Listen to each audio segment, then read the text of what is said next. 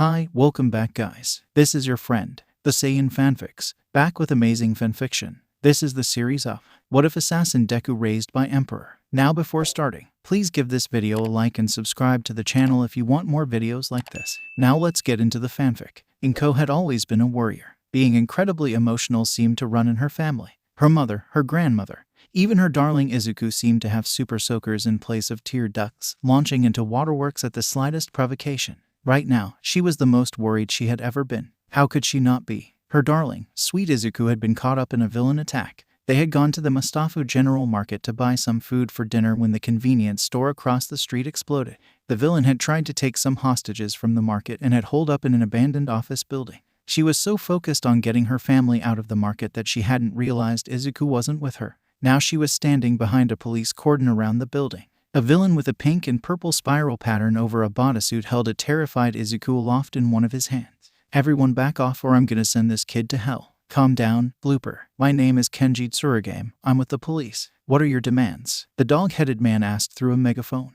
500,000 yen in unmarked bills and a car to get away. All right, please stay calm, just don't hurt the kid. And pull out that bloody hero that's sneaking around by the back door. The chief paled a bit as he heard that. He shakily raised his radio to his mouth. Overload, he knows you're there. Get out now. Static came from the radio, the police chef paling even more. That goddamn idiot. I've told him a dozen times to never turn off the comms. And then he goes and does it anyways. I've had it with that idiot. I'm requesting the HPSC confiscate his license after this. Inko looked at the dog-faced man with fear and confusion in her eyes. What does that mean? What is happening with my little baby? The police chief turned to her. Well, Mrs. Midoriya, I'm truly sorry to tell you this, but the hero that's been dispatched isn't responding.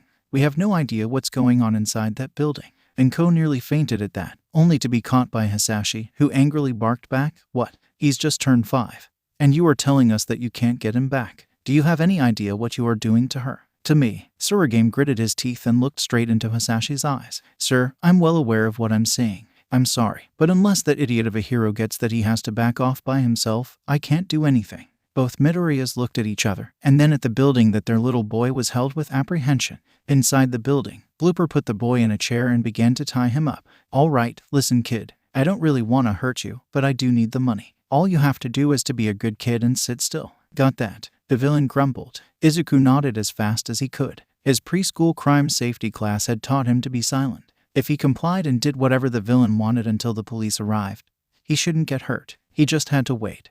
And then soon he could see his mom and dad again. Climbing up the fire escape outside, Overload was giddy with excitement.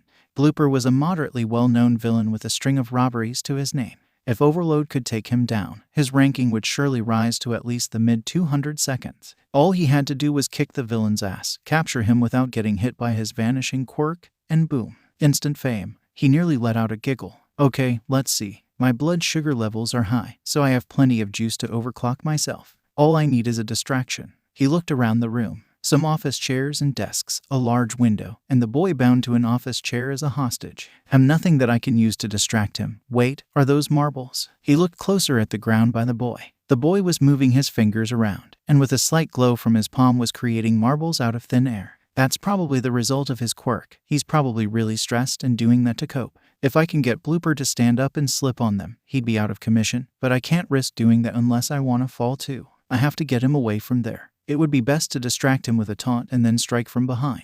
Overload picked up a coffee mug, peered around the corner, and waited for a bit before throwing the mug at the opposite wall. He activated his quirk, power surging in his veins as his entire body's strength, speed, and reflexes were enhanced to 4 times that of a baseline human. The villain slowly came around the corner to check out the source of the noise. Overload had him right where he wanted. Power kick, he yelled loudly and slammed feet first into the villain's back, throwing him away from the boy and causing him to faceplant into a desk chair. Pulling out a small knife, Overload quickly cut the ropes and freed the boy. Run to the police, was all he said to him, not even taking his eyes off the villain. Motherfucker, Blooper screamed, I told you to back off. Oh ho, as if I would ever listen to a villain. Now be nice and come quietly. His answer was the chair that Blooper had smashed into coming flying towards him. Oh shit, was all he got out before he caught the chair. In the few moments between him catching the chair and him getting ready to fight again, Blooper had managed to close the distance and aimed his fist at his neck. A grunt of pain came from his throat before it was cut off by a punch to the nose. A wet crack rang out with blood spraying out from his now broken nose. Overload's answer to the assault was a punch to Blooper's solar plexus.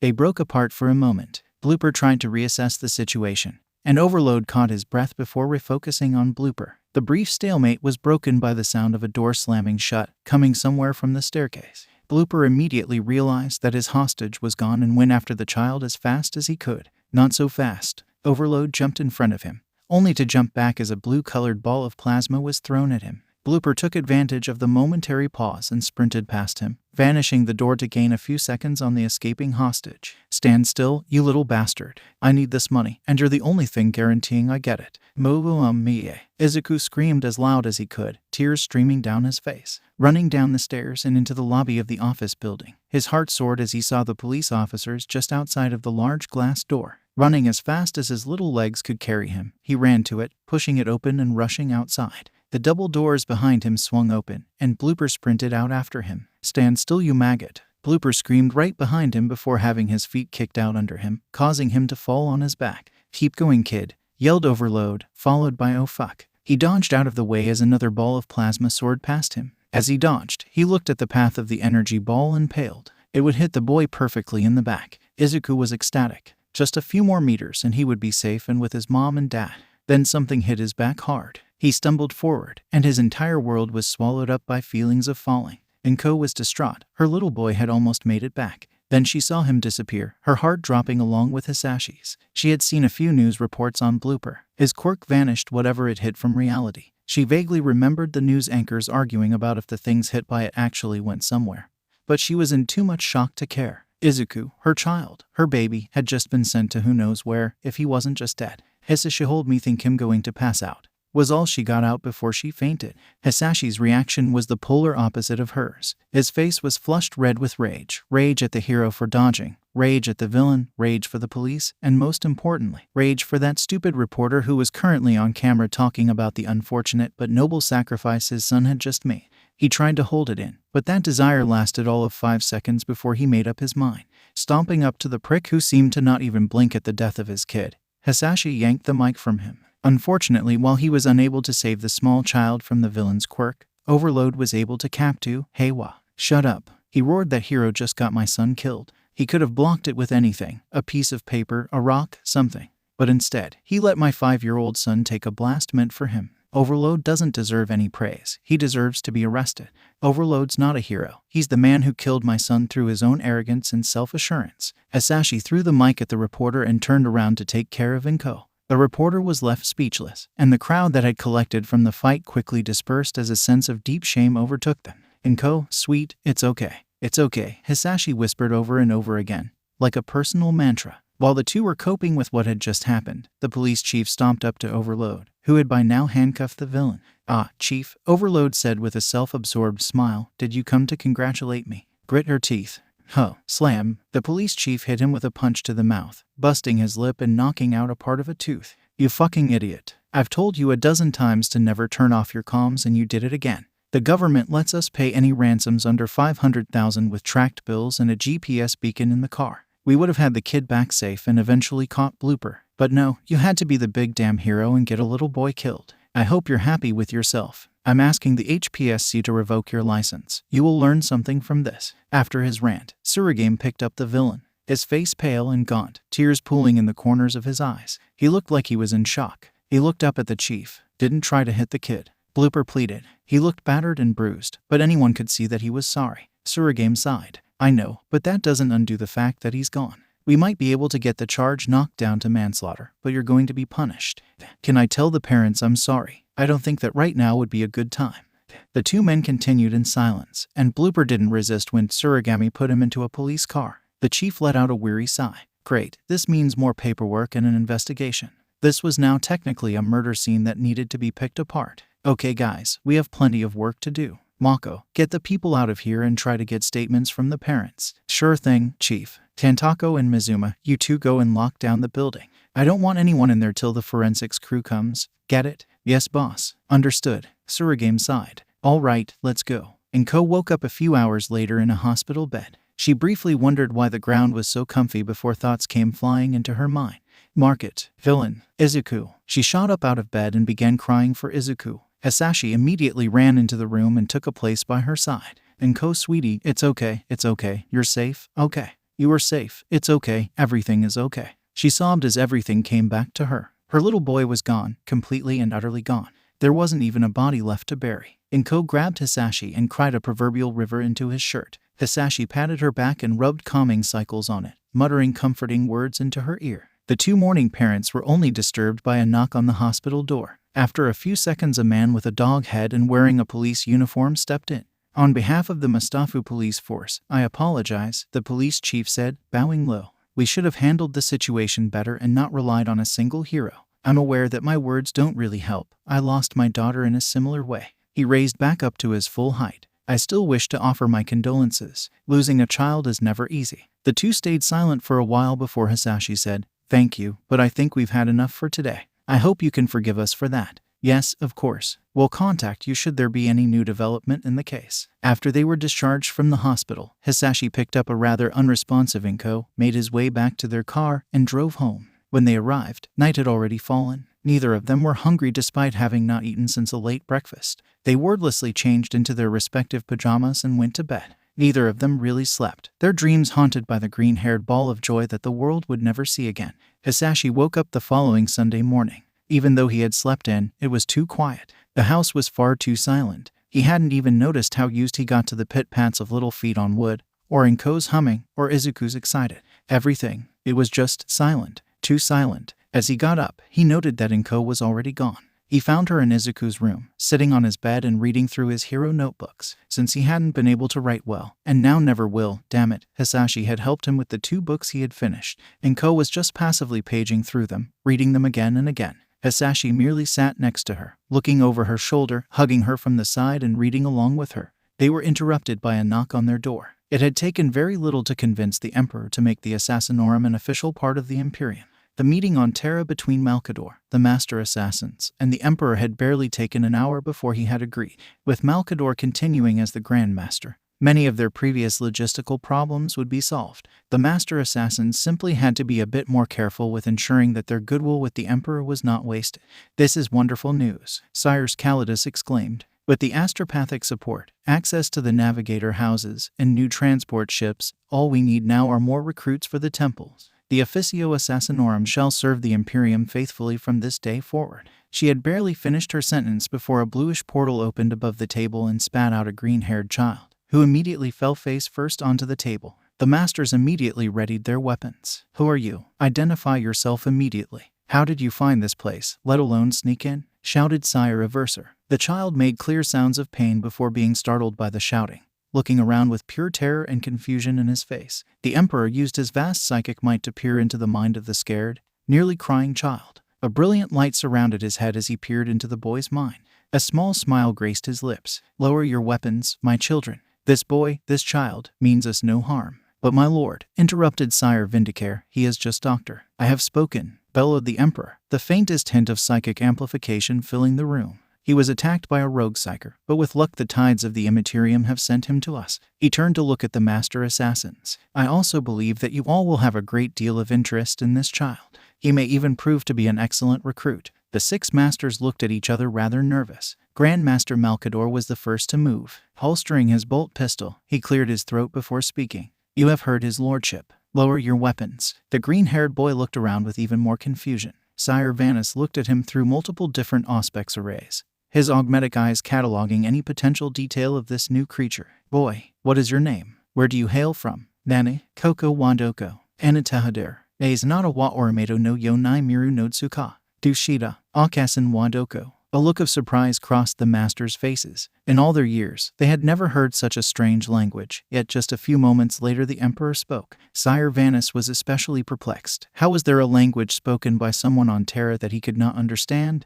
let alone recognize? Anshin shite Ritteru boy. Kai wa Aramason. Watashi no Takoro Naikai. Nani ga Akata no Kasetsume Shimasu. The boy looked around, wary of the other people gathered around the table, but still moved slowly toward the Emperor's open hand.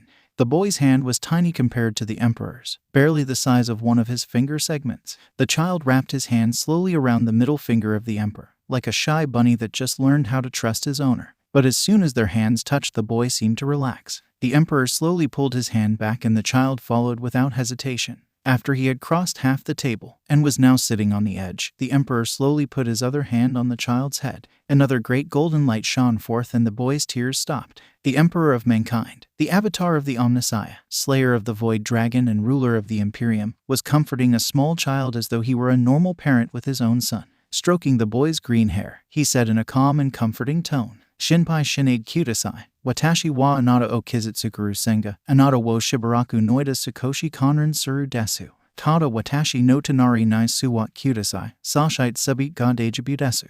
The boy nodded and did as he was told. Sitting next to the Emperor, he silently watched everything around him with keen analytical eyes. That lasted a few minutes until a servo skull flew by to serve Sire Calidius a drink. The boy turned pale as a ghost and began looking as though he would throw up. She seemed to notice this and was struck by a sudden wave of maternal instincts. She knew this child was vehemently uncomfortable, but she had to continue onwards with the meeting. The master assassins still had to flesh out what resources would be allocated to which temple and what kind of training their new disciples would undergo. The meeting ended another 2 hours later with all the master assassins satisfied, though none more so than Sire Kilexis. He was practically giddy that he had been granted a vidi womb in order to produce the desperately needed blanks for his temple. Now then, since we have finally finished our meeting, I think we should address the green-haired and prepubescent elephant in the room, Malkador said. Every assassin's eyes locked onto the child sitting next to the Emperor. The boy shrunk under the attention. The Emperor spoke to him. "It is all right, young boy. None of us are intending to hurt you. In fact, we are all quite curious as to how you came to be here." The boy looked up to the Emperor with big, curious eyes. "Why do I understand what you saw?" The boy got less than half of his sentence out before loudly gasping. "How am I speaking your language? Could it be the work of a Quirk? Could it have been that golden light that he touched me with, or mutter, mutter, mutter?" Sire Averser cut the boy off harshly by slamming his palm into the table. "Enough," he said. "Tell us immediately what happened in a calm and rational order." The boy flinched at the sudden noise and the yelling. A squeaked "I'm sorry" came from him. Sire Calidus did not like that. This child was one of the purest creatures she had ever laid her eyes on, and she felt a deep-seated need to protect him. "Sire Averser, you don't need to be so aggressive. He is not an enemy, he is not dangerous, and he is still a small child." She then turned to him and with near soft features said, "It's okay. Just tell us what you know and we can try to piece together a picture of what happened, okay?" The boy seemed to come out of his shell a bit more and nodded in agreement. Okay. I think it started when I was shopping with my mom. And I think that is everything." Izuku finished, looking up at the incredibly confused-looking men and women from his seat next to the golden man. "So, you were kidnapped by a villain that wanted to exploit some money from your government, were hit by his quirk and then fell onto our table. Is this correct?" Yeah. Izuku was nervous. He didn't know these people, and he didn't know where he was, so he did what he had been taught: be nice, be silent, and only struggle if they want you to go somewhere with them. Sire Calidus was practically swooning over this adorable child. Her maternal instincts were kicking into overdrive. She desperately wanted to hug this green-haired child, but she knew touching a scared child could end badly, and she could absolutely not show weakness in front of the Emperor. She had an idea. "What now?" she asked. "What are we going to do with him, my lord? We can't possibly let him be alone in the palace. He could get lost or hurt. You said that we all would be interested in him, correct? Could I have my hands on him to determine his talent?" In reality, she just wanted to hug that fluffy ball of cuteness till he died. Then she would bring him back as a servitor and hug him some more. After a bit of thinking, he answered, "You are right, sires. We can't let him be alone. But at the same time, I don't think it would be wise to hand him to any of you right now. You all need to build your respective temples, and he is still immature. Additionally, we may know why he has appeared here, but even I am unsure as to how. He will remain under my watch until such questions are answered." "Damn it," she cursed internally. "You are wise as always, my lord," she said, bowing her head to hide her look of disappointment. The Emperor turned to the child sitting beside him. "Young Midoriya, I know that you are not going to trust us just because we tell you to, so I won't ask for that. What I will instead ask for is to let us help you. You don't know where you are, you don't know who we are, and you don't know how to go back home. Let us help you with those questions." I want to know something first." "Go ahead, ask any and all questions you have. I will answer them as well as is necessary." Why do you look like a All Might? Where exactly am I? Who are these people? And is that floating SK skull over there real?" There was a brief pause before a deep rumble shook the room. The masters needed a moment to realize that the Emperor, the scion of humanity, was chuckling. I look this way because your brain wishes me to look at. People see me as they expect a leader, a symbol, should look. You are currently on Terra, or Earth as you would call it, in the year 803, M30, by your date system. This would be 29,803 AD. These people are members of a hidden circle that protects humanity from the evil contained in the wider galaxy. While I suppose you could call them heroes, I would suggest against it. Finally, yes, that floating skull over there is quite real, but don't worry, it is merely a very advanced form of a Roomba. He chose to leave the information that the Roomba had once been a human out. No need to traumatize the young child so early. Midoriya Izuku was silent for a moment, pondering over the questions. After a few seconds, Sire Vanis picked up a very low and consistent audio signal. He turned on his audio perceptors and focused them on the child. A rapid stream of what seemed like Gothic was spewing out of him almost as fast as the tech adepts of the Mechanicum spoke their binaric. He could only listen in amazement as the child mumbled to himself. Bloopers Quirk must not have been a disintegration quirk, but a teleportation quirk that worked by opening a dimensional hole in the fabric of space. That also should include a way for me to return, but I don't know any potential triggers. Maybe I need to replicate the events that lead to me being thrown into here, but how do I do that? I can't do it on my own. So I would need someone with a similar quirk. Do quirks even exist here? Where should I start looking? Sire Everser once again stopped the mumble storm with a palm to the table. I said it once already. Speak loudly and clearly. Not everyone can read minds, child. What is going to happen with me? He squeaked. Everyone in attendance was a bit taken back by that question. How could a small child just accept that he probably is never going to get back home? Even more importantly, how could he stay so calm whilst doing so? The Emperor stroked his jaw in thought. As I said before, I will personally take care of you.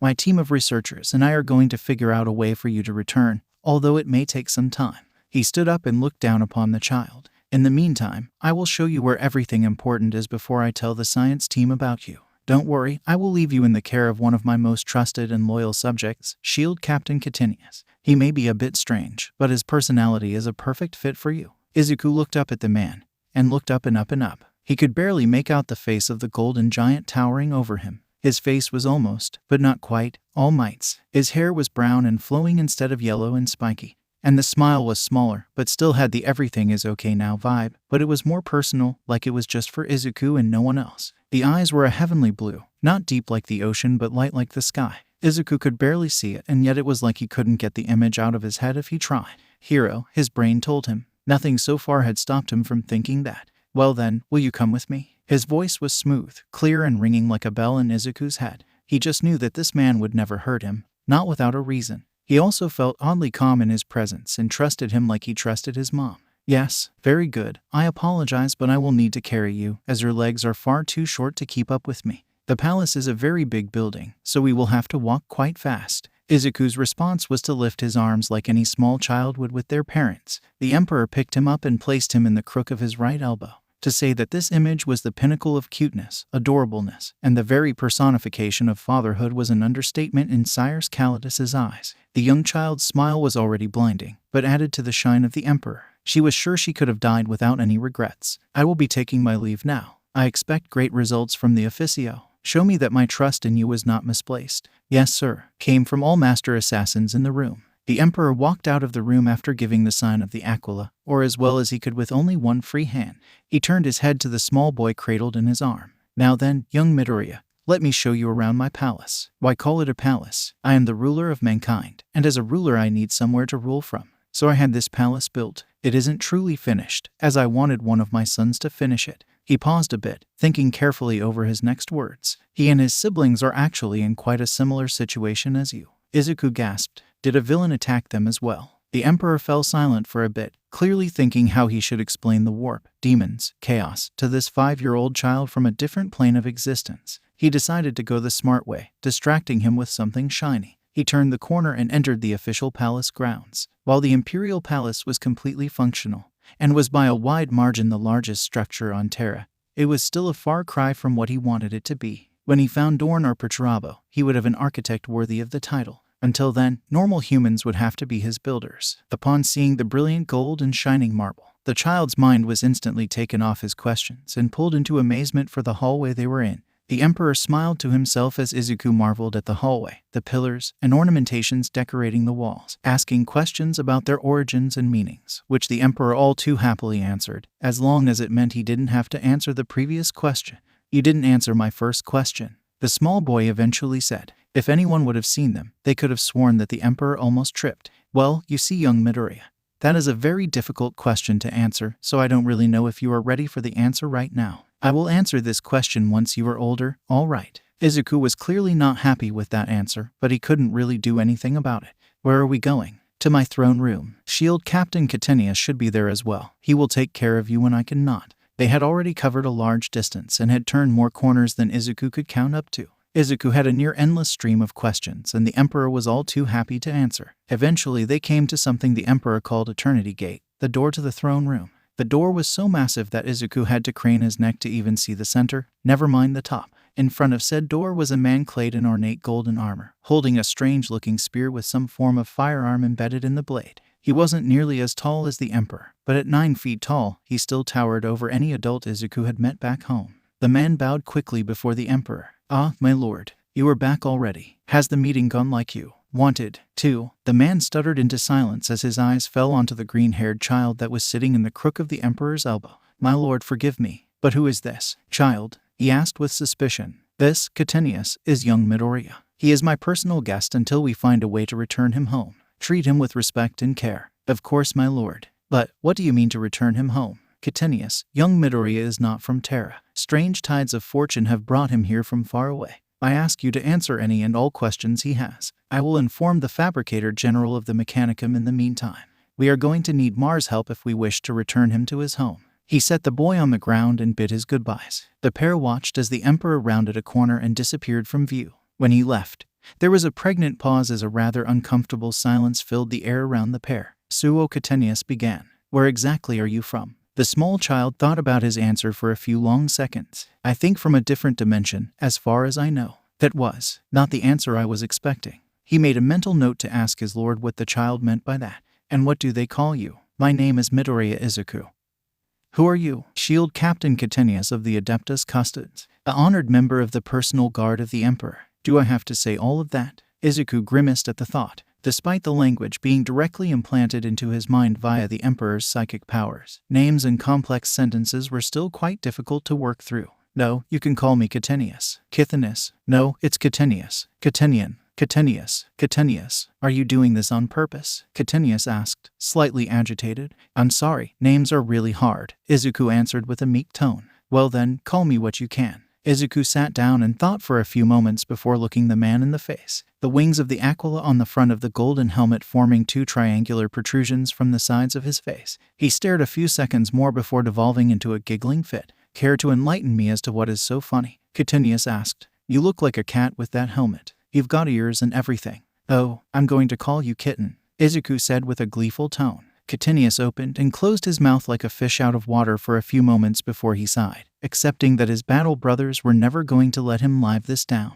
"Do you have any questions his lordship hasn't answered already? Where am I going to sleep? Is there a library where I can read about stuff? Is it true that there is a city on the moon?" Izuku immediately rapid-fired his questions. Katsuki was slightly taken aback before he composed himself. "You are going to, most likely, live in the upper segments of the palace. The Librarius Imperialis is currently still under construction, but I have a few books in my quarters that I can give you. And yes, Luna is colonized, but its primary purpose is a massive defense installation to protect Terra." Izuku was amazed. The Emperor had told him that the upper segment was where the important people lived, and that living there was considered a great honor. Add in the fact that there was a fortress on the moon. This place was incredible, like one of those science fiction movies he had watched with his dad. He was also glad that he could read about stuff. He may not have been able to write very well, but he was an excellent reader. His mind quickly fixated on the final thing that Kitten had said. "Can I see the city on the moon?" His mind was filled with wonders. Could he see the fortress from the Imperial Palace? Would he ever get a chance to visit it? Was it gold-covered like the palace, or was it gray like the moon it occupied? Katsuki scratched his cheek, making a high-pitched noise as metal scratched metal. "I don't think you can see it right now. The moon has to be in the correct position above the palace to see it. The astronomers in the top spire might be able to tell you a precise date." Izuku pouted and lowered his face in disappointment for a few seconds before quickly bouncing back and pointing at the spear Kitten was holding. What is that? Is that a spear? Why do you use a spear if you have guns? Now it was Kitten's time to gleam. This, Izuku, is what is called a thunder spear. It is a custodian's personal weapon for both ranged and close-ranged combat.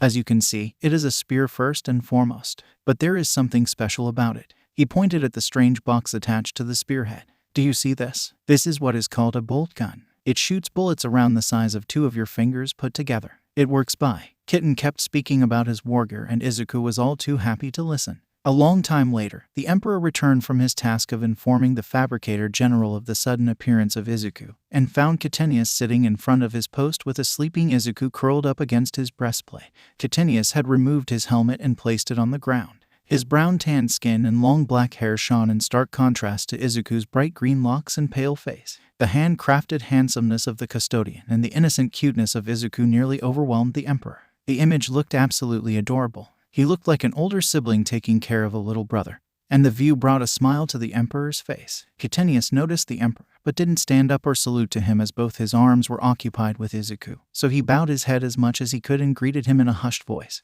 "Welcome back, my lord. Izuku didn't want to leave without seeing you again, and I have to admit, he is a very interesting boy." "Thank you, Kitenius. You are as reliable as always. I will leave Izuku in your care when I'm too busy to do it myself. I hope he didn't bother you too much." "No worries, my lord. It was a joy to be with him." Kitenius carefully handed the snoring Izuku over to him before standing up and resumed his duties. The Emperor gave him a brief nod and then made his way to the quarters Izuku would occupy whilst he was stuck here on Terra. The Emperor could still see the gleaming optics of the Fabricator General when he told him about Izuku. He hoped against his better judgment that they wouldn't do anything too harsh to him. Izuku woke up in a very soft and comfy bed. He sat up yawning and rubbed the sleep from his eyes. He looked around with sleep-crusted eyes, not recognizing where he was. He first started to panic, thinking he had been kidnapped. Thoughts flooded into his brain, disjointed and urgent. Shopping, villain, portal, table, Emperor. Izuku rubbed his face some more and groaned. His hope of everything being a bad dream faded immediately. He looked around the room and took account of everything.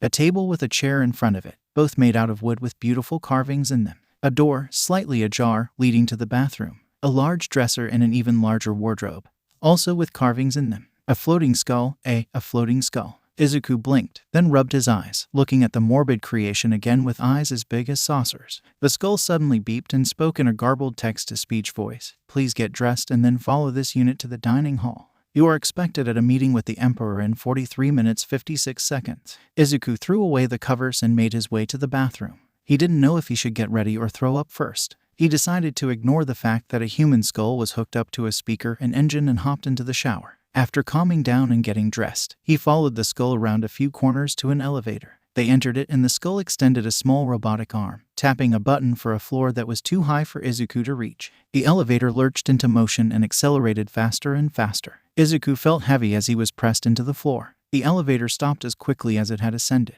Izuku felt as if he had just ridden a roller coaster. The doors opened up and he was greeted by Kitten, thunderspear in hand and helmet on. "Ah, good morning, Izuku. I hope you slept well. Follow me to the dining room. Our lord is expecting both of us soon, and it could take a while." The 9-foot-tall armored man turned around and led Izuku down the hallway, with the flying skull ascending into a port in the ceiling. Izuku walked beside Kitten as they made their way to the hall. Even before they reached the hall, the two could hear laughter, talking, and a variety of other sounds. They entered the hall and were greeted by over 100 men in the same armor Kitten wore, though they all had removed their helmets. They laughed, talked, and joked with each other as they ate the food on the tables. Servants running to and from the tables formed a continuous loop of food and empty trays. "Bahaha, that's a good one, look who showed up. It's Kitenius and the child. Greetings, Brother Carstodes. May I introduce you to Izuku? He's a personal guest of our lord." "Oh, well then, I welcome thee, Izuku. Come and eat your fill. It's not every day a mortal dines with any of the custodians." Izuku shied away from the loud and boisterous man at the table, hiding behind Kitten's leg, peeking his head out and looking around the room. Kitenius noted that Izuku's head barely reached higher than his armor's knee joint. "Look at him, brothers. He's quite cute. For a normal," another custodian shouted from his perch, squatting on the seat of his chair for some esoteric purpose. The outburst from Brother Wamoots caused many other custodians to turn their heads and look at Izuku. Izuku tried to hide behind Kitten's leg, obviously not enjoying the attention. He whimpered, "Kitten, can we go please? I don't want to be here anymore." Kitenius' two hearts nearly broke at the pitiful sound of Izuku being scared. He looked to face Wamuds. "Brother, leave him alone," he scolded. "We are both expected by our lord in a short while, and I believe that Izuku would like to not go without food until lunch." The other men at the table began to look sheepish, and the mood seemed to calm down as they turned their attention back to their food and small talk. "It is all right, Izuku. My brothers can be loud and noisy, but they won't hurt you." Whilst Kitten sat down without effort, Izuku just looked at the table edge. It was higher than he was tall, to the point where he could easily walk underneath it. Kitten quickly noticed this problem, so he lifted him onto his lap and gave him a pat. "Just tell me if you want anything. I am more than capable of handing it to you." Izuku nodded and looked over the vast amount of food on the table. The sheer amount of food was breathtaking. Massive cuts of meat, bottles of some dark purple drink, sweets, loaves of bread the size of his entire body. He had never seen this much food in one place before. Just the smell alone reminded him how hungry he was and caused his stomach to rumble loudly. He quickly pointed out to Kitten multiple things he wanted to try. After Kitten put down his plate in front of him, Izuku noted that the silverware was far too big for his hands. Kitten also noted this, but before he could even stand up to flag down a serf, Izuku simply turned his wrist in a circle and a knife and fork appeared in his hand. Kitten just blinked at that. Izuku, where did that come from?" "Oh, I made it with my quirk," the boy said with a sheepish expression. That caused Kitten to blink again at that. "What is a quirk? Is it some form of psychic ability?" The Emperor said it's something like that, but not really. I don't really know how to explain it, or even if the Emperor wants me to yet." Kitten slowly nodded at that before starting to eat. He was just a shield captain. After all, who was he to question his lord's judgment? Izuku marveled at the taste of the food. He had never tasted anything like this before in his life. He didn't know bacon could taste this good. His father had once surprised him with a birthday breakfast of fire breath cooked bacon, but this was leagues above that.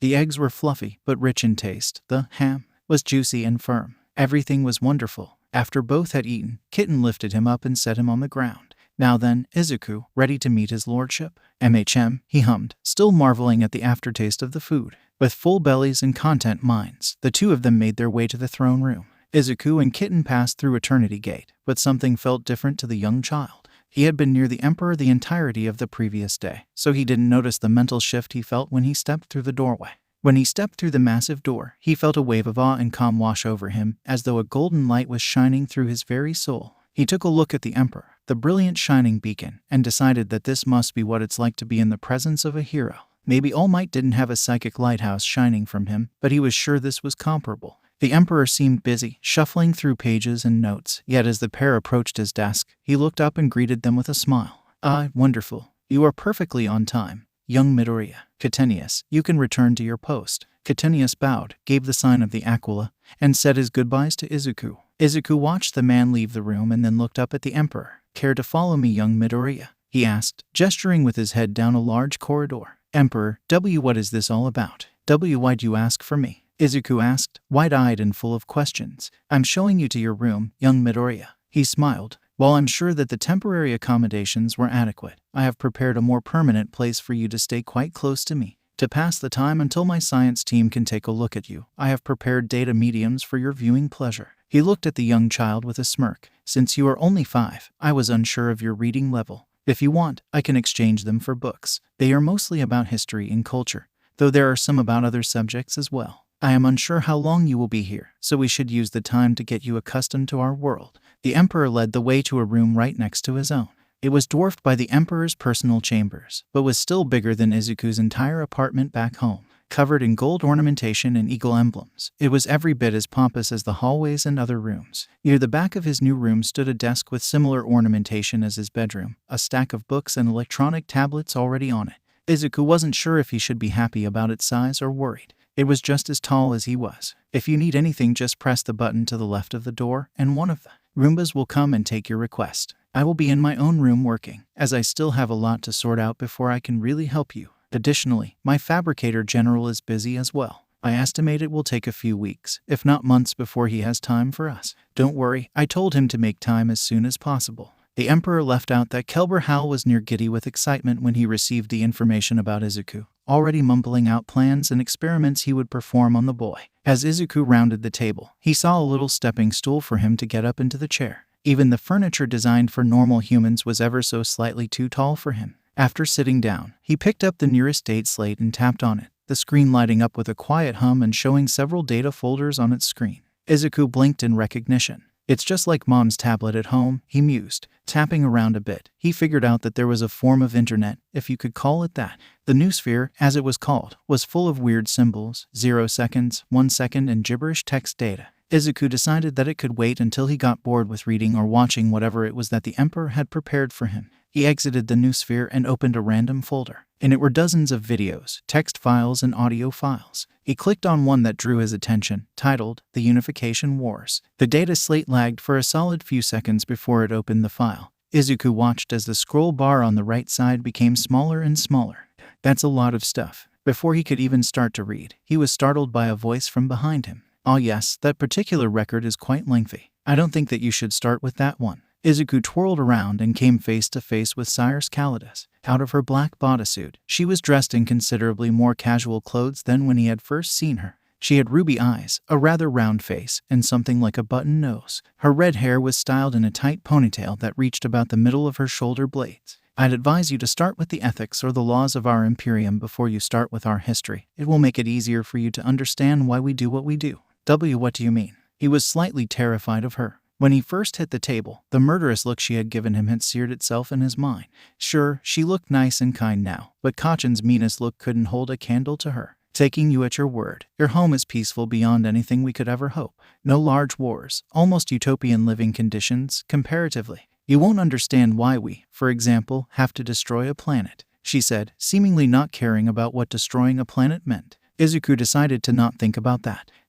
Why are you here?" "Ah yes, I almost forgot," she exclaimed, finally stopping combing his hair and taking out a book from within her greatcoat. She handed it to him and with a bright smile looked at him. "Here, I can only give you this book for now, but I think it will help you. I have plans for you, you wonderful child." Izuku took the book and looked at the title, Reading Gestures to Read People. He was puzzled. Why would she give him such a book? As he looked up to ask, he was surprised to find that he was alone in the room. He couldn't even make out where she had gone. He turned around and picked the data slate back up from the desk, looked at the open file, and exited it, then searched for one that looked like it had something about ethics or laws in it. After a lengthy time spent searching, he finally found one. A data entry with a very unspecific name, Imperialis Doctrina. He opened it and began reading. Hours passed by in moments as he read and watched. The outlawing of AI after the Men of Iron's revolt, the Imperial tithe system, how the Imperium deals with rediscovering planets lost during the long night, and the various reasonings for why alien empires were being exterminated on contact all took hundreds of pages and multiple hours of video apiece to explain. He was rather rudely interrupted from his reading by a heavy thunk from behind him. He looked over his shoulder to see the scary man from yesterday, the one with the skull helmet that had yelled at him. The man's voice was as gruff as he looked at Izuku. "So, you're the child our lord has deemed so damn important? Huh? Give me your arm." Izuku froze before the man rudely grabbed his right arm and started poking and lightly pinching his biceps. "HMPH, he grunted. "Not bad, but you're still far too young to be of any use to us yet. Our lord was right, you still need to grow. Maybe one day you can be useful to him and pay back his generosity." With that, he stood back up, turned around, and jumped up and into the ventilation shaft he had come from. Izuku stared at the ventilation shaft for a fair amount of time until he was sure the man wasn't coming back. Then he hesitantly turned back to his data slate. When the first wayward human colonies were brought into the fold of the Imperium of Man, it became clear that human societies had taken a wide form of cultures and hierarchies. As a result, no single governmental model would work for every single planet that would eventually encompass the Imperium. So, a compromise was made, the Senatorum Imperialis, the governing. Izuku heard yet another banging noise from behind him. He sighed and turned around to see another man standing under the shaft. His plain, unassuming features were hard to see in the low light of the room. Cradled under his arm was a skull-like helmet. It was different somehow from the mask worn by the previous intruder. Rather than glowing red eyes sunken into a simple helm, a large amount of machinery and lights were studded across the helmet. Large, almost impossibly so, tubes and lenses were scattered all across the skull visage. "Can I help you?" Izuku asked, confused as to why the man was staring at him without uttering a word. Ignore me. I just wanted to have a second look at you." The man leaned against the wall and squinted his eyes as he studied Izuku, clearly trying his hardest to get a good view without coming closer. Izuku blinked, stood up, marched over to the man and held out his hand for a handshake. The man looked shocked, blinking rapidly and letting out several hus and ums while Izuku stood in front of him with his hand stretched out. The man looked owlish at the boy, then at the hand, and then back again. "My arm is getting tired. Do you want to introduce yourself or not?" Izuku didn't think anything special about his question. His mom and dad had raised him to be polite to strangers, especially adults. He just saw that the man was acting strangely and wanted to alleviate his fears. He had no idea how foreign genuine kindness was to a blank. With no psychic presence to speak of, Izuku felt none of the irrational hatred every single human had towards a blank when they were nearby. Sire Kilexis was in shock. Not only did the child not show any hesitation, he actively approached him and held out his hand. Sire Kilexis was used to being cursed out or stuff being thrown at him, or the cold discomfort from people who were aware of the effect he had on them and took steps to negate it. Never ever in his life had he thought that someone's first reaction would be to get close to him on purpose. This little gesture had completely and absolutely floored him. He teared up and instead of just shaking his hand, he grabbed Izuku and gave him a hug while sinking down on the ground. Thank you, thank you, thank-you, thank-you, thank-you. His speech quickly dissolved into gibberish. Izuku couldn't make out, but he hugged him back nonetheless. This caused the man to cry even harder. They stayed like this for an unknown amount of time until the man managed to calm himself down and not just return to cry. You are a good kid. I'm going to make sure nothing will happen to you, at least until you can defend yourself. Okay. He stood up and ruffled his hair before he turned around and climbed back into the ventilation shaft. Sire Kilexis secretly swore an oath of moment to protect Izuku, a rule that every single one of his students would have to follow, even if it will cost their lives. Izuku stood incredibly perplexed, wondering if that was normal or not. He chose to ask Kitten about the man later at lunch. Once more, he picked up the data slate and continued reading. Yet a mere few minutes later the door opened and Kitten came in, taking him to lunch and then again into the room to meet some more people. I wonder if this will become my new routine, he thought to himself as he followed the golden giant into the meeting room. Guess I was right, he thought, as he crossed off a new week on the calendar he had been given. 6 months is a very long time for a child, especially in surroundings as unfamiliar as the Imperial Palace. Izuku was now well known throughout, both his shining personality and the fact that he was a guest of the Emperor had made the rounds. He knew the important areas of the palace like the back of his hand, and he had become the unofficial mascot of Kitten's Shield host. Kitten still insisted on accompanying him, not that he minded. He liked Kitten, he was something like a very big brother in how he cared for him. The Emperor often took time late at night to check up on Izuku, and Izuku would occasionally slip up and call the Emperor father. The first few times he said it, Izuku felt as though he would nearly die of embarrassment while the Emperor merely laughed. Gradually, Izuku stopped feeling embarrassment, until his lordship called him son as a joke.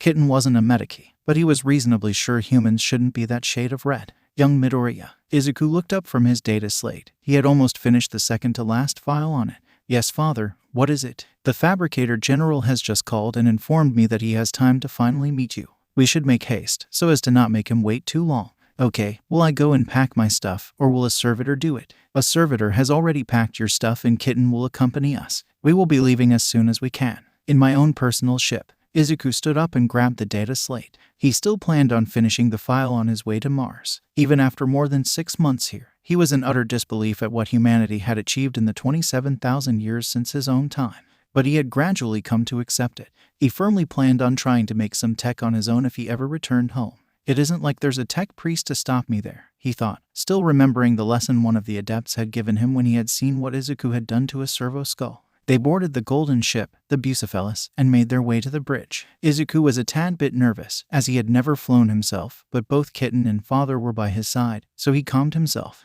When he sat down in his seat, he noticed there were 2 more guests of the Emperor. Sire Vanus and Sire Calidus had both asked to come along. Sire Vanus had given the reasoning of studying Izuku alongside the Fabricator General, as he was incredibly fascinated by him. Sire Calidus did not give an exact reason, just that she both wanted to be close to Izuku and needed to talk about a certain weapon for her order with the Fabricator General. The ride on the ship was rather short, just a few hours of travel in normal space before they were landing on the surface of Mars. Izuku was amazed. He knew that most ships were able to travel at close to light speed, but experiencing it for himself was a completely different matter. As they disembarked, a being more metal than man walked up to the landing ramp to meet them. While his face was nearly unblemished by augmetics, his torso and limbs looked more at home on a death robot from one of his dad's science fiction movies than on a man. Avatar of the most holy Omnissiah, I welcome thee to our world. I have already prepared a laboratory to test the child. His glowing green cameras zeroed in on Izuku, scanning and analyzing him. Follow me, child, and I will make sure to return you home safely. The man was surrounded by a veritable swarm of servo skulls, as well as an entourage of red and gray robed tech priests.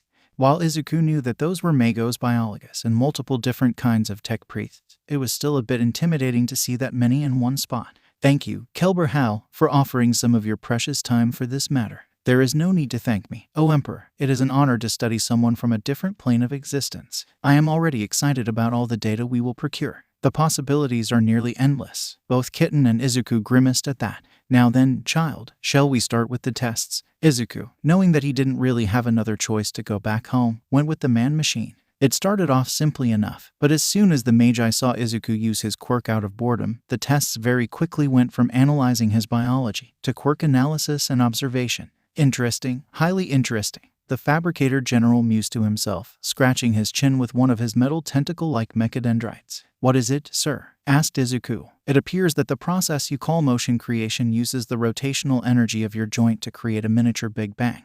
Then subconsciously chooses what atoms to use from that and then in what order those atoms are placed. In short, you create matter out of virtually nothing. I have never seen a process like this before, mechanical or otherwise. The man fell silent for a while reading and rewatching the picked feed that had been taken of Izuku's wrist. I do have a question for you, child.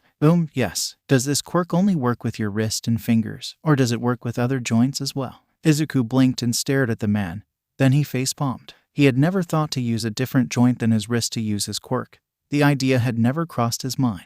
He, the kid who wrote 2 books full of quirk analysis, never thought of analyzing his own like he does with others. After recovering from his internal struggle, he looked at his right arm, turned his elbow in a circle, and a much bigger ball appeared in his hands. This one was about the size of a honey melon rather than a soda can. Immediately after that, he turned his arm around his shoulder and a watermelon-sized ball dropped from his palm. Both the Magos and Izuku were silent for a while at this revelation. Kitten turned his helmet's audio receptors off and stood in the corner, knowing full well the mumble storm that was coming. He had heard them brainstorm quite a few times by now, and desperately wanted a break from the crazy babbling the two would devolve into. It was almost scary how similar they were. It was almost as if they were the same person. Kitten was still unused to mortals, but he was sure that it wasn't normal for two people to finish each other's sentences. Kitten was intrigued by some of the tests the two had come up with so far. He wondered what was next. Maybe testing his limits. If he was limited to simple things. If he could make complex machinery. Well, sometimes Kitten didn't like to be right. They didn't just do one of those things. They did all of them, in order, with measurements and calculations, using blueprints. Izuku barely noticed another 4 months going by.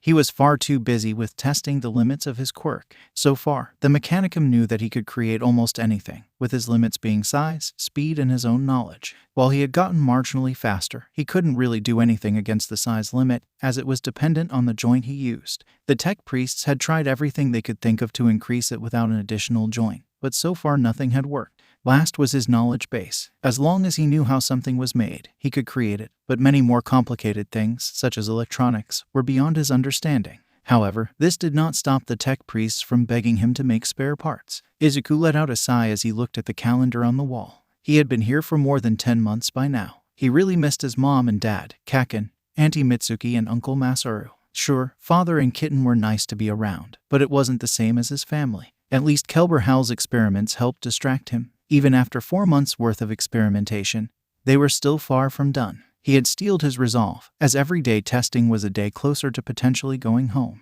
Izuku, is everything all right? Izuku shook himself out of his thoughts.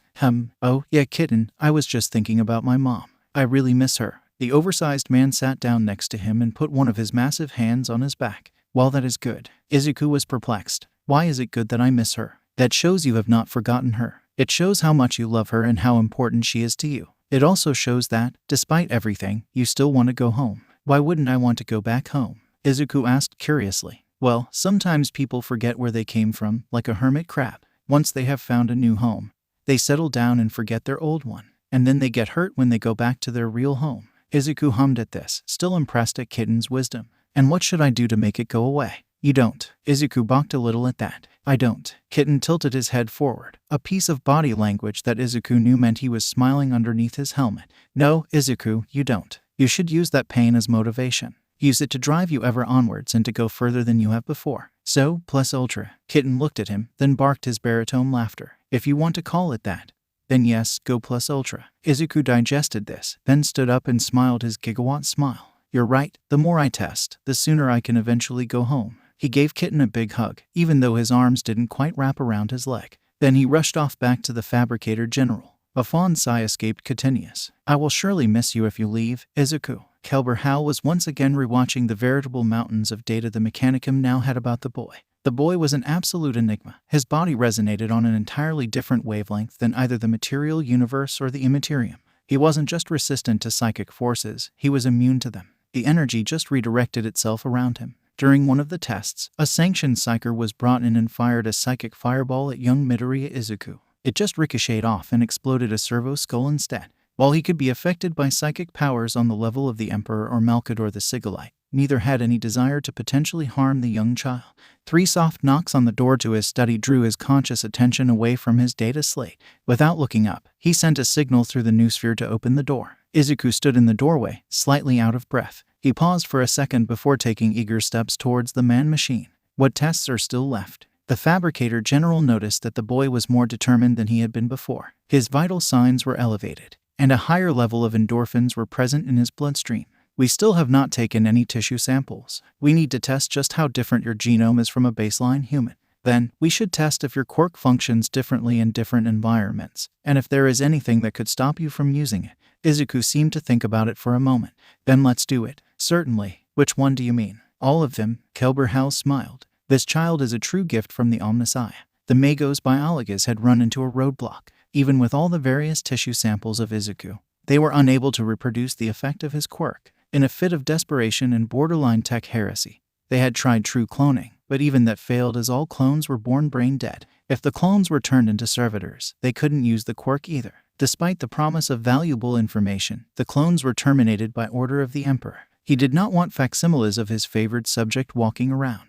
Months of additional testing later, and the Fabricator General and his men still didn't have a way of sending Izuku back. Izuku was once more lethargic. He had already read all the files, watched all the videos, and listened to all the audio tapes on the data slate he had been given. There was nothing to do anymore. He let out a weary sigh into his rebreather, watching the sunset of Mars and looking down on the busy traffic of servitors, servo skulls, and tech priests. Even though Mars had been terraformed enough for unaugmented humans to be able to technically survive on its surface, the air was thin and full of pollutants. Something exploded on the path he was watching. As he watched the fireball rise and disperse, he furrowed his brow. The spark of an idea ignited in his mind, growing into a raging inferno as it took over his every thought. He slowly lifted his head out of the hand he had rested it on before he loudly yelled, "That's it." He turned around and ran back to his test room, racing through the halls and corridors, turning corners and going down elevators. He burst into the testing room and scanned it for movement before running up to a high-ranking tech priest. "Where is Kelber Hal?" he all but shouted at the man. In his personal chamber. He is currently doing a maintenance check on his body. Call him, now." The poor tech priest was clearly uncomfortable. "I can't interrupt the sacred ritual of diagnostic and repair. It would be a disgrace to the Omnissiah." "Fine, just tell him it's something highly important." After that he sprinted out of the room and booked it to his. After arriving, he took out his comm bead and put in the code for Sire's Calidus. Foot tapping in excitement, he waited as it rang before she accepted the call. "Hey Izuku, what is going on? You don't call me that often, is everything all right? Can you give me the number of Sire Calix's comm bead? It's important." Izuku heard her hesitate for a moment. Sure. What do you need it for?" "I think I found a way to go back home." Silence echoed across the connection. Just as Izuku thought she had hung up, her voice came back. "Are you sure? What if something goes wrong? What if you get hurt? Then that is my problem, but right now I need his help." Another long stretch of silence came from the bead, followed by a sigh. "Fine, I'll contact him and tell him you need his assistance. But I'll come with him to make sure nothing bad happens." Izuku didn't really like this. Callidius was a tad overprotective. While he appreciated the gesture, it got annoying fast when she tried to interrupt every other test, afraid that Izuku would somehow get hurt. "Just make haste, okay? I need to know if I'm right." After he said that, he hung up, not even saying goodbye. He knew that with her, the goodbye would last longer than the call. Now all he had to do was wait. He filled the wait with ideas for the tests they could make. Then after more than a half hour his comm bead pinged. He checked the chain code. It was from Kelber Hal. Placing the device in his ear, he answered, "Child, what revelations have you had?" The Fabricator General's mechanical voice rumbled through Izuku's ear. "Firstly, can you send me all the data we have about how the Imperium affects me? Secondly, are you sure that there isn't more to test about me in it? Thirdly, is there a blank on Mars right now?" Izuku was insistent, and he was talking quickly enough that an unaugmented person would have struggled to understand him. He was answered with a brief silence, before the data slate pinged and the voice came once more, "Give me but a moment, child." Another brief silence.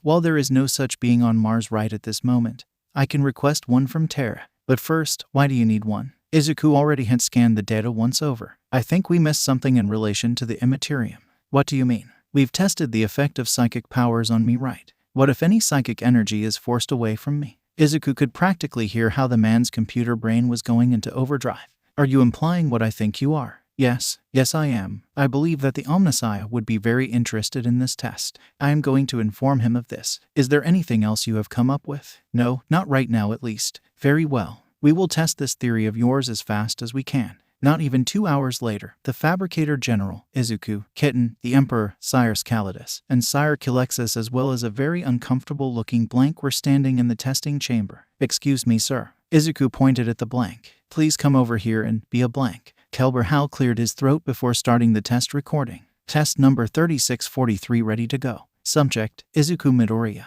Purpose of test, effect of a blank on subject's body and/or quirk. All sensors are recording and ready. Subject, you can start at any time. All right, creating a 50-gram unit of ceramide. 3, 2, 1. Now, Izuku turned his wrist. A short blimp of light came from his palm and the cylindrical block of ceramide appeared in his hand. He visually checked the block for deformation and, after finding none, he placed it on a plate, watching the weight go up and then stopping at 45 grams. There was a brief moment of silence as everyone present took in the results. Then loud cheering erupted from Izuku. Keldor Hal registered excitement from his emotional vaults and chose to experience the feeling. Just thinking about what this implied made him want to know more. After cheering for a few minutes, Izuku took a few deep breaths to calm himself down. Okay. Now for the real test. Sire Kilexis, could you please switch places with him? The skull-helmeted man scratched behind his neck. Sure, but I'm not sure what this should achieve. We know that the Imperium doesn't really affect me, so I thought what would happen if any psychic presences are removed. What if it's gone? What if its effects are forced away? But why me? You're the only pariah I know. The man seemed to be deeply touched by this gesture, and then smiled behind his visor. Well, I'm happy to help you. Hold on, shouted Sire Calidus. This is far too dangerous. The arcane eye of a Kilexis is lethal to anyone, even if they aren't psychers. You would surely be killed, even if you don't have a soul as we think of it. This can't be good for you. There must be another way. Yet before even Izuku could answer, the Emperor stepped in. Sire Calidus, I would appreciate it if you could keep your emotions in control. I am well aware of how you feel towards young Midoriya, but remember, he has a family of his own, a family he wishes to return to. Sire Kilexis, young Midoriya, and Kelber Hal shall continue with the test. Okay, is your effect stronger than his? Izuku asked. Yes, my pariah gene is an active one, while his is passive. It's also the reason I'm wearing all this gear. The helmet acts as a nullifier, and keeps the effect to a manageable level. Can you turn it off? Are you sure? Without hesitation or fear, Izuku answered. Yes, don't say I didn't warn you. Kilexis fiddled with a series of knobs on the side of the massive lens attached to his helmet, turning off his nullifier. Izuku felt strange. Goosebumps erupted over his entire body and settled after a few seconds. He gave a signal to Kelber Hal. Test number 3644 ready to go. Subject, Izuku Midoriya. Purpose of test, effect of a Kilexis unrestrained powers on subject's body and/or quirk.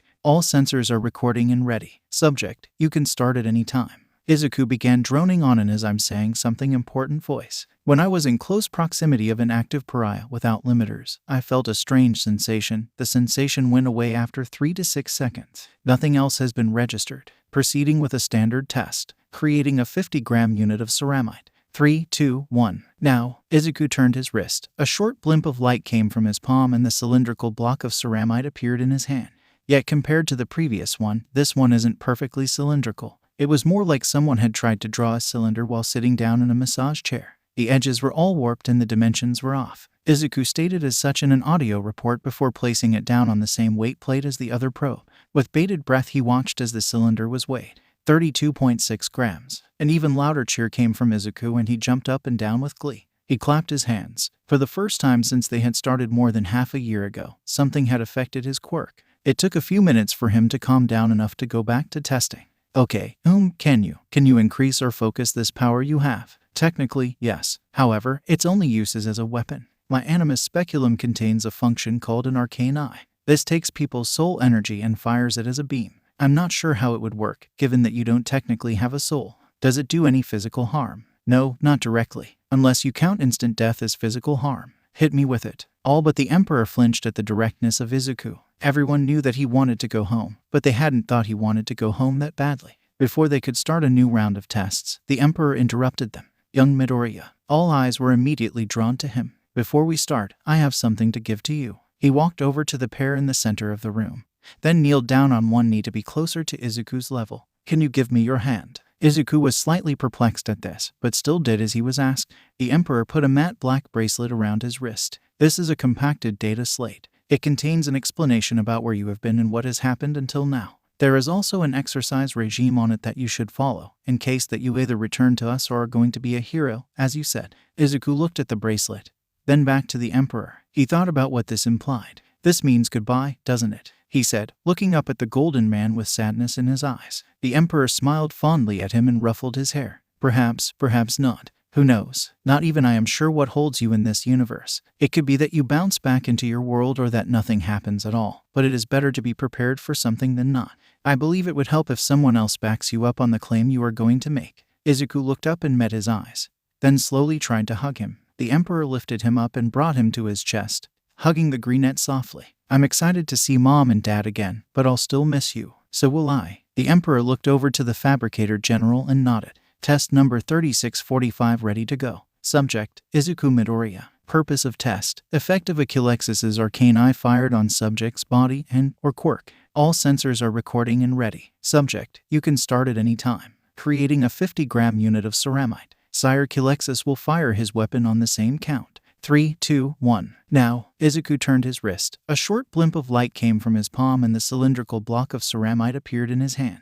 At that exact moment, a beam of white light shot from Sire Achillexus's helmet-mounted lens towards Izuku. The beam struck him a fraction of a second after he created the unit of ceramite. Something strange happened. There was a brief bright flash of light, a noise that sounded like glorp, and the high-pitched plinking of ceramite hitting metal. Even as the noise from the ceramite faded, no one made a noise or even moved. Izuku was gone. A lot of emotions showed themselves very quickly. Whilst Sire Calidus was in a near state of panic and frantically searching for Izuku, Sire Achillexus simply stared at the small cylinder. Kitten was staring at the spot where Izuku had been, unable to process what just happened. Kelber Hal was ecstatic about all of the data he had received in the split second of Izuku's disappearance. The Emperor had the calmest reaction to this. He merely hummed and stroked his chin with a hand. And my lord, Kitten seemingly recovered enough to think again. What just happened? It appears, Companion Kitenius, that Izuku has gone home to his family. Tanaki Hainru had been in the police force for a number of years at this point in his life. He was lauded by his colleagues as a veteran in crime analysis and forensics. There was almost nothing he hadn't seen, even if you were to take quirks into account. One of the few things he hadn't seen was a victim of a murder case falling out of a hole in the air directly on top of one of his junior officers, knocking the man out cold before loudly complaining about the headache he got from it. He was more than a little confused. After all, he was investigating this child's murder scene. But there he was, healthy, a bit older than the on-file picture would suggest, dressed in some strange robes, and rubbing his head whilst complaining about the pain. It took Hainru a moment to get his bearings again. But then he quickly made his way to the boy. Hey kid, are you perhaps Midoriya Izuku? He asked, just to be sure that he wasn't seeing things. You by some quid accident, non opus est. Hainru didn't understand what the kid said, so he pressed once again. Kid, are you Midoriya Izuku? The boy went silent for a second, then spoke up. His Japanese was broken, sounding more like a tourist rather than someone who lived here his whole life. Yes, I am. Why are you asking? Where am I? Izuku was a bit confused. Why was this grandpa asking his name? Where had he landed? Could it be that the test had failed and he had been flung somewhere else? The man was speaking Japanese, so he might be home. And by the throne, why did his head hurt as if he had just headbutted Kitten's breastplate? You are near the Orochi Mall, in Mustafa, Japan. Tanaki Hainru knew that if someone asked where they were, they wanted to know as much as they could. The boy went deathly still, then looked at him and gave a little one under his breath. If this was Midoriya Izuku, he would have been through some intense trauma, so Hainru repeated what he just said. You are near the Orochi Mall in Mustafa, Japan. He kneeled down and carefully put a hand on the boy's shoulder. Do you feel sick? Are you hurt anywhere? How do you feel? It took Izuku a bit to register the words. Mustafa, Japan. He was home. After the 3645th test, he had finally made it. He was home. Tears burst from his eyes, and the officer immediately started to fret over him until Izuku beamed at him with a great smile. I'm home. I made it. I did it. Tears of joy streamed down his face, and he did the first thing that came to his mind. He hugged the officer in front of him. The older man seemed to be overwhelmed by this, but quickly got his bearings back before he carefully lifted Izuku up. The man flagged down a couple of other officers, barked some orders, and then sat Izuku down in the back of a police cruiser. The rest was a blur to him, and Ko still couldn't believe her little sunshine was gone. She hadn't even reacted to the policewoman coming to their home and asking questions. She just felt so hollow. She felt barely anything. Her sleep had been filled with pictures of her little boy smiling and laughing, and now those were all that was left of him, along with the 2 books he had written with Hasashi's help. The books were filled with badly drawn pictures of heroes. Some were using their quirks in the drawings while others were posing. He even had a section about her and Hasashi written. The kanji was sloppy and a bit hard to read at times, but it was his handwriting, not Hasashi's. She cried when she saw that, especially the text next to her picture. Ko was drawn in her favorite green long-sleeved shirt with an apron and what looked like pans and spoons orbiting her. "This is my mom. She is super-duper nice and kind. She makes the best kasuden. She is the bestest cook I know and I love her so much. Her quirk is a triatra pull. She can pull a small thing to her." The next page was about his dad, who was drawn to be almost comically buff. From his mouth came a big yellow flame. He was still in his business suit and looked like Izuku had simply given a drawing of All Might Flame Breath. "This is me dad. He's super tall and likes to do bad yokes. He's not often home, but I love him very, very much. He can breathe fire, but mom doesn't like it. She says it is dangerous. He is very rat and mokes lots and lots of money." And Ko didn't really know how long she had been reading those 2 books. Morning came and went, and after the doorbell rang she had stopped paying attention. The only thing that got her out of that hole she was in was the policewoman in front of her and Hasashi. She vaguely remembered seeing her there, but it was more of a blur than anything concrete. The woman asked a few questions about the incident, but Ko decided to ignore her, instead getting lost in her thoughts about her wonderful boy that she wouldn't get a chance to see grow up. She was doing a pretty good job until the policewoman's radio started to go crazy, and then Hasashi started to get all giddy and nervous at the same time. "Are you really sure? For God's sake, yes. The kid that just knocked out Han is Midoriya Izuku." The little kid confirmed it, as did the doctor in the hospital he's currently in. At first Ko thought the universe was playing a cruel joke on her. That changed after the 4th person said the same thing. And then Izuku's voice came from the radio. "Mom, can you hear me?" A loud thunk came from the radio. Izuku must have hit the receiver. "Hello Mom, Dad, anyone there?" Ko nearly tackled the policewoman off the chair she was sitting in, grabbing the radio and all but screaming into it. "Izuku," Ko begged, a torrent of tears streaming down her face. "Where are you? What happened? Are you okay? Are you hurt? Mom, is that you? Can you come to the hospital? And is Dad there? How long have I been gone?" It took both the policewoman, who had introduced herself as Mako, as well as Hasashi to get Ko away from the radio so that they could get more information. After a good 10 minutes, the 3 of them were on their way to Mustafa General. Ko, being Ko, was a ball of anxiety and nervousness. She knew how far away the hospital was, but that didn't stop her from hogging the radio and talking with Izuku, as if trying to somehow make up for the lost day. Ko's thoughts raced at breakneck speed. Her little baby was alive. He was alive and well, but he sounded a bit strange. His speech was a little off and sounded like he was constantly growling. Deep rumbling noises came from time to time through the speakers. It worried her. Why did he sound like that? What had happened? Oh, how she wanted to see him, hug him, hold him close, and make sure he never again leaves her side. The second the police car stood still, Ko bolted for the door of the hospital. She ran faster than she ever had in her life, making a beeline for the room Izuku was staying in. A corner, a flight of stairs, and a corridor later, she stood in front of the room, smashing the door open and flinging herself at the little green ball in the room. "Izuku," Ko nearly squashed him. She was hugging him so hard. The doctor and nurses took a step back, knowing better than to get in the danger zone of a mother in distress. The police officer in the room looked at this with utter confusion, since he had been busy asking questions and getting answers that didn't really make sense. What was a tech priest, or a servo skull? And why did the boy keep switching between something that sounded like Latin and Japanese? Where had this boy been? "I'm so happy to see you. Where have you been? What happened to you? Are you hurt?" Ko then let go of the almost suffocated Izuku and looked at him with that look only a mother can give. "Do you know how much I was worried about you?" It was then when Hasashi finally came through the door gasping for breath. He hunched over, trying to catch his breath, before looking at Ko with a look of pure confusion on his face. "Sweetie," gasped, how did you wheeze run that fast?" The pair of greenets looked over to the absolutely out-of-breath man before Izuku shot out of the bed and slammed into his dad, giving him the patented crushing your ribcage Midoriya-style hug. Hasashi fell backwards onto his butt and patted Izuku's shoulder as if he were a fighter tapping out. Izuku let go, dashing back to his mom and giving one to her as well. "I missed you so much," he said, muffled through the hug. Hasashi finally managed to suck air back into his lungs and made his way to Inko and hugged the two of them, kissing Izuku on the top of his head and holding him tightly, as if the second he let go Izuku would vanish again. The three of them stayed like this for a while until the doctor cleared his throat. "Now that is very nice and all, but there are still some tests to do with the patent." Izuku popped his face out of the hug and looked at the doctor. "You don't have to do anything like that. Just give me a cogitator, a computer, and I can show you what happened." The doctor looked at Izuku, lifted an eyebrow, and, with a shrug of his shoulders, gave him the tablet he was holding.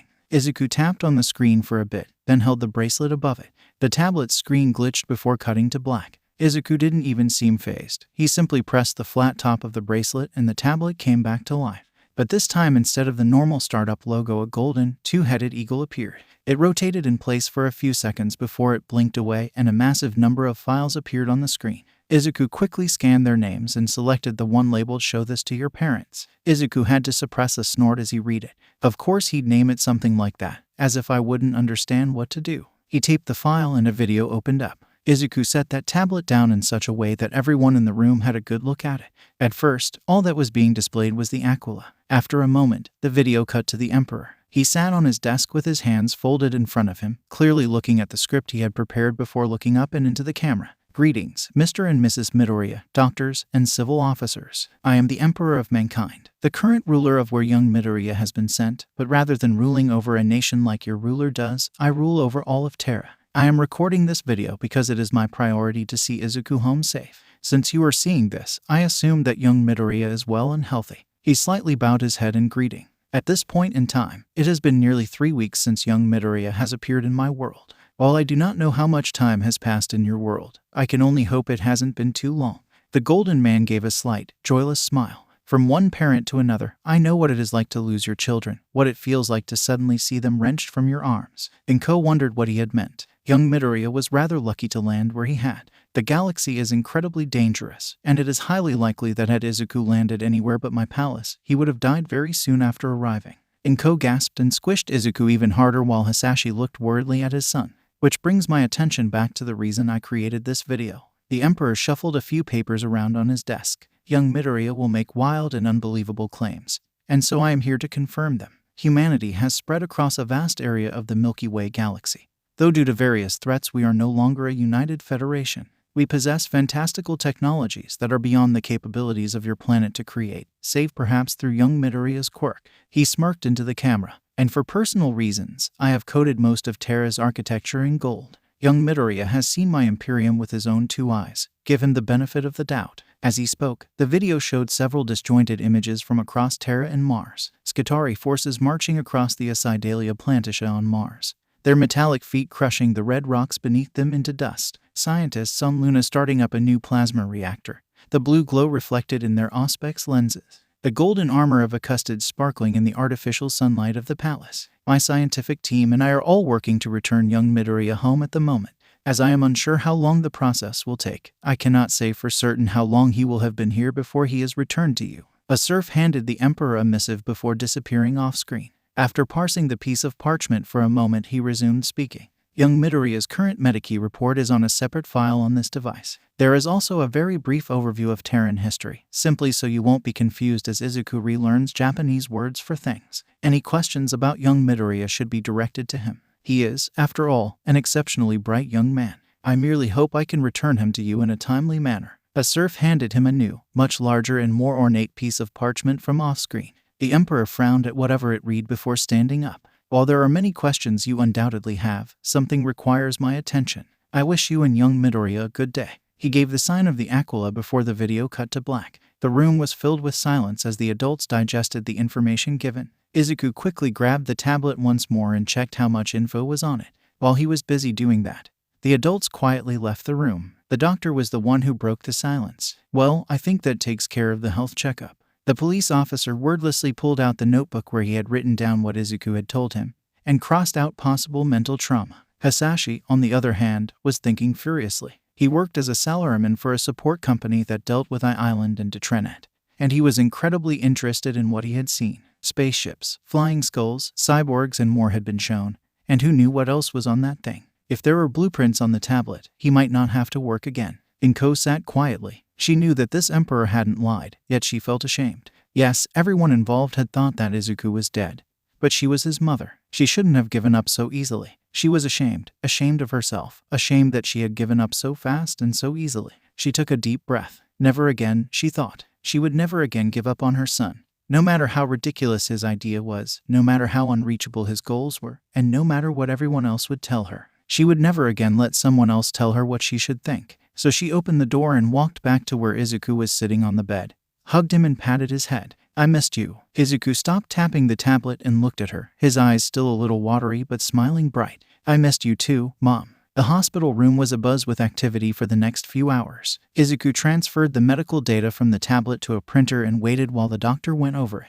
Once the doctor had given them the all-clear, Izuku was taken to the police station. The investigation of his death was still active and they had to do some major paperwork to change that. Hasashi also made some calls to his employers, telling them about the new developments. Hakami Rizuko was sitting in the holding cell, nervous out of his mind.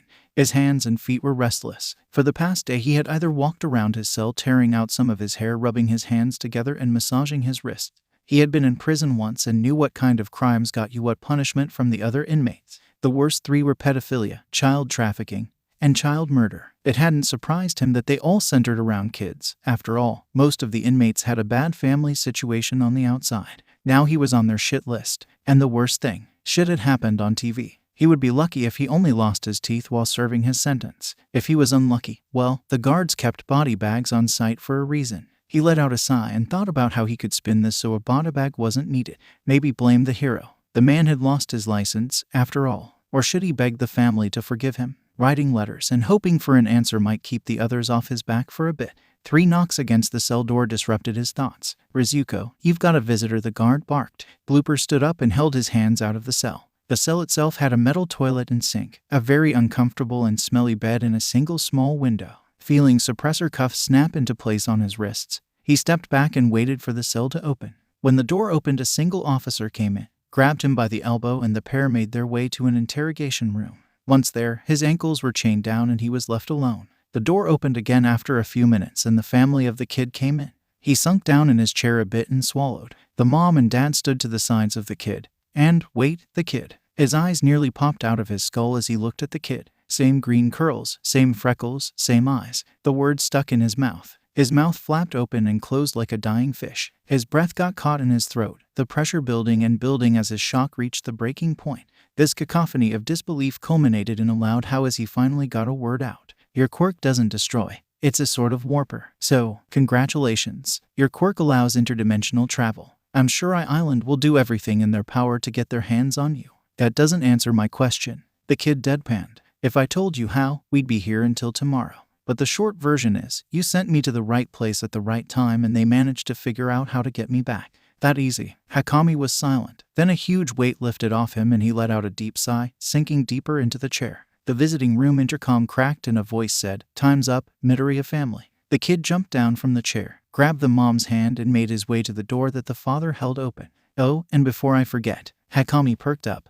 We are dropping the murder charge. All you'll have left is attempted robbery. And I'm sure that I Island can help with that, provided you work for them like they asked. With that, the door closed, and he was left alone in the room. Hakami's world crumbled around him. Thoughts raced around his head, flying like bullets. His quirk was different than what he had believed for his entire life. He hadn't actually killed anyone.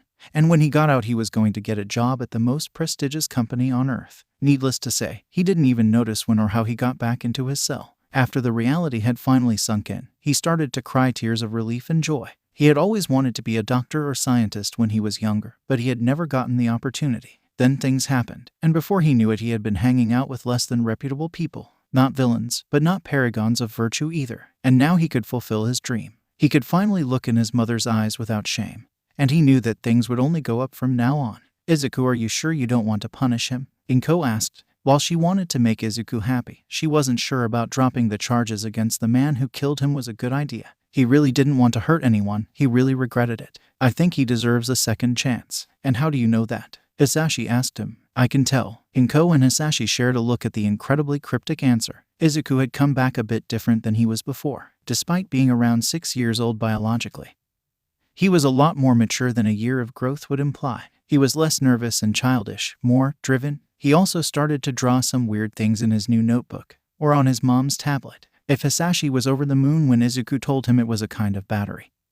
He nearly passed out with excitement when Izuku simply made it with a flick of his wrist. It stored enough energy to power the house for several years, while being as small as his pinky nail. He, of course, took both the blueprint and battery to his boss. Around 3 days later, Hasashi came back home with the biggest smile on his face the family had ever seen. He hugged both Inko and Izuku before telling them that he had gotten a big promotion and would even get to meet some of the more important investors of the company. The entire family was even invited to a formal dinner party with them later on in the year. Inko immediately fell into a frenzy of what to wear and what to say to not make any slip-ups. Hasashi had to calm her down by telling her that the Yaoyurazas were a family too, and even had a little daughter Izuku's age. Even though he had adjusted to his previous life exceptionally well, Izuku still had some minor problems, mostly with speaking Japanese rather than Gothic, although occasionally walking through doors or corridors made him a bit anxious. Getting run over multiple times by a group of tech priests makes you a little paranoid. Katsuki was brutal to him at school as well.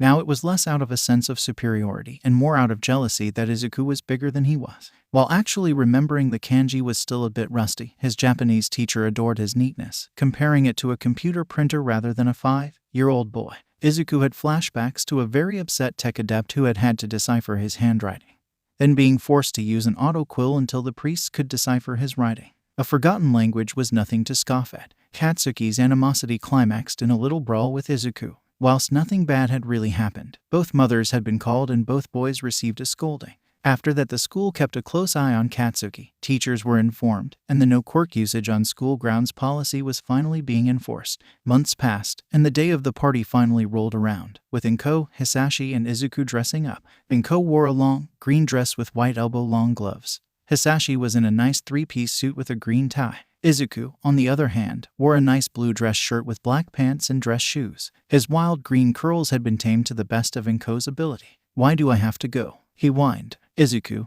this is very important for all of us, okay? So be nice and behave, or at least try not to whine," Hasashi told him. Izuku didn't want to go to a stranger's house. He wanted to take a nap. His dad had been hounding him for more blueprints or models all day every day for the past couple of weeks. Despite all of his pouting and whining, he got into the provided car, and the trio made their way to the hall. Once they arrived, Inko did a last-minute checkup on both of her boys. She was flabbergasted that Hasashi had somehow messed up his tie, and that Izuku's hair was a bird's nest again. Sighing to herself, she walked to the door. After getting checked through security, the family entered a large hall. Classical music filled the air, mixing with the murmur of people talking. They were greeted by a woman in a very revealing black dress, a man with a similar suit to Hasashi save a black tie, and a girl Izuku's age dressed in a red frill dress, that were dressed just as elegantly as themselves. "Ah, the Midoriyas. I'm happy that you made it," the man exclaimed. "Oh no, Mr. Yaoyurazu. It's an honor to be here today. This is my wife, Inko, and my son, Izuku." Inko and Izuku bowed politely during the introduction. "Well, thank you for coming. I am Yaoyurazu-sana. This is my wife, Akari, and our little daughter, Momo." Momo's nose was currently buried in a book, yet when her name came up she gave a polite little bow. "Momo," the girl looked up at her father. "Could you take little Midoriya with you? I'm sure that our business talk would bore him to death." "Yes, Papa." Momo put a bookmark into her book and then held out her hand. Izuku took it and walked with her. "How adorable," cooed Inko, receiving an approving hum from Akari. Izuku was bored. The party was mostly talking and the girl ignored him in favor of reading. He let out a little sigh as he pulled out one of his pet projects. It was an unfinished data slate. He wanted to replace the one his father had borrowed, and the new one was small and thin enough to not be found by his dad. He had most of it in place, just a few more parts and it would work. As he fiddled around with it, he started to mumble. "Okay, the power source and the data mediums are in. All I need to do is put in some condensers and the memory and it will be real."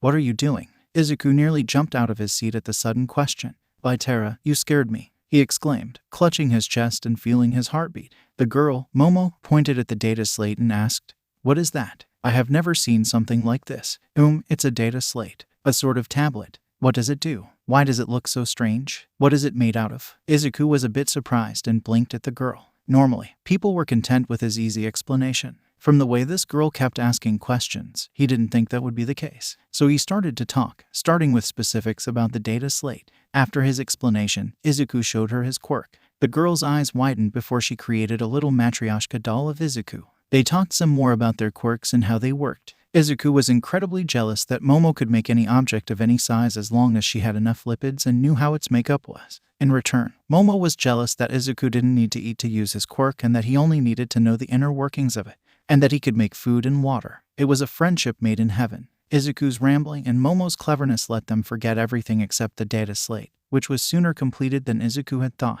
When Momo asked what it could do, Izuku simply asked for her book. He scanned the book with it and then showed Momo that the book was now digitally encoded on the data slate. A few clicks later, and the book's contents were sorted in alphabetical order. She was incredibly impressed, asking more and more questions about its function and application, already thinking up ways to reproduce the object. She was heavily disappointed when Izuku told her that he didn't know the atomic structure of some of the components. Izuku, they heard Mr. Midoriya call from the dining room. We need to go home. Please say goodbye to your new friend. Izuku looked a bit betrayed by his dad before he noticed that it was what? Past his bedtime, and that most of the guests had already left. But Dad, I want to stay some more. Momo and I are doing important tests. His dad sighed a little. I'm sorry, Izuku, but we really have to go. You can talk with her another time, okay? Izuku pouted until his mom came and started teasing him about his girlfriend, which caused him to blush heavily and then stammer out a goodbye to Momo and her parents before rushing out. The two mothers giggled and the dad smiled at that. Then the Midoriyas said their goodbyes and left for their car. Only after they had driven off did Momo notice that she still had the data slate in her hands. Knowing that her parents would take it away from her and give it to some scientist, she hid it. It had taken the two of them hours to build it and she didn't want to betray her new friend like this. The next day, Izuku briefly wondered where he had left the data slate before starting the process of making a new one. And with that, life went on. Inko hummed to herself as she made breakfast in the kitchen. It was a Sunday, so Izuku had finally been able to sleep in, and even though it was nearly noon, Hasashi hadn't bothered getting dressed. They sat together at the kitchen table. Hasashi gleamed over the morning paper while Izuku fiddled with one of his gadgets. He had been working on that particular creation for almost 2 months by now. His face scrunched up in focus and wearing a magnifying monocle similar to a jeweler's. Scattered around him were tweezers, very small screwdrivers, and a few parts that he hadn't put into it yet. Hasashi took a sip of his coffee and took a loving gaze at Izuku. Knowing better than to disturb Izuku while he was working, he turned back to his paper. Inko smiled softly. It had been almost a year since that emotional day when Izuku came back, and while the experience had certainly changed him, it seemed to Inko that it had been a net positive. He was less anxious, his stutter had nearly disappeared, and he had this drive that had been lacking before. Boys, lunch is almost ready. Dear, can you take out the dishes? Sure, sweetie. Hayashi stood up, folded the newspaper,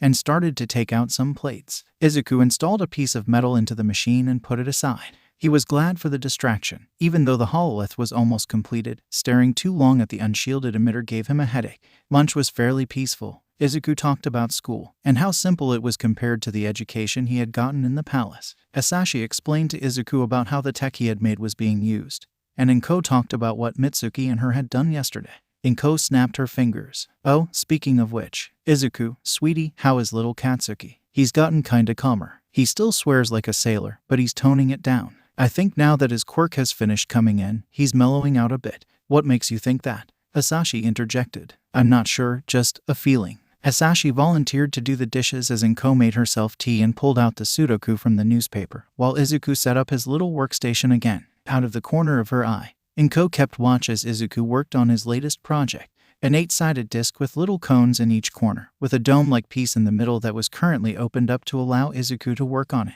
After she had filled a decent amount of her Sudoku, she heard Izuku whisper a little huzzah. He set down his tools and then carefully picked up the disc. He gave it a once-over and then lightly touched the dome. The machine hummed and one by one lights appeared from the cones. Just as the last one lit, the noise died and then a blinding flash of light came from it, along with a shout of pain from Izuku. Inko ran to help her baby with Hasashi in tow. Izuku, sweetie, is everything okay? Viri sanguinum, infernum, qui in machina animo perturbaris. Izuku, Japanese, please. He paused then spoke up. I'm fine, he said, clearly not fine as he pressed his hands against his eyes. Just got flash blinded a little bit. Hasashi looked at the disc, now charred black with thin wisps of smoke curling out from inside. What did you try to build? A hololith. It's like those fancy hologram TVs, but it's 3D. Well, looks like you'll have to start over again. Huh, it's smoking. Izuku groaned. Roughly 2 months' worth of work had gone up in smoke in seconds. Inko carefully removed his hands from his eyes to check the damage done to his eyes.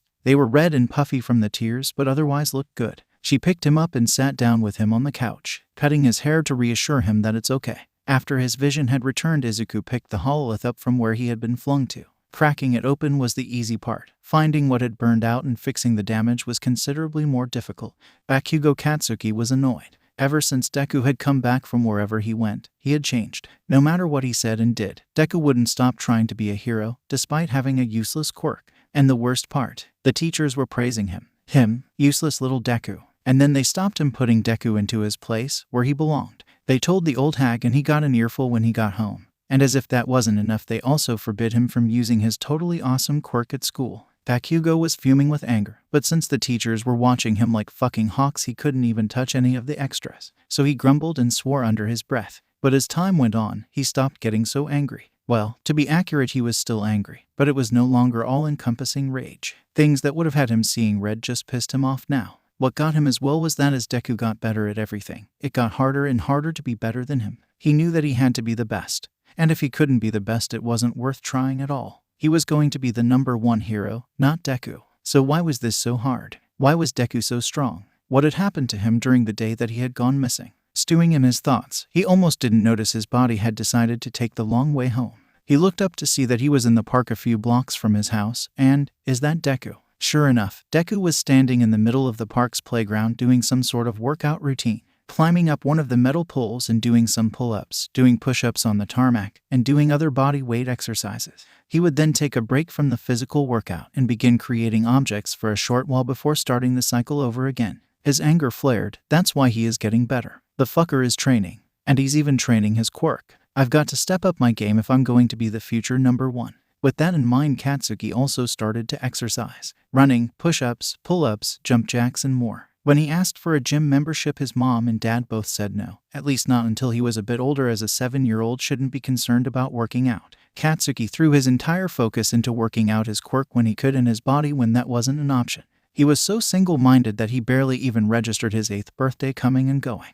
The extras and their parents gave him a bunch of really cool gifts, with the exception of Deku, who said he needed more time. HeroCon was one of the single largest conventions held in the world today. Hosted in Saitama Ward in Tokyo, heroes from all over Japan and the world congregated to hear the new rankings, bump elbows with support companies and other heroes, and meet some of their most dedicated fans. And it was this week. Katsuki desperately wanted to go, more than anything he had ever wanted in the whole world. He begged his parents to go, promising all sorts of things if he could just get a day pass. His parents decided to humor him, and got him with them on the computer as they searched for tickets. And then they saw the prices. As much as they loved their darling Katsuki, taking a second mortgage on their apartment was not something they were prepared to do. Mitsuki suggested that he maybe ask Izuku. After all, his dad did work for a support company, and he almost certainly had a spare ticket or two for his family, but Katsuki shot her down. He wasn't going to beg Deku for a ticket, no matter what it was for. When Katsuki went back to school the next week, still sulking a bit that he hadn't managed to get a ticket, as if the universe was set on reminding him of his misfortune, one of the first things that he saw was Deku waving excitedly at him. He quickly rummaged through his backpack for something before running over to Katsuki's desk, beaming at him and holding out an envelope. Sorry for it being so late, Kaken, but here is your birthday present. Katsuki grunted and almost tore the envelope out of his hands, taking a critical look at it. A year ago he would have blown it up without looking at it, but a single look can't hurt. Fumbling around with it, he pulled out a hard, thin card. He paused. He knew those cards. They were given out at HeroCon for autographs. Pulling it out more revealed a message. To young Bakugo, I have heard of your wish to unseat me as the #1 hero, and am thrilled for the challenge. Keep up with your training and stay in school, but stay kind to your friends and supporters. I may be #1, but I certainly couldn't have done it alone.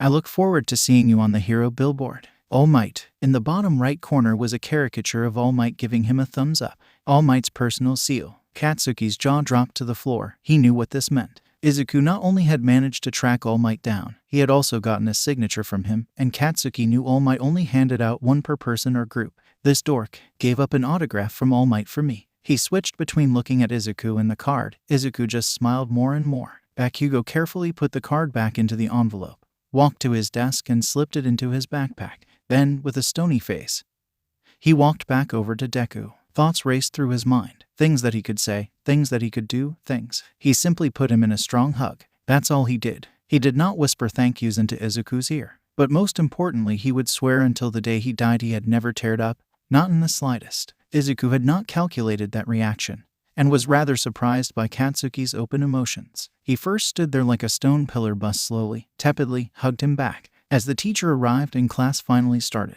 the rest of the students looked at Bakugo and wondered what the note had said to make him act so strange. As Katsuki reread the note for the nth time that evening, he remembered all the shit he had given Izuku for trying to be kind to him. He wondered why. Why was Izuku trying to be nice to him? What made him decide to reach out? Why does he even care about me? His brain decided to answer him by flooding his mind with memories he had long since forgotten about. Come on, Kachin. We're going to be the best hero team ever. No. That's a really cool quirk, Kachin. I bet you'll be even better than All Might when you grow up. Push the memories down. Kachin, what do you mean I won't be a hero? I'm so sorry, Deku Izuku. We're gonna be best friends forever. Katsuki took in a gasp of air as the memories faded. His head hurt and his heart was pounding, but he neither mattered as a single thought floated through his mind. He never stopped being my friend. That felt like a knife being driven into his chest. Bakugo Katsuki sat in his room, floored by the simple and pure act of kindness that he absolutely didn't deserve. Then, as the seconds ticked on, a small desire wormed its way into his heart. A small spark at first, which then grew into a fire, and then a conflagration of burning determination.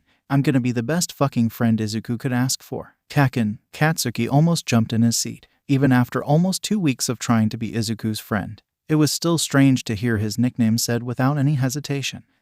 No, that's not his name. Izuku, wanna come over to my house? I'll have to help Dad with a work meeting for a little bit, but Mom is making spicy curry for dinner. Hell yeah, Mrs. Midoriya's curry is great. It's not just pure spice like Mom's is. Sure. When Bakugo arrived, he noticed that Hasashi was pretty nervous about something, constantly checking the time and rifling through some files in a manila folder. He was pacing back and forth around the main room, fiddling with his tie and adjusting his suit coat. Izuku rolled his eyes and went to pat his dad on the shoulder. Dad, it's fine. Everything is in place and they said they won't be here before 5:30. Hasashi adjusted his tie again. I know, champ. It's a once-in-a-lifetime chance to do something like this. And who knows what could happen? What if we make a bad first impression? Or worse, what if they miss our apartment? As Hasashi dissolved in nervous mumbling, Katsuki merely looked at the man, then turned to his friend. So that's where you get that shit from? Izuku meekly smiled at Kaken before gently poking his dad in the ribs, shaking him out of his downward spiral. While Hasashi had a mild crisis, the boys went into Izuku's room to do their homework. After they were done, Izuku spoke up. Hey Kaken, I'm really sorry, but I have to help Dad with something. I'll be back in a little bit. After he left, Bakugo decided to look around Izuku's room. Bakugo noted that he had either bought or made a few more figurines, and had apparently created a small statue himself, nearly a foot tall and sat next to Izuku's prized All Might figure. It depicted a man in Baroque golden armor and carrying a massive flaming sword. Its face was incredibly similar to All Might's, but it was off somehow. Next to that man was another one, this one in ornamented armor with an eagle with spread wings forming the faceplate of its helmet. A large spear-like object was clutched in his hands, defending the larger figure. He entertained himself until the clock hit 5:30. Hasashi's nervous mumbling had gotten so bad that Bakugo could hear it all the way in Izuku's room. Bakugo left the room to ask Mr. Midoriya what exactly he was so nervous about, but was stopped by the doorbell. Inko huffed at the jittering mess that was her husband and opened the door. Welcome, Mr. Shield. Please come in. Hasashi is waiting in the living room. Could I bring you something to drink? Just as Katsuki opened his mouth, a booming laugh nearly stopped his heart. I know that laugh. That was, aha. Thank you very much, Mrs. Midoriya, but I think David and I would prefer to sit down first. All Might. Katsuki ran out of the room and into the foyer. And there was All Might, in civilian clothing. Standing next to him was David Shield of I Island. And on his other side was a very annoyed-looking Sir Nightai. I'm sorry it took me so long to make room in my schedule. I'm really happy that I can be here, Mrs. Midoriya, David said. His Japanese was remarkably fluent, even if he had a bit of an accent.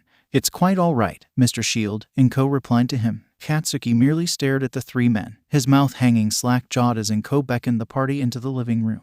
Izuku ran at All Might, something like recognition on his face. He latched onto All Might's leg like a koala. All Might merely laughed and walked into the living room, now 80 pounds heavier. The trio sat on the couch receiving cups of tea and coffee whilst Hasashi was sweating enough to fill a bathtub. After what seemed like an eternity, Bakugo's brain finally reconnected to his throat. He needed to say something, anything. Holy shit, it's All Might. Good job, genius, he thought to himself. Well, hello there, young man, All Might said, his baritone voice nearly shaking the room. I don't believe that we've met. What is your name? Bakugo. Bakugo Katsuki. All Might lifted an eyebrow, his smile widening. Ah, you're the boy young Midoriya wanted an autograph for, right? Katsuki merely nodded. Friends like that are quite rare. I'm quite lucky that I found David. Why, one time when I was staying in America, Before All Might could go on a tangent, he was interrupted by David Shield. Toshi, while I'm confident that your fans would love to hear about your various adventures, we do still have a meeting. I'm sorry, young Bakugo. You'll have to listen to this old man's ramble about the good old days a different time. Katsuki merely nodded before Inko took his hand and sat him down on a chair near her. Sir Night-Eye fixed his glasses and turned towards Hasashi. Well then, Mr. Midoriya, if you were so kind as to start with the presentation of this data slate we were informed about. Of course. Hasashi handed the 3 manila folders with about a dozen documents in them. I believe that the data slate will be a boon for both I-Island and the All Might Hero Agency. Included in the folders is a brief overview of the product, along with supplementary information if you have any questions we can't answer. He turned to Izuku and nodded. Izuku hopped down off the couch by All Might and walked over to his dad. Izuku cleared his throat and drew the attention of all 3 men. Well, I guess I can start. He pulled out the data slate and tapped on it for a bit, then pulled out an octagonal disc and set it down in the middle of the table. Izuku tapped the cone in the middle, lighting up a dot in each of the 8 corners. A few seconds later, a 3-dimensional hologram appeared above the disc, projecting an image of the data slate that Izuku held in his hand.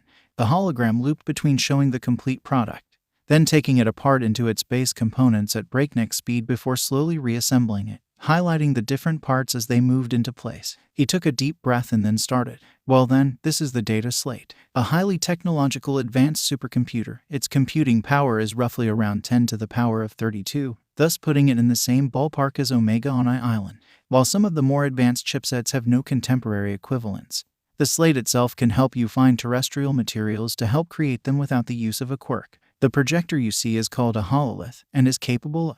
David rifled through the design documents with a look of utter disbelief, trying and almost failing to keep up with Izuku. All Might, most of the explanation going completely over his head, kept up a stoic face to keep his internal confusion from showing, occasionally nodding and humming. Night-Eye, on the other hand, rudely interrupted Izuku. Why is your son explaining this to us, Mr. Midoriya? I thought you were the inventor of this tablet. Hasashi broke out in sweat. Well, you see, this time it was Izuku's turn to interrupt. It's fine, Dad. I'm taking care of this. Hasashi looked between the sweet smile of his son and Night-Eye's glare before nodding slowly. Sure, champ. Izuku turned around with the same sweet smile on his face, then tapped out a command. The data slate's hologram flickered out, and in its place was a model of Night-Eye. Bakugo was well used to Izuku and his ramble, so he immediately knew that one was coming. He made himself comfortable and watched as Izuku tore into Night-Eye. He would have been proud about it if he wasn't so scared about the look in his friend's eyes. Oh shit, Izuku's going to go on a rampage, thought Bakugo. Sasaki Murai,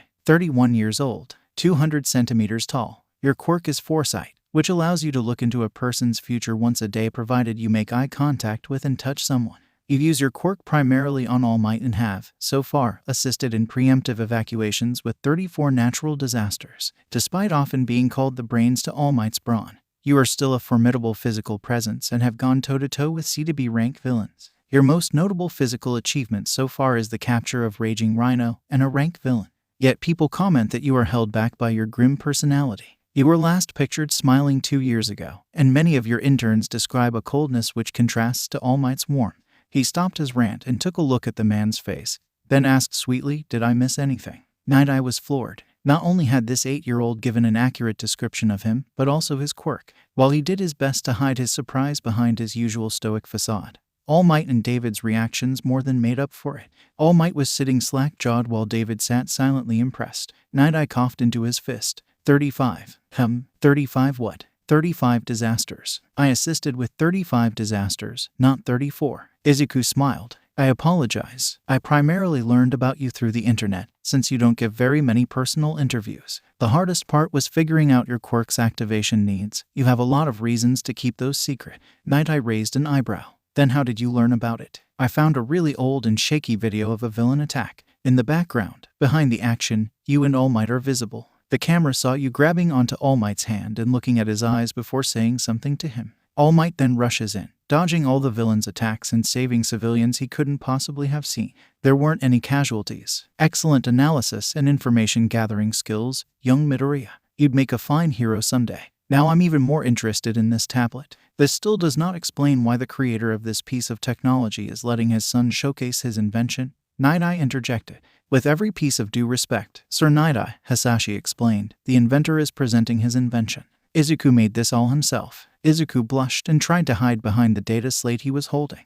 Well, I didn't invent it. I'm just the one who knows how to make it. Davin Shield laughed. Well, even if you are just recreating them, it is still astonishing that you're only 8 years old and can remember the blueprint of technologies even I find unbelievable.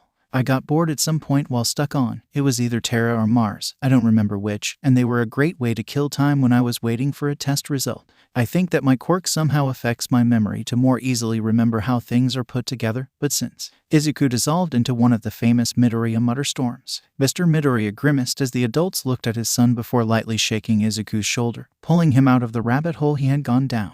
Izuku shook himself out of his headspace and cleared his throat. Anyway, I know that while technical specifications are all well and good, you probably want a practical demonstration. As the three men nodded, he handed David Shield the data slate. Do you recognize that? It's my desktop on my personal computer on I Island. How did you get a picture of it? Oh, that isn't a picture. This is your actual desktop. The data slate broke through Omega's firewalls and remotely accessed your computer. A single bead of sweat dropped down David's face. It what? It broke through Omega's firewalls and remote. Okay, so I heard you correctly the first time. Excuse me. David took his phone in his shaky hand and hammered in a phone number. While Izuku wasn't fluent in English, he still had a fairly good grasp on what was being said. Hey Sam, you mind checking the status of Omega's firewalls? Unrecognized user. Yeah, about that. Listen, it's not a threat, but I don't want to explain over the phone. I'll be back within the week. All right, bye. All Might turned to David. Did anything important get broken? No Toshi. Nothing was altered besides the user list, so the files about him are still intact. Yes, my friend. He faced Izuku again, an awkward half-smile on his face as he struggled to compose himself. Well, I believe that this was a more than adequate tech demo. While I wish you had warned me, it is nonetheless incredibly impressive that you were able to access my computer. I'm sold. Hasashi let out a breath he wasn't aware that he had been holding. He had been so nervous that when he exhaled, small amounts of flame and smoke curled out from his mouth. After a few seconds, Hasashi's professional side took control and he went into business mode. Well, Mr. Shield, let's talk business in that case. Very well. Taking the power of the data slate as well as the incredible details on the projection of the hololith into account, I would put the price somewhere around 40 million. 40 million, Hasashi blurted out. He had been prepared for a hard sell, that he would start somewhere around 20 and then go up to 30 million. But 40 million, that was beyond his wildest dreams. David seemingly mistook the question asked and sucked on his lips. Well, I think I could go up to 60 million if need be. It should have been known that David, despite his incredible intellect, was absolutely horrible at negotiations. His daughter Melissa had managed to quadruple her allowance by merely pouting at the man. Hasashi merely looked owlish at the man, jaw on the floor and a look of disbelief on his face. After no one said anything, David fidgeted around and bit his lips. 80. One could have heard a needle drop. It was once more All Might who took hold of the situation. David, isn't that a bit much? No, absolutely not. If anything, I'm still lowballing them. How about 100 million? The tense atmosphere was cut by Katsuki, asking with a shit-eating grin on his face. Is that all? Because the villain last week on TV did around 150 million in damages. It was that comment that snapped Hasashi out of his trace. Katsuki, 100 million is far more than we would ever need, and that villain destroyed an entire shopping center. Suo, it's enough, came the reply from David. More than enough, Mr. Shield. Mind if I draft up a contract for us? I just feel safer that way, Hasashi all but blurred out, almost afraid that the money would go up again. Oh no, please do. Hasashi took out a pamphlet from his folder and started to fill it in. Inko came back with the tea. Have you boys come to a decision? Izuku was still staring blankly into space, completely dissociated. Night-Eye took his tea from her and nodded. Yes, we have, although the price is a bit high. I doubt that it really is worth that much, but I'm not the one who makes that decision. It wasn't until David got to reading the contract that he spoke up again.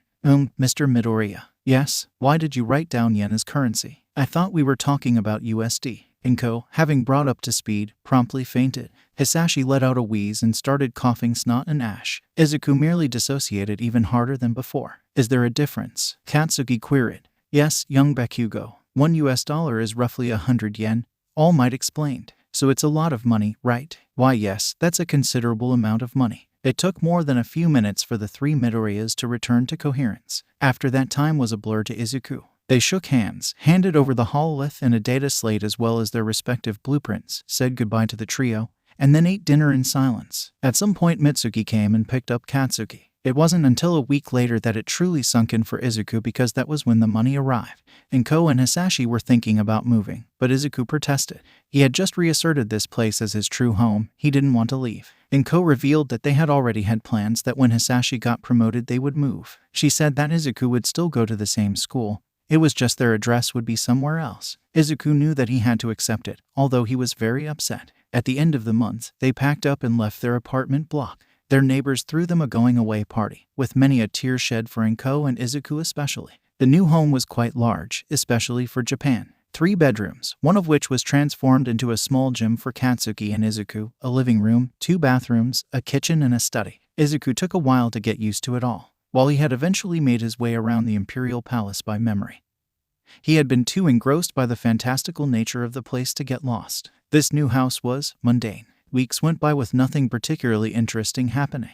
Then, while Izuku was doing homework, the data slate lying on his bed pinged. Izuku was confident that David Shield wouldn't contact him, and he knew he couldn't get spam messages. Who was contacting him? He got up from his desk and grabbed the data slate. His eyes widened as he read the notification. New message, unknown contact. Is anyone there? Izuku simply stared at the message, a feeling of anticipation growing in the pit of his stomach. What? How? Who the hell has my number? He forced his heartbeat to slow back to normal and get his shaking hands under control. Calm down, Izuku. You went to a different planet for an entire year. You can handle a stupid text message. Breath in, breath out. Izuku knew that worrying about this would get him nowhere. So he sat down and did what he always did when he was stressed. He analyzed. Okay, there are 3 possibilities. Number 1 is that David Shield accidentally connected to my data slate and is confused as to who I am. Number 2 is that somehow Father has reached across the depths of time and space to speak to me, breaking the bounds of dimensions to ask me about my day. Number 3 is that this is spam or a robocall. Honestly, that's probably it. Steadying his breathing, he prepared a response in Gothic. The incoming message was in Japanese, but he had no idea if that completely disproved option 2. Quizzes, verbidity ipso. There was a lengthy pause, and Izuku wondered if something was wrong with his data slate's transmitter before he got a response. I'm sorry, I don't speak whatever language that is. Izuku paused, then frowned. So they aren't from Terra. He felt a pang of sadness. He missed the people he had met on Terra, especially Kitten. His surrogate brother had always been a joy to be around. Who are you, and how did you contact me? The response came pretty fast. My name is Yoizuru Momo. Someone left me a tablet, but a few days ago your contact details added themselves to the system. Izuku racked his brain. Momo, why was that name so familiar? Then he remembered that he had built his current data slate as a replacement for the one he had lost somewhere. He must have left it at her house after the gala his parents had dragged him to. Who is this? My name is Midoriya Izuku. I forgot the data slate at the gala your parents hosted. There was a rather long pause before an answer came. Do you want it back? No, you can keep it. I already made a new one, so I don't have a real need for it. I think you'd get more use out of it than I would. Thanks. I have to leave for a family event, but I'd love to keep in touch. I enjoyed talking to you at the gala. That sounds nice. The status light turned off, signaling that Ieyasu had severed the connection. It took Izuku a few seconds before a thought ricocheted around his brain like a bullet. I just texted a girl. After a few minutes, he regained his composure and decided to ignore that fact, instead focusing on some mundane math homework. He needed some repetitive work to occupy his brain and keep it from going into overdrive again. An hour later, Izuku set down his pencil with a sigh and went into the yard to start his workout. He had given his workout an overhaul recently, incorporating some forms of punches and kicks. Izuku had tried to find a teacher but couldn't decide what style he wanted to specialize in.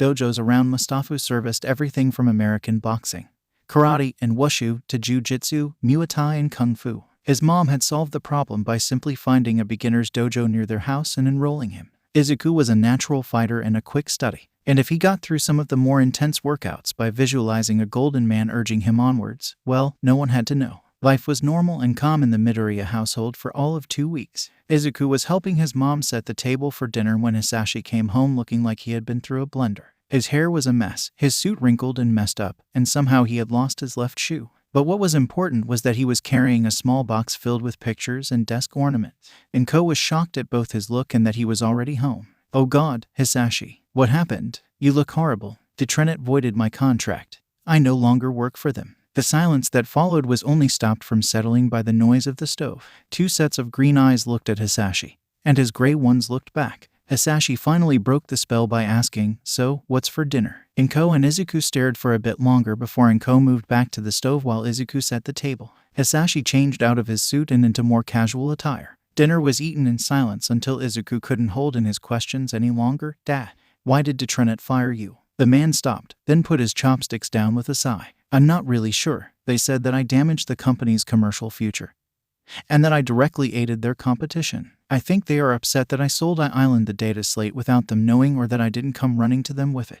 Inko huffed. Did they say anything else, honey? Hisashi looked at his dinner and pulled his lips into a thin line. You'd better hope I Island keeps you on as their lapdog, because you aren't going to find work in this field anywhere else. Inko and Izuku were still for a bit, shocked by the pettiness of such a large company. Izuku broke the silence with a grumble, bunch of asshats. Izuku. Inko whirled around, her eyes wide at the uncharacteristic words from her son. Tell me I'm wrong. Izuku stared at her. Inko couldn't find any words to counter him. Letting out a sigh, she turned back to her dinner. Let's finish eating and then talk about this situation. The family finished their meal in silence. When they finished, Izuku brewed some tea while his parents did the dishes. Within minutes, the small family was seated once more at the kitchen table, each clasping a cup of tea. Okay, honey, now, how did this happen? Shortly after lunch, I got called to a meeting with my boss. When I got there, the CEO and several members of the board were all there. They questioned me about the data slate and then started to accuse me of sabotage, as well as calling me a few choice words that I'm not repeating. Inko hummed and Izuku tilted his head, not really understanding why they would do that. So of course, I tried to defend myself, but they simply said, and I quote, any invention an employee or family member of said employee creates while said employee is under contract becomes the intellectual property of Detronet Inc.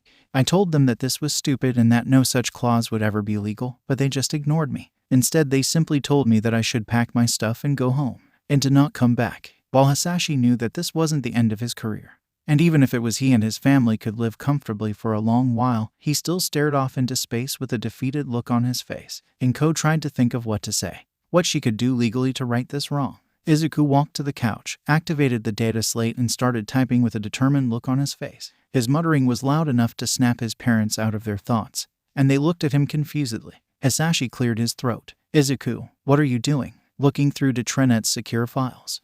Why? I'm going through their blueprint archives. If they have anything based off of the data slate or that incorporates bits of my tech, I'm getting rid of it. They didn't get permission from either you or me to use it, so they have no legal leg to stand on. It's just like one of the lessons Kelber Hal taught me while I was on Mars. If you cannot avoid defeat, then ensure that the price for victory is too steep for the enemy to pay. Inko and Hasashi shared a look between themselves as they watched their son work on the screen. Every day it seems we learn more about what our son went through. Rikiya Yatsubashi was sitting at his desk, rereading Midoriya Hasashi's personnel file. The man was almost entirely average. He had graduated from a no-name high school, was in the top half of his class at Tokyo University, middling career until a few months ago. Overall, nothing special. He flipped a page and went to his wife, Midoriya Inko. Nicknamed the Green Devil, Inko was well known in the district courts and had one of the highest conviction rates in Japan. She specialized in abuse cases, be they child, spousal, or domestic abuse. While Detronet and the other Meta Liberation Army-linked companies could absolutely afford a lawsuit from the family if they decided to sue, he knew that he would need to keep an eye on her should she get any funny ideas. Maybe Feel Good Inc. As spy satellites were up to the task. Last was Midoriya Izuku, apparently the inventor of the hypercharged battery. That had also been the reason Hasashi had gotten promoted. Rikiya nearly scoffed. To think that a 9-year-old could create a tablet with computing power greater than Omega was absurd. His meta ability must be incredible. He had barely started to read the file when one of his associates, Tomoyasu Chikazoku, burst through his office doors. Seeing a panicked expression on his face and sweat beading on his forehead, Rikiya knew he would be in for a stressful day. Skeptic, what the hell is wrong with you? Sir, we've been hit by a cyber attack. What? Our blueprint database. Everything Detronet has stored in the past few months, as well as some designs you collaborated with Feel Good Inc. 4. The thin and lanky man took a few deep breaths. They're gone. And not a scrap of code linking this to anyone. Rikiya's eyes widened. What? How? He shouted, his quirk already absorbing his stress like a sponge. I don't know. Skeptic pulled out a laptop, still pacing around. The firewalls detected the intrusion but weren't able to cut off access. They were looking for files with certain components or designs, and no matter what we did, we couldn't do anything. We eventually resorted to physically removing the drives from the server racks, but not before we lost about 50 separate blueprints. Rikiya's eyes twitched. Any chance of recovery? Not a snowflake's chance in hell. Tomoyasu tore out his hair, pacing up and down in the room. We couldn't stop even a single line of code. Rikiya's muscles bulged under his suit, his stress fueling his quirk. Do we at least have any suspects, any motives? Tomoyasu paused for a moment, then sat down and massaged his temples. No leads of any kind right now, but I do have a suspect. And, spit it out. The lanky man merely tapped at the discarded papers on his desk, right at the picture of Izuku that Rikia had been looking at. Him. But the question died in Rikia's throat before it was spoken. Right, we fire his dad and he tries to get back at us. I forgot that kid had to be pretty smart in order to make the data slate. He needed to hit something. His rage and stress were boiling over like a pot left on a stove. Without thinking, he smacked his desk, accidentally crushing it with the power of his quirk. The ornately carved wood splintered into so much kindling. Got him, Nit. He let out a few huffs, then collected himself and fixed his suit. I suppose we don't have any other backups of the lost blueprints? The other man only shook his head. Rikia let himself fall into the office chair, rubbing his chin and thinking about what to do now. Their plan had been delayed by nearly a decade, and they had definitely lost any and all chances to recruit the boy. He sighed again. Is our prototype functional? Sadly, no. He didn't even have the energy to sigh this time. He stood back up and walked to his window. Industry and construction stretched as far as the eye could see. Everything from supermarkets and apartment complexes to hospitals and schools lay in various stages of completeness. While the original distro may be dead, the nascent Metal Liberation Army lived on through him and his grand project. When this city was finally completed, those like-minded individuals that wanted to use their natural abilities freely would come flocking, and then his father's dream could be carried out. Let's fall back to our original plan. Worst case scenario, we swallow our pride temporarily and buy some data slates for my island. Hasashi folded another rejection letter and threw it into the garbage. Even after 2 months, permanent employment eluded him. Trenet had been quite effective in their blacklisting, and soon the only company left would be I Island itself. Hasashi knew that Mr. Shield would take him in a heartbeat, but leaving Izuku and his wife wasn't something he wanted to do just yet. His family was ecstatic that he was home more often, with near-weekly dinners with the Bakugos and some of their neighbors, but his workaholic heart needed employment and soon. In the meantime, he and Izuku had taken the study and turned it into a workshop. Hasashi, even after more than 2 years since Izuku had returned, was still awestruck at some of the things that Izuku created. What stood out especially were what Izuku referred to as augmetics, metal facsimiles of missing limbs or faulty organs, ranging in sophistication from simple replacements to improving upon the baseline human counterpart. Sadly, he only knew how they looked and not how they exactly worked. Still, just having a detailed drawing of it was a great help. Then, there were the weapons, which were another matter entirely. Izuku understood that they were dangerous, but he was still a kid. He truly didn't understand the impact that weapons of this caliber could have upon the world. Even the simplest of autoguns were superior to any rifle that had ever been created by any nation on Earth. At least he seemed to listen when Hasashi told him to never make any. With all the upgrades that Izuku and he had made, their new home quickly became one of the most technologically advanced places in Japan, with a security system to rival UA, and integrated technology on par with I Island itself. If not for Inko forcing them to find other things to do, as well as reminding them to eat and sleep, the two of them would easily pass the time working on whatever project Hasashi had his sight on. As it stood, Hasashi was becoming very familiar with the Imperium's technology, but he still made time for his family. Izuku, on the other hand, was progressing quite well in his martial arts classes. He was still hesitant to actually hurt anyone. His instructors applauded his dedication and hard work. Izuku sat in his room mentally going over his day. He wasn't quite sure whether he wanted to try and finish the pick taker that he and his dad had been working on or if he just wanted to take a day off. Maybe I'll just get some food and see if that helps me decide. I wonder if we still have any leftover tempura in the fridge. As he headed to the kitchen, he heard his dad on yet another work call. Izuku was fully ready to ignore it until he heard the word hololith jump out at him. His curiosity got the better of him, and he began listening in at the open study door. No, Mr. Shield. The condenser is below the power core to neutralize any spike in output from the battery. If it isn't, then it could break something important. Yes, I understand. Sure. Izuku is home. Do you need him? Did it work? Any other questions? In that case, I wish you a good evening. Thank you. Goodbye. Hasashi breathed out a puff of gray smoke, then turned around and dragged Izuku into a bear hug, squeezing him tightly while spinning around and laughing. Dad.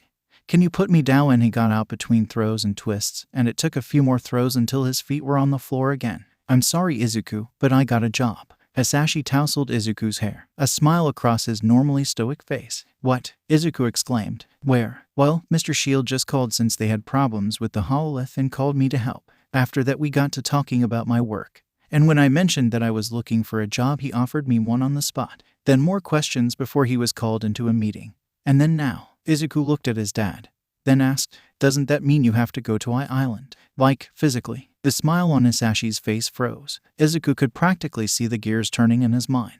"Inko won't like that." "Nope, she won't." Hasashi was right. Inko didn't like the situation in the slightest. The discussion between them lasted for several hours until Hasashi came to a compromise. Hasashi was mildly allergic to dogs, so despite Inko's dream of owning one, the family had never had one. Now, with Hasashi gone for long blocks of time, Inko needed something to keep her company while Izuku was away at school. This was quickly remedied. A few days later, the Midoriya household added a caramel Shiba Inu named Hana to its ranks. Hasashi left soon after, with a dozen hugs and the promise to return for birthdays and Christmas. He made sure to tell Izuku that he would call him if anything exciting happened involving his inventions. Ijime Soru was excited. Week after week of watching that stupid weakling Deku walk around without a care in the world had finally gotten to him. That stupid smile plastered on his face. What could he have to be so damn happy about? Whatever he did to make Bakugo stop picking on him, Soru was determined to pick up right where he had left off. Knocking Deku down a few pegs would show Bakugo exactly how weak he was. Then it would be business as normal once again. With weaklings like Deku under the thumbs of powerful people like him and Bakugo. And teleporting Deku into the air so he falls down the stairs at school would definitely knock him down a peg. Soru's teleportation quirk was so much cooler than Deku's stupid creation. Soru waited until both Deku and Bakugo were near the stairs, then marched up to him. "Hey Zuku, poke." Now, there are two things that Izuku and Soru would really have liked to have been aware of. First, he would have liked to know that travel between dimensions often results in unexpected complications. When a person has spent enough time in a dimension that isn't their own, it creates a sort of cosmic draw that pulls them back to it. Normally this isn't strong enough to do anything on its own. The energy of a person's native dimension is more than enough to keep them anchored. Second, he would have liked to know that while he was being teleported by Soru's quirk, he was no longer affected by his native dimension's energy. So when young Midoriya Izuku was sucked up by Soru, he felt a strange feeling akin to a fishhook attached to his soul. Instead of the normal result of Soru's quirk, he was suddenly and violently pulled far off course, away from Aldera Middle School, away from Japan, away from the very planet Earth itself, and towards a similar, but very different Earth, known to her inhabitants as Terra. As the colors streaming past his face formed into recognizable shapes, his vision became occupied by a large red glass eye set into golden metal. After a bit less than a second, his momentum slammed him into the object with the force of a car crash. An angelic voice washed over him as he faded from consciousness. This shouldn't be happening, Soru thought to himself as he stared ahead. Deku went through the portal just like everything else that I've ever used my quirk on. So why is his backpack here and not him? Izuku's backpack lay slumped on the floor where it had fallen from the exit portal. His pencils and assorted supplies scattered about on the floor. It almost mocked him with its emptiness, splayed out on the floor as it was. "Hey Soru," Bakugo growled through his gritted teeth, sparks popping off in his hands. "Where's Izuku?" I don't know," Soru cried out, his heart threatening to pound out of his chest in fear. "Wrong answer, you bastard. Die." Soru's world was engulfed in fire. Inko laughed at Mitsuki as she spun a tale of when Katsuki was a kid first discovering his quirk. It wasn't quite as cute as when Izuku's quirk first came in and he began making All Might figures to give to his classmates. But accidentally lighting his bed on fire was much funnier. She loved when her schedule was free and she could visit with her best friend and relax. Ever since Katsuki and Izuku had started being friends again, the two families had grown ever closer together. She was having such a good time talking to Mitsuki that she almost didn't notice Masaru walking into the room with a nervous look on his face. "Honey, we have to pick up Katsuki from school early. Inko, you should probably come too." Inko and Mitsuku exchanged a nervous look before Mitsuki spoke up. "What did our brat do? It's been so long since we had to go and fetch him. He got into a fight. Apparently it was so severe that the other child is missing a tooth." "Did the principal say why?" She grumbled. "I don't know much, except that the fight involves Izuku somehow. It's why I think that Inko should come too." That made Inko perk up. If something happened to Izuku that made Katsuki get into a fight, then reason stood that it was probably serious. Katsuki hadn't been in a fight since shortly after Izuku had gotten back, around the same time that he and Izuku started being good friends again. Nodding her agreement and grabbing her purse, she walked with them to the train station. Once they arrived at the school, Inko and the Bakugos sat down with the principal, Katsuki, and the child he had gotten in a fight with while they waited for the child's parents to arrive. Katsuki was still immensely angry, with Mitsuki having to physically restrain him from hurting the child again. When the parents did finally arrive, the 6 adults and 2 children sat in an uncomfortable silence for several minutes until the principal quietly coughed into his hand before clearing the silence. Well, now that we're all here, why don't you tell us why you and young Soru were fighting, young Bakugo? That fucker. The anger and vitriol in Katsuki's voice was enough to make all but his parents recoil instinctively, used his quirk on Izuku, and he never came back. The three adults took a moment to look at each other, confused as to what he meant by that. Inko suddenly stood up straight with a horrified look in her eye. Your quirk, it wouldn't have anything to do with teleportation, would it? Please say no, please say no, please say no, please say no. The young child's breath hitched. How did you know? Inko's heart shattered. Her boy was gone. Again, she wanted to cry, she wanted to scream, she wanted to lash out in grief and do any number of other things. But she didn't, because she knew deep down that Izuku would be back soon. And if he had been sent to where he was before, then he'd have the Emperor to protect him until then. Besides, she had a school to sue. So Inko simply rubbed her forehead, muttered a short prayer for his protection under her breath, and spoke up in her most authoritative lawyer voice. Principal Futakito, do you have security footage of what happened? Maybe we could see what happened to Izuku, what went wrong. The man, who was well aware of Inko's day job, fidgeted nervously in his seat before answering. I'm sorry, Mrs. Midoriya, but the only security cameras are around the perimeter of the grounds and at the entrances. We only have the witness testimonies of Bakugo and Soru. She sighed in exasperation before turning to the child in question, an ice pack over his right eye and dried blood around his mouth. She had a very simple question for him. Why? Soru's explanation did nothing to lessen the anger that Inko was feeling, nor did it endear him to any of the adults present. Inko told the principal that if Izuku didn't return soon, she would be inclined to report this as manslaughter or assault to the police, with negligence attached to the school for allowing it to happen in the first place. Soru's parents, for their part, profusely apologized to Inko and stated that they would be sending him to a counselor, social stigma be damned, for as long as it was necessary. After several hours of talking and a very quiet train ride home, Inko was back home with a cup of tea in her hand.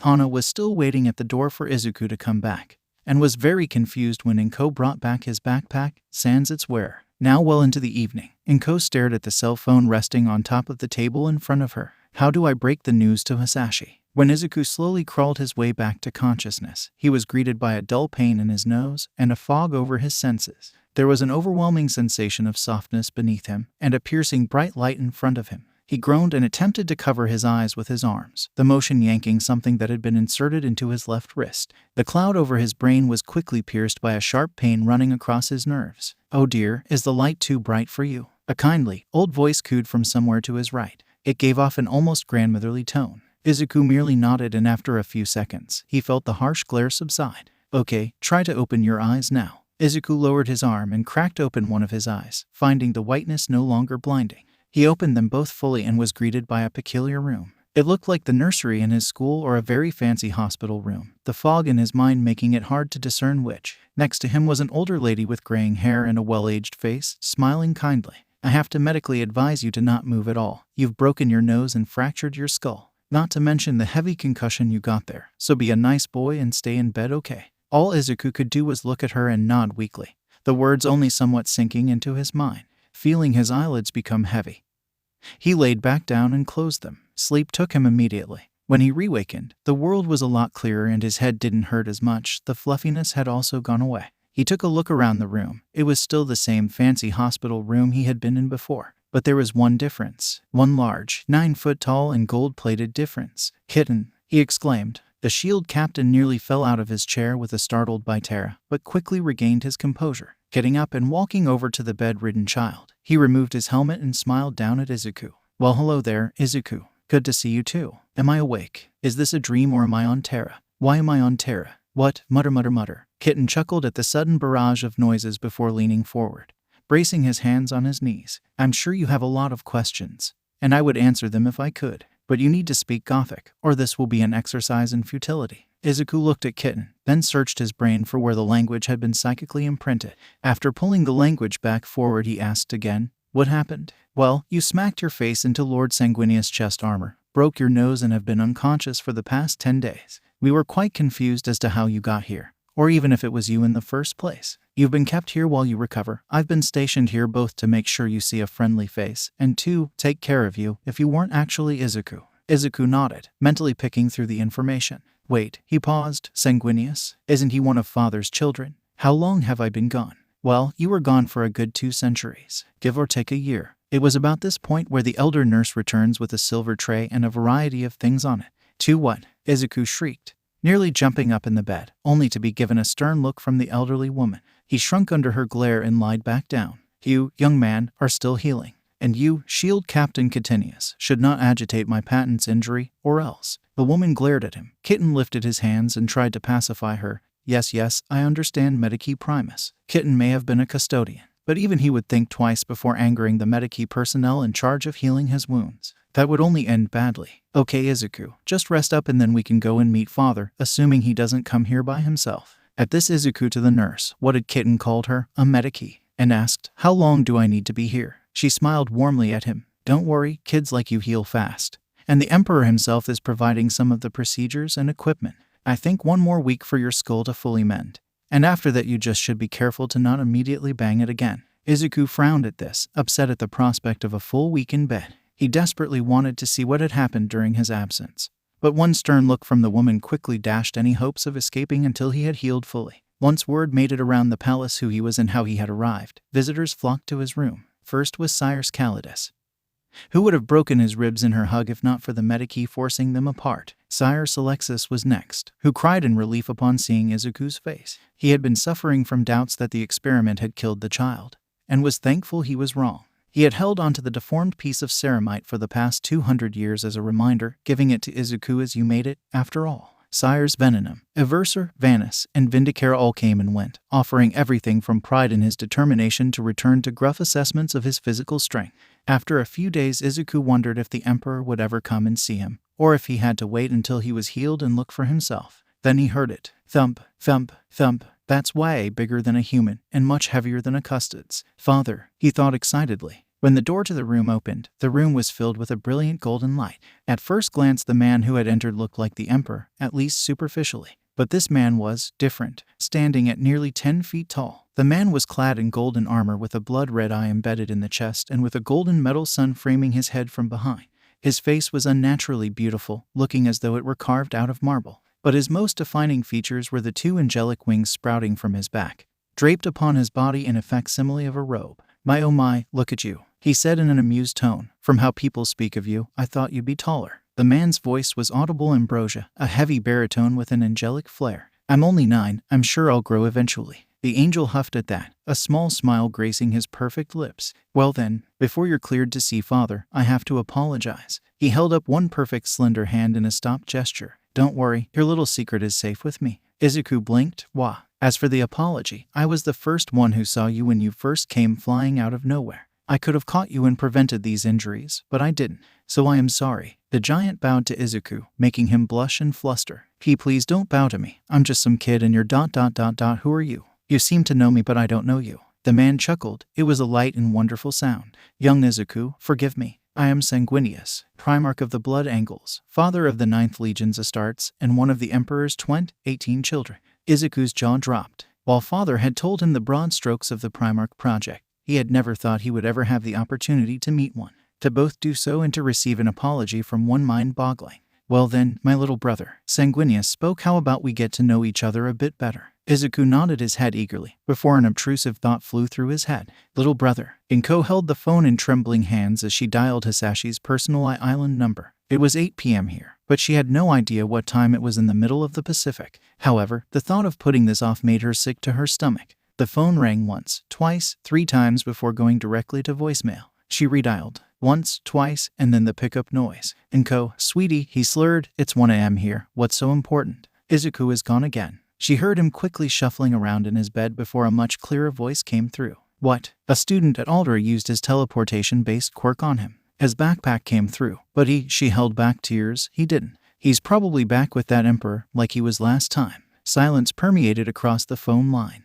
She could hear Hasashi fiddling with his glasses as he so often did when he was nervous. I'm coming home. Inko's eyes widened. Now, like you said, it's 1 in the morning there. In Hana. That is our son, Inko. I can survive itchy eyes and a cough if it means you're taken care of. Inko's heart swelled. I love you. I love you too, honey. I'll put this in as a family emergency and can be home as soon as tomorrow afternoon. After the nurse had finally allowed him to get out of the bed and walk around again, the first thing Izuku did was rush to the Emperor's chambers. After meeting All Might, he realized just how much he missed the Golden Man. Everything from his All Might action figures to his posters reminded him of the surrogate father he once had. Kitten humored him by simply walking next to him. Despite Izuku sprinting at full speed, Kitten only had to take ever so slightly bigger steps to keep up. As Izuku eventually slowed down to a walking speed, Kitten brought Izuku up to speed on the state of the new Imperium of Man. Izuku learned that 215 years had passed since Sire Selexis sent him back home. All 20 Primarchs had been found, though only 18 were active. When Izuku asked what had happened to the other 2, Kitten merely grimaced and said that it was better not to talk about such things. What Izuku was the most pleased to learn, however, was the fact that the Great Crusade was well underway, with the Imperium encompassing nearly 70% of the galaxy. Finally reaching Father's chambers, Izuku took a moment to calm his breathing and slow his heart rate. It would do him no good if he gave himself a panic attack before meeting the Emperor again. Giving Kitten a nod, the custodian turned and opened the massive door. "My lord, I have someone you would like to see," Kitten announced loudly. Izuku hid behind the door, a massive smile already on his face waiting for the signal to enter. He had to cover his mouth with his hands to not giggle. He could almost hear the smile in Father's voice.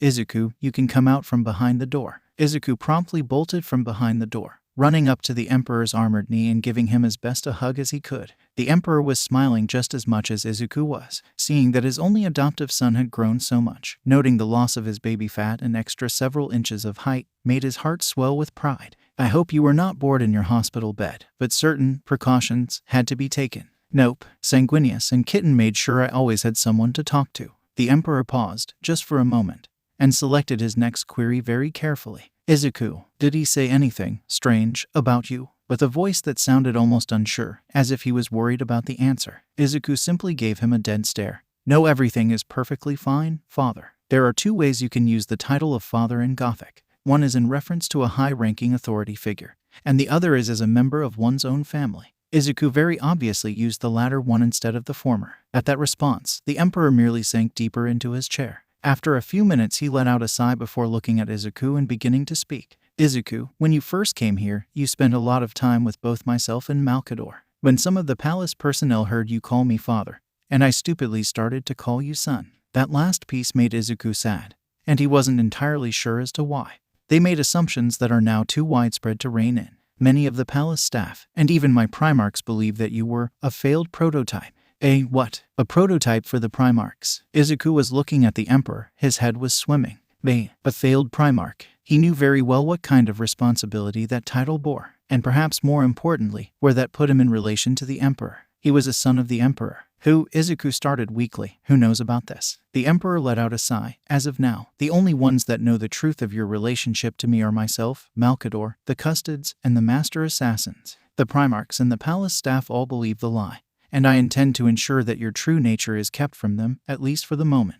Izuku's eyes widened, and the Emperor's mouth widened into a grin. "Well then, I think it is time that you should meet the 3 of your brothers that are on Terra, don't you think?" With that, he picked Izuku up and carried his muttering form with him to the Sanctum Imperialis, his booming laugh bouncing off the walls. As the Emperor carried Izuku around the same way as he had before, even with Izuku's mild protests, he asked about how Izuku's life was back home. Izuku very happily told the Emperor everything, from the fate of Blooper to his rekindled friendship with Kakin. The Emperor listened attentively about the rambling, filing away any knowledge of these quirks that the heroes Izuku talked about possessed. Izuku then started talking about All Might, and the Emperor was quite proud that Izuku said that they looked quite similar. If this All Might was half as heroic as Izuku said, then he was proud that his psychic visage shared a face with the man. As Izuku talked about his parents, the Emperor had a thought and felt the need to interrupt the green-haired child. "Izuku, you do know that we can send you home at any time that you wish. I can replicate the psychic signature of the portal that sent you home, so we are no longer reliant on Sire Kilexis." Izuku looked up to the Emperor with a pensive look before responding. "Don't send me home, not yet. Last time I was only gone for around 12 hours. My mom and dad might be a bit worried about me, but they'll also know that I'm safe here." He looked down at the ground in an attempt to hide his face. "And I really missed you." So Izuku's Earth has a slower flow of time, the Emperor thought. Then aloud he said, "Then, perhaps a few weeks or months here will do you some good. But you do have to go home eventually, understand, Izuku? I refuse to cause your assumedly wonderful mother any unnecessary stress." Reaching the end of the corridor, he opened a door to his left, stepping into a massive meeting hall. Standing around a table were Sanguinius and 2 people who could only be his brothers. "Father," the gruff, white-haired one said, clad in sturdy and resplendent golden armor. His face bore the stern mask of stoicism. Izuku could tell, even from this brief glance, that the man rarely smiled. "Ah, father, you have arrived," the dark-toned one said with a smile. Taller than both of his brothers, he radiated positive energy and physical strength in equal measure. Two fire-red eyes shone from a coal-black face. "Welcome, father. We have waited for you." Sanguinius bowed deeply, his wings adjusting themselves into a kind of salute. When he rose back up, he flashed a sharp-toothed grin at Izuku. Izuku didn't even get out a hi before the black one spoke up. "Dawa, Rogel, come look at this child. He is so small that he looks like a small, green-haired puppy." The black-skinned giant exclaimed excitedly. "This child is not a dog, although he is smaller than a baseline adolescent human," the one apparently called Rogel retorted, his voice thoroughly unemotive. Now, brothers," said Sanguinius, "let us first introduce ourselves to our sibling, should we not?" The pair looked at him before agreeing. The stoic man spoke first. "I am Rogel Dorn, Praetorian of Terra and Primarch of the 7th Legion Astartes, the Imperial Fists." The black-skinned man almost shouted at Izuku in excitement. "I am Vulcan, Primarch of the 18th Legion Astartes, the Salamanders. I am most pleased to meet you, littlest of brothers." Hello. I'm Midoriya Izuku, He was unsure what to say now. He had learned about his origin fewer than 20 minutes ago, and was now expected to lie to 3 Primarchs. Lucky for him, Dorn spoke up. "You must be our primogenitor. It is a pleasure to finally meet you." Izuku balked. "Primogenitor?" Dorn nodded. "A proof of concept, or a test bed, similar to how I create scale models of my architectural plans before implementing them, or how our brother Gulliman creates theoretical answers before working on practical solutions." Izuku understood the concept, but he needed to change the topic of conversation before he was forced to lie to 3 superhuman. If it's not a bother to you, how did you meet father?" Izuku meekly asked them. "When he spoke with me 2 centuries ago, he mentioned that all of you were lost to him." The 3 men looked at each other, silently talking with each other. This time Sanguinius spoke. "Well, I was giving a speech about the future of my clan, the Blood, on Ball Secundus when father arrived. I almost stopped my speech when I saw him, but he motioned me to continue. After I had finished, I simply walked up to him and greeted him." The last part was said with a mild chuckle. "I had received a vision that he would be there, so I recognized him immediately. I was most thankful when my most trusted warriors from my clan were allowed to join me in the Great Crusade as some of the first Blood Angels." The smile that decorated his perfect face at the end of the story was almost divine in Izuku's eyes. His voice was, fittingly, angelic, and yet it carried a firm and authoritative tone. Whenever the man spoke, it was like hearing his mom sing, and he found himself hanging off each and every word he said. Next was Vulcan. The man looked like he would be more at home in the world of Izuku's birth, with its quirks and mutations. Izuku was fairly certain that humans did not naturally have skin the color and texture of coal, nor fire-red eyes that seemed to glow with heat. In stark contrast to his almost demonic appearance, his smile shone like a lighthouse, and his bubbly personality did much to ease Izuku's anxiety. "Papa and I fought for 8 days, doing all sorts of things as part of one of Nocturne's ceremonies." He started to list them off by counting with his fingers. There was the anvil lifting, then the spear throwing, then the stone breaking. The usual stuff. But then, Vulcan spoke with a sudden reverence in his voice, then there was the magma drake hunt. We went out and competed to hunt the biggest drake we could find.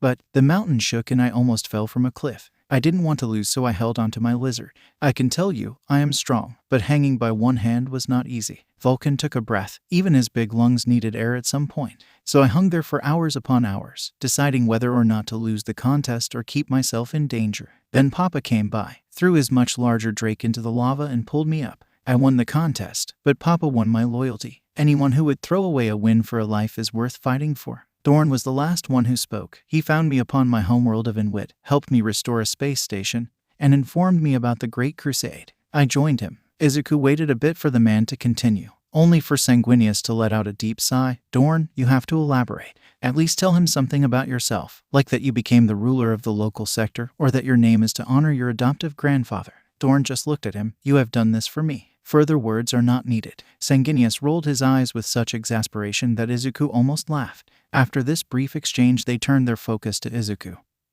who was still sitting on the Emperor's elbow. Feeling heat creeped into his face at the attention he suddenly had.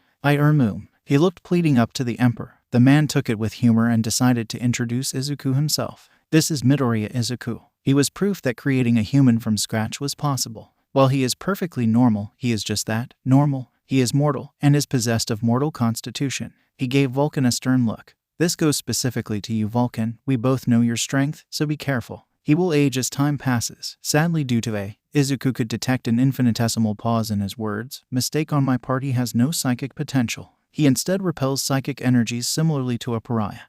Yet he can reach across the Imperium to snatch objects and make them appear in his hands. Izuku started to think, putting one of his hands on his chin while styling his head.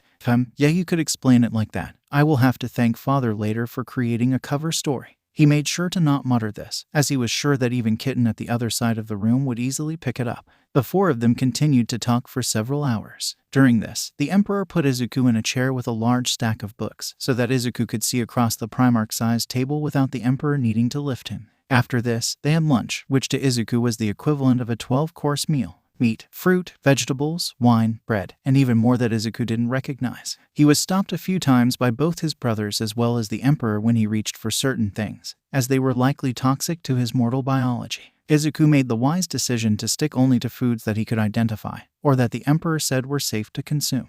They talked with almost no end, until Izuku started to feel tired and began to mildly nod off. Despite his protests, Kitten picked him up and brought him to his old room. Everything had been left exactly the same since he had left nearly 200 years ago.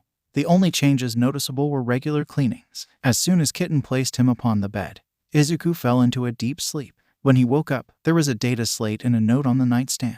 The note stated that important information on the crusade, as well as information on his 18 brother Primarchs, were located on the data slate. Izuku took a curious look at it before opening the files on his surrogate brothers. He wanted to know all he could about them, and he was never one to turn down the opportunity to analyze and learn about a topic. Izuku had only just started reading when he heard a knock on the door of his room. Young Midoriya, am I interrupting something? Izuku almost laughed at the awkwardness with which the Emperor spoke. Even after all this time, the Emperor was still unsure how to treat a surrogate son who wasn't a 9-foot-tall demigod.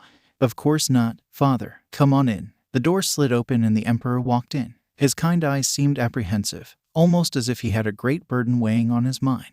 Young Midoriya, do you have a moment to spare? Izuku turned off the slate and sat up, giving a curt nod. Is something wrong, Father? Not necessarily. I have just gotten back from a conversation with the Master Assassins, Captain General Constantine Valdor of the Custodes, and First Captain Sigismund of the Imperial Fists regarding you, your future. My future. The Emperor looked at the boy, a neutral expression on his face. Yes, your future. Tell me, young Izuku, do you still dream of becoming a hero when you return to your world? Izuku was confused. Can't you just read my mind like you did when I first arrived here, way back when? Is this a trick question? The Emperor grimaced. Alas, I cannot. Maybe if you were freshly arrived again, your body and mind still awash with the energies of the Imperium. But that is not the case. So please, indulge an old man and his questions. Izuku didn't even have to think about his answer. It's all I've ever wanted.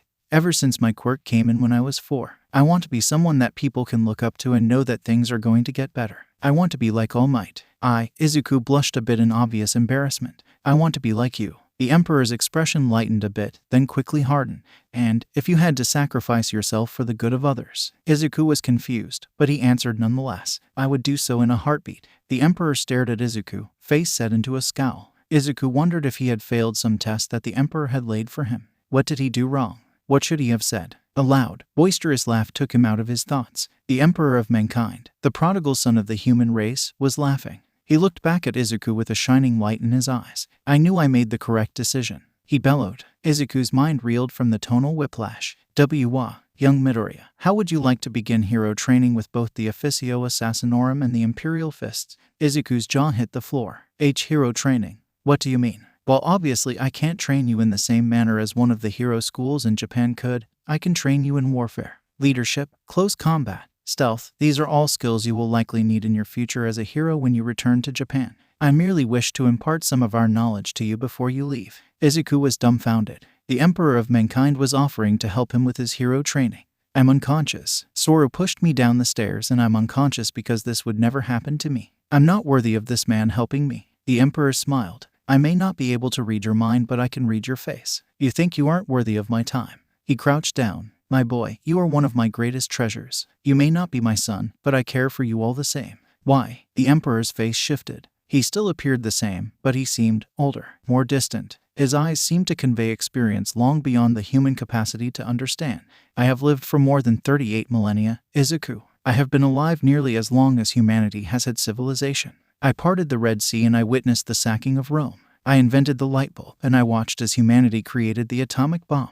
I saw the Terran Federation conquer the stars and I stood by helplessly as Old Night conquered them in turn. I am not human, not truly. He placed his hand upon Izuku's head and ruffled it affectionately. So a reminder from time to time is always good. Izuku didn't know what to say. Actually, he did. Looking up to this incomprehensibly old man, he stared into the glowing golden eyes. Father, I would be honored to train with the masters and the fists. As the emperor smiled, Izuku knew that this was going to be one of the biggest decisions of his life. And he was more than ready. Izuku was not ready. He was to train with each of the masters for around 3 months each. The emperor had told him that he would not receive any augmetics unless he absolutely needed them, or if he was seriously hurt. As a result, he would never be a true assassin. And the training had been eased accordingly. Izuku still felt as though he was dying. The first master to train him was Sire Vindicare. Sire Vindicare was in charge of teaching him marksmanship, as well as providing him the basics of stealth training, acrobatics, and strength training. Then Sire Calidus would take over from there. After that, Kelber Hal would give his body a once-over to see how he was progressing. And then he would start training with the other master assassins and the Imperial fists. All the while, his pillow would be replaced with a device that would aid him in his studies, as Sire Vindicare put it.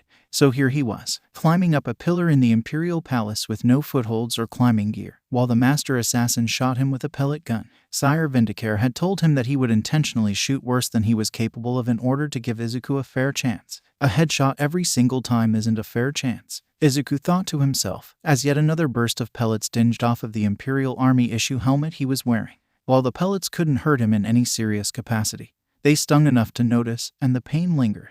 It also didn't help that the helmet was about 2 sizes too large, each pellet impact spinning it around his head one way or the other and obscuring his vision. After what felt like an eternity, he finally reached the ceiling. Unsure what to do now, he looked down and yelled at Sire Vindicare. What now? There is a second pillar to your right. Jump on it and then climb down. Izuku had to move the helmet around a bit to see the pillar. Looking at it already made him feel dread. The pillar was even smoother than the one he was on, and was a good 5 meters away. Doing some quick math, Izuku figured he would be falling for 4 to 5 seconds before he came into contact with the pillar. This meant he would strike the pillar at nearly 100 kilometers per hour if he hit it at top speed. Just don't think about the possibility of immediate death and I'll be fine. I'm not getting any younger down here. Hurry up, we still have a lot left to do today. Was hollered up from below. Izuku took a few deep breaths, readied himself, and jumped up and back as hard as he could. He managed to get up a bit before gravity took hold of him, and then his way went downwards. He horribly undershot, and on top of that had miscalculated the angle of his jump,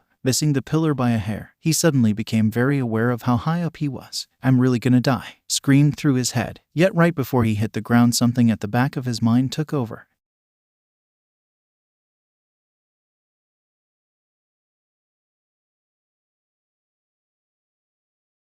Just as the thoughts were over, he realized that he was standing, a bit ruffled but unharmed. He first looked at his hands, then over his shoulder at the top of the pillar where he had just been. A hearty pat on his shoulder pulled him out of the confusion. A big grinning Sire Vindicare was looking at him. See, told you nothing would happen. But what happened? First I'm up there, then I'm falling, and now I'm standing. Ah yes, that'd be the hypno-indoctrination training. Izuku blanched. The what? Sire Vindicare looked down at him. You know the machine we replaced your pillow with? That's it. We use a similar version for our starts, though the Emperor demanded we remove the emotion suppression sequences for you. Something about not removing humanity, but improving it or some other such thing. Izuku simply stared ahead, quietly taking stock of what Sire Vindicare had just revealed. It does a lot, the man continued, but it's not perfect, so practical experience is still needed or you're going to make a potentially fatal mistake. Izuku nodded again, trying to figure out what in his mind had been altered or added, but finding nothing. Okay, he clapped his hands together. Now that you are nice and warmed up, let's start the actual training, he said with an almost sadistic smile. Is it too late for me to fall to death? Izuku thought. The physical and marksmanship training weren't even that bad. Once he grew accustomed to wishing for death every few minutes. The first part of his training consisted of teaching Izuku how to use a firearm, since owning a gun in Japan was almost unheard of. For this, Sire Vindicare took Izuku to a shooting range in the Vindicare Temple. A servitor held a large rack containing many different types of weapons. Everything from a las pistol to a heavy bolter could be called up with the right command. 2 servo skulls carrying wooden humanoid outlines hovered at the end of a long enclosed corridor. Okay Izuku, I'm calling up a las gun and a las pistol, Sire Vindicare said as he punched in a code. Weapon cases cycling until the weapons popped from the servitor's racks. They both function similarly, and I'll also be using them to teach your standard firearms safety. The master held up a finger. First and most important rule. Any and all weapons are considered loaded at all times, no matter what. No matter the type, no matter the situation. They are loaded. He specifically stressed the last few words. Even if there is no magazine in them, you treat them as if they are loaded until you can verify that they are empty. Understood. Izuku nodded, writing down notes in a data slate. Okay, now he picked up the last gun. This is a power pack. He picked up a rectangular battery. These hold enough energy for 600 standard power shots. This is how you load one. Sire Vindicare slotted the power pack into a hole on the underside of the weapon, lining up a plug on the top of the battery with an outlet in the hole. After a few seconds, a light on the battery lit up red and a soft hum emanated from the weapon. He handed a last gun and power pack to Izuku. You try. Izuku mimicked him. Finger off of the trigger. Sire Vindicare moved Izuku's hand slightly lower down the grip.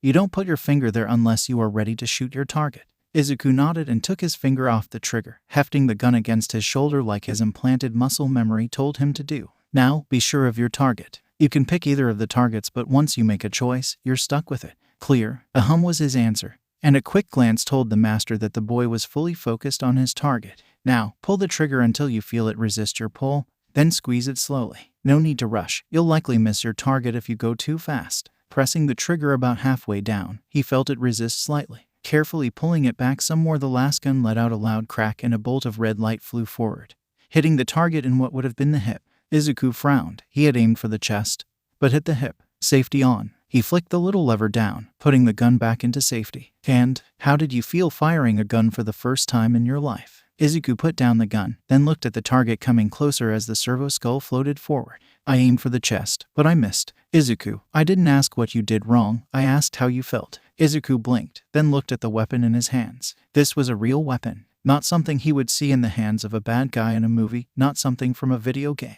He had just fired a real weapon, a weapon that can easily kill or maim if you weren't careful. And he had complained about missing the target. Maybe after this was done he'd ask the Emperor to explain how hypno-indoctrination worked. I'm not sure. I mean, I know what I just did, but it doesn't feel like you just could have taken a life right. He looked towards his teacher, then nodded. Yeah, firing at targets, it's almost too easy. Do you want to stop? The Emperor was quite clear that we aren't to force you to do anything you don't want to. I think we should continue. Even if I never fire a weapon, knowing how to use one, it's a useful skill to have. A smile spread across Sire Vindicare's face. Good, I was hoping for that. You are going to keep shooting until you can hit the target reliably. After that we are going to move up to slug weapons. They are a lot more dangerous since the projectiles create recoil when they are fired, rather than a bolt of energy like a lost weapon. It took Izuku about 3 hours and half a dozen power packs until he was happy with his accuracy. Then with a grin he was told that he has to take the gun apart, clean it, pray to it, and then put it back together. When he asked Sire Vindicare why he had to pray to a machine,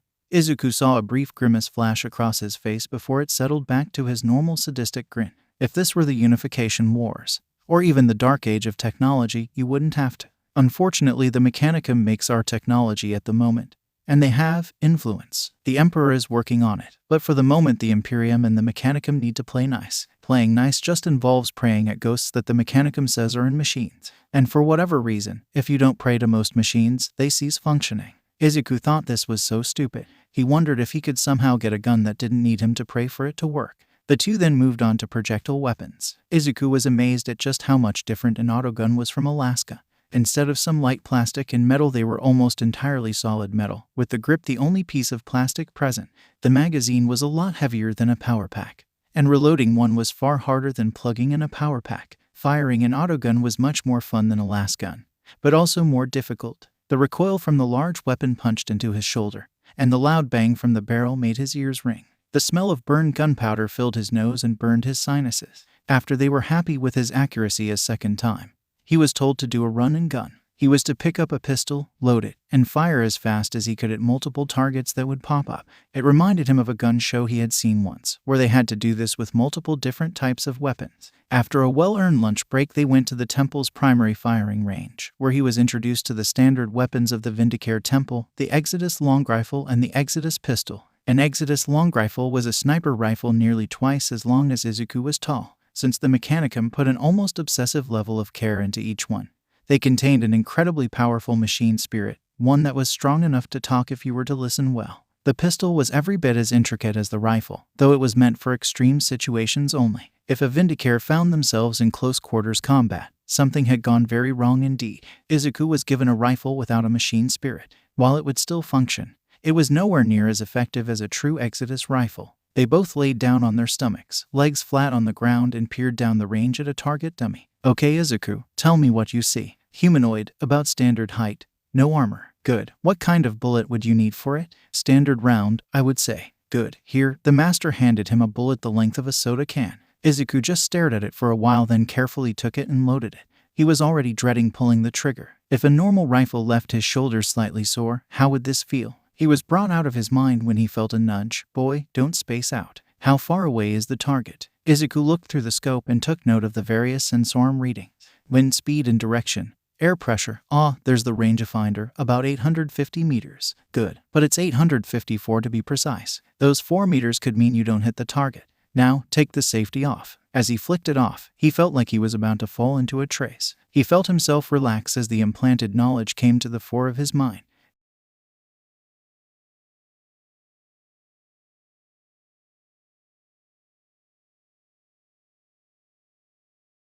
He saw the bullet fly, a nice yellow dot that flew first up and then down, striking the target right in the chest. Good hit. Next target. Vindicare pushed a button on a control panel next to him. The target dropped into the ground, and a different one popped up in its place. Same as before. What do you see?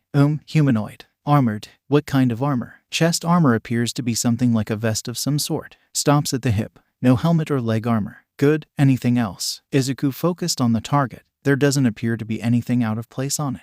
After a few agonizing seconds, he saw the difference. It's substandard height, and a bit more bulky than normal. Good. Ammo type. Still normal. I know it can pierce most body armor. That's right. Here. Izuku pulled the lever back, the empty casing shooting out of the chamber and landing on the ground with a hiss. He inserted the new bullet, then pushed the lever closed. He repeated the steps from his previous shot, finding the range, lining up the target, and then pulling the trigger. He aimed a bit higher than his previous shot, hoping to hit the target where the head was. Tracking the yellow glow of the supersonic round, he watched as it impacted the head of the mannequin. It exploded into a shower of wood and plastic, with the neck and chest being heavily damaged. Izuku muttered a curse under his breath. He knew that these weapons were strong, but taking off a head was a bit much. Very good shot. That's the level of proficiency that I want to see from now on. Well shit. They continued to fire at the range until it was time for dinner, and then again until he went to sleep. Vindicare told him that he doesn't have to clean the rifle since that would take too long and was a bit too complicated for him right now. This continued for the first month. His morning started off with climbing a random pillar and jumping to a second to climb down. Then he would run until he couldn't anymore, followed by strength training. After lunch was range time, followed by dinner, and then sniper practice. His second month was filled with acrobatic training. Acrobatics were simple, so long as he didn't fall. Izuku silently wished he had an agility quirk or speed quirk. They would be able to make this training a breeze. As it was, his muscles and joints ached from the parkour training, day in and day out for nearly 3 weeks of running up walls and jumping between buildings. His third month's training, stealth, was the real kicker. Learning how to walk silently took an agonizing time. His initial training consisted of him being told to walk down an empty corridor, grab a small envelope, and then walk back. What he wasn't told was that there were noise sensors hooked up to heavy stubbers, modified to fire pellets instead of actual bullets. After the disaster that was his first try, he received some rudimentary training. Walking quietly was a pain, constantly at risk of tripping over his own feet. The first 5 times he was sent to the medikey on a stretcher, the medikey nurses rubbing healing salves into his bruised flesh. Once or twice he caught one of them staring at him with a sort of reverence, and he heard them call him Lord Primarch under their breath more times than he could count. On the 6th try, he only triggered 9 of the guns instead of all 10. By the 21st try he didn't trigger any. After 40 he was no longer sneaking around but walking normally, his footsteps silent to the targeting systems. One day after grabbing the envelope and presenting it to Sire Vindicare, the master clapped him on the back. That's probably going to be your last one. Good job, kiddo. Now, open the letter and read what's on it. His teacher exclaimed, his sadistic grin promising pain and agony. Swallowing in nervousness, he opened the letter, and it was a neatly written congratulations, and said that he had the rest of the month off. Izuku deadpanned. It was the last day of his 3rd month. He had taken the entirety of the month just reaching the letter. This vacation was already over. Looking at the bottom of the letter, he saw the personal seal of Sire Calidus, and a small note stating that she was to be his next teacher. A small, almost imperceptible shiver of dread made its way down his spine. Oh, this is gonna suck, Izuku thought. He was apparently wrong. The Calidus Temple's method of assassination relied more on social training and impersonation rather than base marksmanship. As a result, his beginner's training would consist of catching lies in conversation, as well as character, method acting, and basic infiltration training. It was a mixed bag for Izuku. The personality analyses were incredibly easy. After all, he had been analyzing quirks since he could write, and a person's personality was even more overt in some ways. The acting was more of a challenge. Izuku had never done any sort of performances. No drama club in school, and no playing pretend beyond pretending to be All Might when he and Kakin laid heroes and villains when they were kids. All the minutiae of pretending to be someone that you were not was new to him. One day, Izuku walked into the practice room to see Sires Calidus speaking with a very pretty young woman around Izuku's age, clad in the robes of the Calidus trainees. Most of her features were hidden save her long raven hair that was done up in a ponytail. Mistress Calidus, whilst I'm honored to receive a summoning of yours, I don't understand the reason for this. Calidus saw Izuku as he walked in. Your reason has just arrived. You and I will be acclimating my trainee with the ins and outs of speaking to people. The girl turned and looked at Izuku with blank but beautiful eyes. Then with a shimmer of what he guessed was recognition, she bowed deeply. I am honored to be in your presence, Lord Primarch. My name is Vania. Izuku responded with a series of squeaks as his brain ground to a halt. He was used to talking to Sires Calidus, but that was a far cry from a girl seemingly close to his own age. Finally, his brain thought enough for him to get a sentence out. And no need to bow. We are here to learn, so please raise your head. He looked over at Sires Calidus, who had a wide smirk hidden behind her hand. Why have you betrayed me, teacher? Calidus knew already that he was terrible with girls around his age and that she decided that she would correct that issue in her own way. Primarch Midoriya, Sires Calidus said, lying through her teeth. Trainee Vania will be training you for a few weeks before she departs on her first assignment. Listen to her as if she were me. Izuku nodded, and the master assassin turned to the girl. Trainee Vania. The girl in question straightened up into a salute. Primarch Midoriya is many things, but an expert at interacting with mortals is not one of them. Your task is to help acclimate him to the minutiae of speaking with people who are not his father. The girl nodded. I won't let you down, teacher. She turned to Izuku. Come, my lord Primarch. I am honored to be your tutor. It took Izuku a bit to warm up to the girl, but after he was glad he had the opportunity to make a human friend. He also got a better look at her during the training. With onyx eyes and long black hair, she looked much older than she was, and carried herself with such self-assurance that Izuku wondered if her parents had been some sort of nobility. Vania was also easy to speak to, even if she was a bit over-polite with him, and was generally a joy to be around. She was also very good at explaining things, where to look when someone tells a lie, how to mimic someone faster, or how to make a distraction if someone suspects you. Not quite as good as Sires Calidus, but Izuku treasures the training all the same. After several weeks, the departure date for Vania's mission arrived, and it was time to say their goodbyes. Izuku thought for a while, then created a little necklace, a golden star encased in blackened steel. It was a simple thing, nothing really special. Vania took it with great hesitation, and promised to value this as an heirloom until the day she died. Sires Calidus had to cart off the sputtering, beet red Izuku as Vania giggled in the background. Calidus of course teased him about this endlessly outside of training. It was only then when he realized that a full month had gone by and that the next part of his training was beginning. Catching the lie was horrible. Calidus would sit opposite him, hands in her lap and eyes dead. She would then speak two conflicting statements in a monotone voice that betrayed no emotion, while sitting as stiff as a statue. For the first several days his guesses were little better than chance, guessing the lie and truth in equal measures. He wasn't allowed to ask follow-up questions, and was on a rather short time limit. He kept focusing on different things, trying to feel her pulse to see if it quickened, trying to see if her hands would shake, feeling her breath to see if it hitched. Nothing worked. Then, after nearly 2 weeks of trying and failing to find a link, Izuku made a breakthrough. When Sires Calidus lied, her pupil twitched almost imperceptibly. It was faint, and he could have tried to look for months and never found it, but it was there. Your eye twitches. Sires Calidus smiled. Excellent. Different people have different tells when they lie, but eye movements are among the most common. We'll practice for a bit more, and then I'll up the difficulty. True to her word, they did practice more. Now that he had a baseline to work with, Izuku was getting better and better at sussing out lies. With the eye information acting as a backup, he was finding more and more tells. The slight wavering of her voice, the almost invisible shifting of her body, as she lied more convincingly. He discovered new ways of determining the truth. Eventually, he was even able to tell when she was lying without even looking at her. His final test was to sneak into Luna and take a picture of something important, utilizing both the stealth training from Sire Vindicare as well as Calidus's training.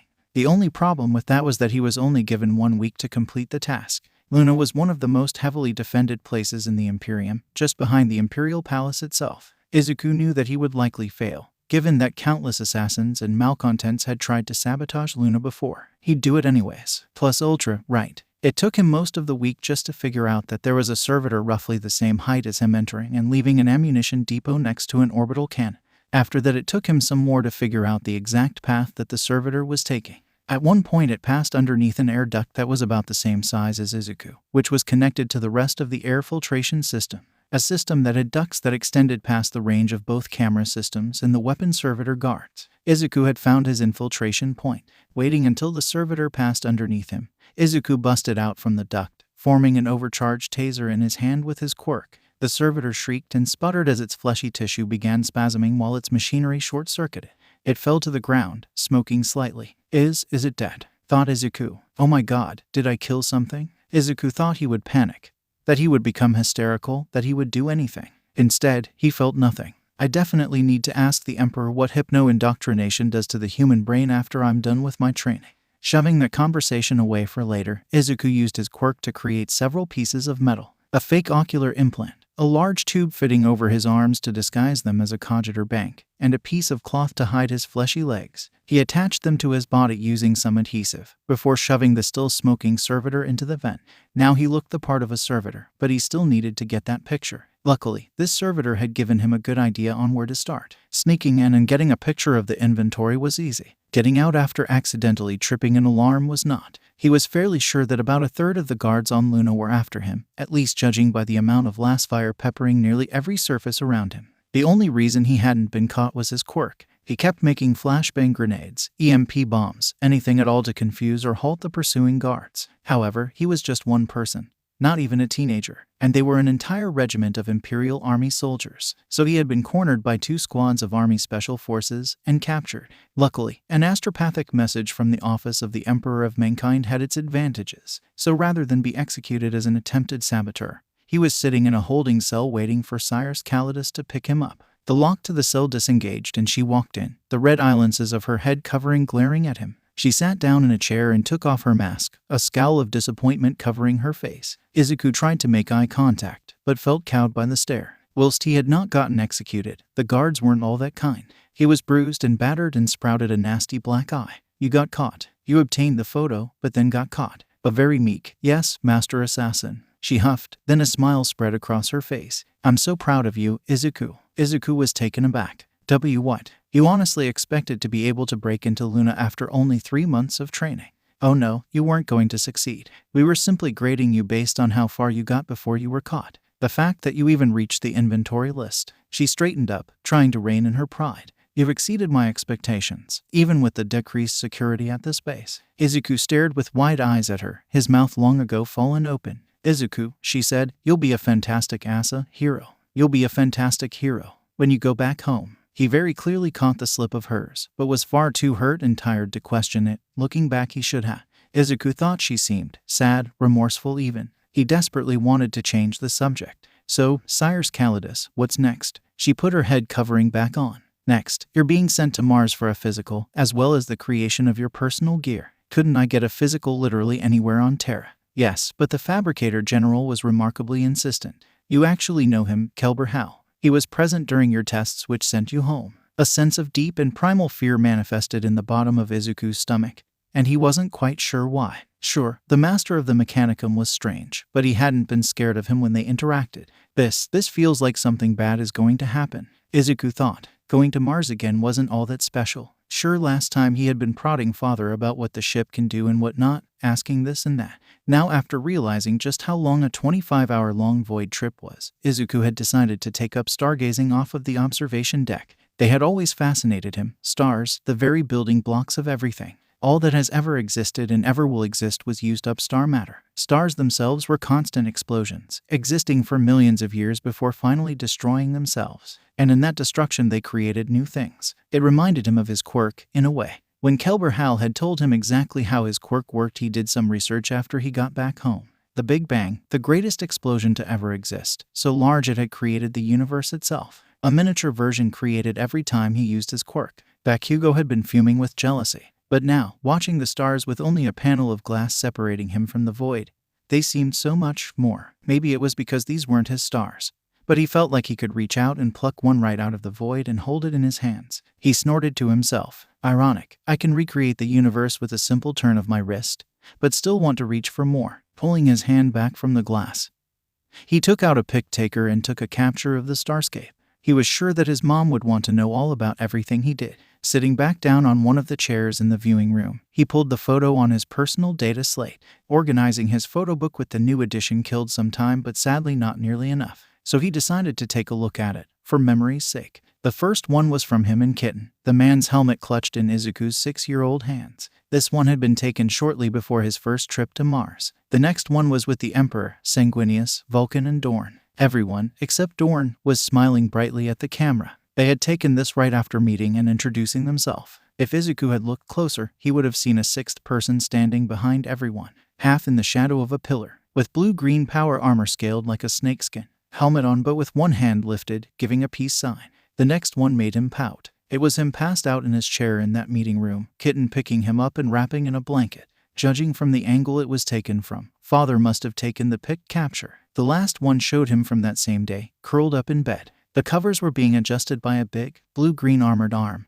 Izuku did not remember this, nor did he recall ever seeing that armor before. How is that? I don't recall meeting someone in blue armor. After that one showed the first day of training, taken by Master Vindicare. It showed Izuku lying on the floor after cardio training, panting hard and clear sweat marks in his clothes. There were some more of him just goofing around with either Sanguinius or Kitten. Some others showed the palace. Now that he was actively paying attention, the blue guy was in almost half of all of them. Sometimes he was doing something else, but most of the time he was looking directly at the camera. He switched to the list of Primarchs, since no one else would have enough authority to get everywhere where he had been other than them, or perhaps father. He scanned the list for a few seconds, then found a match, Alpharius. But according to the data that he had, he should be on the crusade. Deciding to shove that up into the same talk as the hypno training with father, he looked out of the window. Mars was already gleaming in the distance, a steel-gilded ruby set against the obsidian of space. Subject designate, Midoriya Izuku. Welcome to Mars. I have waited for you. Izuku hadn't even touched the red sand of Mars before Kelber Hal accosted him.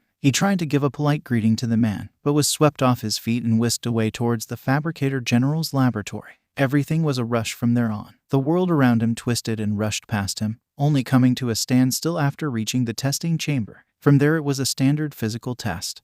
His height and weight were measured, his stamina was tested, and his strength was looked over. When they had wanted to take some blood for a blood sample, Izuku was struck by the same feeling of dread as when he first heard about Kelber Hal's request. He reluctantly agreed so long as he would be present for whatever tests they ran. This made the priests grumble but show him. It was there when he overheard something about Horus in a forbidden vault. He didn't have much time to ruminate on what he heard before Kelber rushed him through another set of tests. Since his physical was already done, they had moved on to the Quirk ones. They were rather simple: maximum volume, maximum mass, and maximum length. Subject, Midoriya Izuku. Test on start. Give us the largest object by volume that you can make. Izuku produced a volleyball. Whilst he did not notice any difference, Kelber Hal was rather quick to determine that the volleyball was 2.9% larger than the example. As for the maximum mass, he produced a cube of tungsten. It immediately hit the ground with a heavy metal thunk. Izuku couldn't pick it up since it was very smooth and his hands were not even nearly big enough to grasp it. It was almost humiliating when a servitor picked it up with ease. The block was a good 3.5% heavier than the last one. As for the length, he made a ruler. With it being the easiest to measure, it came last. Surprisingly, it had the biggest improvement, with a total of 4.1% increase over the last benchmark. These improvements are behind expectations. Query: lack of quirk practice. Izuku rubbed the back of his head in nervousness. Most people back home aren't allowed to use their quirks outside of their homes without a special license. Kelber Hal nodded, and then turned away to enter the data into a cogitator. Izuku could swear that he heard the ancient tech priest mumble something under his breath. Improve production. Replicate. Horus. STC. Then the man stopped entering the data and straightened up. STC. That's it. He turned around. Midoriya, come with me. I require your assistance with a personal project. They left the chambers in a hurry, with Izuku almost sprinting next to the man just to keep up with him. They arrived at a large and imposing vault structure, guarded by a dozen heavily armed and armored tech priests. They began to screech at each other in lingua technis, the language of the machine cult. Fabricator General, state your purpose and why you brought an outsider with you. Even you will be judged by the Omnissiah for dirtying the holy texts. Problem: STC given by Primarch Horus Leprechaun damaged. Worry of accidental corruption. What does this have to do with this unaugmented specimen? Solution. Subject Midoriya Izuku specializes in recreation of objection of objects based on understanding. The priests exchanged looks, communicating with each other silently. Permission granted. Subject will be under. Should any further damage come to the holy STC, punitive actions will be taken. Izuku felt an ice-cold shiver run down his back. Picking up enough context from the tones of the language, he figured out that he should be very careful from now on or even the Emperor would have trouble saving him. Kelber Hal turned to Izuku and spoke again, this time in Gothic. Come with me, Midoriya. If this works, you will advance our pursuit of knowledge for the first time in years. Izuku didn't feel like he had any real choice in this, but curiosity got the better of him. He stepped into the strange vault and found himself in a temple of sorts. To his left and right were small pillars. Around those pillars were dozens upon dozens of tech priests, chanting and waving around sacred incense. He couldn't get a good look at any of them as he was shoved forwards, quickening his pace so as to not be trampled. They made their way deep into the temple until they reached a section that was bustling with priests, even more than before. They maneuvered around the temple until they reached what looked to be a massive server rack. Izuku saw several of the Skidari guards brandish their weapons while Kelber Hal chanted and waved incense around, before carefully picking the box up and with utmost care walking back to Izuku. Young child, let it be known to you, should you damage this STC, no one, not even the avatar of the Omnissiah, the Emperor of Mankind, will protect you from our wrath. This STC is already damaged. We cannot access any of its data, only activate the hololith projector. If you can restore the lost knowledge in it, you shall receive our full support in the future. The Mechanicum repays its debts. With a flourish, Kelber Hal activated the holographic projection. At first it blurred and flickers before stabilizing and showing a clear picture of the device's component parts. Izuku was hopelessly confused at what he was expected to do, but as Kelber Hal clicked through, he began to recognize pieces. A spring here, a heating coil there, piece after piece popped into his mind. Izuku realized what exactly was getting built after about 3 cycles of the blueprint. He had to pull out all of his training to not break down and laugh hysterically. This was worth threatening him over. Can you make this most holy of devices? Why yes, I will need some time to study it, but I think I can do it. Kelber Hal handed Izuku a data slate and a stylus. Use these to create a simulacrum of the design. Do you require any additional components? No, sir. I can almost certainly create this on my own. With that, Izuku sat down on the temple floor and did what he did best, write down what he saw in excruciating detail. Minutes turned to hours as he sat and wrote, making sure that he left nothing out. While this device wasn't complicated by any measure, he didn't want to see if Kelber Hal and these other tech priests were willing to follow through with their threats. Finally, Izuku stood up and held out his arm and swung it around. He felt the energy build up from his quirk resist against his swing. Luckily, this wasn't big enough to resist enough for the energy to burn him, and it definitely wasn't large enough to cause an energy blowback. It took him a few swings of his arm, doing one more than needed just to be sure he had enough energy. Then he pushed it in his quirk. A small flash of light, and the device appeared in his hand. Lever shining, heating element primed, bread slot open. Izuku had just made his first toaster. All the assembled Skidari and tech priests fell to their knees in prayer, the hum of binaric prayers growing so loud that Izuku's ears began to hurt slightly. One of the priests took the kitchen appliance in trembling augmetic hands, praying so frantically that his voice sounded more like static than words. If Izuku were ever asked what the most stressful moment of his life had been, he would say right now with no hesitation, when several hundred man-machine hybrids are looking at you as if you are a gift from God, being stressed is an appropriate response. The tech priest slowly shifted from singing prayers to the Omnissiah to praising Izuku. Praise be the Omnissiah. What marvel of beautiful design, what wondrous technology. Child, you are truly a blessing of the Omnissiah. You shall be spared the coming strife, and should the War Master not agree, we will defend you with all our might. Izuku blinked at the Skidari and priests, only brought out of his confusion by a stinging sensation in his hand. Taking a look at it revealed pale red skin.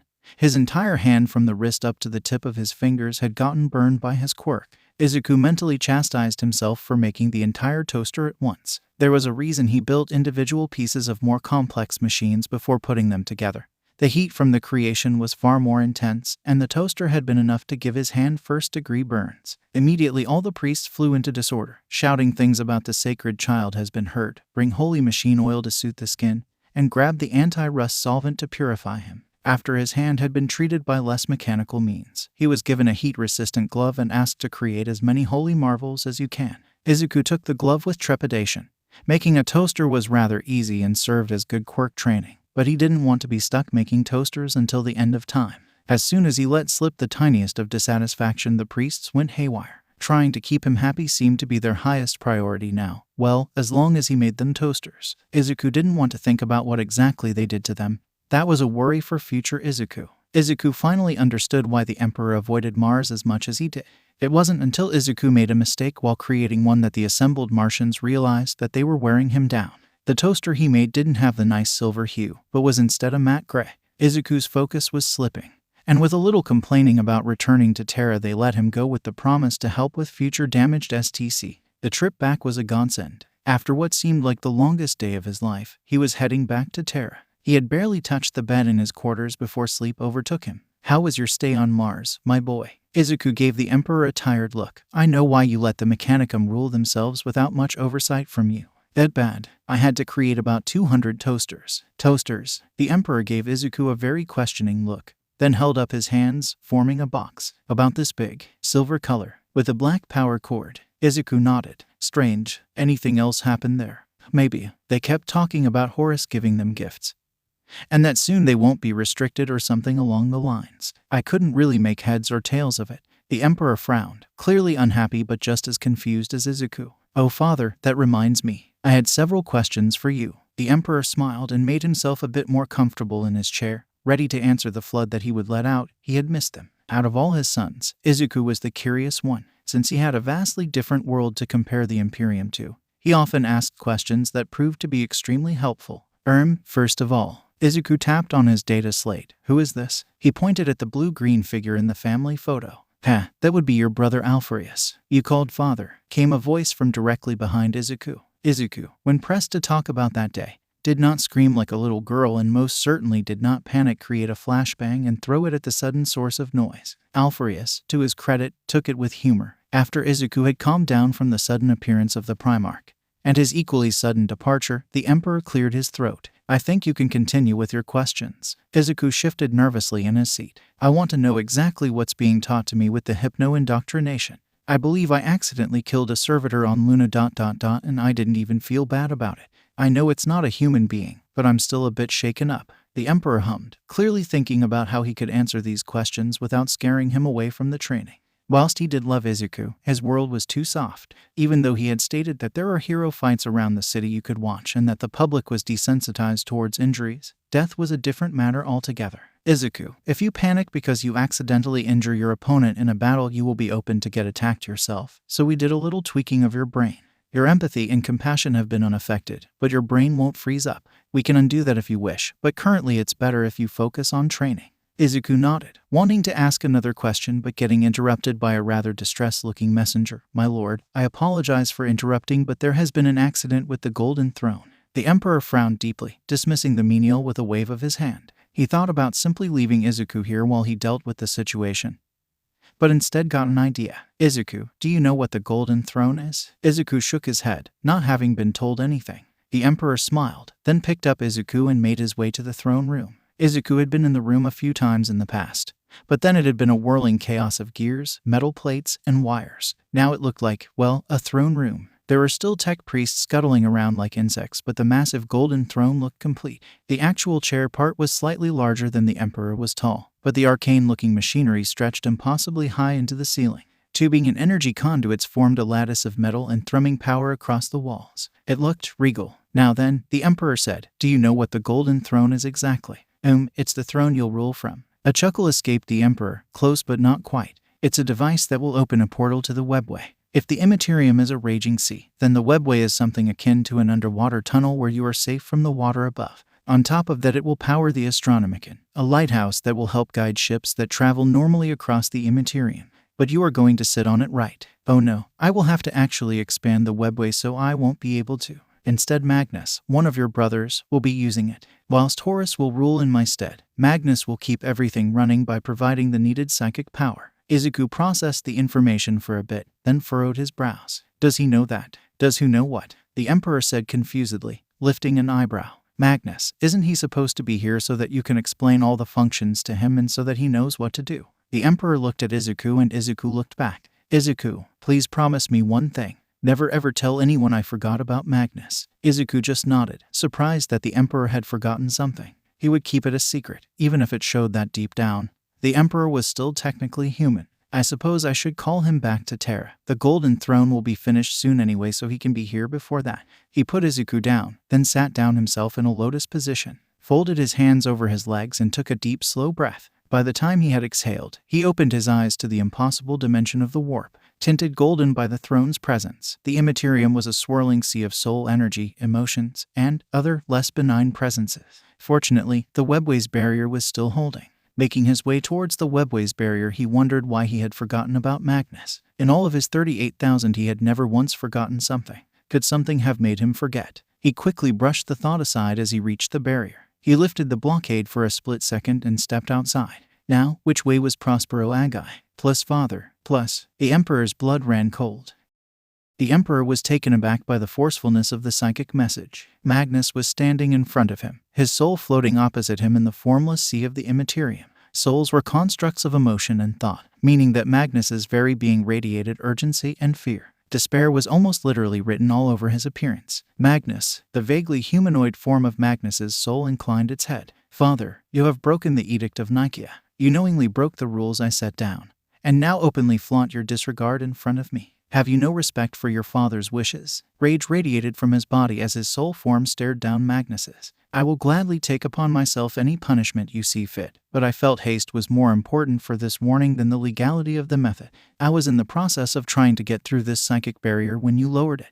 The Emperor was taken aback. Warning, what could possibly be so important that you would directly disobey me? Horus has fallen, the Emperor of mankind. He who is called Lord of Terra was silent. Then, after what seemed like an eternity, the Golden Man spoke. His voice was quivering minutely, as if he were trying to keep his composure. Fallen, has Horus died? Magnus's soul shook its head, his lone eye shining like a lighthouse. Worse, father, he has betrayed you. First Chaplain Erebus of the Word-Bearers has turned him against you with false visions and trickery. I tried to show him that he was being deceived, but he did not believe me. He now lies upon the moon of Davin, being seen over by those who would worship the creatures of the warp and cast down the imperial truth. Fulgrim has been possessed by a Neverborn and now sides with Horus against you. Mortarion has pledged himself to Horus as well, and there very well may be others. The Emperor was in disbelief. Horus Lupercal had been declared the War Master, first amongst equals. And if what Magnus was saying was true, then he and some of his brothers had forsaken both the Imperium and his father. For all his preternatural sight, had he really been this blind?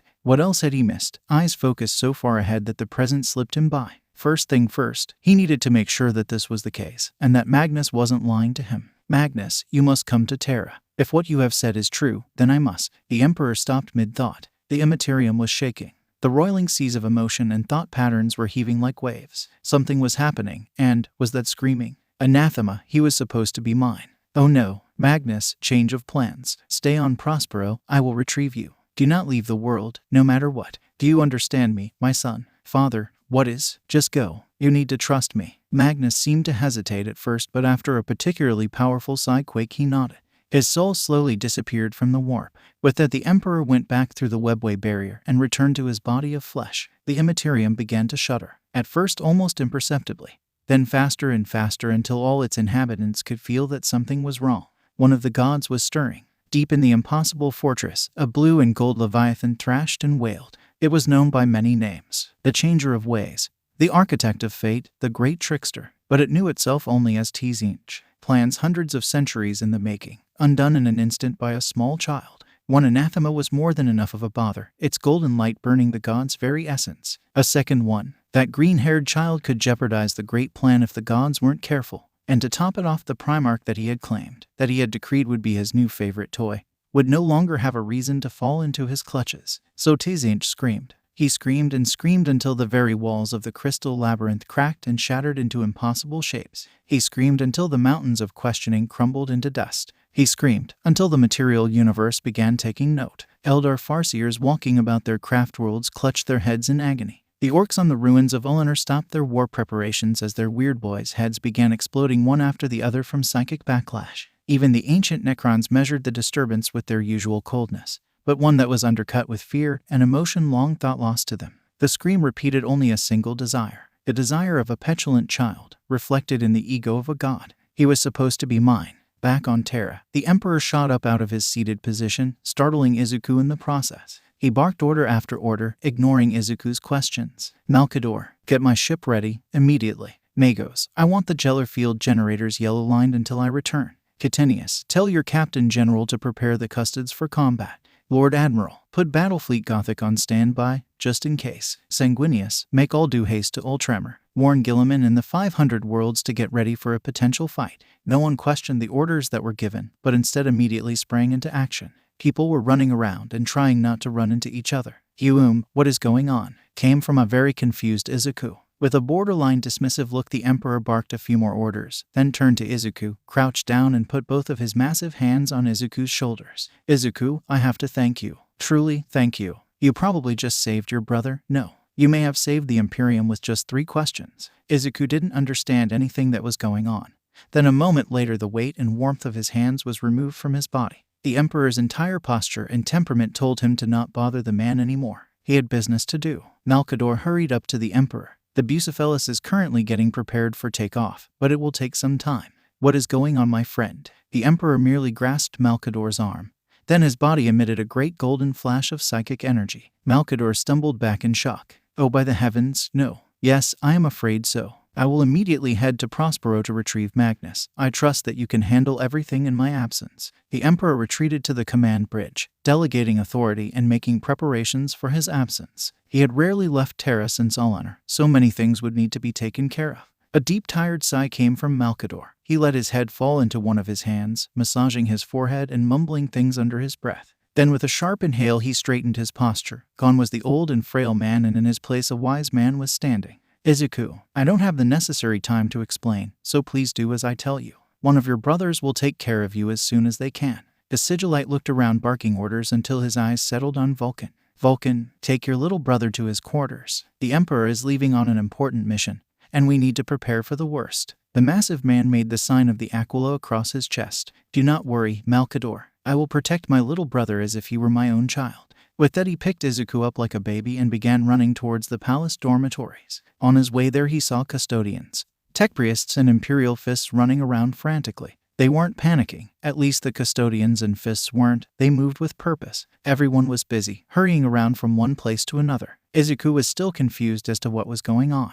Even though he had been responsible for whatever father had seen, he was still hopelessly in the dark. After arriving at his room, Vulcan set him down on the bed. Since none of his furniture was made for non-standard humans, the Primarch sat on the floor.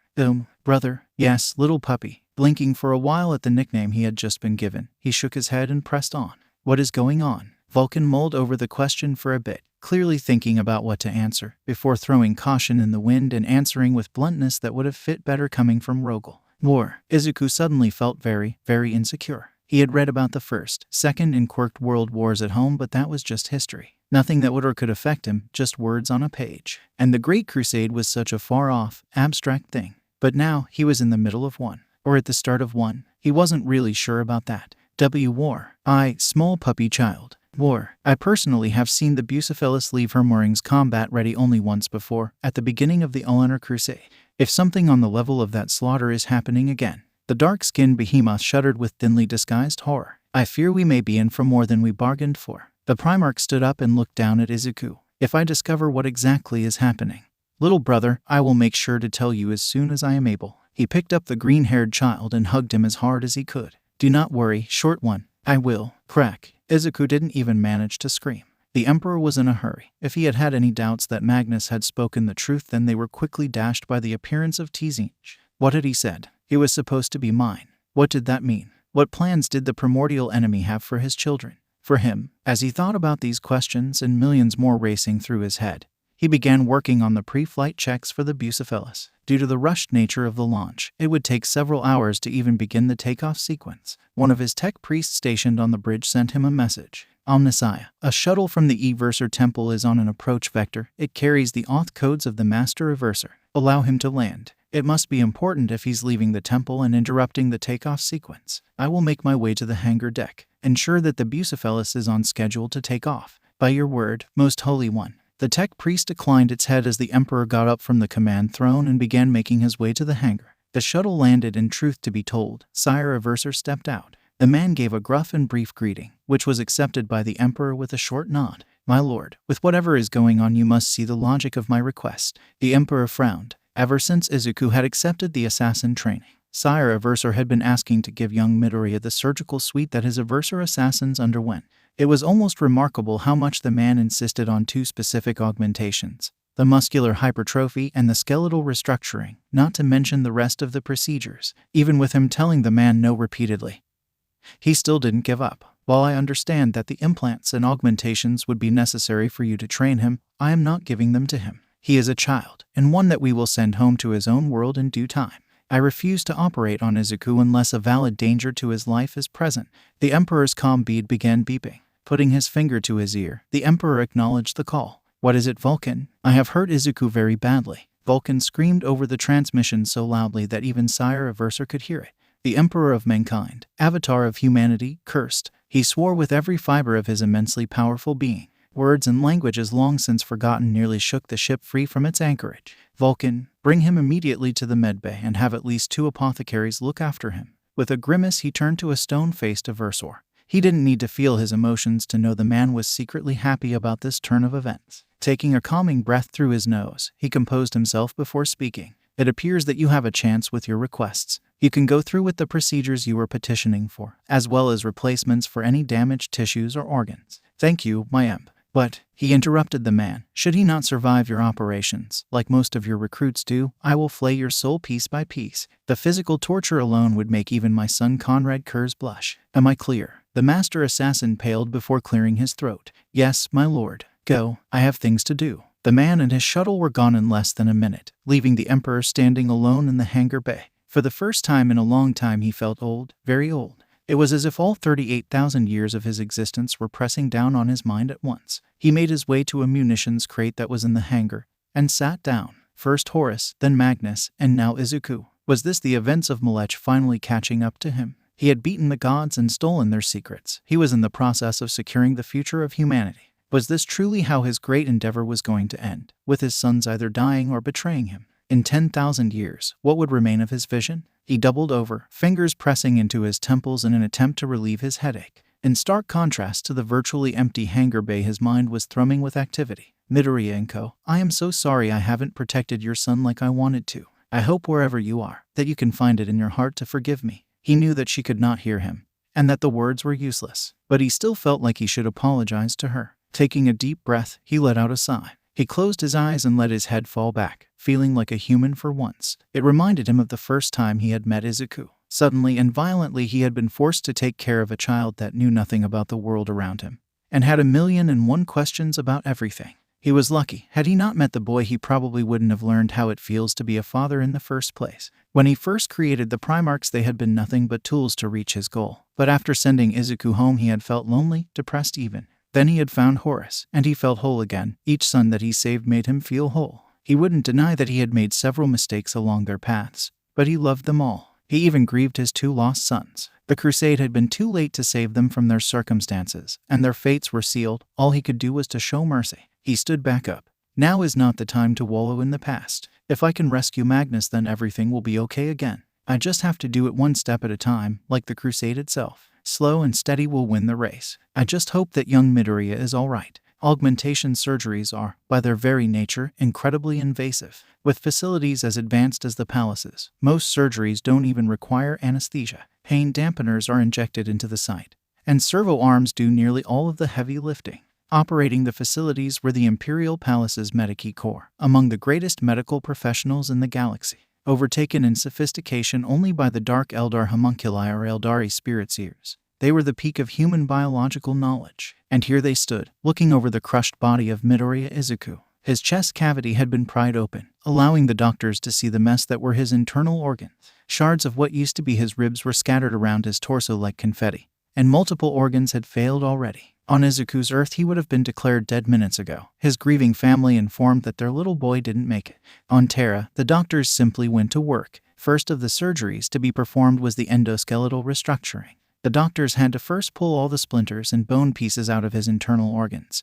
Then they removed the organs that would be replaced. Meanwhile, a second team worked on flash growing a new ribcage for implantation. In addition to repairing the damage done to Izuku's skeletal system by Vulcan's hug, the procedure also directly modifies the bones themselves. Their connections to the muscular system is strengthened, and the bone marrow is modified to produce more blood cells, resulting in an increase in stamina and aerobic performance. It would also allow him to hold his breath for much longer as there was a lot more oxygen in his bloodstream. As both of his lungs had both been ruptured, they were cut away above the bronchi and removed. In its place, a state-of-the-art augmetic was placed in his chest and attached to his windpipe. He could now filter out harmful toxins from the air, and could extract oxygen from even the most inhospitable atmospheres. Next was the implantation of a secondary heart, and the replacement of his pulped primary heart, as several of the following procedures were quite extensive. Izuku's circulatory system needed to be revamped in order for his blood pressure to stay at adequate level.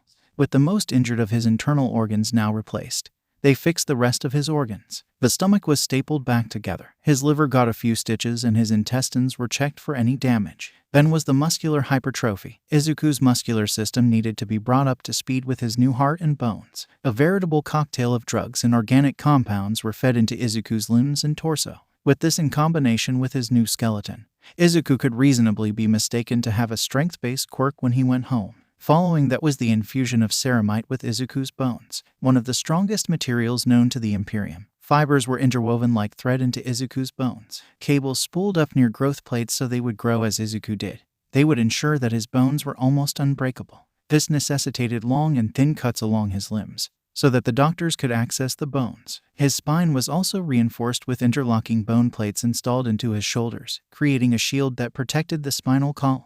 Finally came the various implants, microchips, and additional glands that would help Izuku's body run its new systems. Everything from an extra adrenal gland to boost production of adrenaline, detox glands attached to his spleen to remove the harmful side effects of some of his new gift, and cybernetic chips in his brain to interface with his cybernetics and control his new metabolism directly. Their installation requires the shaving of his head, leaving his skull with only the bare skin. Their grisly work done, the Medikey staff closed up Izuku's chest cavity and admired their handiwork.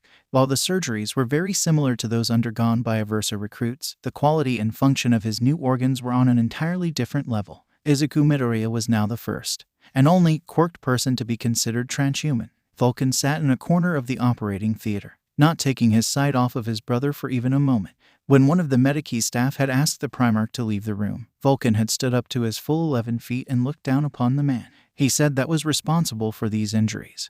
He would stay until they were fixed, and if they had something against it, they could try to remove him from the room. So he stayed. He stayed and watched his little brother getting cut up, taken apart, modified, and then put back together. It was a gruesome and grisly sight, one that he swore to himself to never forget. Vulcan knew what was going through the minds of the Medikey staff. He knew that most people were either afraid of him due to his appearance, or after a bit of talking took him for a fool. The gentle giant of the Primarchs. But Vulcan wasn't just a Primarch. He was among the most intelligent people in the galaxy, and his gene alchemy sculpted brain was running wild with thoughts of how he could protect humanity in the future. He was a master of the forge, but would his creations be enough? And even if he were to help anyone, he is only one person. He could forge a sword that would last for generations.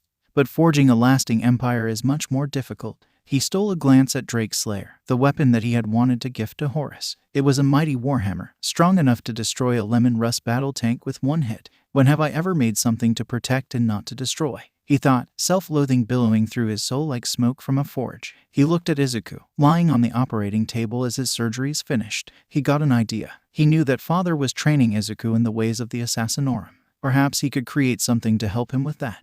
A battle aid such as the Imperium has never seen. That will be a good start. Already Vulcan made his way to the palace workshop, intending on proving his intentions not only to Izuku, but to himself. The fires of inspiration burned deeply in his soul, like the forges of the planet Nocturne herself. I have forged the spears the Imperium strikes with. Now I shall craft a shield with which humanity, and Izuku, will be safe behind. Izuku's mind was awash with half-remembered nightmares and visions of the past. Kachin, mom, dad, sanguineous, kitten, father. Visages of events long past and hallucinations of the future floated in and out of his sedated brain. Then all at once it was cut away, leaving him in pure darkness. He was left floating in this eternal and absolute black. He folded his legs underneath him and waited. Soon his mind started to stray and wander, filling the darkness with colors and lights. He realized after a bit that he was influencing the shapes and colors. His mind was structuring the room after his own room back in Japan. Or perhaps it was the room he slept in at the palace. Despite his best efforts to focus on one or the other, it seemed as if the room couldn't decide what it wanted to be. All Might merch and posters decorated the golden metal walls. The marble floor under his feet felt fuzzy and carpet-like to the touch. His bed was decorated with gang orca covers, and the headboard was carved into a massive stylized aquila. He was startled by a set of knocks from the door. He looked around the room, desperately trying to locate the door. A second set of knocks let him pick out where the door was in this shapeless void. Moving towards the door was fun, the room seeming to move with and around him, rather than him moving through the room. Reaching the door and hearing a third set of knocks, he reached for the handle and pulled it open. Malcador stood there, looking a bit strange. It was like someone had taken their thumb to a pen drawing of his body and smudged all the ink. He had no definitive edges, and his colors bled into each other. The only thing that was clearly defined was the aquila staff that he used as his psychic focus, glowing golden and resplendent. The two looked at each other for a second or two before Malcador spoke. "Ah, so tease does work on ya. I was quite worried your Nullfield would prevent me from talking to ya. This is wonderful. Mind if I come in?" Izuku was far too perplexed to respond, so he simply stepped aside. The second Malcador stepped in, the room changed again, warping into a study. Two large leather chairs appeared alongside a roaring fireplace. Bookshelves that stretched into the sky erupted from the walls, and the fuzzy marble turned into an ornately carved wooden floor. Izuku felt as if he had just been violently thrown, such was the psychic whiplash. Looking around, Izuku noticed that unlike his room where everything seemed to be in constant change, Malcador's just looked like it was a normal room. Malcador sat down in one of the large chairs, pulling out an ancient-looking smoking pipe from his robes and started to puff from it. Izuku slowly took the other chair, weary of what was going on. He looked at his uncle, the man clearly in deep thought. Izuku wondered what esoteric thoughts were kept in a mind as ancient as the Sigillite. Izuku had no idea what to say, or even if he should speak at all. So he just sat there, waiting for Malcador to speak first. "Boy," he started to speak, before pausing. Sighing, he looked at Izuku. "Izuku, do you know what happened? What's with that voice?" Izuku thought. "Wait, one question at a time." Izuku shook his head no. "The last thing I remember is Vulcan talking about war." "Then I can't actually remember. You died. Vulcan hugged you a bit too hard, and crushed you." The memory crashed over his senses like a tidal wave. The sound of breaking bones, the feeling of his bones shattering, his lungs popping before he even could scream, and then it being pierced again and again by his broken ribs, his spine twisting and cracking from the force and the hot liquid rising in his throat, then rushing air, followed by darkness, before his chest felt ice cold and boiling hot at the same time. A double drumbeat from within his chest deafening him. His bones started to itch and burn with fire from within as well. Then his muscles torn from his body only to latch back onto him and tear him apart. Izuku screamed in agony. He screamed and screamed until blood was filling his throat, and then he screamed until it was clear. After what seemed like an eternity of indescribable agony, Izuku swayed on his chair before tilting forwards only to be caught by Malcador. Izuku wished for nothing more than to just pass out and be done with the pain. He had wished to die almost day in and out when training, but actually dying was so much worse. Boy, you gotta stay with me, you hear? You gotta stay awake, or I can't help you." Izuku's eyes fluttered and the room swam in front of him, eliciting a curse from Malcador as he set Izuku on the floor. Pain was all around him, drowning his mind in its endless and limitless abyss. Izuku tried to speak, but his brain was too clouded by the pain and his words slurred. "Mal-Elka, alright, I hope this works on you, or I'm in big trouble." Malcador flipped him on his back and then took a huge breath from his pipe. Then without warning he blew smoke in his face, making Izuku hack and cough from the assault. The pain receded as Izuku worked his lungs to get the smoke out. Malcador placed his finger on Izuku's forehead and summoned a small ice cube in his other hand. When the pain looked as though it might resurface, Malcador dropped the object down the front of Izuku's shirt. Izuku jumped up and desperately tried to get the very cold and wet feeling away. While he was doing this, Malcador just laughed and laughed at him, finally finding the offending object. Izuku tossed it in the fireplace before shooting Malcador the death glare he had learned from Cyrus Calidus. "What the fuck was that for? You're not thinking about dying, are ya? That means it did its job." Izuku stilled, realizing that he was right. There was still an itch in his bones and twinges of pain in his muscles, but compared to the pure agony from before it was negligible. "Thank you," the wizened old man grinned. "No problemo, Izuku." God, his voice did not match his body. "I'm just glad tia surgery seems like it was sucks." Izuku was taken aback. "Surgery?" Malcador nodded. "Yes, sir. You're being looked over by tia best Sawbones and Terra." "Okay, I need to get to the bottom of this," Izuku thought. Clearing his throat, he tried to hide the look of confusion that he definitely had on his face. "Why do you sound like a cowboy?" Malkador finished. "I've had close to 67 centuries to perfect my voice and eloquence. Any old person with a book and 2 eyes can learn how to be proper. Your thoughts, though, those never change. The Emperor found me in the ancient land of America in millennia 27, and my internal monologue never quite left." Izuku was dumbfounded. The second smartest person in the Milky Way, and the third greatest psyker, was speaking like a yokel from one of the old westerns that his dad used to watch with him. "I think I need a moment," he muttered. While he was sitting down on the ground and absorbing the information, Malkador just cackled like the old man he was. "If it's truly an issue, give me a moment." Malkador folded his hands together and closed his eyes.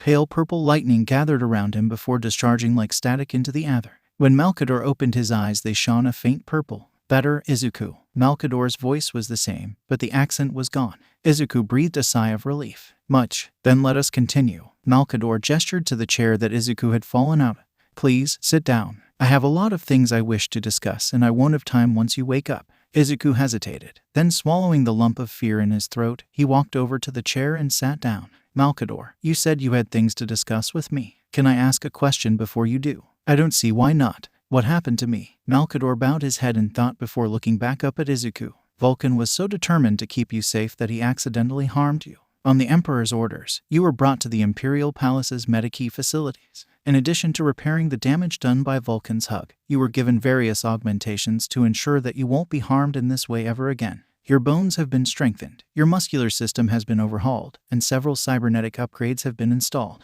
You are now likely your world's first true cyborg." "Really? I'm a cyborg? That's so cool." Malkador crocked an eyebrow as Izuku checked his soul projection for any evidence of his new gifts. "You seem less concerned than I thought you would be. You just said that I was killed earlier today. I'm fairly certain that my brain isn't processing things as well as it should. Telling me that I'm a cyborg is just one more thing I'm gonna freak out about tonight. Right now I'm just excited. I'm gonna be the best hero ever." At the word hero, Malkador winced. "That is actually what I wished to speak to you about, boy." Izuku's smile faded, replaced by worry and disappointment. Are you saying that I can't train with the assassins anymore?" Malkador held up his hand in a stop gesture. No, nothing like that. Your training is more important now than ever. It's just, how do I put this?" Malkador rubbed his chin for a bit before summoning an image of a Godwin pattern bolt.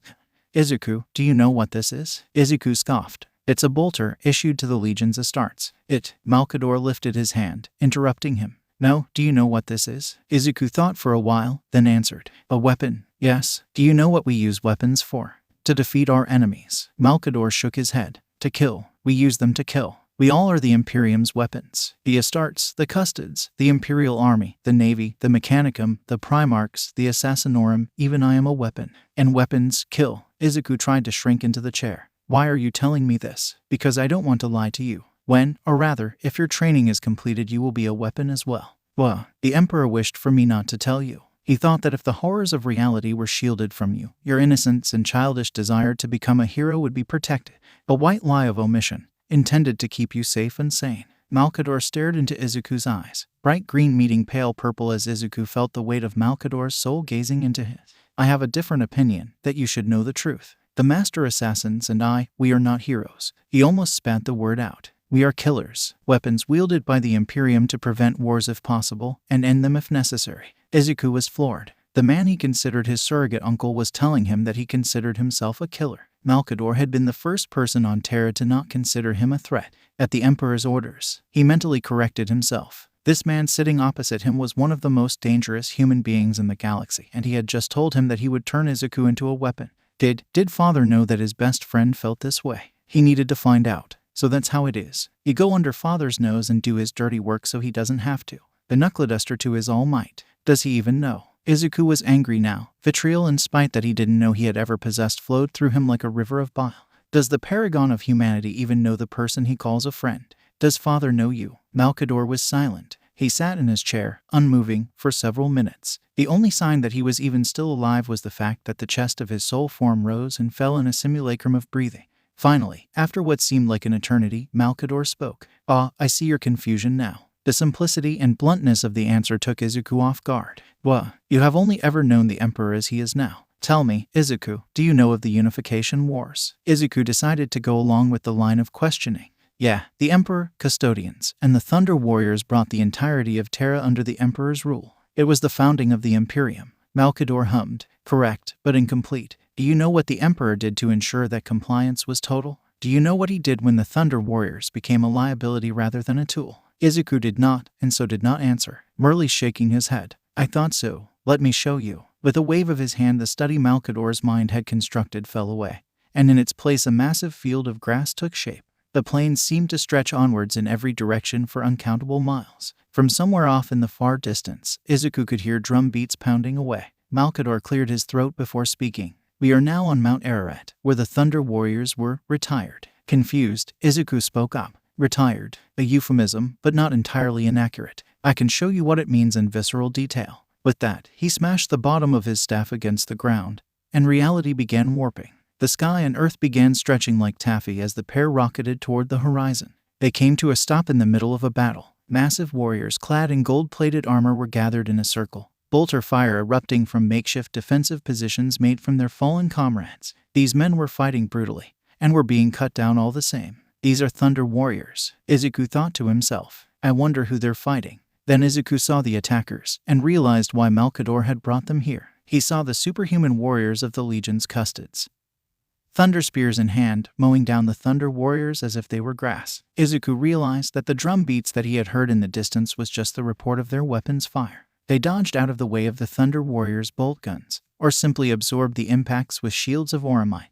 Every time one of them pulled their trigger, 1 to 2 Thunder Warriors died. This was no battle. This was a slaughter. The Emperor always intended the Thunder Warriors to be a temporary measure, said Malkador, his voice carrying over the screams and the gunfire. As a result, he cut corners with their creation. Highly unstable, they would likely have caused some serious problems for the fledgling Imperium within only a few decades of the unification of Terra. He turned to look straight at Izuku. So we removed the potential irritant. This is but the final battle of a long and bloody conflict. Malkador turned away from the nearly catatonic Izuku. I believe that this served as an excellent example. Let's go back now. With that, he stomped his staff against the ground, and the field fell away to the study once again. He gestured to Izuku's chair, not particularly caring that it stood where one of the dead Thunder Warrior barricades had stood in the field. Please, sit. Izuku sat down, not really paying attention to the world around him. He had seen several villain fights on the news before, but that was a far cry from a battle. The blood, the screams of the dying and wounded, the thunder of weapons fire. It wasn't anything at all like the video games he had played with Kachin, nor the documentaries he had watched when nothing else was on TV.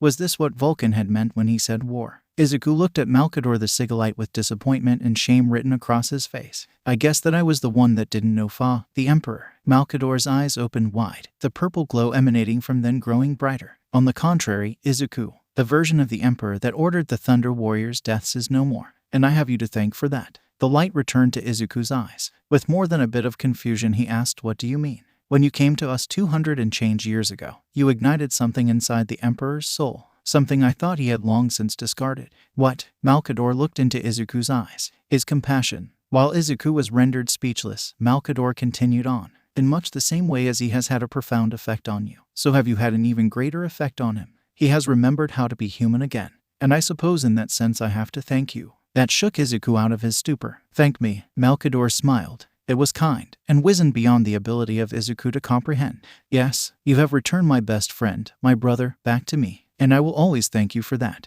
He clapped his hands. Now, let's get you back to Terra. I'd say 6 months is an adequate amount of recovery time. Yeah, I think so too. Wait, 6 months? Before Izuku could say anything else, the room began swirling around him like a whirlpool, and he closed his eyes to shield them from the swirling colors. Whiteness, pure, unbroken whiteness. Izuku's eyes ached, and he immediately regretted opening them, after his eyes readjusted to being used after several months. He saw that he was indeed in the palace's Medikey wing. The same room as when he hurt himself on arrival, it seemed. The same monitoring device, the same medical servitor performing basic checks, even the same bedspread if he wasn't mistaken. As he attempted to sit up and look around, the attending nurse saw him moving and bolted out of the room and into the corridor beyond. After a few moments, she came running back in with Sire Averser in tow. She bowed, before turning on her heel and leaving the two alone. Sire Averser. Izuku tried to salute the skull-helmed man, but his arms were slow and lethargic. Their strength was still present, but the nerves were sluggish. At ease, soldier. Sire Averser dismissed the attempt at a salute. No need to harm yourself inadvertently. The Emperor would not be pleased if you emerged from surgery unharmed only to injure yourself with your new augmetics after waking. His augmetics, right. Sire Averser sat down in a chair and stared. It was quite hard to tell given that his helmet did not indicate when he blinked at Izuku. You probably have several questions about what happened. Vulcan accidentally hurt me, and I underwent repair and augmentation surgeries. Sire Averser actually looked like he was taken aback. How? Malkador talked to me psychically when I was recovering. He mentioned the surgeries, as well as some other things. Averser clapped his hands together. Perfect. Then, I can safely skip this conversation and get right down to the heart of the issue. You need to retrain. Izuku's heart plummeted. Images of climbing pillars and running suicides flashed through his mind. Please tell me you've decided to take up joking. Sire Averser laughed. No jokes. Your body is now fundamentally altered physically. What worked for you in the past might no longer do so. Case in point. He threw an object at Izuku. Think fast. Time seemed to slow down for Izuku. Adrenaline flowed into his veins while his new cerebral implants took note of everything going on around him. Cylindrical object. Makeup. Some kind of metal. Speed. 20 meters per second. Izuku reached out and caught it without even thinking. Point 1. Your brain is now operating at a much higher level. You need to train so your new processing power doesn't overwhelm you in the middle of a crisis. Izuku nodded, still looking at the metal cylinder grasped in his hand. Point 2. Unquench your hand. Izuku was confused, but did so regardless. As he opened his hand, he saw that his fingers had left indents in the metal where he had clutched it. All 5 of his fingers were clearly visible where they had formed divots in the cylinder. Sire Averser continued on while Izuku looked at his hand. Your muscular and skeletal systems have been overhauled, in addition to ceramite being infused in your bones. You need to train your fine motor control so you don't accidentally crush anyone or anything without realizing it.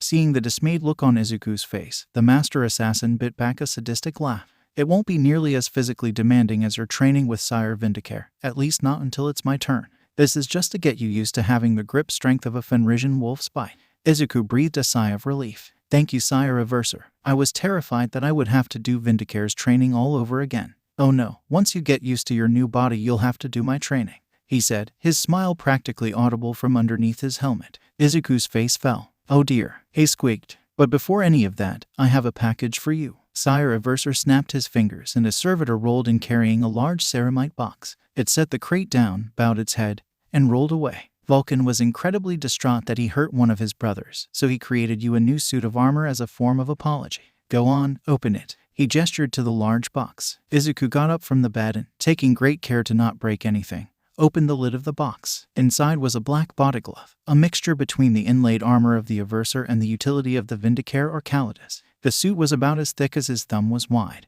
and looked like it had 2 layers sandwiching a silvery material that he couldn't identify. A sheath for a combat knife decorated the right leg, while a rack of grenades and equipment pouches from the Averser and Vindicare temples decorated a belt. But what grabbed his attention the most was the helmet. It was clearly based on the Averser design, patterned after a grinning skull, but it bore little resemblance to its primogenitor. Sensorum pods, reminiscent of the Vindicare helmet, protruded from the back of the jaw. Auspex arrays and auger antennae protruded from the ears, while the forehead was covered in an image of an imperial aquila. But what stood out to Izuku the most was the left eye. Obviously modeled after the animus speculum of the Kilexis temple, it housed a massively sophisticated targeting system and rangefinder. Set on a rail system, it could be flipped up when not in use. In its own macabre way, it was one of the most beautiful things Izuku had ever seen. Is this really for me? He asked, with awe and fear tinting his voice. The man hummed an affirmation. Once you're ready, it'll be yours. Your guns will wait until after you're fully trained, but they themselves are completed.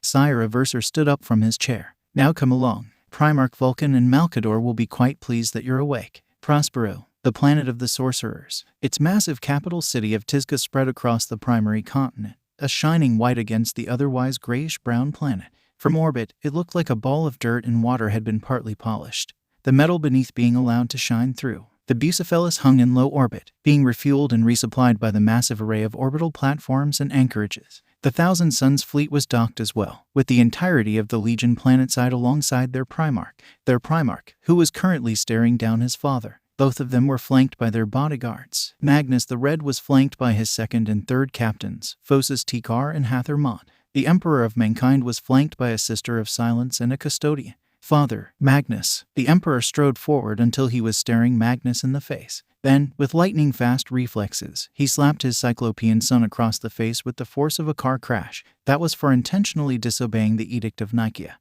and for disobeying your father's wishes." As Magnus stood back up straight, the Emperor wrapped his arms around his 15th son. Magnus stood ramrod straight, surprised and confused as the Emperor hugged him like a true father. "And this is for warning me, and for not falling in the same way your brother has. I am so proud of you, Magnus." The Emperor shifted from hugging his son into staring into his lone eye. "Now, come with me. We are heading to Terra, and you need to tell me everything." "Father, before we go, there is something that cannot wait. You already know that Horus, Fulgrim, and Mortarion have turned against you. But there are others. The Night Lords, World Eaters, Iron Warriors, Alpha Legion, and Word Bearers are planning on accompanying you to fight Horus and his traitorous ilk, and then turning on you when your backs are turned. 8 of the 18 legions have forsaken Terra and the Imperial truth." If the Emperor was devastated by the news that nearly half of his sons had betrayed him, he did not show it. Face set in grim determination, he looked at Magnus with psychic soulfire blazing in his eyes. A trap is only useful if the prey does not see it coming.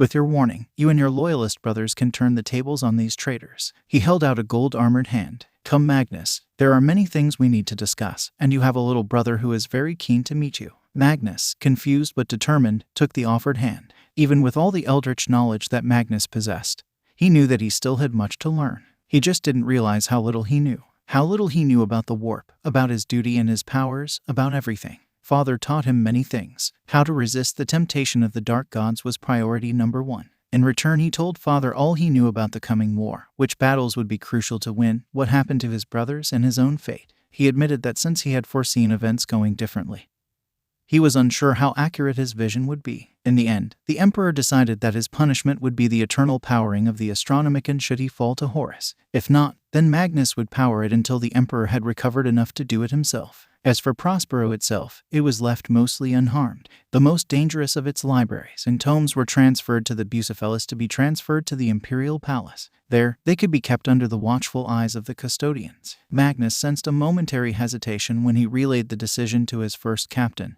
Ozek Ahriman, before he confirmed the orders. He knew just how attached the sorcerer was to his tomes, but he knew that his Terran-born son would listen to his father. Years later, he would appreciate the irony as it threatened to tear him asunder. The war room in the Imperial Palace was new to Izuku. Marines ran from place to place, tech adepts operated various consoles and machines, and the custodes stood guard over every bulkhead and doorway. In the center of the room, Malkador was speaking to Vulcan, as well as 2 other Primarchs that Izuku recognized as Ferrus Manus of the Iron Hands and Corvus Corax of the Raven Guard. In stark contrast to Vulcan's coal-black exterior, Corvus's skin was almost a sickly pale. His jet-black hair and black eyes made him seem gaunt and menacing. Ferrus's metal hands glinted in the light, shining a bright silver which complemented his armor well. As Izuku approached, he could make out the tail end of the conversation. Hick message from the Emperor. "Do you think your 3 legions have what it takes to survive the trap once we discover it?" Ferrus laughed. "Survive? Yes, absolutely. When, even with advance warning, I don't think that we can beat 3 to 8 odds. But I know what needs to be done. If the thing controlling Fulgrim thinks it can present my head on a platter to its master, then it has another thing coming." Corvus nodded. "I am concerned that Father never told us the truth about the Imperium, but I think I can see his reasoning. In any case, I fought on deliverance to free myself and my friends from slavery. I will not lie down and become one again. Horus will see me die before he sees me beg. I will burn the traitors out of their holes and chase them to the ends of the galaxy." Vulcan interjected. "None shall escape." As he crossed his arms, Vulcan noticed Izuku standing off by the doorway, excusing himself from the conversation. He bounded up the stairs before kneeling down to be at Izuku's eye level. "Izuku, you are all right. I've never felt better. Did you really make that armor for me?" Vulcan grimaced. "I felt as if I had to make it up to you. I hurt you quite badly, little brother. If you feel wronged, I will." "No need, Vulcan. I forgive you." Before Vulcan had a chance to respond, one of the tech adepts suddenly screamed out, "Sigilite, we have an incoming contact." Malkador snapped to face the adept in question. "What does its transponder data show?" "It's an Astartes vessel from the Death Guard Legion, currently requesting permission to land. Says her captain is currently one Nathaniel Garo. Name, the Eisenstein." The adept bowed his head. Sigilite. Dorn and the Phalanx picked her up on one of their patrols of the Sol system. The ship detonated her warp drives in order to signal us. She's now being escorted by the Phalanx and is requesting permission to land. Malkador thought for a moment. Allow them to land on Luna, and then sequester them in Somnus Citadel. If Horus and his brothers have been corrupted by the Imperium, then we cannot assume that any survivors have not been as well. By your word, Sigilite. The half-machine man gave the sign of the cog across his chest before turning to his Vox terminal. He paused for a moment, and then turned around again. They are hailing the palace directly, Sigilite. Should we answer? Malkador stood silent, pondering the pros and cons of allowing potential traitors access to the palace's communications array. Bring them on screen, he eventually decreed. With a few presses of buttons and a small prayer to the terminal's machine spirit, a large vid screen activated near where Malkador stood. Motioning to the Primarchs and Izuku to get near, he accepted the call. The screen was mostly static at first, but as the seconds ticked on the picture became clearer and clearer. Izuku had never seen an Astartes before, and he wondered what they looked like. Were they as varied as normal humans? Did the genocide of their Primarch affect their appearance? As the picture came into view, he got an answer. This Nathaniel Garo was incredibly pale-skinned. His eyes were piercing and old, set in a face that looked far too young for them. His head was hairless and was patterned with pale scars. In many far more recent cuts, coagulated blood stained his skin. His armor was the pale white of Mortarian's death guard, pockmarked with various scorch marks and impact craters. An unexploded bolt shell was embedded in his armor's gorget, having narrowly missed his neck. A thin layer of a pale green slime of some unknown origin was splattered across the chest plate. He looked exhausted, haggard, and like he could kill Izuku without even trying. He was remarkably similar in appearance to the archival images of Mortarian contained on the Imperial Palace's data stores. Even though his ship was in the outer edges of the Sol system, and this was only a video, Izuku felt incredibly uneasy. So far he had only known custodians in shining golden armor unmarred by warfare. Garo's armor was scratched and scuffed with the markings of 100 battles. Terra, by the primer, Garo cut himself off. Thank the Emperor, we've made it. His voice sounded hoarse and scratchy, as if he had screamed far too loudly for far too long. I have dire news. Horus has renounced the Emperor. He and 4 of the legions Astartes have turned against the Imperium. Our Primarch Mortarian, as well as Fulgrim and Angron, have joined him. They sent our fellow loyal brothers to the surface of Isstvan III before slaughtering them. The room was silent, save the beeping of terminals and rumble of the air filtration systems. Not a single noise was heard, while those present knew that Horus had betrayed them. Thanks to Magnus's warning, to hear confirmation firsthand was something else. After a few agonizing seconds, Malkador cleared his throat. Our Primarch. Who else is on board the ship? We number 70 Astartes, all but one from the Death Guard. Iacton Kiruz hails from the Sons of Horus Legion. We also contain some civilians rescued from the Vengeful Spirit, 2 Remembrancers and an Iterator. The rest of their fellows lie slaughtered by Horus and his ilk. Malkador cursed in what, to Izuku, sounded almost like English under his breath. He composed himself before looking the Astartes in the eyes. The Phalanx shall escort you to Luna. There, you will be kept under the watchful eyes of the Silent Sisterhood in Somnus Citadel. You are loyal, that much is certain, but we cannot know if you are safe. Garo's eyes widened. You believe us? We come to you with tales of the Emperor's favored son shooting his own gene sons in the back.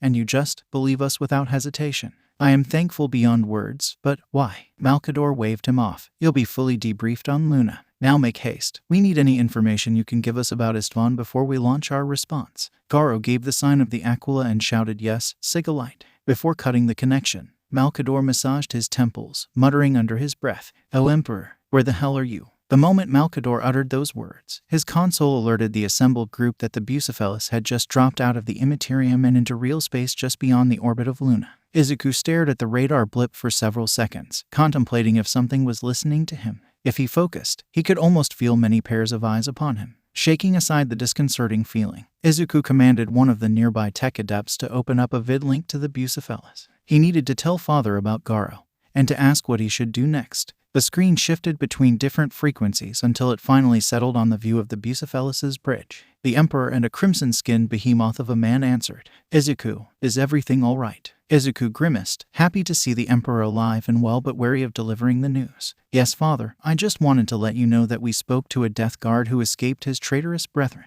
A group of 70 Astartes, almost all from the Death Guard, are being interred on Luna as we speak. Apparently the traitors purged their ranks of any who were loyal to you first, and the War Master second." Malkador interrupted. "I recommend you debrief them personally, my lord. While they are loyal, I wonder if they are safe. The powers in the warp are malicious, and it would do well to take a full account of all that we possess." The Emperor nodded in affirmation. "We shall depart for Luna immediately. The sooner we can gain intelligence on the traitors, the sooner we can crush this betrayal." He gripped his chin, deep in thought.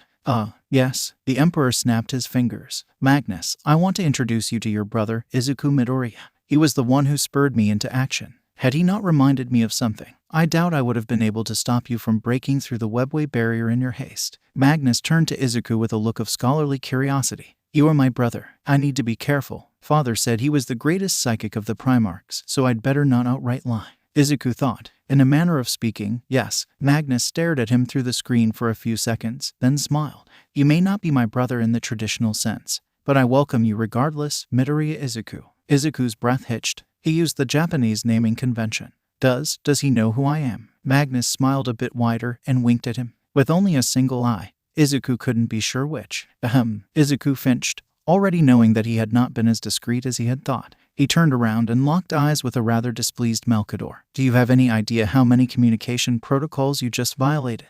A lot. Malkador gave him a deadpan stare. If this wasn't as important as it is, I would have ordered you to take 2 laps around the palace. Izuku gasped in shock. You can't be serious. That'd take weeks. Do I look like I care? Besides, you still need to get used to your augments. Izuku couldn't really say no to that. It might have been 6 months since he had received the surgeries, but he had only been awake for around a week. He was still routinely crushing guardrails and data slates. While he hadn't gotten any communications from Kelber Hal, Izuku was positive that they wouldn't be pleased. Seeing that he had gotten the point across to him, Malkador waved him off, then proceeded to walk out of the chamber at a rather brisk pace, yet stopped at the door and looked at Izuku with a crooked eyebrow. Do you want to do the laps, or do you want to come with me? Izuku answered by sprinting after Malkador, his augmetics boosting him until he was little more than a black and green blur. Somnus Citadel was bleak. In stark contrast to the fabulous opulence of Terra, it was dull and barren. No golden eagles adorned on every surface, no ornamentation, everything from the doors to the walls were blackish-gray smooth stone.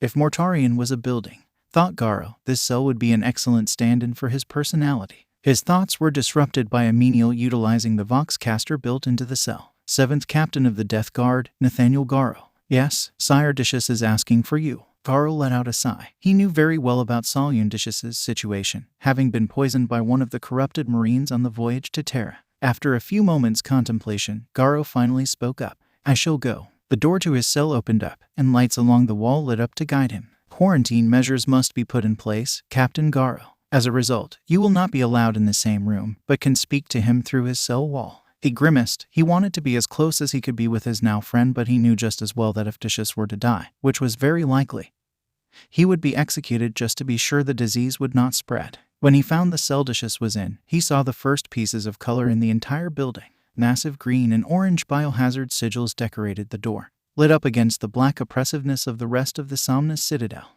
2 Sisters of Silence stood on each side of the door, their long red topknots almost reaching the ceiling. Garo was unsure how to proceed.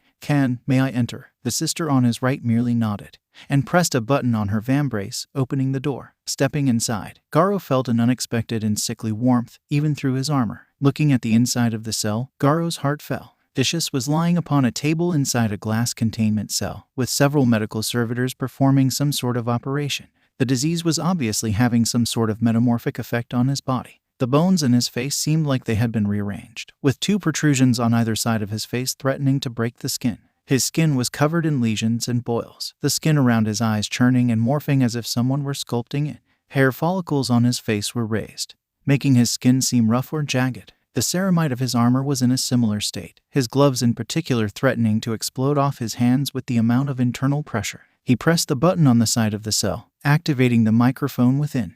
Dicius, there comes a point in human suffering where the word pain is no longer adequate, when all attempts to quantify the misery that a specific person is in fall flat. Dicius had felt pain before, but this was beyond that. This pain never stopped, never ebbed away or even just stayed as painful as it had been.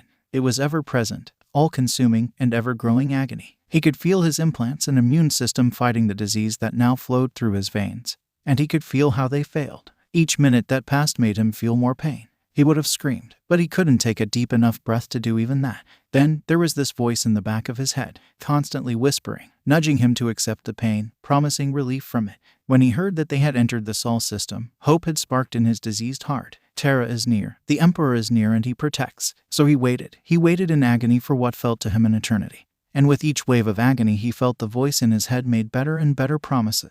I can't fall, not yet, not until we have spoken with him. Are you certain he will even listen? The War Master is his favored son. Speak ill of him and you will be considered the traitor, not him. Accept the blessing you have received, and it will be all over. And we will just make him listen. Don't be foolish. Don't you want to be at peace? Just give in and enjoy the pain and everything will be over. Not yet. I need to talk to Garo and the Emperor. Look around yourself. Dish's eyes fluttered open for the briefest of moments, but long enough for him to see. He was isolated, alone. Only servitors were around him, cutting away fouling flesh and draining pus. You are alone. And no, but you do not have to remain alone. Join me. Before he could respond, Dish's heard the ping of a voxcaster turning on. He had heard that noise millions of times during his tenure in the 7th Company's command squad. It was the most joyous noise he had ever heard. And then the voice came through, and it was like an angel of old had come to lift him up.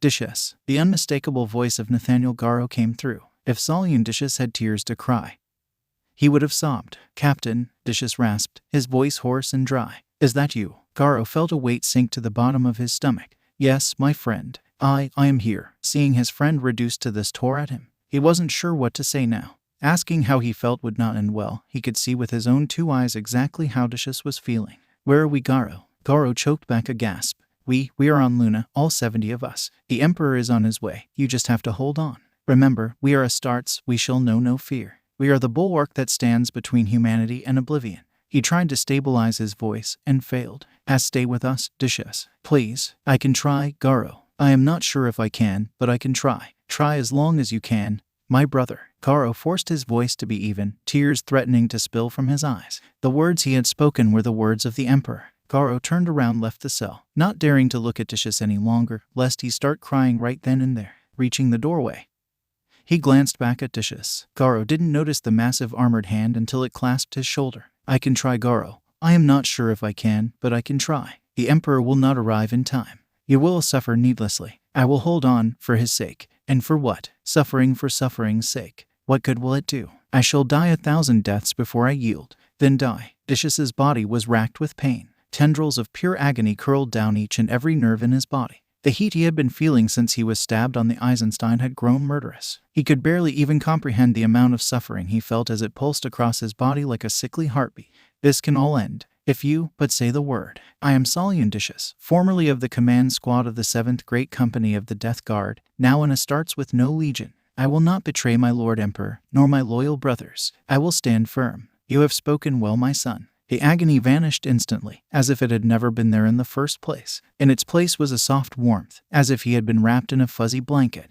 His body relaxed and the tension left his limbs. The many mutations and pustules across his body melted away into his normal form. The bone spikes and divots in his skin filled in or were shaven down. Salyun Dish's was unblemished, and the voice was gone. He tried to open his eyes, but they felt so heavy. More of this warmth flowed into him, and an unknown strength filled him. He tried to open his eyes again, this time with success. To his left stood a crying Garo, tears streaming down his face like rivers. It was only now that he heard his sobs and tearful voice. He watched his brother collapse on his knees, not letting go of his arm for a second as he did so. Oh, thank you, my Emperor. Thank you 100 times over for returning my brother. Do not worry, Dish's. I am here. Despite having just battled death itself, his head snapped to his right so fast he was sure it should not have been possible. He saw gold. A glimmering golden armor was on his right, with one of his hands on his torso. The Emperor looked directly at him and smiled softly. How do you feel, Dish's? Like hammered shit, my lord. The youngest member of the 7th Company's command squad answered with all the carefree capriciousness of youth.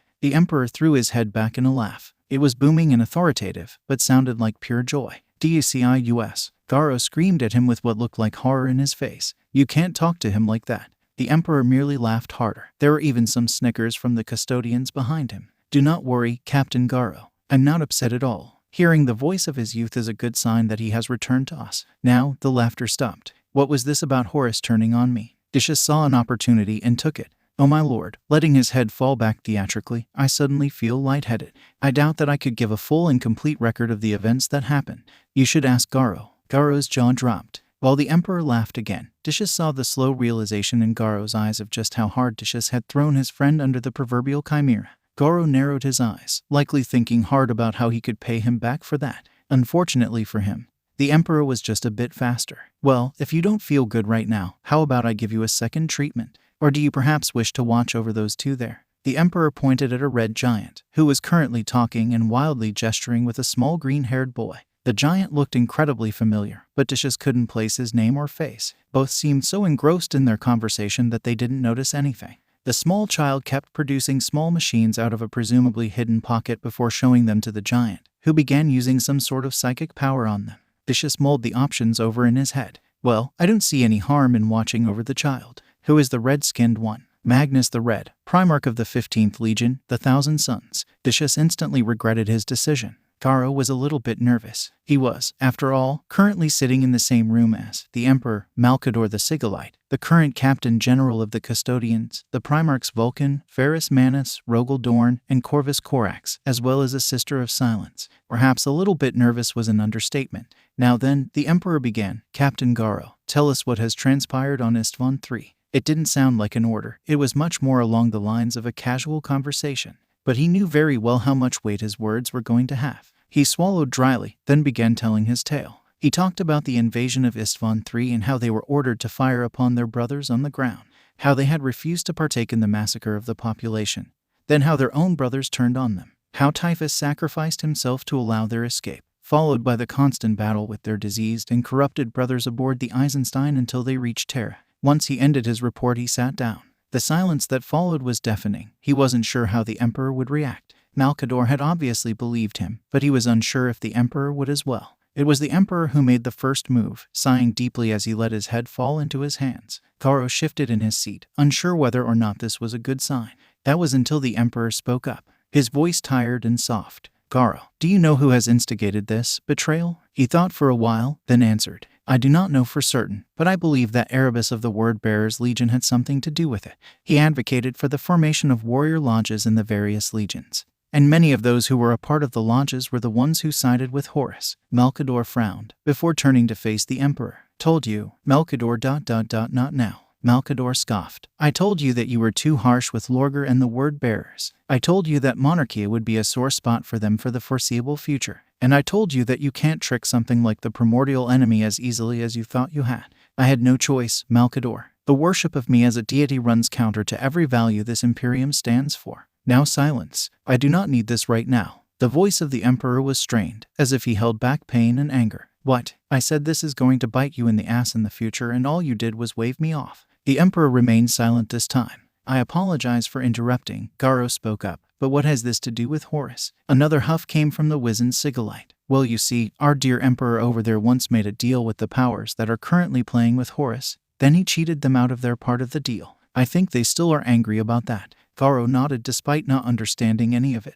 Can we please focus on the important part? We know where Horus is, and we need to launch the attack on Isstvan as soon as possible. Malkador folded his arms over his chest, huffed once more and let out a grumbled fine before they began their planning. Decius was bored. He didn't need to watch over an honest to Terra Primarch. Still, an order was an order even if it made no sense whatsoever. The two of them had been huddled in that corner for the past 2 hours. Perhaps 3. He wasn't sure. The movement of the two seemed to pick up a bit and then the child backed away, hands over his ears, cowering behind Decius's chair like he had done so many times already. Ready. Then a loud boom followed and Magnus laughed. Whatever experiment the two of them were running, a violent explosion was usually the result. He cast a glance at the pile of things that were either smoking, still glowing red-hot, or looked like they were about to turn to dust. The fresh failure was tossed into the pile and the tinkering restarted.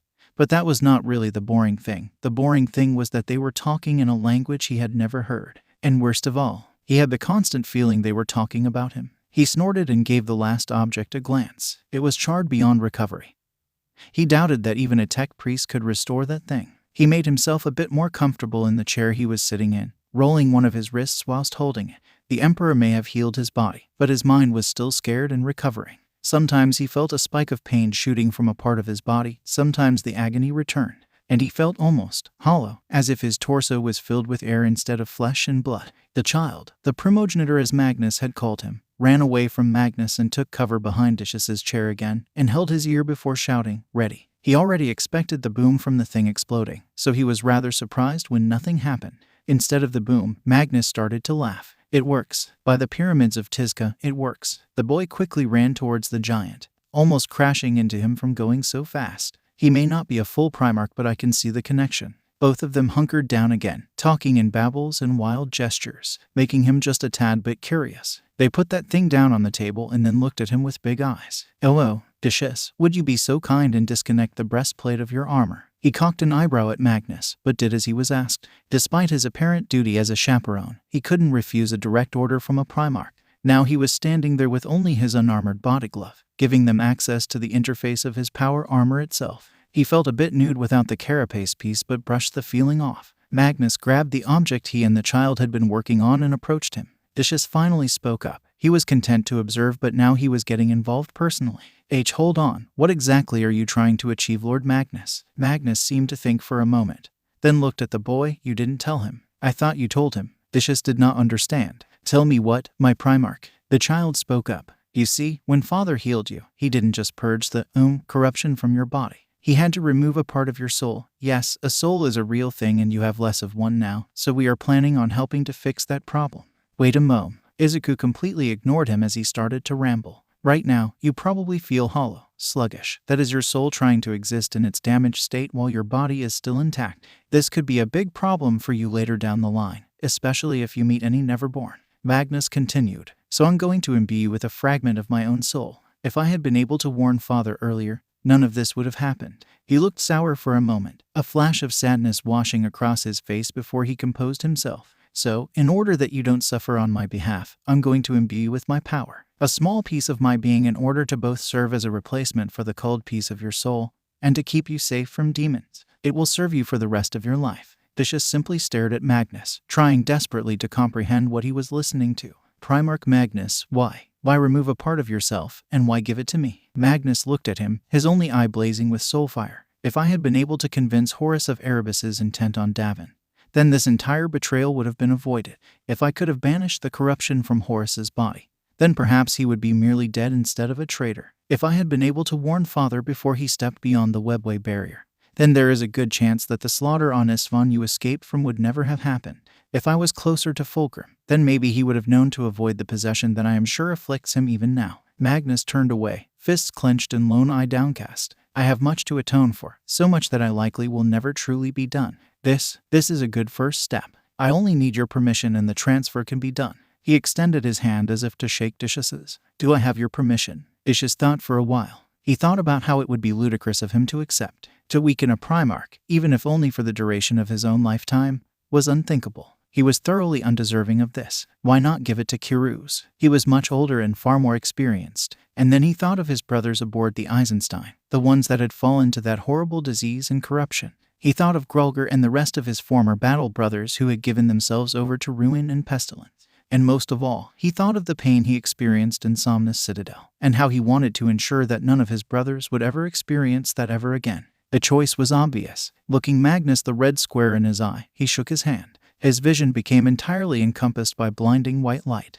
and within moments, the Astartes known as Dishus was no more. The Emperor watched as the expedition fleets of the Raven Guard, Iron Hands and Salamanders, as well as a rescue flotilla of Imperial Fists, exited the Sol system. The 3 legions would attack the traitors along with their allies, and would ensure that they were never out of place for when the 5 allies would turn on them. The Fists, meanwhile, would go to the virus-bombed ruins of Isstvan III and search for any survivors. Loyalist members of the traitor legions could potentially give them intelligence on their former Primarchs, and any knowledge would be more than welcomed. Now, he had business to attend to. First, he had to ensure that the Mechanicum wouldn't sabotage the Imperium any more than they had already. Horus had promised them several STCs and that he would even open the Noctis Labyrinthus. That cannot be allowed to happen. If the horrors and mechanical monstrosities contained their god out, it would make the Men of Iron's rebellion look like a picnic. Perhaps he should have told them exactly what it was there to contain. The dragon could, no, he couldn't risk that, give them a hand and they take the arm.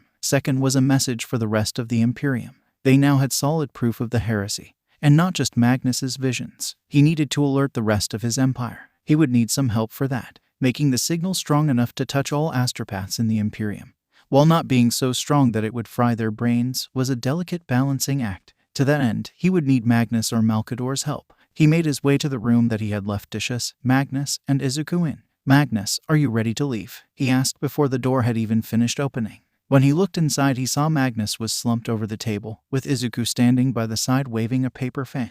Izuku still didn't have much control over his body, so his arms were a rapid blur of movement. The fan was moving up and down so fast that Magnus's long hair was actually trailing behind him. Then his gaze went to Dishus, or rather the man wearing Dishus's armor. The man's face was serene, seemingly at peace with everything. He held himself with pride but not arrogance, composure but not stone-facedness. His expression was neutral, yet with a force of power behind his eyes that seemed to pierce through the very Imperium itself. Well, his eye, as his right eye was covered by a web of scar tissue. It appears that you did go against my wish once again. Magnus weakly protested. I have already accepted your punishment. This is atonement for my failure. Please let me do this. The Emperor huffed in annoyance, then turned towards the man. What is your name, my son? The Astartes paused for a moment, obviously thinking. I choose the name Aeneas. That name, I wonder if he is fully aware of the history. The Emperor shook away the thought. Well, Aeneas, seeing as Magnus is currently indisposed, I was wondering if you would be able to help me. I need to send a message, and I need assistance. I can still help father. Magnus raised a shaky hand from where he was doubled over. You need to rest, Magnus. Soul transfers are incredibly dangerous and taxing. You are lucky you are still conscious. Izuku, drag me with father. If I cannot walk on my own, then I shall need to be carried. Izuku looked between the Emperor and Magnus, and then back again. He couldn't resist those puppy dog eyes, no matter how absurd the request. Damn it. Izuku, haul your brother and come with me. We're visiting your uncle Malkador. Izuku cocked his head to the side. Why, father, we need to warn the Imperium. An astropathic choir room is a rather Spartan abode. Rockcrete walls and floors, with a ceiling made up of psychically infused glass. Especially compared to the Imperial Palace the room was attached to. It was remarkable how barren the walls were. Around the periphery of the circular room, an entire contingent of astropaths stood, helmets covering their eyes that they might see into the warp undistracted.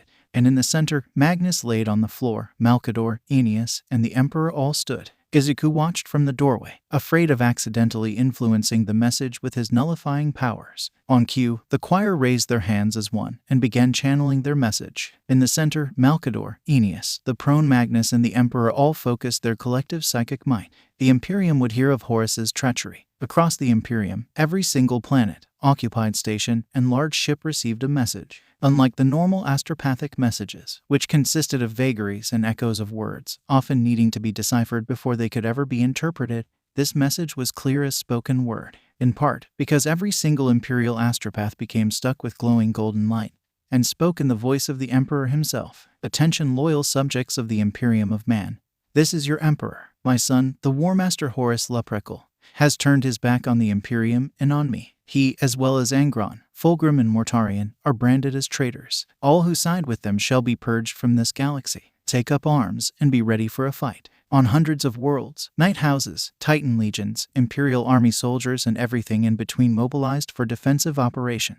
If traitors thought that the loyal sons and daughters of the Imperium would just roll over, then they would have a rude awakening. On the planet Duel, the architect of chaos, Lorgar Aurelion, was gleeful. Finally, his father was embracing the deity status he deserved. It was a shame he had found other gods to worship instead. But it was a nice start for the rest of the galaxy to uncover the truth. Perhaps he should give them a bit of a push.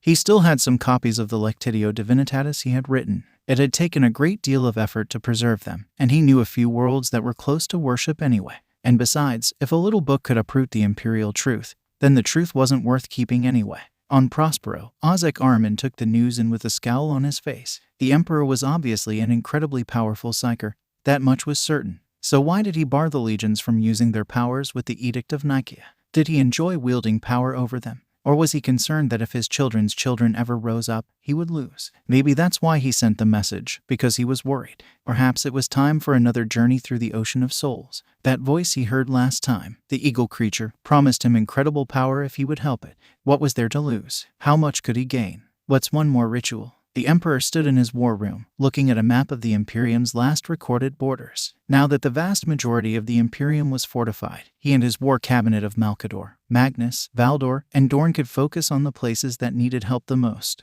Magnus pointed out that since Horus knew that he was a threat, his homeworld of Prospero was likely in danger of a traitor attack. And with him no longer present on Prospero himself, the enemy was likely to think it was an easy target. While his entire legion was stationed there, and the Proserpine Guard were no slouches, Magnus was unconvinced that they would be enough should one or more legions come knocking. In short, reinforcements were needed, so he and Magnus were poring over the most recent fleet position reports, looking at the echoes of worlds taken by the loyal legions. They scoured for some help. They needed a battle group that had remained loyal, was sizable enough to provide competent help, and was close enough that they could reinforce Prospero.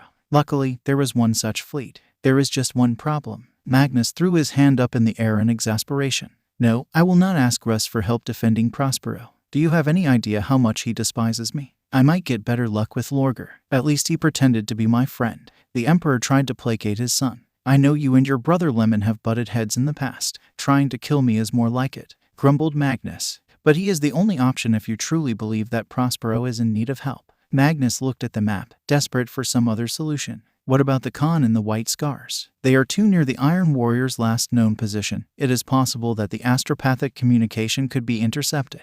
The Dark Angels, the Ultramarines, the Blood Angels, they are currently cut off from us in the realm of Ultramar. You know as well as I do that this is the only option. Magnus looked to the ceiling, face screwed up in frustration. Fine, father, let's ask the wolves for help. I know you are apprehensive about this, Magnus, but I trust Lemon and his wolves. I'll send the order now. Magus stared ahead for a brief couple of seconds before erupting into a fit of laughter. I just realized something, father. Taking the Emperor's quizzical look as permission to continue, Magnus smiled sadly. First Mars erupts into a schism, and now the Space Wolves are on their way to Prospero. It seems like my vision was accurate after all. On war-torn Mars, deep in his bunker protecting him from the consequences of the schism he instigated, Kelber Hal held his head in his hand-tipped mechadendrites. He was too deep in bed with Horus and his new order to leave, but the fact that the Emperor knew that he was being betrayed threw so many wrenches into their plan. He hadn't even been able to launch the scrap code to decimate the defenses of those Titan legions and forge houses that would have remained loyal to Terra. And now there were whisperings among his less committed allies that perhaps siding with Horus was a mistake. He felt an all-too-human sigh escape his air intake. He had tried hundreds of different permutations of this situation. Yet no matter what he did, it all had the same end result. Defeat probability equals 95%, victory probability equals 0.02%, escape probability equals 4.98%.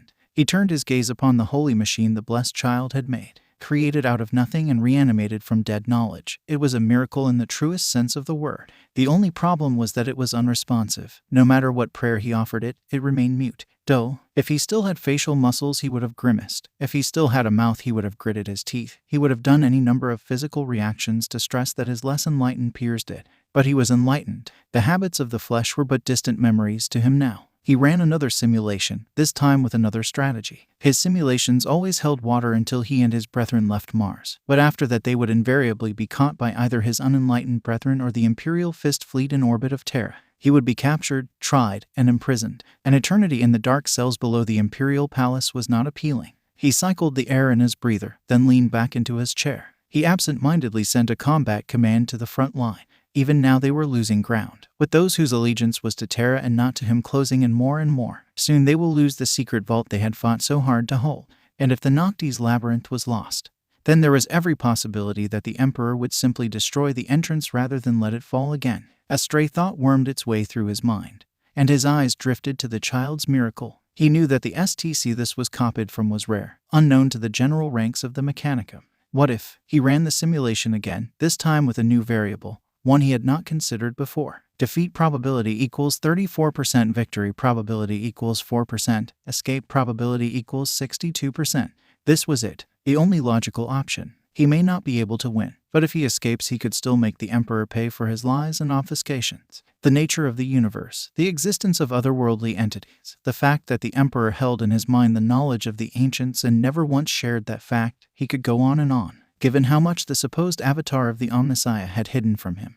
The only true regret he held in his heart analog augmetic was that he could no longer petition the miracle child for lost creations. In the back of his neuro vaults, a small piece of his meat brain registered sadness before he promptly discarded it. Preparations needed to be made. Crack Izuku's foot embedded itself in the rockcrete floor of the training hall. Sire Averser glared at him from behind his skull helm, holding several squares of colored fabric. It was supposed to be a relatively simple agility test for someone of Izuku's skill and speed. The different colors corresponded with different body parts that Izuku had to make contact with the squares with. As Sire Averser walked away, he would throw the squares onto the floor in a random order. With the colors randomized, Izuku would have to flip around as he walked to keep pace with Sire Averser's walking. He could keep up just fine, and his coordination was not the issue. The issue was that he kept going at 100% power and getting stuck in the rockcrete. Sire Averser barked, still too much power, and too little control. Again, Izuku let out a groan of frustration. He had been doing 100-meter obstacle courses for the past 3 hours and was still going too fast to be able to control his movements. It still annoyed him that he couldn't control his body. He knew that the augmentations he underwent were usually performed on adults, and he knew that he was only 10 years old, but it still made him angry. This was his body. These were his limbs. They should respond immediately. When he heard the master assassin's starting gun go off, the ambient noise of the room deepened and slowed as his mind began working overtime and his perception of time slowed. He could see the muscles in the man's throat working, forming noises that sounded more like a roar than any distinct words. He saw the squares land on the floor as if he were watching a slideshow. Jump, left hand, right foot, both hands, jump, carefully selecting how much power he used in each movement. The deliberate way he had to move felt like he was underwater. His limbs refused to move properly and felt like something was holding him back. Still he pressed on, forging his way forward as much as his body protested at the movement. His lungs felt hot. Whenever he breathed out, he could taste a faint hint of metal from his new lungs, a near-constant reminder of just how much of him was missing. Left foot, both feet, crack, ... shit. Sorry. A tired sigh escaped the assassin's lips before he checked his watch. All right, we are stopping here for today. I can see that we won't make any more progress in this, and any more would only be a waste of both of our time. But I can still go on. I'm not that tired. You're making admirable progress, but control is the quintessential part of being an averser. You have an unimaginable amount of raw power, but if you can't control it, then you might as well just be useless. Take a rest, and perhaps go in for some meditation. Couldn't hurt, might help. Izuku pouted, then dodged a kick from the man. Hey, you don't get to pout, initiate. Just because the Grandmaster and the Emperor see you as important doesn't mean you can get away with shit like you're a child in school for the first time. Yes, sir. Now, get going. Izuku took a short bow, thanked his teacher, and then left for his quarters. Sire Averser made sure that he left the training facility. Only then did he let out a deep, tired sigh. He could almost hear the nagging voice of Calidus, telling him to go easy on the kid, to let him learn at his pace like she had done. But he, or rather they, could no longer afford this. The Imperium was at war with itself. They had to push him, hammer him into shape in the forge of conflict, and make sure that he would survive to the day they either won or the Emperor sent him to his home, wherever that was. He rubbed the forehead of his skull mask. Why did he have to babysit him again? Yes, he was the one who advocated to the Emperor for the augmetic suite, but so what? He was the Sire Averser.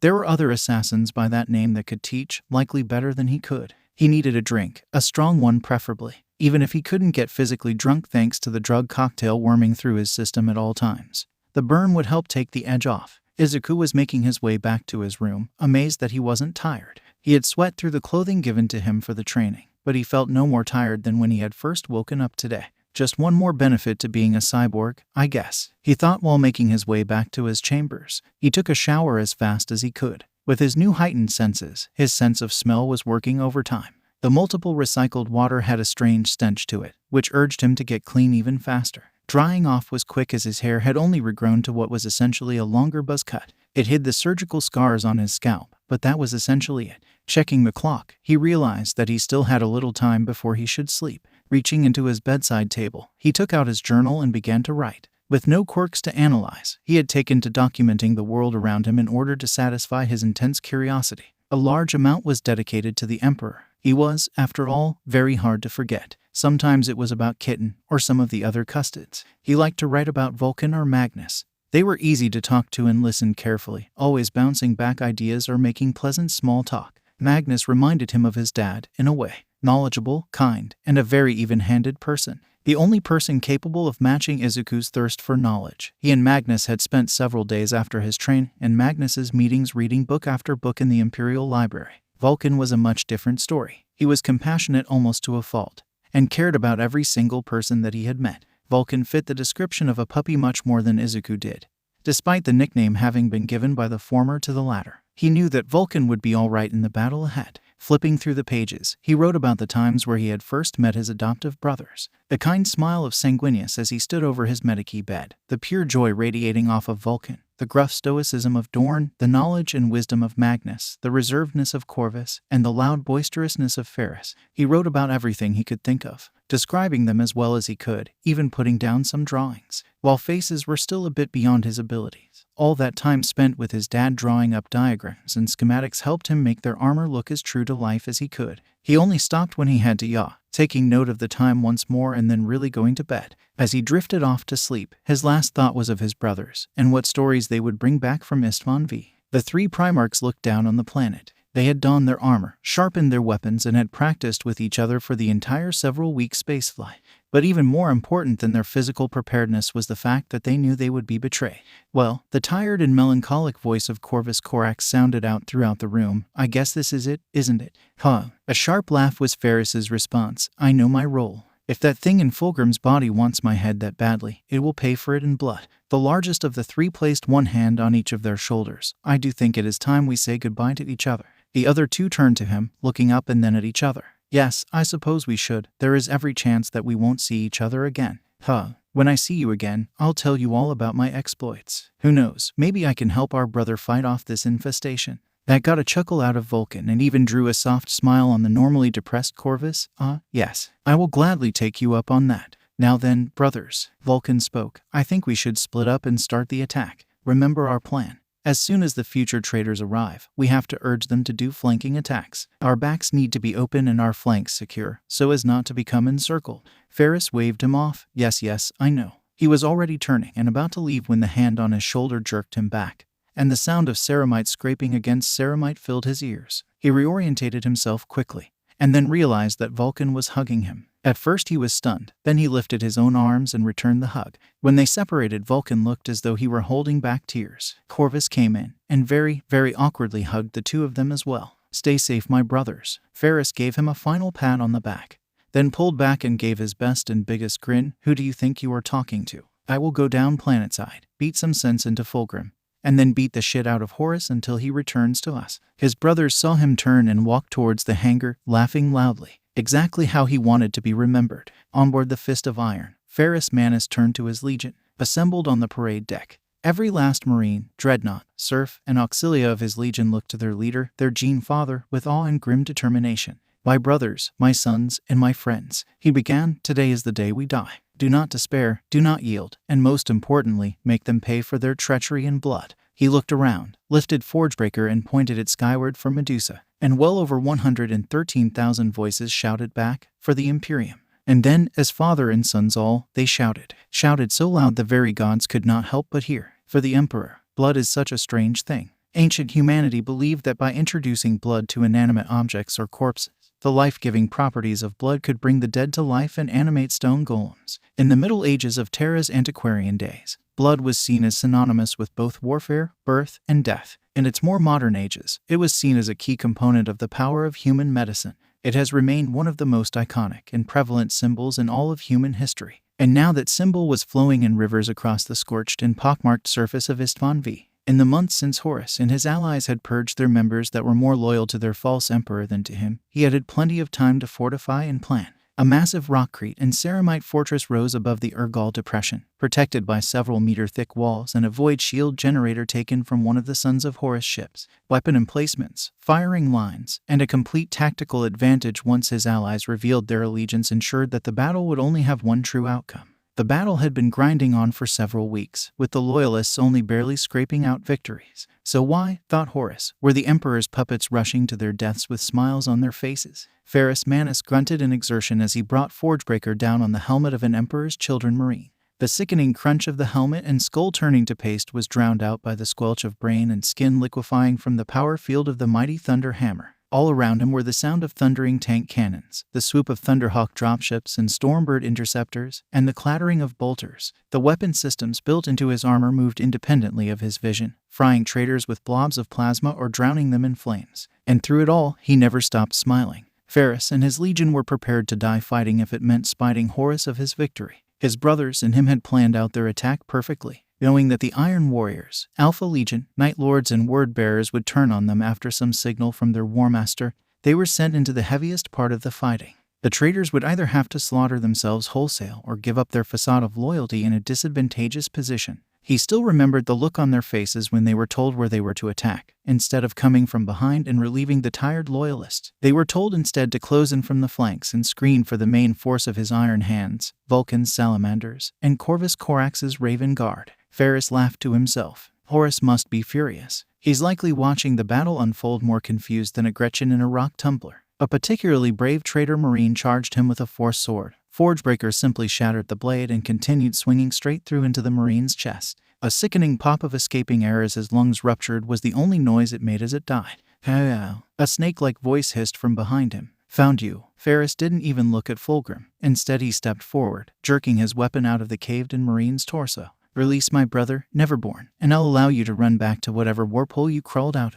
Ferris stopped smiling, sending a sour look at the face that once had belonged to his closest friend. Oh, don't be so mean. After all, I am your brother. It grinned, or perhaps that was a scowl. He couldn't really tell with the explosion to his right casting shadows across his brother's face. Vulcan, I swear by father you better pull your ass out of that trap before I have to go and pull you out myself. Do not worry, I will make sure to reunite you with him. Join us, Ferris. We were best friends once. We can be so again. Ferris frowned, acting as if he was thinking about the offer. He used the pause in battle to activate the dead man's switch built into his suit's power pack, and to prepare a message to his brother Corvus Corax that would be sent when it activated. It seems I will be a bit delayed in my return. Go without me. Well, if you truly want to be my friend again, then I have a gift for you. A gift USSA. Tell me, what is it? He swung his hammer as fast as a bullet and yielded a nose job on the house, rather than the perfectly sculpted face that he had aimed for. Ferris's hammer crashed into one of the blades, showering the ground in sparks and ringing an ungodly sound across the battlefield. The thing used his blow and redirected it, simultaneously ducking under it and swinging to block his weapon. Fool, Horus would never allow himself to be trapped. Your allies will turn on you, and your precious Imperium will fall. I know. That took the creature aback. What? It asked in pure disbelief. I know that we will be betrayed. Perturabo, Lorgar Aurelion, Alpharius Ongon, Conrad Kurz. They and their legions have sided with Horus. He will give some signal and our flanking forces will turn their guns on us. Why do you think we did not use them as our reserves? His blows struck true, lifting Fulgrim's body clean off the ground and cracking the armor. It hissed in agitation. Yet you show anyways. Why? Why bother coming here to die if you knew you were being betrayed? Because I know that Fulgrim would have done the same for me. The creature's expression shifted. For a moment, its face was sorrowful. Ferris, for the first time in his duel, recognized his brother. Two traitors rushed in from either side of his shoulders, slightly from behind. He fell back until all three of them were in his vision. Then the guns on his back roared to life. Plasma culverins and heavy flamers spat their deathly heat. The Marines were dead before gravity brought them low. The Fulgrim thing let out an animalistic roar, a mixture of a hiss and a war cry, and then charged, using both of its weapons in tandem, constantly pressing Ferris's defense. The way it fought showed that it was incredibly knowledgeable in the art of dueling. But Fulgrim's body didn't know the moves it was performing, creating gaps here and there in the whirlwind of blades. Ferris saw an opening and swung downwards. Caught off guard, Fulgrim swung both of his swords upwards to meet the hammerhead. Clang, their weapons were both stopped. Forgebreaker, Fireblade, and the demonic sword that had turned Fulgrim into this abomination all grinded against one another. Snap out of this. Fulgrim, please. Ferris felt tears welling up and blinked them away. Come back to us. I know that father could help you if you ask. Fulgrim's face shifted from rage into what almost looked like fear. Ferris, please, get out of here. Leave me. I would never leave my brother in the hands of evil, Fulgrim. Then you will die by my hands, O brother of mine, said the Fulgrim thing, battering away Forgebreaker. It flipped away to an elevated portion of rock some distance away. Before Ferris could charge, a sickly red flare shot up from Horus's fortress and illuminated the battlefield. As it hovered in the air, the sounds of gunfire intensified as the Fulgrim thing started laughing. SSSSSSC, your betrayal has begun. You, Corvus, and Vulcan will be surrounded and destroyed. You could have stopped this, Ferris Manus of Medusa, but you chose to keep loyal to a rotting Imperium and its soon-to-be corpse of a ruler. My brothers and their legions all already know of the planned betrayal, Neverborn. My legion is prepared to cover the Raven Guards and Salamander's retreats. We knew that we could never overcome a 3-to-1 numerical advantage, but we could bleed you dry, and I am here for only one purpose. Ahuhuhu. And what might that be? Ferris Manus, the Gorgon, the Primarch of the 10th Legion's Astartes, looked at the thing that dared call itself Fulgrim. It was a better warrior, a better duelist, and was enhanced by whatever abilities the Neverborn possessing him had augmented Fulgrim with. It was superior to him in almost every way, and equal in all others. His choice was made. I am here to avenge my brother, you wretch. YHHH. And so, Ferris Manus charged into the mouth of certain death. Ferris Manus was an excellent fighter, and Forgebreaker was an excellent weapon. His armor was master-crafted marvel of technology. He was, in a sense, a peerless warrior. But so was Fulgrim. Their battle lasted for several days, neither side able to gain a true advantage over the other. Hammer clashed against swords. Punches and kicks connected with shoulder pauldrons and chest pieces. Their only respite was when Astartes, whether loyal or traitor, interrupted the duel by attacking the combatants. Fulgrim and Ferris were equally determined to beat the other, but Fulgrim was stronger. And so slowly but surely, Ferris was put on the back foot. It started slow. A nick there, an undodged punch there. But it worked its way more and more until Fulgrim had Ferris completely at his mercy. The man of Medusa kneeled on the ground, bleeding from several wounds. Forgebreaker lay some distance away, knocked out of his hands by a clever move from the Fulgrim thing. He looked up at his brother's face and tried to scry for any sign that the man he loved as only family was still in there. Well, Fulgrim, you've won. What are you going to do with me? Fulgrim sneered. I'll offer you one last chance to join us. Horus could use a Forgemaster of such peerless quality and skill. He already has one, my brother. When you gave me Forgebreaker and I gave you Fireblade, I was not joking when I said your weapon was better. You are better than me, Fulgrim. You always have been. Fulgrim's face looked normal for a moment, tears of sadness streaming down his face before the rage of the demon overtook him again. With a scream it swung Fireblade at the neck of its creator, and the Gorgon was no more. Wasn't supposed to be this way, brother. Wasn't supposed to be this way. He was weak, Fulgrim. Do not weep for someone who couldn't see Horus's greatness when it was right before his eyes. Despite the demon's goading, Fulgrim could not bear to look away. As if watching a holo vid from the perspective of his own eyes, he saw his hands pick up Ferris's severed head and turn it to face him. The stark eyes were closed as if in peaceful sleep, and he was smiling. He was fucking smiling. He didn't want this. He didn't want any of this. Why was he doing this? Why couldn't he stop himself? Fulgrim was so buried in his own mind that he didn't see the movement in the corner of his eye until he began casting a shadow on the ground in front of him. Wheeling around, Fulgrim gasped. There, standing in front of him, was the headless body of Ferris Manus. His unarmored arms hung limp at his sides, the liquid metal covering that gave his legion their name occasionally bouncing off of the armor. The weapon systems on his back twitched errantly and without pattern. He could hear the servomotors in the legs softly whine as they maneuvered his legs into a standing position. Several large circular pieces of metal shot off of his armor's power pack, landing to the ground smoking and white-hot. The sharp crackle of a voxcaster cut the air and began playing a pre-recorded message. Hello, traitorous scum. If you are hearing this, then you have done what Horus was too cowardly to do himself and killed me. For this travesty, you will die painfully and screaming for whatever gods you have forsaken the Imperium for to save you. They will not. After a short few seconds of dead air, the message picked back up again. And Fulgrim, if Ferris's voice sounded as if he were about to cry. If you were the one to do this, I forgive you. This wasn't your fault. And I hope you can forgive me for what I must do in turn. At that, Fulgrim looked at one of the pieces of metal on the ground and recognized it to his horror. It was a reactor safety cap. Dropping Ferris's head, he turned away from Ferris in hopes of running and escaping the blast radius. He only was able to turn halfway around before Ferris's power pack went critical and the resulting fireball consumed him. The Emperor clutched as hard as nigh unbearable pain shot through his entire body. Bracing himself against the table he was leaning over, he grimaced as Izuku ran to his side. Father, are you okay? Are you hurt? The Emperor looked into Izuku's bright green eyes and felt saddened. He knew what had likely just happened, and he knew that this war would likely only get worse. Izuku may not be his son by blood, but he could not bear to think of what might happen to him in the fighting. His mind was made up. I need to send him back to his parents soon. I'm fine, Izuku. I just need a moment. Turning away from Izuku and walking out the door, he ensured that no one saw the tears welling up in his eyes. He held them back until he had reached his personal chambers. There he wept over the death of his loyal son. Vulcan fought at the head of a detachment of both his salamanders and the Ferris Manus Iron Hands. For nearly a month now, he and his men marched ever onwards, slaying traitors left and right. For once, the Night Haunter was being hunted by a force that could hope to beat him. Only a few hundred meters separated his force from Conrad Kerr's last reported position. Raven Guard scouts had been shadowing these traitors even before they had proven their disloyal nature, and their help was proving invaluable. He was taken out of the fever pitch of battle by a message blaring through his comm bead. Horus's fortress had launched its payload of nuclear fire. They would likely land directly behind his spearhead, this close to their own troops. He thought with confusion, then he noticed something. The air rippled in front of them, like a heat wave on his home planet of Nocturne.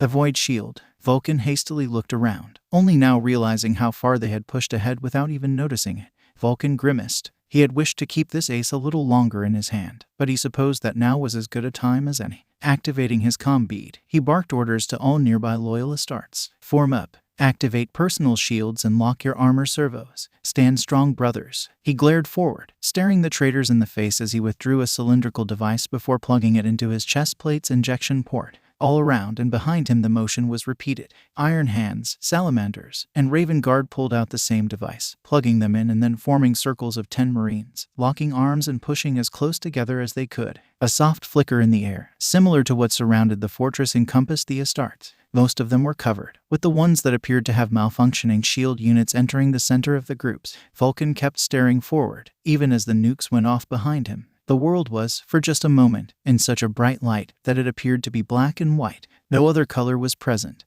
No fine minutiae could be picked out, there only light and shadow. After the light came the heat, so intense that any exposed biological mass instantly caught fire and was burned to ash. Even the ground beneath his feet was turned into glass by the heat. After that, the blast wave crashed into him, nearly taking him off his feet and sending him to the ground. Several more unfortunate squads that had been closer to the blast were scattered like leaves in the wind or were hammered into the ground. As if this had not been enough, the thermonuclear reaction had created a ball of plasma, easily a kilometer in diameter. Even with their shields in place, the ones that were enveloped by the orb of liquid fire were turned to carbon in an instant. Vulcan turned around, taking in the growing mushroom cloud that had erupted from his rear lines. He made sure to leave his back exposed on purpose. He knew how elusive Kurz was, and this was his only hope of catching him off guard. He lifted his hammer, waving it in a pattern that gave wordless orders. The blast would have damaged the auto-senses in his Astartes helmets, so visual orders were better. He still shouted the orders for any that could still hear him: reform, men, evacuate ground zero and fall back. As he watched most of his Astartes withdraw, he felt a prickling sensation in his chest. Looking down, he saw a lightning claw exiting his torso. Pieces of his hearts and various organ tissues stuck to the 5 long and sharp talons. "Come on, brother," the gravelly voice of Conrad Kurz said from behind him. "One would think that you let yourself be hurt on purpose." As Vulcan felt the life ebb from his body, he turned to his traitorous brother. "I did." The moment he felt himself slip away into that nothingness, he felt a crack of thunder and his vision suddenly cleared. The ache in his torso vanished, and he stood up over his brother. Conrad's face turned from grim satisfaction to barely contained rage. "How, when our father created us, brother of mine, he gifted us with pieces of his very being. You were supposed to be his judge and jury first, and executioner second, imbued with a sense of justice and a desire for peace. As for I," Vulcan flexed his arms, raising his mighty hammer Dawnbreaker in one hand and the furnace's heart clutched in the other. "I am his immortality." Snarling at his brother's hubris, Conrad Kurz reignited the power fields on his lightning claws, mercy and forgiveness, and rushed into close quarters with Vulcan. Vulcan fought with the vigor of a dozen men, smashing into Conrad's defenses like a madman.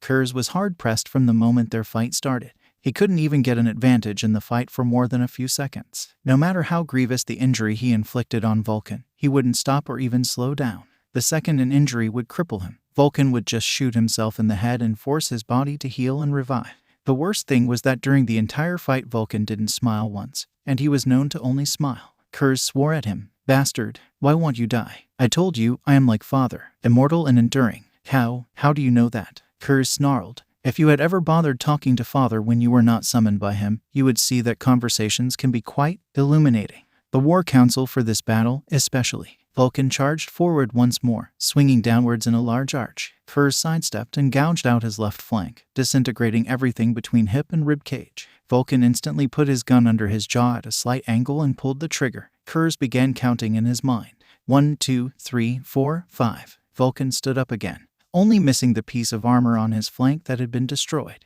Then he would wound Vulcan once more and destroy another piece of his armor, and then the cycle would begin again. Kurz's anger was tempered somewhat by a grim sense of satisfaction. If Vulcan couldn't die, then he could torture him for as long as was needed. His brother would see just how right he was soon enough. His attack was disrupted by a squad of iron hands as the fools charged him. Reaching into his cloak, he threw a volley of Widowmaker knives at his enemies. Yet to his surprise, the knives didn't impact. Instead, they were disintegrated by the shields a few inches in front of the Astartes. Snarling at his misfortune, he activated the power field in his claws again. Skewering the Astartes like so much rat meat on his home world of Nostromo, he murdered with practice and precision. He was in his element, until a stray bolt round destroyed the power field generator on one of his claws. Seizing the opportunity, 2 Morlock Terminators of the Iron Hands reached out and grabbed hold of his arms, digging their fingers into the seams of his armor and then locking the servo motors in their arms. The 2 more Marines closed in, grappling his arms from the outside and pulling harshly on them. Conrad's confusion turned to horror as he realized that he had become a sitting duck. He turned his head back to Vulcan just in time to see him jump high into the air, swinging Dawnbreaker with both hands downwards to his head. fully intending on killing him. His mind went into overdrive to figure out a way to avoid death, and he noticed something. The ground to his left was ever so slightly softer than the ground on his right, meaning the Marines standing there wouldn't have such a solid stance as the ones to his right. So he threw himself at them, his entire body weight slammed into them. It was just enough to move his head out of the danger zone. Instead of losing his head, he merely lost his right arm. Vulcan's hammer crashed down on Kerr's body. First it hit the shoulder pauldron, shattering the ceramite and crushing the adamantium. Then it broke the skin, then the muscle, and then the bone. The hammer smashed down with such force that it continued into his torso, pulverizing the top part of his rib plate and exiting through his ceramite-reinforced sternum. The next blow crushed one of his knees. The one that followed shattered his remaining power claw. Vulcan stood over him, staring down at him, the Marines flanking him already leveling their weapons at him. He knew that he wouldn't get back up, and even if he still had the power to do so, his brother wouldn't hesitate to put him back down. It was everything he had ever hoped for. Vulcan stood over the bleeding and broken body of Conrad Kurz. Coagulated blood smeared around him on the ground, his bones smashed to dust and his skin broken.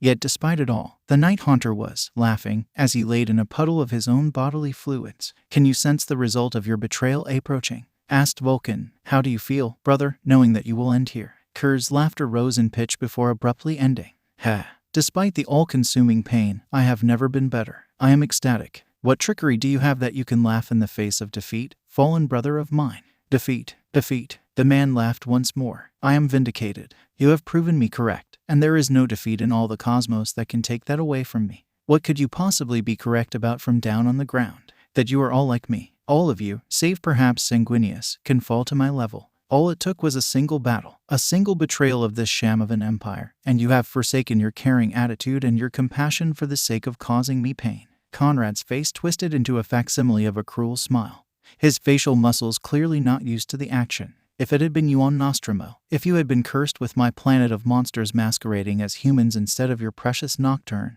then our positions would be reversed. You would be cackling like a madman on the ground, and I would be holding the executioner's axe above your head. And in the face of that revelation, death is nothing. Not when compared to vindication." Vulcan visibly paused at this, his mind struggling to process what had been said. Could it be true? Are we so close to each other that a simple change could do this? Doubt clouded his mind before he shook those thoughts away. Some other time, some other place. I have a battle to win. Holding Dawnbreaker over his head, he brought it down with the might of a blacksmith at the forge. There was no grand speech from the Dragon of Nocturne. There was no final request from the Night Haunter of Nostromo. There was only silence as the battle raged on around them. Corvus Corax didn't feel well. Well, most of the time he felt unwell, but not this particular kind of unwell. His stomach was twisted into knots and his tongue tasted of ash. It made his mouth feel dry and throat clogged up. He almost felt relieved when the red flare shot up from Horus's fortress. This meant that so far everything had gone according to plan, and that he could finally leave the battlefield to accomplish his true mission. He did feel a little bit ashamed to think this way, but he finally could do his part of the mission. Cover the Imperial retreat and get the Loyalists out of the battle before it became a massacre. He had no idea how many were still alive this long into the battle. But with 282,000 Loyalist starts at the start of the engagement, he knew the number of survivors would likely be considerable. A command was sent to the Titan Legion and Night House on site. On cue, Legio Adoris and House Kalkak recalibrated their aim. Instead of firing at the traitor Titans, they aimed for the front lines of the infantry's battle zone. Volcano cannons, megameltas, Vulcan megabolters, and Deathstrike missiles shot forward and briefly forced a separation between the loyal and traitor battle lines. Just like Horus had done, he lifted a flare gun of his own and fired. A red and green light shone down onto them. The shift on the battlefield was immediate. The Iron Hands spread out along the newly cleared front lines and absorbed the worst of the fire. The Salamanders and Raven Guard fell back, giving them long-range support. As for himself, a Thunderhawk dropship belonging to his own legion descended. He quickly opened the hatch and hurried inside. Even with his relatively safe position on the battlefield, it was still a battlefield and aircrafts were excellent targets for rockets. Once he was sure to be out of range, he reopened the hatch and took off, using his jetpack to survey the battlefield. Using his bird-eye view of the battlefield, he directed troops away from hotspots and informed the Titans where to advance. It took more than a few weeks for all of them to have retreated behind the Titans' lines of fire. Thankfully, Vulcan messaged him during the withdrawal, explaining his situation and informing Corvus that the Night Lords were now without their Primarch. He paused when he read a delayed burst transmission from Ferris, a solitary and oddly short message. "It seems I will be a bit delayed in my return. Go without me." Corvus knew what that meant. In complete silence he made the sign of the aquila across his chest. "Farewell, my brother, I will keep you with high honor in my heart." When Corvus landed near Vulcan upon seeing him approaching the rear line, he sputtered. Vulcan was almost completely nude, save for his codpiece, his right grieve, and a piece of his chest plate held in place by chains taken off of several defeated world eaters. Brother, what has happened? Why are you? Where is your armor?" Vulcan scratched his chin in what looked like embarrassment. "Well, you see. You know what?" He interrupted him. "Tell me after we have escaped. The Astartes legions and Imperial army divisions are safe, with the Titans and Knights falling back to cover them. We are ready to make for orbit. What about our brother Ferris? Should we not wait for him?" "Vulcan," Corvus said sadly, "I don't think there is a point." Vulcan mulled the words over in his mind, before smashing his fist into his chest in salute. "My legion and I shall commemorate him in a great memorial in our fortress monastery on Prometheus." Nodding to his brother, Corvus responded, "As will my legion in the Ravenspire on Deliverance." After a few moments of silence, Corvus sent a message to the rest of the Loyalist ground forces to retreat as soon as they could. 7 weeks of nearly non-stop battle was long enough. He put a finger to his comm bead, sending a message to Imperial Army Prefector Marcus Valerius high in orbit. "Take us home." First Captain Sigismund looked down at Isstvan III, formerly a civilized world. It had been stripped barren by the Life-Eater virus launched from the traitor ships. Now it was little more than a gray-brown ball hurtling through space. Sigismund looked away from the ball of dirt and gave a nod towards the tech priest operating the communication array. "Scan for armor transponder signals. Any traitors would have been picked up by their parent legions, meaning that those we find alive are likely to be loyal." Muttering a few prayers and flipping a few switches, the tech priest began sweeping for any sign of survivors. They had to be extremely cautious. If the signal was too strong, the traitor fleets and system would pick it up. Too weak, and the rescue fleet could sit here for months and never find anyone. Deciding that the need to find survivors was greater than the need to stay hidden, and that the small fleet of Gladius-class frigates would be small and fast enough to escape should they be detected. The auger arrays and other scanning apparatus were set to their maximum safe signal strength. Several agonizing minutes passed by, the Space Marine fleet officers and Navy crew alike shifting nervously as the scan of the planet commenced. There was an overbearing sense of dread hanging over the crew that maybe, just maybe, they were already too late. Then a single ping came from the console, then another 2, then 3. Then several weak chimes as a cluster of survivors was detected. Every human on board the ship let out a sigh of relief that there were still survivors, while Sigismund simply stared at the scanner, his face unmoving and stern. "Send the rescue squads planet-side. Any and all Astartes found are to be disarmed and taken into protective custody. If they protest," he thought carefully about his choice of words, "pacify them." With a fist to his chest and salute, the sergeant made his way out of the bridge into his squad. Sigismund watched as dozens of Thunderhawk gunships descended to the largest cluster of transponder signals, KHRY Banach, the Coral City, capital of Isstvan III and center point of Horus betrayal. The atmosphere was thick and choking, the ground covered in a thick, hard crust of ash and debris. Even an Astartes would most likely suffocate in this atmosphere, not to mention an unaugmented human. They had been trying to gain access to the city for the past 3 days, most of which had been spent digging the thick blast door out of the poisoned earth. The Vox unit had, unsurprisingly, been destroyed. Communication with anyone on the inside was impossible. And the squad's tech marine had spent the last 4 hours trying to get the machine spirit to override the safety mechanism on the doors. With an agonizing scream of metal scraping on metal, the door finally gave way. All Marines in the area turned as one to the door. The Imperial fists had been prepared for several situations, such as to be charged the moment the doors are open or to be put under heavy fire from panicked defenders. Something they had not expected was seeing a collection of civilians milling about listlessly. Elderly and youthful, women and men, all sprouting unhealthy gray tones of skin. They looked like something out of a horror story told to children on a death world. Captain Alexis Pollux was the first one to speak. "Civilians, soldiers of the Imperium of Man are here to rescue you. Please form up so you can be treated by our apothecary." The milling crowd of people came to a halt, then slowly turned their heads towards the Marines. It was only then when they saw the true horror of this new war. Rotten. The bodies and faces of the civilians were rotten, their bodies decaying as though they had been dead for weeks, skin sloughing off in sheets, deflated eyeballs hanging by nerve cords from empty sockets, bones and muscles exposed where the skin had disintegrated.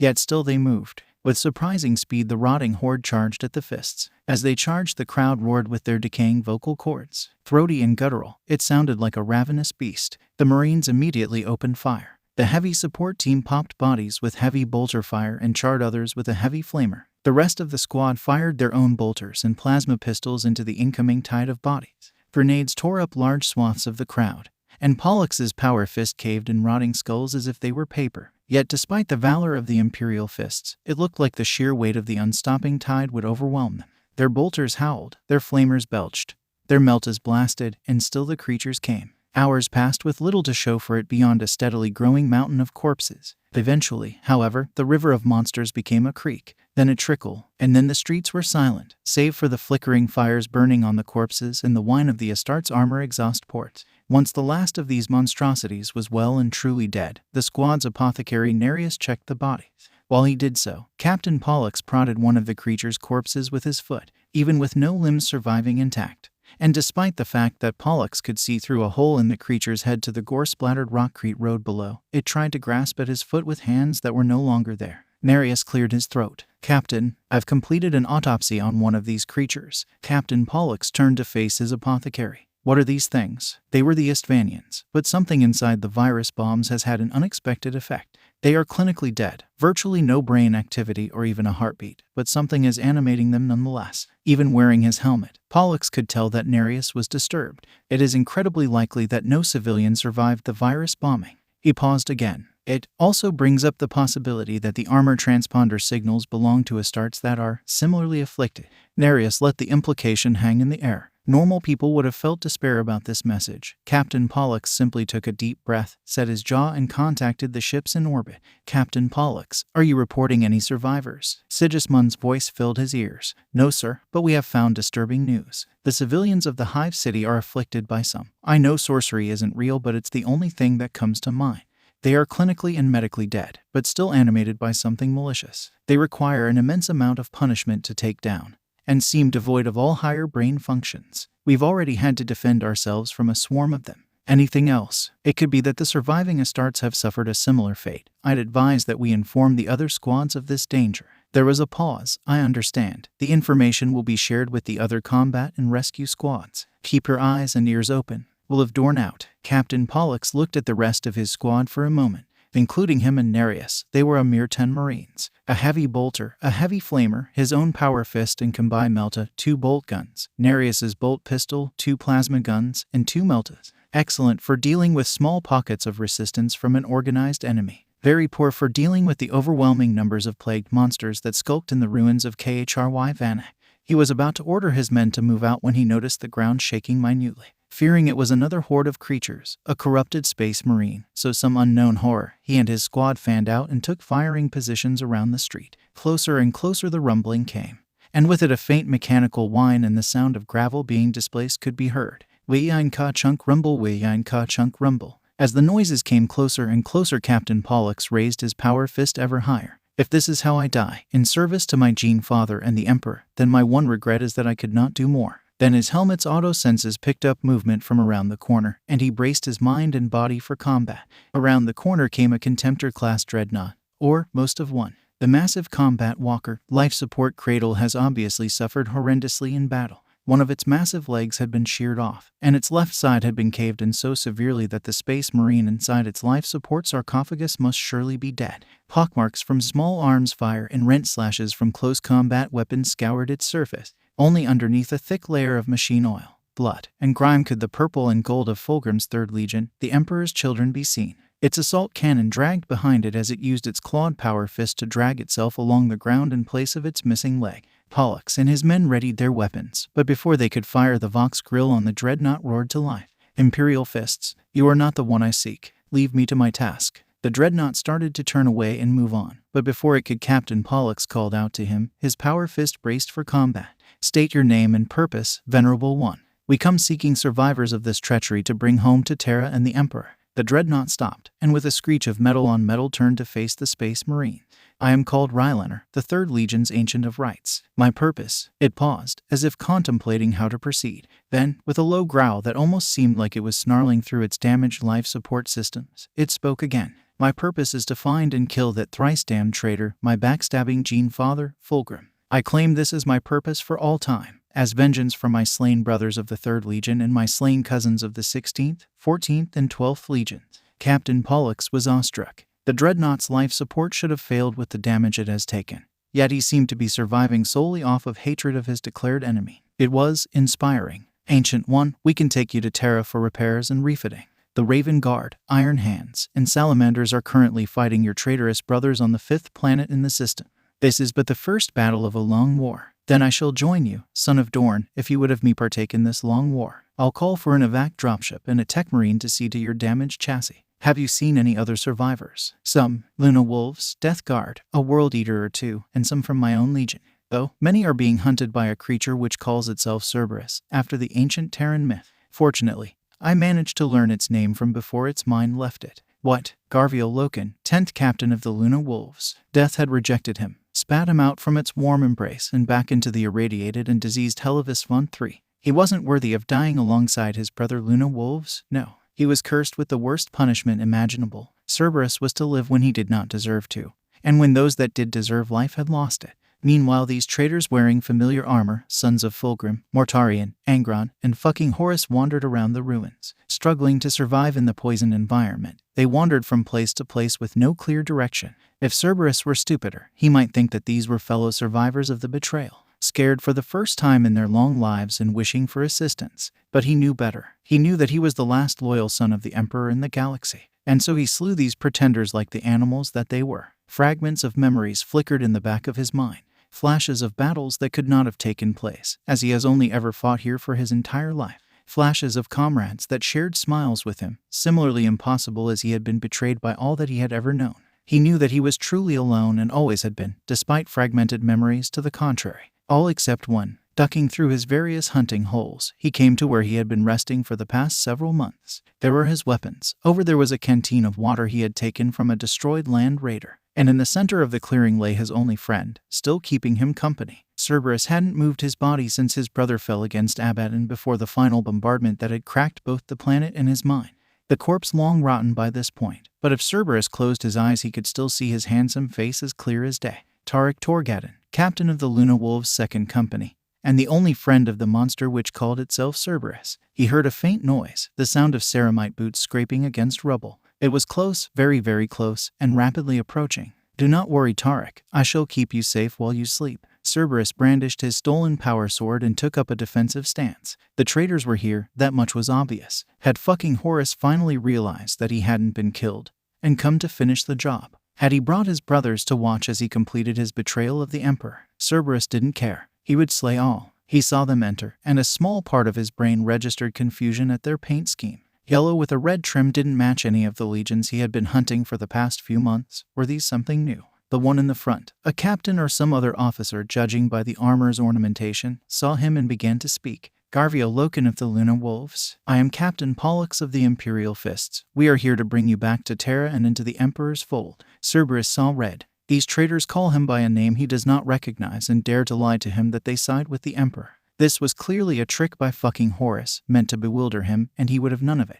If you're going to lie to me, Horus, you should do a better job of it. You shall die along with all your traitorous ilk. Smiling, Cerberus saw that the traitors were confused by something. Certainly they must wonder how Cerberus saw through their disguise and saw that the captain was just Horus. He was a traitor. They were all Horus. They were all traitors. Every single creature on this blasted planet was Horus. All except him. Cerberus charged at the traitor captain, his power sword glowing with energy. The captain raised his power fist in turn, blade meeting fist with an explosion of sparks and the noise of grinding metal. The enemy barked some order to his squad, and they lowered their weapons. Does this bastard believe that he can beat me? Thought Cerberus. Garviel Loken, former member of the Mournival and 10th captain of the Luna Wolves, then the sons of Horus. Do you know where you are? Do you know who you are? The traitor asked. Stop trying to trip me up, traitor. It won't work. He snarled back. His head was hurting, synapses firing frantically trying to make sense of the words being spoken to him. Pain in his head as well as his hearts threatened to overwhelm him. He swung again at the yellow-clad Astartes, but his pain made him careless. The captain expertly disarmed him and threw his body weight at Cerberus. The two tumbled to the ground, Cerberus landing next to Tarek's body with the captain pinning him down.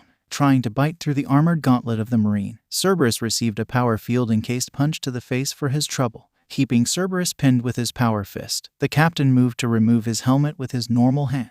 His face was unfamiliar. He didn't look like any of his brothers, or even any of the men that had been betrayed alongside him. Garviel Loken, the massive man, spoke surprisingly softly without his helmet's Vox grill amplifying his voice. 10th captain of the Luna Wolves. Do you remember the Battle of Planet 6319, where you and your brother Luna Wolves fought a rogue human empire? where Horus slew a pretender ruler who called himself Emperor. 6319. Images and names jumped out of Cerberus's subconscious like Chthonian crickets. Malaghurst being rescued. A golden throne being shattered. Brother Jubal being twisted by an entity that he could only describe as demonic. His father looking down on him as he helped him up. He remembered. A joke. Tariq Torgadon would beg him to tell the story. Laughter. What was? I was there. The day that Horus slew the Emperor. His mind clicked into place. He was Garviel Loken, former member of the Mournival and former 10th captain of the Luna Wolves. The Marine pinning him down was an Imperial fist, normally stationed on Terra. If they were here, then Terra still stood. If Terra still stood,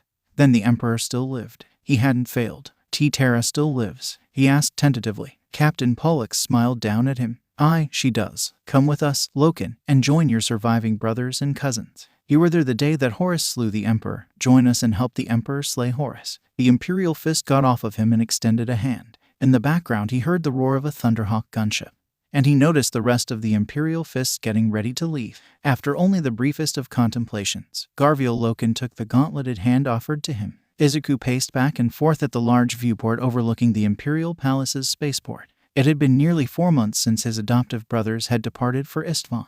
He had tried to keep busy in that time. His training with Sire Averser had graduated from simple control training to learning how to properly fight like an Averser assassin.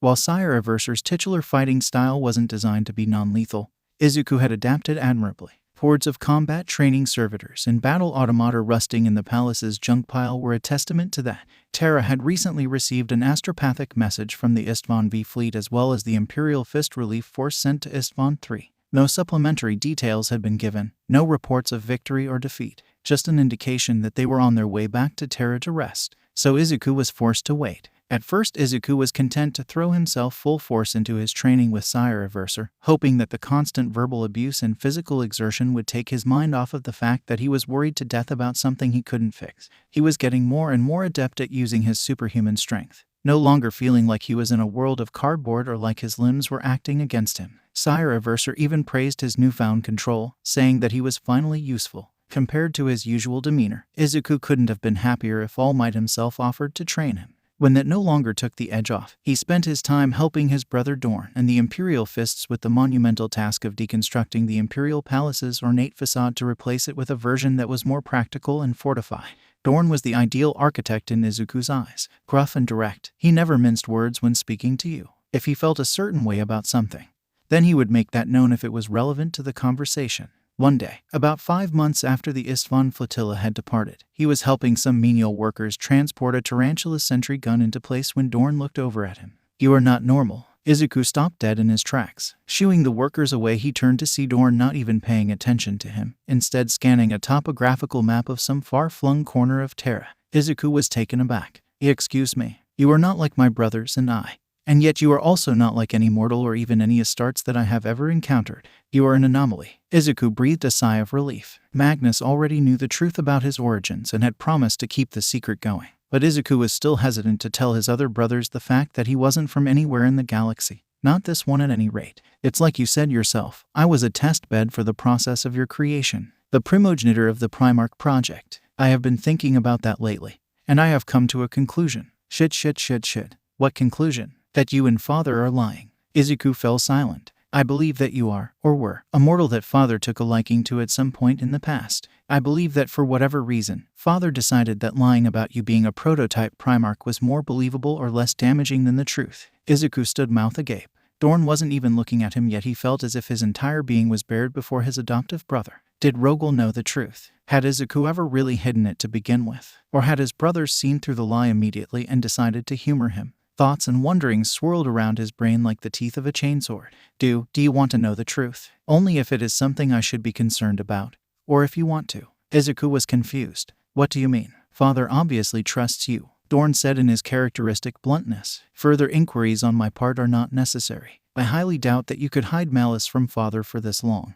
And I do not think that I could find it if you could. Ergo, worrying about a potentially harmless lie when we have 8 very real and very violent truths bearing down on us is useless and an inefficient use of my time and energy. So I do not worry. He gestured to a pile of heavy bolter ammo cases. If this conversation is over, could you deliver these to the Imperial Army regiment stationed in this sector's refectory? Most soldiers need to eat at least once, and if the source of food is taken, then their morale will take a substantial hit. Izuku looked at the ammo boxes and then his brother, before fishing something out of his pocket. Despite the traumatic re-entry to the world of Terra, Izuku had held onto his wallet in the months since. He placed it on the angled board next to Dorn, then turned around and grabbed the ammo boxes. After a bit of stacking, he marched off to help someone else. Dorn tapped a few more orders into the datapad, then snuck a glance at the small leather rectangle. He flipped it open with only a mild curiosity and was greeted with a smiling picture of Izuku, slightly younger, with text made up of pictograms that eerily reminded him of the Eldar language. He knew it was an ID card, even if he couldn't identify the language. But what caught his attention was the age, only 2 numerals. Was Izuku really just a child? His appearance in the palace's history predated his own recovery by the Emperor. How was that possible? After the war is over, I must ask Father about our adoptive brother. After this single thought, he went back to work, focusing entirely on the rebuilding of the palace. Yet, from time to time his hand drifted down to where he had stored the wallet, as if he was reassuring himself that it existed. Izuku, wake up. Izuku slowly opened his eyes, his vision entirely filled with the reflective golden armor of Kitten. While his surgeries removed the spool-up time where he isn't asleep but isn't quite awake, he still did not appreciate being woken up. Kitten, what is it? What time is it? It's 3 in the morning. But besides that, the Isstvan flotilla has arrived in system. Izuku sat up so fast he almost hit Kitten in the face. Where? The Imperial Fist rescue operation is docking with the Phalanx. But the Iron Hands, Raven Guard, and Salamanders are landing on Luna for medical attention and repairs. I wanted to know if you wanted to come with us to debrief the Primarchs. Izuku was already throwing his covers off as he was listening. I'll be there as soon as I can. Hopefully they can give us some good news for a change. Horus slammed his fist into his command deck, absolutely furious. Bad news seemed to flow in never-ending streams from the after-action reports of Isstvan V, even with Erebus and Corfarin telling him that he was still fated to face down his arrogant father. Their predictions had been less than accurate thus far. The first setback had been his brother Magnus being brought to Terra, far from where his agents could influence him. Without his legion's psychic prowess, Horus was unsure if the siege of Terra would go as planned. Though his Alpha Legion spies on Prospero told him that Magnus's first captain would soon plunge the planet into civil war, he knew that it wouldn't result in what he needed. He needed the entire 15th Legion on his side, or near enough, and his brother Lemon Russ's presence was entirely unforeseen. His newly promoted Dark Apostle Erebus had assured him that Prospero would burn. But that seemed less and less likely with each passing day. Then came his father's warning, alerting the Imperium of their plot and robbing them of the element of surprise. He still had no idea how his father had come to learn of his betrayal, but he would be remiss to assume that Magnus's incredible gifts had nothing to do with it, with worlds that were on the fence choosing to support the Emperor, and worlds already loyal having time to build up their defenses. The conquering of strategically important planets would take even longer, and the coup de grace to any notions he had that this would be a quick and decisive war was the disaster that was the Isstvan V battle. It had been intended to be a massacre, the Loyalists surrounded on all sides and with no clear way to escape. They were supposed to press in, call in their reserves, and then die in droves as those reserves showed their true colors. Instead, what was supposed to be an easy slaughter had become a protracted battle, with the Loyalists hanging back while their brothers engaged his own forces. He knew that they had to commit to the battle before the traitors could show who they truly respected, and so they had to fight in order to save face. Thousands of troops loyal to him had died to other troops loyal to him in order to keep up the facade. Then, when the flare was launched and the betrayal took full effect, the Loyalists had simply kept fighting as if this was all part of their plan. Oh, they had taken grievous casualties, no doubt, but they were not total. With a 3-to-1 ratio of his Marines to fathers, he had expected to wipe out all 280,000 plus Loyalist Astartes, or at least enough of them to render them combat ineffective for the rest of the war. Instead, he had inflicted a mere 100,000 casualties on his brother's legions before they fled. Primarch Ferrus Manus of the Iron Hands and millions of Imperial Army personnel lay dead alongside them. And what did he have to show for it? Nearly 150,000 dead Astartes, either killed in the saving of face or by the Loyalists themselves. Millions of his own army died in the ditches. Several Titans from Legio Mortis lay on the field as burned-out husks, their chassis stripped for parts to repair his other Titan. And his brothers. Conrad Kurz was unstable and incredibly reckless, but he was an excellent weapon of terror and one of the first to join his cause. His death at the hands of Vulcan was a severe blow to both his legion's morale, and to the cohesion of him and his brothers. If naive Vulcan could execute one of his brothers, then the Imperium might be tougher than expected. As for Fulgrim, he had refused to leave his quarters ever since the battle had ended. Horus shuddered whenever he thought of the wounds on his brother's once perfect body. Split almost down the middle of his face, the part of him that had been caught by the explosion of Ferris's dead man's switch was charred and blackened.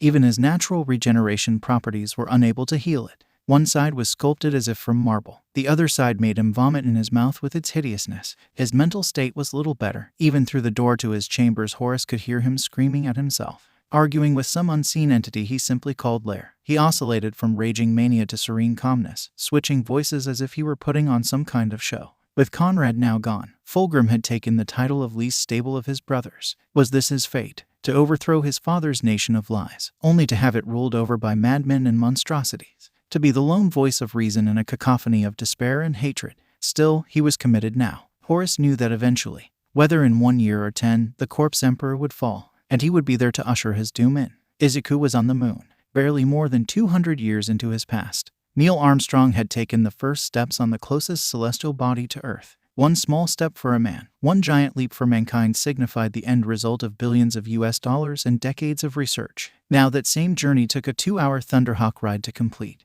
And there were more people living on Luna than there were people in total back home on his Earth. Even after nearly 2 years away from his home dimension, Izuku was still shocked by some of the differences. He, Kitten, and another of the Custodes stood at the entrance to an ornately decorated meeting hall, where the Emperor, Dorn, and Malkador awaited the arrival of the Isstvan III Primarchs. And so he watched with bated breath through the building's viewport as a Thunderhawk dropship landed in one of the subterranean hangars, knowing that it held his brothers. He was taken by surprise when the hatch opened and only Vulcan and Corvus exited, along with a regular Marine from the Iron Hands. Izuku felt a rather sickly feeling growing in the pit of his stomach, but he pushed it down. Ferris is likely just wounded, and sent that starts out to act in his stead. A Primarch can't die, no more than the Emperor can die, Izuku thought, forcing himself to become calm. Yet for some reason the air in the room felt heavy and depressing, and the lights seemed to dim a bit, as if the world itself was in mourning. It took a few more minutes until they all arrived in the meeting hall, Corvus, Vulcan, and the Iron Hand.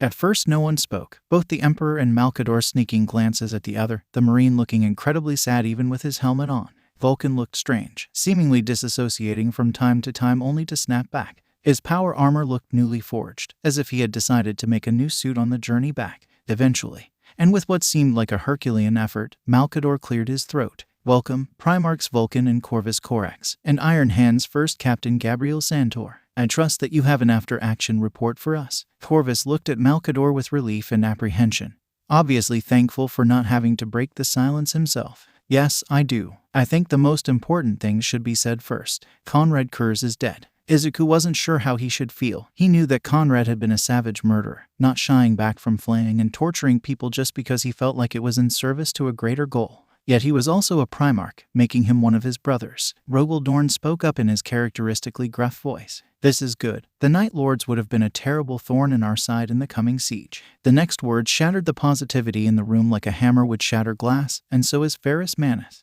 Izuku's heart fell. He hadn't had the opportunity to grow close with Ferris, not like he had with Vulcan, Dorn, or the Angel, but from what he did know he was often the heart of any group he was in, always cracking jokes at his own expense or helping out his brothers. He reminded him a lot of a less angry Catch-on in that regard. The Iron Hand captain seemed to choke back a sob, still processing the loss of such an important figure. Vulcan, sitting next to him, patted him on the back and let his hand rest there. No one commented about it. How many fell, on either side? The question was sterile, as if the Emperor had detached all of his emotions from his body. Yet Izuku knew him well enough to see the slight tremors in his face, and if he could, so could everyone else. Vulcan stepped forward. 100,000 loyal Astartes and several million Imperial Army personnel lie dead on Isstvan v 150,000 traitor Astartes, a few million traitor army, and 3 Titans of Legio Mortis do as well. Conrad met his end by the hammerhead of my Dawnbreaker, and Ferris likely wounded Fulgrim severely before his death, as he was not spotted anywhere in the battle after their duel.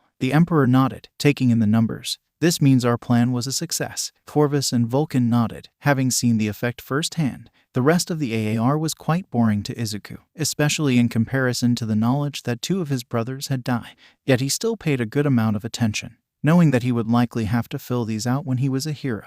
Once all was said and done, Vulcan and Corvus asked him to stay for a bit as the Iron Hand left to rejoin his brothers. The three demigods, the wizened old man, the teenager, and the perpetual all stayed in silence, not one daring to utter a word for minutes upon minutes. "This is all my fault," said the Emperor, finally breaking the silence. "If I had simply been honest with Horus about why I was leaving, or if I had been kinder to his brothers, then perhaps this would have never come to pass." "Bah," Malkador responded like the old man he was. "The past is the past, now it is now. We could pin the blame on the immortal for the next year and still be sitting here. What is important is what we are going to do now." Izuku spoke up for the first time since his brothers had arrived. "I'm still confused about something." He turned to the Emperor. "Father, you said that Horus and Fulgrim had been corrupted, right?" "That is correct, my boy. Horus upon the moon of Davin, Fulgrim upon the ocean world of Lair." Izuku blanched. "But that doesn't make any sense. If only those two were forced against you, then why are we fighting 8 legions? Because they chose to turn against me. Why? You are the Emperor of mankind. You are the epitome of selflessness and compassion.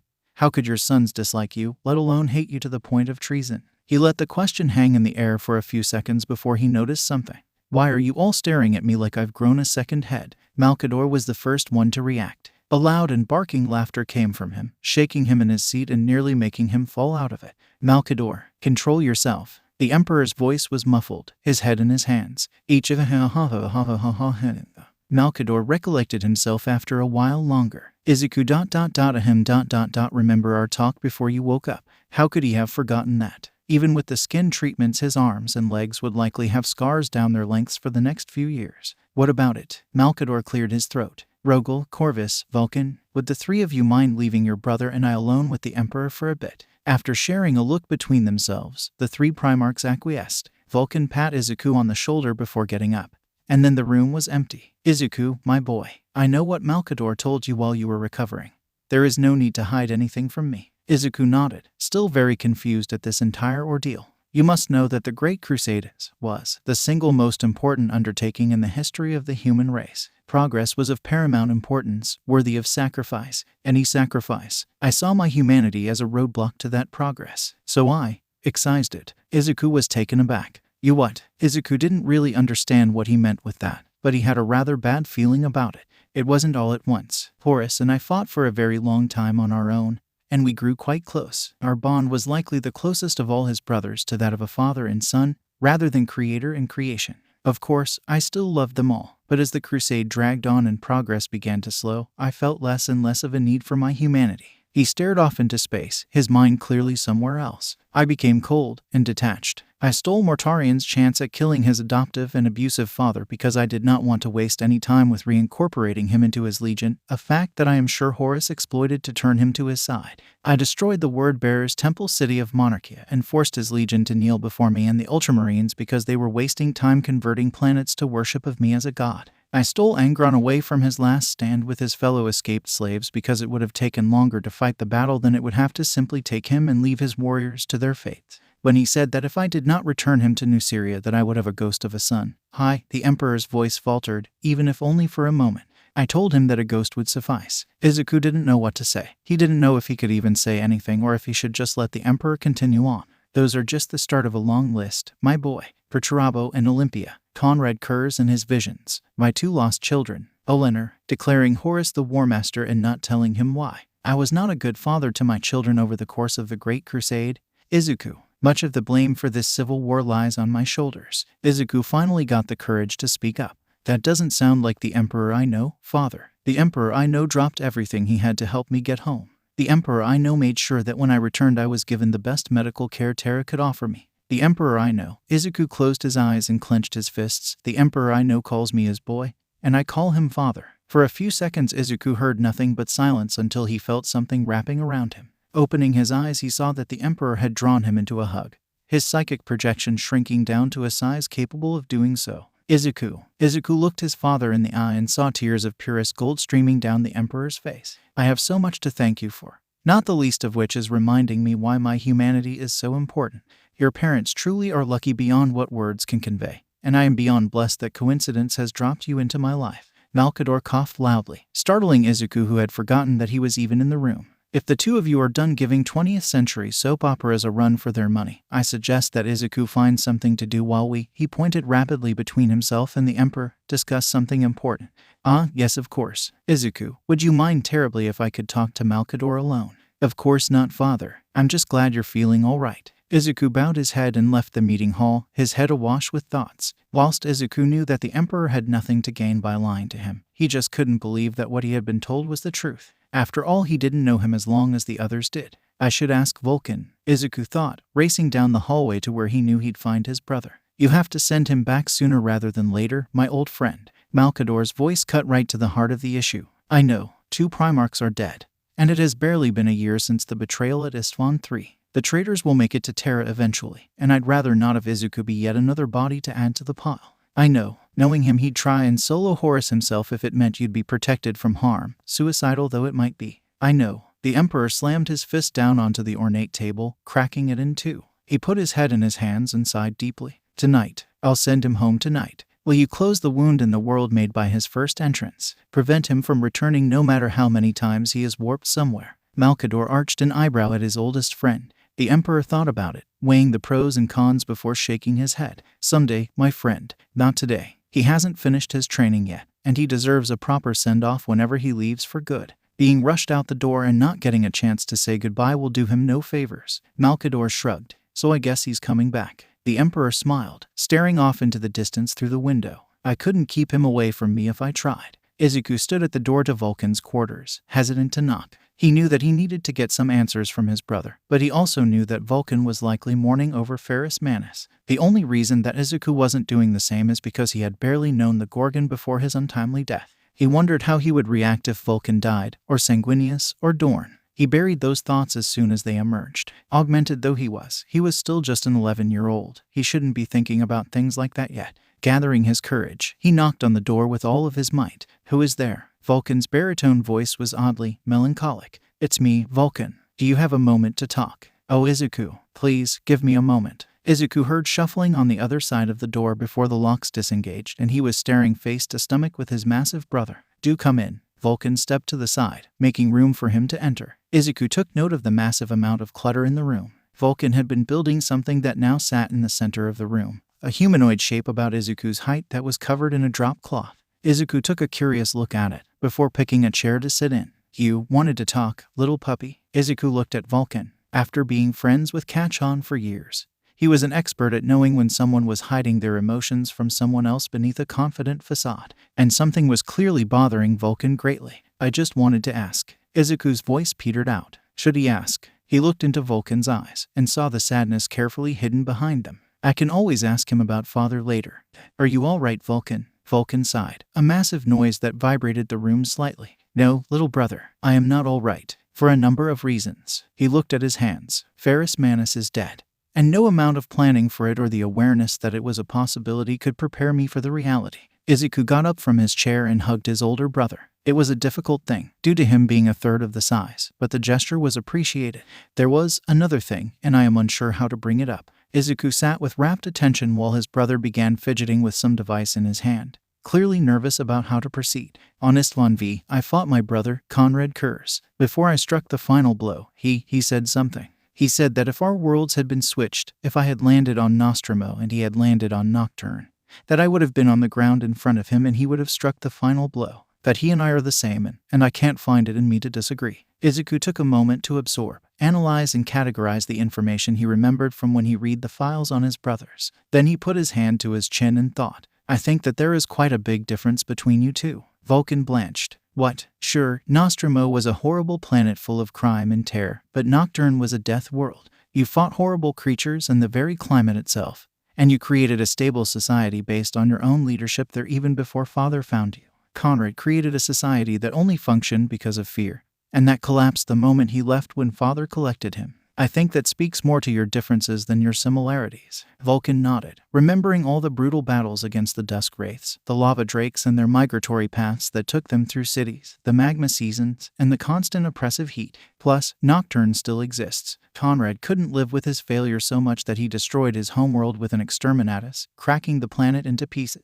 So long as you don't do that to Nocturne, you are better than your brother. Vulcan was awestruck. This small child, barely larger than Terran standard, destroyed any notions of inadequacy or self-doubt he held in his dual hearts. He took Izuku and hugged him gingerly this time. If he harmed his brother again, he could never live with himself. Yet as he hugged Izuku carefully, Izuku hugged him firmly and strongly, as if he was trying to push the dislodged pieces back together. Vulcan felt warmth, like he was hunched over a forge. "You have my thanks, my little brother. I would have run myself ragged because of this, but now I feel so much better." Izuku simply smiled his gigawatt smile, happy that he had helped someone as mighty as Vulcan. They were interrupted by a knock on the door. Turning from their hug, Izuku saw Kitten standing in the doorway, helmet in hand. He looked apprehensive. "Izuku, the Emperor wishes to speak with you in private." "But I just saw." Izuku cut his complaint short when he saw the serious look on Kitten's face. He knew better than to argue with a custodes. "I'll be right there." He turned to Vulcan. "I'm glad I could help." When Vulcan smiled, Izuku was reminded quite heavily of a dark-skinned and red-eyed All Might. "No worries, Izuku. And thank you." He gave him another hug, softer and shorter, before saying his goodbyes. Vulcan waved as he left the room, his smile lingering on his face as he returned to the creation he was working on, humming a song he didn't quite know. He gazed at the small statue of Ferris, smiling big and broadly like he always did, and he felt just a bit better. "You wanted to see me, father." The Emperor put down the papers he had been reading and nodded, motioning Izuku to come closer. His 21st son stood in front of him, waiting for him to speak. He knew he had to do this, and he knew that if he didn't he would more than just regret it later, but that didn't make it any easier. "Yes, I did." Izuku looked up to him, waiting for him to speak again, whilst the Emperor merely looked down at him, trying to burn his facial features into his memories. "Izuku, do you remember when you first woke up after arriving here again, and I offered to send you home myself?" Izuku's face glazed over for a second, clearly pulling the memory up before something akin to fear crossed his face. After only a fraction of a second, sadness took over. "You're sending me home, aren't you?" The Emperor only nodded, confirming his suspicion. "I will not have you be one of a trillion other casualties when Horus arrives at Terra. I will not put you in danger when I have the capabilities to remove you from harm."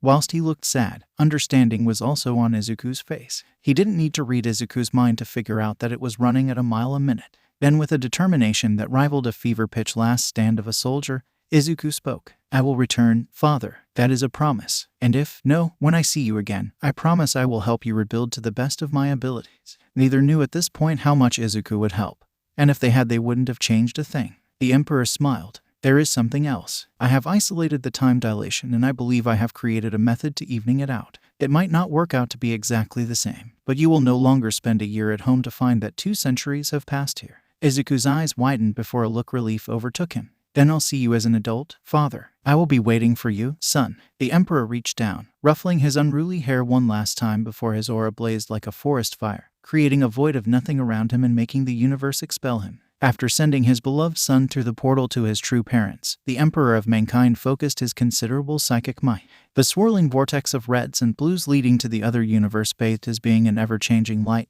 its makeup ever-shifting, its form writhing. The Emperor opened his eyes and shone a beacon of golden light. As he willed it, the Imperium obeyed. A latticework of glowing golden light beams created supports for the portal. First with difficulty, and then with ease, they forced the ever-changing portal to stay still. Formless energy became a solid cylinder, the flow of time stabilized, and the portal was birthed anew. With a wave of his hand, the Emperor banished the newly ordered portal from this plane. No longer would Izuku find himself flung hundreds or thousands of years into the future, so long as the latticework remained. He turned to the window in his office, staring out into the void. He knew that Izuku would likely want some form of communication, even if it was one way. He wondered if a servo skull could survive the trip. A yearly update would likely do much to alleviate his worries. So much to do, so little time. He let out a sigh, leaned back and closed his eyes, resting his mind for a few minutes before returning to his endless work. There was, after all, a galactic war to win.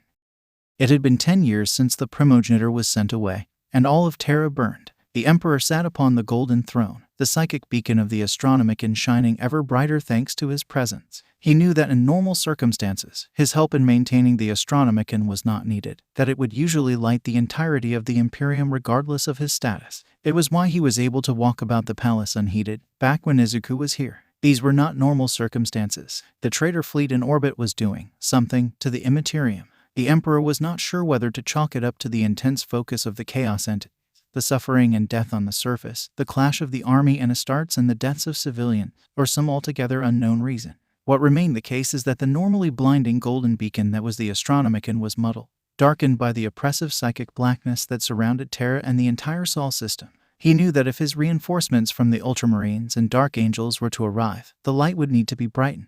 If the Astronomicon were to be compared to a light bulb shining in a darkened room, then he would need to boost it to the level of a lighthouse of old guiding boats to port. It was a relatively simple matter, with nothing to distract him from focusing on his task. No warp rifts in the bowels of the Imperial Palace, no psychic drain of his psyche. Not even a noise from the battle outside could be heard this deep in the palace. He just could not leave the throne. He could not join in the battle directly, not until the Lion and Guilliman arrived. All he could do was sit and think about his previous actions. Think about whether or not the servo skull messengers he had sent to Izuku each year since he had been sent away had made it through. Wonder where he had gone wrong. Imagine infinite what-ifs that would have led to a better future. All the while trapped on the golden throne, unable to leave unless he wished to doom Terra. And to the master of mankind, that kind of punishment was worse than death. Magnus tried to focus, despite the inhuman screeching from the legion of demons charging his position.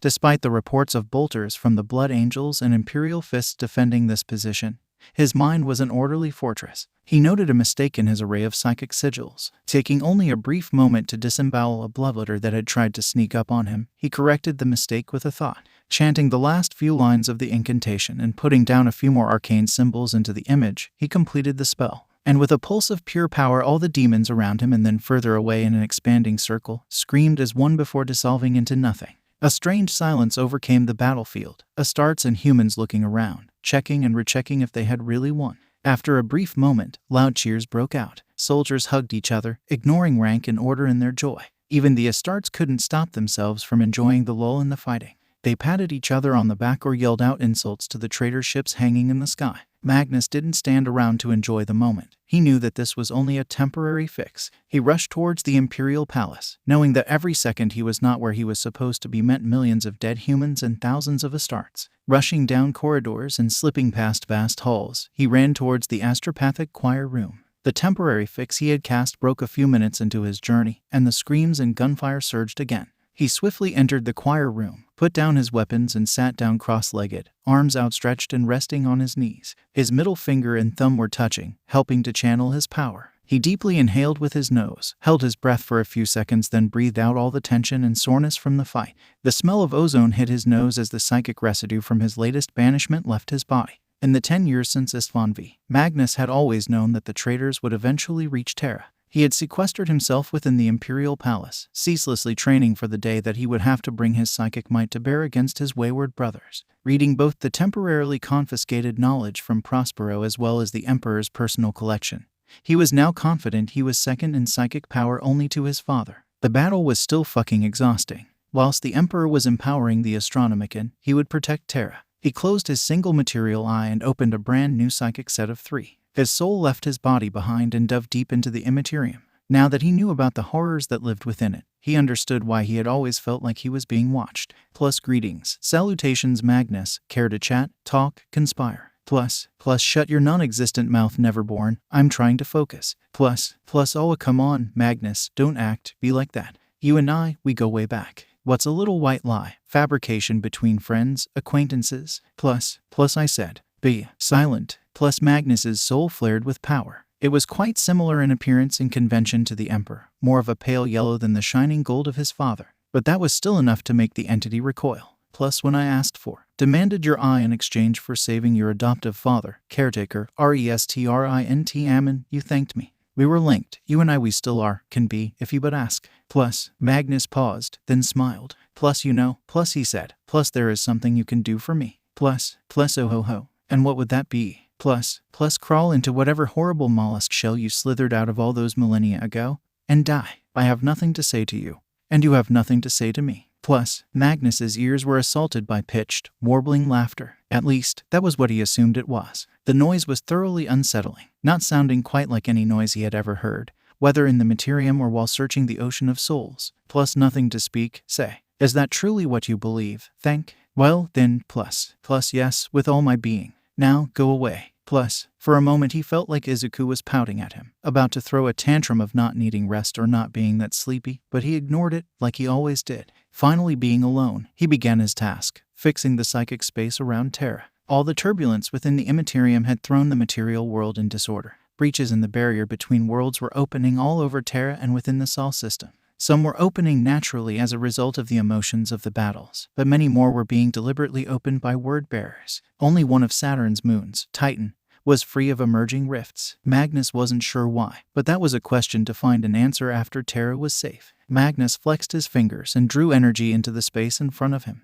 He spoke words unheard in centuries and slowly created a latticework of power, weaving the very fabric of reality back together. Plus, tell you what, Magnus, I'll give you a bite of information completely for free. No strings, clauses, catches attached. Plus you have lost, deceiver. Skulk back to your home and mope. Plus, there it was again, the almost laughter. Plus, firstly, primarily, the deceiver is not I, and you will become aware of, meet him soon enough. Secondly, additively, additionally, Magnus could almost hear it smiling. I have a new home, funnily, tragically enough. Armin's mind is so open, spacious, I couldn't help myself. Plus, Magnus balked. Armin had betrayed him. Why? Plus Prospero, and your legion smoldered for so long, lengthy, and now they burn, confrontation, lie in ruin. The wolves of Rus were and are an unexpected, unwanted development, but they and those that still follow, like, subscribe to, respect you will soon be gone, oblitered forever. Plus, it hurts so much to hear that. Hearing that his beautiful home was now nothing but ruins and ash. Yet he continued, hands threading back together rifts, tying down large pieces and smoothing the edges. Plus, then I shall avenge my home.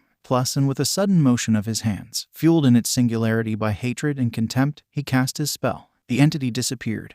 Then the demons outside the palace, and then all across Terra. The single largest banishment of Neverborn in the history of the galaxy, cast almost as an afterthought. Magnus was alone for the first time in his lengthy life. And for the first time, he wished he was not. Sanguinius stood before his father, framed as he was by the massive apparatus of the Golden Throne. Though he knew when he saw the fighting that the Imperium still lived, he was nonetheless immensely relieved to see it confirmed with his own eyes. Dorn and Malkador flanked him, deeply concerned by the situation. Father, words failed him, ever briefly, what should we do? We can likely win a direct defensive engagement with the traitors, but what then? Rule over a ruined and dead world. Your son speaks the truth, Malkador said from his position to the Emperor's right. We can hold out until the Ultramarines and Dark Angels arrive, and catch Horus's fleet in a pincer, but how long will they bombard Terra until they do? A couple of months, a year, 2. We need a decisive, surgical strike. The Autarch of Terra sat upon the Golden Throne, weighing his options. He sat unmoving in front of his son, pondering what to do.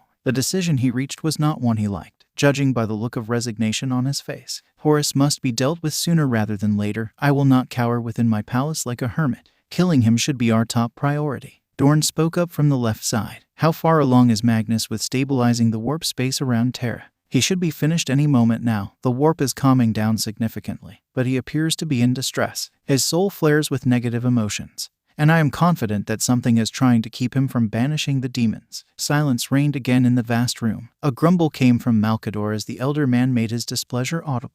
Then you, my friend, have work to do. Sanguinius saw his father's eyes widen. Malkador, you cannot possibly mean to. I do. I can handle sitting upon the Golden Throne for a while. The Astronomican cannot falter. Not while the 1st and 13th Legions are still traveling here. His wizened, grizzled face cracked a smile. I have made my arrangements already. Sanguinius never knew his father to be an emotional sort. He rarely cracked jokes, rarely smiled at anyone who was not Izuku. That was just the type of person that he was. He was stoic, a trait obviously picked up over 38,000 years of life. Yet when Malkador said this, he looked incredibly sad. Sanguinius did not need to have overtly psychic powers to know exactly what his father was thinking. He was trying to think of what he had done to deserve a friend like the Sigilai, and what he would do without such a friend. Very well. He stood up, and with little fanfare Malkador took his place. He raised his head high, and turned to Sanguinius. Behold the greatest sacrifice of our age. Malkador the Sigilite is no more. Henceforth, he shall forever be known as Malkador the hero. Sanguinius smiled.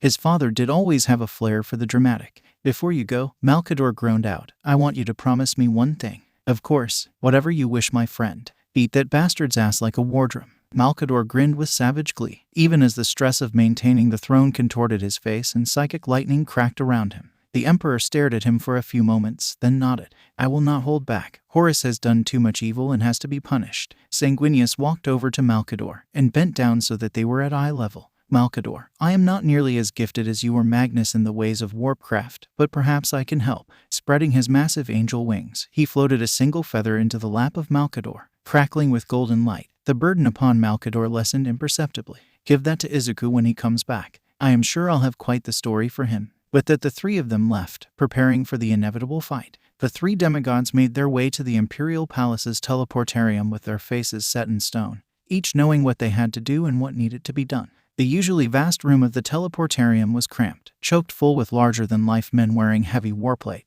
carrying weapons and shields, standing as close together as they could. The Emperor, Sanguinius, Dorn, and well over 100 custodians were huddled together, squishing against the four men in front and next to them. The Emperor assumed that the Blood Angels and Imperial Fist's teleportariums were similarly crowded. One would have thought that such a swift deep strike should have been heroic, charging through gunfire and explosions, yet life was often disappointing. They stood shoulder to shoulder while they waited for the attending astropath to send them hurtling through the warp into the vengeful spirit. Teleportation was an extremely dangerous prospect, as it was little more than a short-range jump through the warp before they ended up at or near their destination. Sanguinius cleared his throat before speaking up. Father, do you think you can kill Horus? Of course I can beat him. No amount of power from the Chaos Gods, he shuddered, can bring him to my level. Dorn spoke up. Father, I do not believe that that is what Sanguinius meant. Your martial prowess was never in question. I believe that he is concerned as to whether or not you can emotionally and mentally bring yourself to kill Horus. Truthfully, I do not know. I know that it must be done. But, he sighed tentatively, I keep thinking of him as my son, and not as the leader of a rebellion. Sanguinius smiled sadly. Father, if it comes down to it, then I can do it. No father should ever have to bury their child, let alone kill them. The Emperor was touched. You would do that for me. If I can. What have I ever done to deserve a son like Sanguinius? He thought. He thought about all 20 of his children, loyal, traitor, and lost all. He thought about Magnus's vision,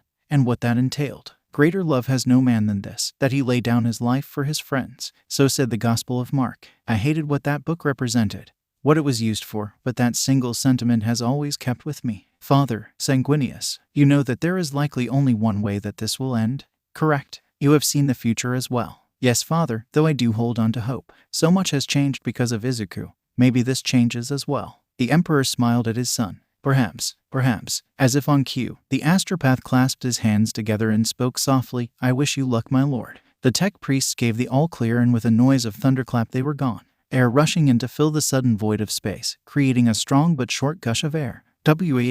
Wall. Slam. The teleportation field hadn't even dispersed before the Emperor slammed face first into a blast wall, tearing through it like tissue paper. While he was unharmed, his pride was definitely bruised. He looked up from where he had fallen to see that he was surrounded by 15 sons of Horus, so shocked by his appearance that they had not even attempted to move. He thought of Garviel Loken, sharing the same blood as these traitors, but who had remained loyal. These men chose this. If you tell me where Eugene Father is, your deaths will be swift and painless. None of the Marines moved for a second, baffled by the sheer boldness of the man on the ground.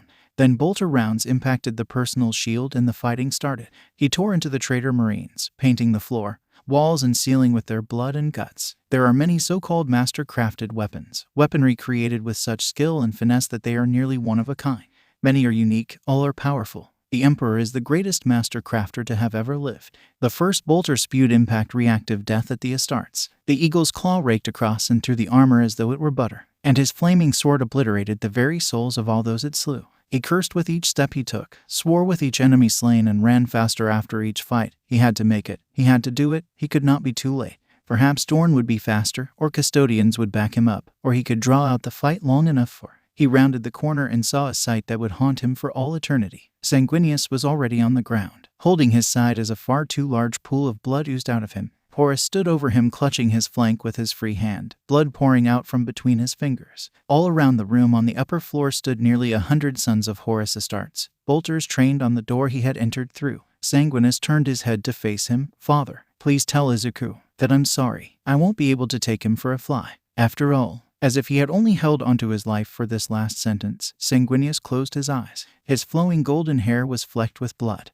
and his wings seemed to curl in on themselves ever so slightly. The Emperor had never experienced heartbreak before. He had had relationships, of course, but when you're an immortal you learn to keep your emotions close to the chest lest you grow too attached to something that will die in 100 years. He mourned his various wives when they passed, but he never felt true sorrow from it. Sorrow felt like he had had his heart ripped out of his chest and salt poured into the wound. Horus sneered at his dead brother. I tried to get you to listen, but you just didn't, brother. Horus spat the word like it was some form of insult. He turned to face the Emperor. Look at what you've done, father. You've dragged yet another one of your sons to their death. He dares to blame me. Horus, I never forced you to fight your brother. If anyone is to blame, then it is the 4 entities that have given you their strength. I know that I could have been more truthful, but look around you. He gestured to the massive room that they stood in. Is this truly what you want? Or is it just what the gods you have sold yourself to made you want? Horus snapped his fingers and all of the Astartes opened fire on the Emperor. Bolts, las cannon shots, globs of plasma, and missiles all impacted his personal shield.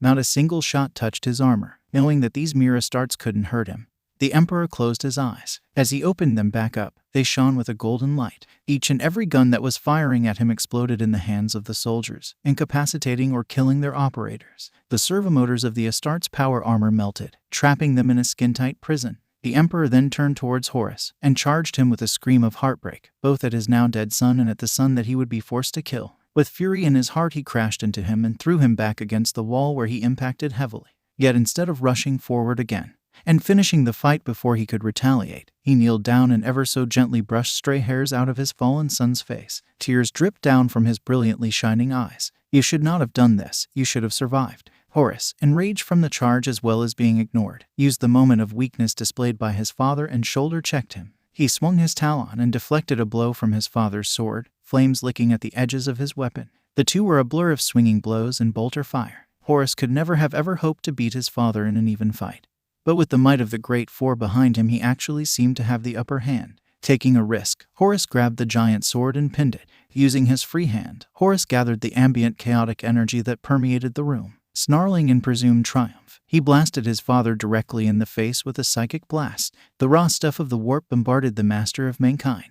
The Emperor saw the attack a fraction of a second too late to evade completely, and the attack took off the right side of his face, stripping first skin then muscle. It shredded his eye and ear as well as part of his scalp. The Emperor barely even cared. Instead, he focused on his own power claw and attacked. His claw tore into Horus's body, shredding ceramite, skin, and muscle. 5 deep and heavily bleeding gashes were carved into Horus's chest. Horus staggered back in shock, clearly surprised by the attack as he tried to stem the bleeding with his hands. You are going to die, Horus. You and your entire legion will perish by my hand, even if it takes 100,000 years. There will be no place for you to rest, no place to hide. And if you kill me, the Emperor actually laughed at that, then my sons will hunt you down, and then their sons, and then their sons. You will be exterminated like the vermin you sold your soul to. Horus looked up into the single blazing eye of his father, and he felt fear. With panic in his voice, he shouted, "Attack, attack, kill him." Now, those sons of Horus that still lived struggled against their armor prisons, but none could even so much as move a finger. All but one. One of the Terminators managed to break free from his locked servos and jumped down behind the Emperor, raising his thunder hammer high. He smashed the Emperor in the back. The Emperor turned and gazed directly into his soul. Bright golden light focusing itself through the eye lenses of the Terminator and cutting into the Astarte's brain beneath like a scalpel. He was lobotomized near instantly, but it still wasn't fast enough. Rushing forward, Horus swung at the Emperor, aiming directly for his heart. The Emperor deflected the blow from his chest, but it impacted his shoulder instead, tearing into his body. It tore off his arm and gouged out a deep wound, collapsing one of his lungs and nearly taking his heart out. Pain, the likes of which the Emperor hadn't felt in tens of thousands of years, rippled across his body. He felt some burning sensation deep within the wound, presumably the chaotic taint of Horus's talon trying to infect his body. The force and motion threw him off his feet, landing once more on the ground. A throaty grunt escaped his mangled lips, making it sound as if he were hurt far worse than he actually was. Horus, whilst being critically injured himself, took the chance to pin his father to the floor and gloat. "See, father, this is the fate of all who try and struggle against the inevitable march of the future. I shall create a new Imperium, shining in its glory for all others to see in despair. And when the stories of its founding are told, you will be little more than a footnote, friction in the gears of progress that didn't know when to bow out, a lone madman that knew of the existence of the gods and yet chose to spite them. Your Imperium would never stand. Are you too blind to see that your gods would use you like tokens to whatever capricious thing grabs their attention at that moment? Kill me, and what then? The gods leave you to do what you wish. You are a slave with a golden collar, and you can't even see it." Horus snarled, "Goodbye, father." He raised his talon high, the 5-power field-encased talons ready to skewer the Emperor's neck. "Stop." The word was shouted with such force, devotion, and command in it that Horus stopped dead in his tracks. With a snarl, he turned around to look at whichever idiot had said that. It was a single Imperial army soldier, clad in standard flak armor, that stared at him with such a strong will that Horus was actually impressed. "My lord," he began, "there is no need for you to kill the Emperor. You have clearly won this fight." Horus sneered at him, walking right up to him and staring down at him with fury. "Are you giving me an order?" "No, my lord. I am telling you that if you wish to kill our emperor, then you will have to go through me first. And when I am gone, then 100 shall take my place, and 10,000 theirs. Leave him alone." The emperor couldn't see the person talking, his eye on that side having been punched out by Horus's warp blast. The pain from the wound and the psychic residue of Horus's powers was warping his senses. No soldier with flak armor and a lasgun stood there. He instead saw a head of curly green hair and bright eyes. "No, I sent you back. You are safe. You have to be safe. I promised." "Then let me see those 100. Horus lifted his Talon claw, activated its power field and coated it in warp energy. Then he swung it at the man. His body was shredded, cut and shattered at the same time. The impact didn't sound like metal hitting flesh. It was more a pop as the blood flash boiled and turned into steam within. There wasn't even a body left over, just a lump of human matter. The Emperor screamed, a scream made with rage, heartbreak and sorrow. His body shot up from the ground along with the sword that had been discarded. Like magic, it flew into his hand, ignited, and then he swung his weapon at Horus. Horus was caught so surprised that he couldn't even react to the attack. The blade cut into him like he was air, biting deep into him and then pinning him to the floor. The Emperor reached deep within himself, burning up his very soul to fuel his attack. He had to kill Horus. He needed to kill Horus. Izuku could never return unless he destroyed Horus right this instant. Letting go of his sword, the Emperor placed his hand on Horus's face and let the culmination of 38,000 years of psychic mastery loose. There wasn't a bang. There wasn't even a whimper. There was just a wall of noise. Wholly indescribably, it was as if the very fabric of the universe was shaking itself apart, and it was doing so violently. There was the noise, and Horus was gone. Not even his soul had survived the Emperor's psychic evisceration. Neither, of course, had the Emperor's. The candle that burns twice as bright burns half as long.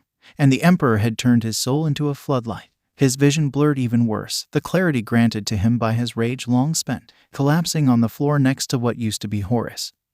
He saw Sanguinius with his one good eye. He looked at peace. Heavy boots stomped towards him, and he vaguely made out the gruff baritone that was Dorn's voice, but the words didn't matter. Nothing did. Even as his son picked up his broken body and slung him over his shoulder, the Emperor said nothing. Then came darkness. His body became slack as his mind faded away. The light hit him hard. His lungs flared back to life in a massive fit. Blood and stray pieces of tissue splattered across his chest with each heaving cough. "You stubborn bastard." From high on the golden throne, Malkador scolded him. For once, the Emperor didn't feel bad about it. He tried to speak, but his mouth, or what was left of it, refused to make words. A gurgle was all that he could muster. "Your soul is withered, and your body destroyed. You will need to be healed, something long-term and something definitely beyond my abilities. With the taint of the Imperium worming through your body, and your soul haggard, I have one last gift for you. The culmination of 8,000 years of friendship." He turned to where Magnus stood, the crimson giant towering over the golden throne, making some last-minute adjustment. "Magnus, come here. I have to show you something, and you have to look very, very close, as I will not be able to do this twice." Magnus hurried over, almost running to them, pulled out a notebook and pen before nodding, ready to take notes of whatever he was about to learn. "I am now going to show you how to remove chaotic corruption. You will have to do the rest after I'm done. And you will have to do it very slowly so that his body can heal the wound. What I'm doing is burning it. You will have to carefully cut it out, piece by piece. You, gurgle, can't." The Emperor forced out. Blood seeped from his mouth like a small river, his strength leaving him a little more each time he tried to speak. "My friend." The Emperor's eyes widened as Malkador knelt down to his level. "My brother, you have done so much for me, and I have lived a long and fulfilling life. Let me do you this one favor, so the road to a brighter future does not become littered with your corpse." Malkador pulled back his sleeves, put both hands on his body, one on the flesh side of his face and the other close to the shoulder. Malkador closed his eyes, and when they reopened they shone with a brilliant purple. Bands of psychic energy crackled across the room, filling the air with the smell of ozone. Lightning crackled within the room as the hair of both Magnus and Dorn stood on end. Malkador let out a scream as a wave of purple-tinged energy began siphoning from him into the Emperor. The Emperor's eyes ignited with a blaze of psychic gold, now tinged slightly with purple. Malkador's body began aging, wrinkles rapidly forming and organs failing. But through it all, he never stopped screaming, and the bands of purple energy never faded away. The Emperor had no idea how long the process lasted. A few seconds, an hour. Time seemed to slow down for all in the room. But, after a time, regardless of what it was, Malkador stopped screaming. With a caress of the Emperor's cheek, like a doting father might do to a child that had hurt themselves, Malkador collapsed. His body turned to dust the moment it hit the floor. The Emperor managed to eke out a short sentence with the newfound boost. "Farewell, my brother. I shall miss you dearly." Magnus acted fast after that, commanding Dorn to help him entomb their father on the throne, hooking up life support systems and siphoning some of the power of the Astronomicon into him. On top of this, he cast a spell, one that would force his soul to be trapped within his body, so that even if his body were to die, he could just transplant the soul into a new one. To his horror, he saw how little of his soul was left within him. But then he recalled what he had done with Aeneas, that souls could be transferred between bodies. He knew that if the Emperor was ever to rise again, then he would have to absorb massive amounts of them to heal himself. Magnus looked at his father with deep-seated concern. Then, after a moment, his lone eye blazed with inspiration. "Psychers, we need to gather Psychers." As Dorn left to coordinate the defenses of Terra and their inevitable counterattack against the traitors, and as Magnus left to look into establishing some sort of system to reliably deliver Psychers to Terra, the Emperor of mankind sat upon the golden throne. The boost to his vigor had almost ebbed away, and his mind dimmed more and more, making him slowly fall asleep into a dreamless void. "I'm sorry, Magnus, leaving you with such a burden. I'm sorry, Dorn, I won't be able to see you finish the palace. I'm sorry, Sanguinius, I couldn't save you from your fate. And I'm so sorry, Izuku, I could not keep the promise like you thought I would." Infinite time alone, with nothing to keep him occupied save his own thoughts. Unable to communicate with anyone besides Magnus, and even then only telepathically. Trapped within a prison made of his own flesh and blood, failed though they were. Magnus could heal him, using his own psychic power to help assist, but to do so without killing himself would take thousands of years, and the addition of thousands of Psyker souls to keep himself from getting worse. Throne-bound, infirm, and fully aware. He was right. This was worse than death. The Emperor's body once more went slack, making Magnus and the tech priest shortly worry until they detected a slow, steady heartbeat within him. Magnus wept, both out of joy that his father still lived and in despair at what his existence would become. Dorn merely soldiered onwards, becoming the pillar that he thought his father would need. It was only a month later when the Ultramarines and Dark Angels arrived on Terra. The Blood Angels wept for their fallen Primarch, taking his body back to Baal to be put into a mausoleum. Meanwhile, the Ultramarines helped the survivors of Terra with rebuilding. Ramut supported Dorn with the rebuilding to the best of his abilities. During the Scouring campaign, he realized that, if the legions stay as they were, then this civil war could potentially happen again. He began creating a side project, little more than a hobby, about how the future of the Legion's Astartes would look. As for the rest of the traitor forces, after the death of Horus they fled into the Eye of Terror and vanished within it. Yet their retreat had not been without losses. More than half of their initial forces had been lost, leaving the rest of them to struggle on. After this, the message of the victory of the Emperor and his subsequent entombment spread across the cosmos like wildfire. All of the loyalist Primarchs were to return to Terra to discuss how to move on without the Emperor. In the destroyed plaza outside the Lion's Gate spaceport, a small bluish-purple light appeared, a tiny pinprick at first, before growing to the size of a fully grown human. Golden bands of psychic energy scattered, broken from the shock. The prodigal son had returned. When Izuku exited the swirling mess of colors, he was disoriented and confused. His last memory was being at the top of the stairs, and not floating 3 meters in the air right above them. Then gravity decided that it should work for a change, and he began falling. He instinctively yelped as the stairs suddenly began rapidly rushing towards him, but he wasn't nervous. His agility training in the Imperial Palace had resulted in much higher and scarier falls. He remembered his training, tucked inwards, and used his momentum to roll down the stairs. Thankfully, he had reappeared above the bottom of the staircase, meaning he could stand right back up after only a single rotation. After this, he dusted himself off. "Okay, that was unexpected," he muttered. At first he wanted to make his way back to the classroom to inform his teacher that he had returned, only to see that it was pitch black outside. A glance at the clock hanging in the hallway revealed that it was close to midnight. He cursed to himself. Great, that means I have to break out of school. It took him a moment to realize that he was about to do what all kids dreamed about at least a few times during their school lives. Breaking out was laughably easy. The school doors all locked from the outside, and therefore there was just a doorknob in between him and freedom. The more difficult part was locking the doors again without a copy of the keys. He wondered if he even needed to, figuring that anyone breaking into a school building needed the education far more than any student enrolled. Eventually, though, he produced a K with his quirk through trial and error and locked the door behind him. The walk home would have scared him before he had gone back. every shadow potentially hiding a villain, every errant noise a mugger. Now, he felt right at home in the darkness, even going as far as to avoid the few streetlights still active. Hell, he was almost giddy to dive into the dark corners and alleyways, hoping to find some sense of adventure. On his way there, he hummed one of the countless pace-keeping melodies he had heard from the Imperial Army soldiers. The walk was fairly blasé, until he rounded one of the streets near his apartment complex and heard something that piqued his interest. "Yeah, I got the stuff. 2,000 yen a piece. And if you want more, it's gonna go up." "Fuck you. That's ludicrous. I know a guy that sells this shit for less than 1,000. Then go to that guy and stop pestering me about the drugs." Izuku stopped, listening a bit more to the 2 or 3 men bickering in the alley. Then he heard the name of the drug, Trigger, an illegal quirk-boosting drug that could make someone go nuts if one took too much at once. He dully recalled a hero being arrested just for possessing a minor amount of it. A grin snuck to his face and he cracked his knuckles. "Let's see if all the pain I had to suffer was truly worth it.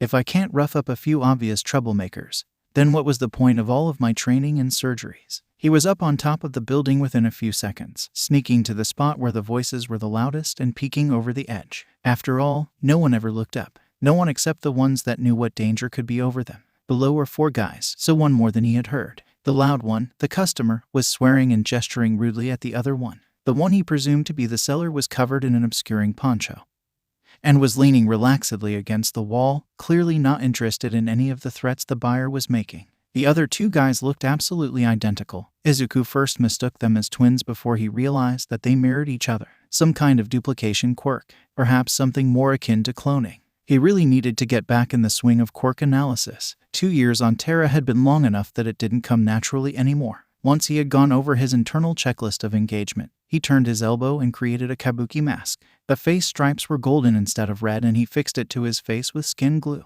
He briefly wondered about going home and leaving them alone, but he reasoned that his mom wouldn't be that worried. He had only been gone for 2 days, after all. Stretching his arms and legs to limber up, he kept a close ear on the talk below. The buyer seemed to get slowly more desperate to get the drug, and the seller got more and more annoyed with him, meaning that this soon would either get loud or fists would fly. Well, he supposed that the latter one would happen when he dropped down as well. "God damn it. Hand it over." And that's my cue." Izuku dropped from the roof, nailing the first twin right in the back with both of his heels. The man went down like a sack of flour, twitching as he did so. "Who the hell are you?" the seller instantly shrieked, jumping away from him. "Shit, what's a really generic name?" He remembered a terrible action movie he had watched with his dad. "You can call me Kabuki," Izuku snarled. He made sure to change the pitch of his voice slightly. Even with the mask and this being his only act for the foreseeable future, he didn't wish to attract trouble for himself later on. He leaned backwards, a kick aimed at his face harmlessly swinging over him instead. Swiping the assailant's remaining leg out sent the man tumbling to the ground, face planting onto the concrete of the alleyway. The seller pulled a small knife from his poncho's pocket and charged him. Izuku stepped into the attack, stomped his foot down on the man's shin and slammed a punch into his wrist. With a scream, the man dropped the knife and fell to the ground as well. Izuku kicked the knife underneath a nearby dumpster. With the 2 of them currently down, he looked around for the second twin. He found him on the floor, just as incapacitated as the first one. A mental link quirk, double the combat effectiveness, and are able to share pain. If I hadn't aimed for the back or head, they'd likely still both be active. Izuku felt right at home. His body was in its element of combat, while his mind worked tirelessly on analyzing the quirks of the people around him. The buyer stood back up and aimed a sloppy punch at him. Izuku simply sidestepped it, grabbed his wrist and upper arm, and exerted some force on the man, flipping him over his head. Izuku sent the buyer flying into a pile of trash bags. The poncho guy had seemingly recovered from the pain in his wrist, and was apparently a bit smarter than the buyer. The guy had at least a brain and knew what he was doing. His kick was well aimed and surprisingly fast for a normal street thug. Unfortunately for him, Izuku had spent much of the past 2 years training. Izuku deflected the kick outwards, and when the criminal landed, he ended up in a split. The buyer finally got the message and ran away. Not that Izuku really cared about it, but he was disappointed that the guy decided to run and not stand and fight like he should have. "Oh, to hell with this," came a low murmur from the seller. He slowly got back up and pulled out a few candies that he threw down his throat. "I have to be careful. There's no way of telling just from his behavior what his quirk does. He could turn those candies into projectiles. He could get a power boost from the sugar, anything. I'll have to goad him into overconfidence." Izuku spread his arms wide, raising and deepening his voice in an effort to seem boastful. "Oh, are you approaching me? Instead of running away like the other guy. Can't beat the shit out of you without getting close. Oh ho, then come as close as you like." With a yell, the man threw himself at Izuku, suddenly much faster and stronger than before. If Izuku weren't augmented, he likely would have been caught by at least one of the blistering punches. Fists connected with boots, kicks were redirected. Izuku's mask was even cracked slightly by a grazing punch. Then Izuku jumped up and aimed a kick at the seller's face. He dodged, but Izuku's heel caught the top of the man's hood, revealing his face. TCH, there goes that. Izuku paused for a second, which then made him scramble to evade a couple of opportunistic kicks. The face was remarkably familiar, but he just couldn't place it. Was he a former hero? Some villain that had made the news before he was sent away? This was going to bug him until he could figure it out. You know who I am, villain. Who are you? Are you kiddin'? The man spat on the ground. You get put on HPSC probation for a single goddamn incident and suddenly people forget you. Izuku suddenly knew exactly who this was. He had visited Blooper in prison after he had returned, but he had never known what became of the hero that had caused Blooper's quirk to hit him in the first place. Though, he spoke with surprise. You're overclock. TCH. The former hero glared daggers at Izuku. You know, kinda sad what happened to you. Shut the hell up. Overclock rushed forward, throwing a few more punches. Izuku simply redirected them and nailed him in the liver, making him wheeze and collapse again. You were so focused on fame and glory you forgot the purpose of being a hero. A glare was all he got as an answer, the man still holding his side and trying to breathe. Heroes were created to protect and serve, not to be TV stars and celebrities. I don't need to get nagged on by a kid. Why do all people always assume I'm a kid? Just because I have a rejuvenation quirk doesn't make me young. Overclock squinted at him, not really buying the lie he had just heard. To be fair to him, thought Izuku, it was a pretty bold-faced lie. Either way, I think it's time to end this, don't you think? Overclock tightened his guard and rushed him once more. Once he was in reach, he threw 3 fast jabs at Izuku's head. Izuku dodged the first one, slipped below the second, and before the third one could even start, he nailed Overclock with a kick between the legs. The man instantly staggered forward right into a palm strike to the throat, silencing the scream that had just started. Izuku finished him off with a blow to the solar plexus, knocking the wind out of his lungs. He could probably get back up in a few minutes, but by then Izuku would be long gone. Once he was sure he wouldn't get up, he created a few zip ties and started tying him up. Satisfied with his work, he called the police from Overclock's phone before throwing it to the ground and crushing it. When the police came to check it out, they'd find the ex-hero tied up and in possession of illegal drugs. He would go to prison for sure. All in all, a pretty good night's work. Izuku turned and ran out of the alleyway, throwing the cracked kabuki mask into a random trash can. Its empty eye holes glowered at him as he walked away, humming a tune as he disappeared around a corner. The walk home was uneventful. No more drug deals or minor villain attacks to impede him. Now there was just the problem of actually getting home. He could either wake his mom up intentionally, or he could sneak in and surprise her in the morning. His mom would worry either way, so if he snuck in she would at least be worrying on a full night's sleep. Sneaking in it was. Thankfully his room had a window, so he could get in fairly easily. His enhanced brain was able to force his eyes to adjust to the total blackness instantly, meaning that navigating his room in the total blackness was a piece of cake. Although, he didn't remember having a pillow on the middle of his bed, nor that pillow having 2 reflective eyes. Oh no, I forgot about Hana. The puppy in question shot up from the bed and started yipping and yapping at him. He quickly clapped his hands down on her snout and then rushed to his bed, hoping that she had not made too much noise yet and that his mom hadn't heard them. After a minute of listening for any sign of life and keeping Hana's noise level down, he relaxed. After telling her to stay, which she bluntly ignored, he made his way to the bathroom. He still needed to brush his teeth and get changed. He nearly cried when he tasted water that wasn't from a recycler. He brushed his teeth far longer than he should have just because he enjoyed the taste of mint that it had. His pajamas didn't feel all that much different than the ones he had in the palace, and that little piece of familiarity was better than he would ever admit. When he laid down, Hana nearly suffocated him by laying on his face. She accepted the new spot under his arm after he moved her there for the 3rd time. When Inko woke up, she felt pretty tired. So tired, in fact, that she didn't notice that Izuku's door was closed. Hana kicked up a fuss whenever the door was closed, so she left it ajar. The next thing she missed was that some stuff in the bathroom had been moved around. What she didn't miss was the heavenly smell as she got close to the kitchen. This puzzled her. Hayashi was still asleep and no one was in the house. Could it be? She ran towards the kitchen and saw Izuku standing over the stove, cooking something that smelled like meat. With a waterfall of tears and a wail that vaguely resembled his name, she lunged at him. Izuku's eyes went as wide as saucers as he saw his mom flying at him. He dropped the pan and turned to face her before she crashed into him. What followed were 5 minutes of tears, crying, and hysteria. As he opened his eyes to gauge a shambling noise he heard, Izuku was shocked to see his dad. Dad, what are you doing here? Shouldn't you be on I Island? Hasashi bit back a sneeze. then spoke with a heavy nasal voice. Izuku, you have been missing for 2 weeks. I already missed too much of your life to stay away for longer. 2 weeks. The first time he had been sent to Terra, a year had passed in less than a day. Why had 2 weeks passed? He knew the Emperor had messed with the time dilation. Had he made a mistake? Future problems, he thought to himself. His mom kneeled down and put a hand on his face. Oh, look at you. My little baby has grown again. She looked him all over, ensuring that all parts of him were still where they were supposed to be. Mom, stop it. I'm fine, he protested half-heartedly. It is my duty as your mother to pester you about this. Last time you said that line I found a bruise you were hiding. Izuku grumbled in token resistance while his dad began to brew some tea and took some antihistamine. God, I'm happy you don't have my allergies, Zuku. He cleaned his nose with a tissue, making a sound remarkably like an elephant's mating call. Izuku couldn't help but snicker at him, his father rolling his eyes in response. With a huff, his mom finally let him be and started setting the table, picking off where Izuku's planned surprise had left off. You know, Katsuki was actually pretty worried about you. He even fought with the kid that whisked you away.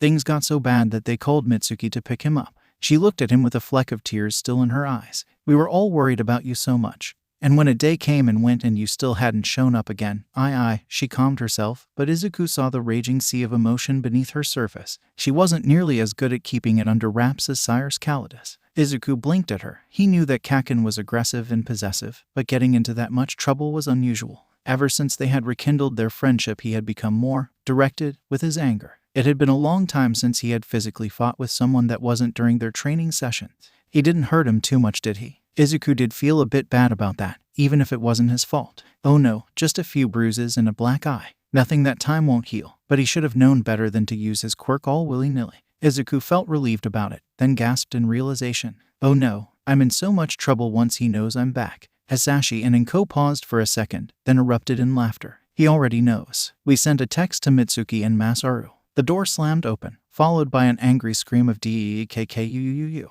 Hi Kaken. Katsuki slammed into him, grabbing him by the collar of his shirt and shaking him like a dog does his toy. You motherfucker, leaving me behind again. How long was it this time? At this point, his mother Mitsuki gently pulled Bakugo's hands off his shirt. Yes, sweetie. How long did you stay? We were very worried about you. Her smile sent an ice-cold shower down his back. Izuku glazed around the room. All eyes were on him and he just knew that he was not getting out of this. He was sweating bullets, trying and failing to come up with distractions. For a second he thought about dropping a flashbang and escaping into the vents that had always worked with Sire Reverser. But there were no vents, there was no avenue of escape. His mother's gaze drilled into him, a sense of primal terror welling up inside his soul. He promised not to flip out. Inko cranked up an eyebrow, whilst Katsuki only scowled at him. Just fucking tell us, you damn nerd. T2, he stammered out. To what? Katsuki snapped at him again. Days, weeks, months, why years? One could have heard a pin drop. The silence lasted for several tense seconds before Hasashi interrupted it with a violent sneeze. A large gout of flame burst from his nose, covering his face and chest. When the smoke cleared, his shirt was heavily singed and still smoldering. The Stuki's facade was the first to crack, a snort escaping her as she clamped her hands over her mouth. Then Masaru cracked, then Katsuki. Izuku slapped his hand on his mouth, stifling the giggle. The only one who did not seem to crack was Inko. She mumbled under her breath, and there goes another one, and let out a sigh. After a few moments of giggles and snickers, Inko brought them back on track. So, care to explain why you stayed for 2 full years? Her voice was rather tight and had a certain strain to it. There was a galactic war going on. Was probably the wrong answer. They were busy. She narrowed her eyes at him. There were some problems that were a bit more important than sending me back right away. And I thought that I would only be gone for 2 days. So I didn't press the issue. Fine. She still glared at him. House arrest? He asked, knowing full well the answer. 2 months, no quirk analysis, and I'm confiscating the data slate. At first he wanted to bargain with her, but he shut his mouth with a soft click when he recalled that he had been missing for 2 weeks. She had every right to be angry with him. But I can still come over and beat his ass, right? Katsuki asked with all the fury his 8-year-old voice could muster. Mitsuki chopped him on the head. Really? You have been wailing about him for 2 full weeks and that's the first thing you want to know? Izuku doubted that Kaken could do anything. After his cybernetics, his training, and the work he had done in the Imperial Palace, even a lower-ranking hero would find beating him to be difficult. Overclock had learned that the hard way. Not that he'd ever tell anyone if he could help it. He didn't want to worry his parents or his friend any more than he had to. Fine. Katsuki snapped his attention back to Izuku. What the hell did you even do for 2 years, you damn nerd? Good thing I thought about this. He knew he had to leave out his injury.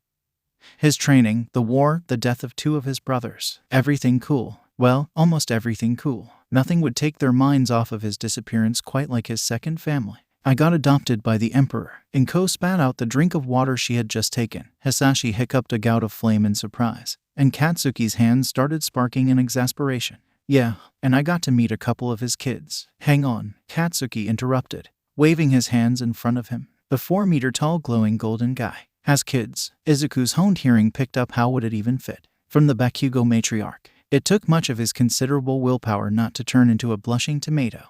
Kind of, Izuku said, desperately trying to change the subject. He didn't think that having a normal family was possible for him, so he created 20 sons, called the Primarchs. 20 kids. All of the parents exclaimed at once. Their looks ranged from admiration for taking on that burden to shell shock at the thought of caring for that many people. I only got to meet 6 of them during the 2 years I was there, and only got to know 2 or 3, but they're all so cool. You know Hawks. Now imagine Hawks, but he's 3 meters tall and looks like a literal angel. And as Izuku continued on, he noticed the looks of worry and apprehension fade away from the family's faces. His real family's faces, he had to remind himself. As he talked about how cool everything was, producing small images or models with his quirk to show something or other, he felt happy. He was in his living room, speaking to his parents and his best friend. He pointedly ignored the feeling of homesickness in the pit of his stomach. After all, he was home, with his real family, in his real apartment, with his real friends. So why did he feel like he wasn't? Izuku looked up at the sign for Aldera Middle School and sighed. Going back to school was much more nerve-wracking than breaking out of it was. His family had known all about what had happened to him, or at least had an idea, thanks to his previous disappearance. Bakugo and Soro had seen his disappearance firsthand, and had learned during the interrogation that he would likely be fine. The rest of the student body, though, the rumor mills had run wild, ranging from the generic rumors of suicide, being arrested, or changing schools, to the more esoteric. Izuku's personal favorite that Bakugo had relayed to him was the one where he had undergone a quirk awakening, and had created a portal using his quirk while falling through the air. When he returned to school, there was a lot that both he and the student body would have to adjust to. The 2 years on Terra had come at a pretty awkward time for Izuku in terms of his personal growth. He was now nearly 15 centimeters taller than his classmates, all still 8 or 9 years old. His biological age of 11 was showing itself quite prominently. Even several of the children with rather severe mutation quirks didn't match his height. As he entered the school, he was bombarded with questions. A boy with eyeballs that extended on stalks asked him if he was Izuku's older brother, here to take his classes for him. Another boy with a body made of TV static asked him about his super dangerous secret mission. A young girl with a long, giraffe-like neck asked him if he had gotten a second quirk. The last one made him laugh the most. No one had more than one quirk. Lots of people didn't even have one. Fortunately for him, the questions and gawking mostly subsided during class. His homeroom teacher still looked at him with an undiscernible expression out of the corner of his eye, but that was all it was. Being in class was different and more than a little difficult. Losing 2 years of education had set him behind in ways he didn't even realize. Sure, Magnus and Malkador had given him an education of a sort, and he had devoured many of the books in the palace's library. But his formal education had seemed to focus more on military theory and political maneuvering over things such as Japanese or art. He had to go over all his notes just to figure out where he had left off. Thankfully, math was still just math, and since he needed to know various chemical processes and mechanical principles to make things with his quirk, his aptitude in science hadn't fallen behind. History was another matter. There was virtually nothing about even the pre-quirk sections of history in the palace's library, and nothing after the dawn of quirks. Jim was troublesome in a different way. If he went all out, even if he couldn't really use his quirk to help him physically, he would be immediately flagged as suspicious by his teacher and classmates. The constant need to hold back and adjust to his peers was more exhausting than the lesson itself. Even now he overshot a bit, being a bit too fast or dodging too good. He always changed in the locker room's bathroom, careful to never let anyone see him with his shirt off. His scars had faded a little bit, but they were still extremely prominent. But everyone, except for Bakugo, either shrugged it off or ignored it. Why on earth do we have to learn algebra? In what universe would a hero only be able to defeat a villain by doing math at them? Bakugo, Midoriya, and Tsubasa rolled their eyes as Tsunabasu picked his whining back up again. Bakugo and Midoriya had thought the test was rather easy, with their winged companion having only a little bit of trouble. Tsunabasu, on the other hand, was not the most studious of students, so their normally serene walk to the train station back to Mustafa was replaced with an almost impressive amount of bitching. Maybe if you spent a fraction of the time studying that you do chasing girls and playing at the arcade, you'd actually do well. That shit was easy as hell. Bakugo sneered at Tsunabasu. Oh come on guys, are you serious? I don't need to know how to calculate a triangle in a fight, or find the circumference of a triangle cylinder bullshit thing. What if you have to insert your fingers into a small hole? You could use them like lockpicks, and that needs some good mental imagination. Izuku countered. Lockpicks? I can't make my fingers thinner, just longer. Maybe you'd find one of those old school giant keyholes. Bakugo laughed. One of those fucking things with the circle and triangle underneath.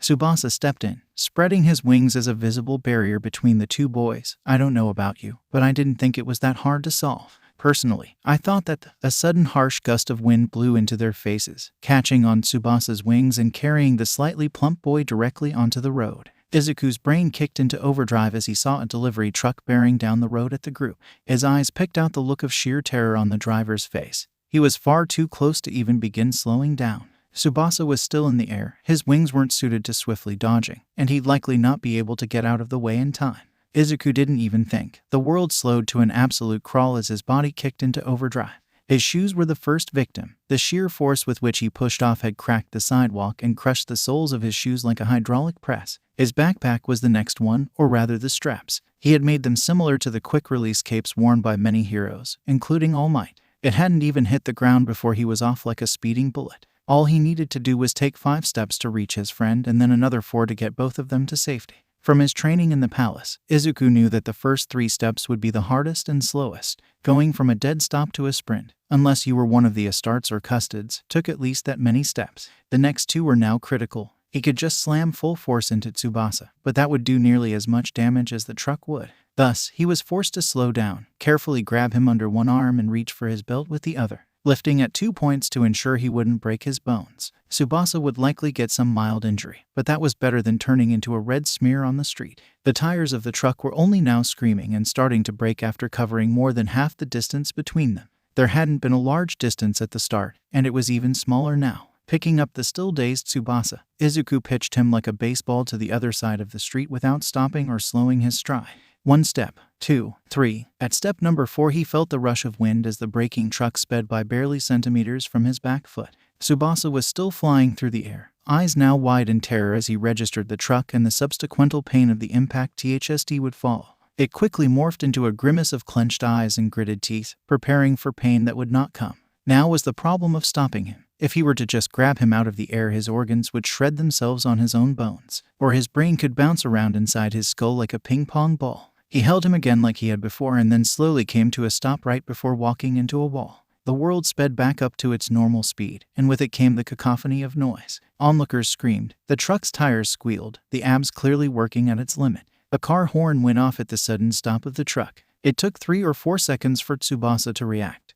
When he did, a shocked gasp came from him, then he frantically patted himself down, checking if he was still alive and his body intact. He turned around and saw Midoriya standing there, stupid red shoes destroyed and panting with exertion. Tsubasa looked at him dumbly for a moment and then devolved into babbling that roughly translated to thank you. Meanwhile, Bakugo Katsuki looked at the nearly 5.5-meter distance that Izuku had closed in less than a few seconds, and stayed silent. They'd take the train back to their ward, drop off Tsubasa and Tsunabasu, and then he'd get his answer. Izuku turned around to see Bakugo glaring at him as they walked away from Tsubasa's and Tsunabasu's neighborhood. Why yes, Kachin. What the fuck happened to you when Soru sent you away? Izuku's mind raced. He knew that Bakugo was observant, but he had hoped that his feat would have been overshadowed by the fact that Tsubasa was safe. I told you, Kachin, I got to meet. Bullshit. You dodged every single question that wasn't about your brothers. And even then you didn't really tell us what they were doing that was so important that you couldn't come home. And now you run like you have a speed quirk. I'm pretty sure that you were holding back during PE. And I'm fucking pissed off that you don't trust me. Izuku looked at his friend. He considered telling him that all he did was study and train a bit. He considered lying to him. The lessons from Cyrus Calidus meant he was pretty damn good at it. He thought about telling him something, but even if he were to tell him the truth, he probably wouldn't believe him. You sure you want to know? Once you do, there is no going back. You won't be able to forget it and you will have to keep it a secret too. Bakugo blinked at him. The fuck you just say? I want to know what happened, not get a damn proverb. He glowered at Izuku's stern face for a moment. Fine, I swear to both God and the damn hag that I won't tell anyone. Swear to All Might. Bakugo Katsuki got a very sudden cold chill down his spine. Swear on All Might's life that you won't tell anyone what I'm about to tell you. Not your parents. Not my parents. Don't even repeat the information back to me at some other point. After this conversation, the words I'm speaking will never again leave your lips. Bakugo looked at him with apprehension, then swallowed. Fine, he scoffed. I swear on All Might's life that I won't tell anyone. Izuku studied his face for a bit, then accepted it. Telling him everything that had happened to him would be hard, but showing it would be easy. All he had to do was lift his shirt. Bakugo's eyes bulged slightly as Izuku removed his school uniform shirt, revealing long thin scars across his arms. The scars traveled up his limbs into his chest, where they formed a diamond across his chest. The bottom point of the diamond had another line jutting out to his stomach, where another diamond of scars framed his navel. Bakugo saw scars crisscrossing his friend's body, with 2 more disappearing at his waist, presumably going down his legs and hips. Bakugo was speechless for a moment, before quietly muttering the fuck under his breath. Short answer, I died. Bakugo's mouth fell open, and he gave Izuku a puzzled look. Bullshit, how are you here then? Long answer, my adoptive brother Vulcan was in charge of keeping me safe. He gave me a literally bone-crushing hug. My entire rib cage and spine were shattered. Heart and lungs popped like balloons and I had severe internal bleeding. I don't really recall what happened after that, but I was told that I was clinically dead for 2 minutes and 24 seconds. They put in a mechanical lung and a secondary heart whilst replacing the destroyed one too. Izuku saw that Bakugo was starting to get a bit green around the gills, but he soldiered on. The phantom pain was starting to creep back in, and he knew that if he stopped then he'd likely be unable to start up again. They flash grew a new rib cage and reinforced it in my bones with a concrete, metal hybrid substance called ceramite, because my muscles couldn't bond with my bones. That also meant that my muscles had to be altered, and since my brain was not able to operate mechanical lungs or a second heart, they did some stuff with it too. Izuku took a deep breath, only now noticing that he had nearly gone back to muttering. He put on a confident face and continued on. In short, I am officially the world's first cyborg. He laughed to himself a little bit. I just hope it isn't like every piece of sci-fi ever where my metal bits take me over. Bakugo stared at him. He just stared, then, ever so softly said, Deku, what the fuck? I thought you stopped calling me that. Shut the fuck up. If you're gonna be stupid then I get to call you stupid. That's how this works. How is saving someone stupid? Bakugo screamed in exasperation and threw himself at Izuku, who ran away laughing. Glad to know he's still the same. It was to no surprise that Hasashi had to go back to I Island soon after Izuku returned. With his family emergency now over, I Island wanted him back as soon as possible. Izuku was melancholic when he went back to work, sad that he couldn't spend more time with his dad, and happy that his dad no longer had to endure Hana's fur. Izuku, his mom, and the Bakugos waved him goodbye, with the promise to visit when they could. While the data slate sale had given the Midoriyas more than enough money to live on I Island, Inko did not wish to rip the boys apart, so they settled for this. Izuku was only able to spend a few weeks acclimating to his old life when a letter arrived in the mail. Inside were 4 tickets to I Expo, along with a short letter from Hasashi inviting him and his mom as well as 2 guests. For a few minutes after the news broke, Izuku became the most popular kid in the entire school. People offered to sit with him at lunch. Girls handed him their phone numbers. Even some of the teachers asked him if he wanted extra credit. No one was surprised when he gave them to Bakugo and his mom, though. Izuku, do you know if we? Yes. And do we? Yes, that too. And, for heaven's sake, Mom, we crossed off everything 5 times on the list, rechecked when we arrived here and have redone our list twice so far. Yes, we have everything. Mitsuki was watching the 2 green heads with amusement. It wasn't every day where you saw something like this. Her old friend was still the same worrywart she always was, doubly so since this was her first time flying. It surprised her how irritable Izuku was being, but she supposed that everyone had their limits. A glance at the clock told her that she should break it up so that they could pass security with plenty of time to get to the gate before they had to hurry. Inko, come on. You know there is nothing missing, and even if there is, you have a literal 3D printer as son that can make everything you need. And it isn't like we couldn't just buy it on I Island. Inko carefully considered her friend's words, biting her nails as she looked over all the baggage she had, before letting out a sigh. You're right, Mitsuki. Izuku just let out a groan and then dramatically collapsed to the floor. Why, Auntie? Why do you torture me like this? He fake cried. Katsuki just rolled his eyes, grabbed one of Izuku's hands and dragged him along the floor to the security check. Once there he stood back up, before following the orders of the security personnel, taking off shoes, putting his phone and wallet in a gray box, all the usual fanfare of airport security. Things got funny when he stepped into the metal detector, which went off. He backtracked and fished a 25 yen coin out of his pocket, then tried again only for it to go off again. After 2 more tries the security guard stepped in, since he was blocking the way. Okay kid, spread your arms and legs. We are gonna use a metal detector to figure out where it is okay. Izuku nodded gladly. That was until he remembered that he had augmetic lungs. Oh fuck. Please be some non-detectable metal. As soon as the wand passed over his torso, the detector went off. Alright kid, please take your shirt off, just in case it's the buttons. Izuku began to stammer. See, can I go into a separate room? There's lots of people around here. The guard looked at him with sympathetic eyes. Of course, there's a room just off to the side of the line. Because you are a minor, a parent or guardian will have to be present while we search you. Shit. Why yeah, that works. Izuku was sweating bullets as the guards and Inko moved to a separate room. Okay kid. The guard held out a gray box. Just put your shirt in here and we can move on. Izuku knew he wasn't getting out of this one.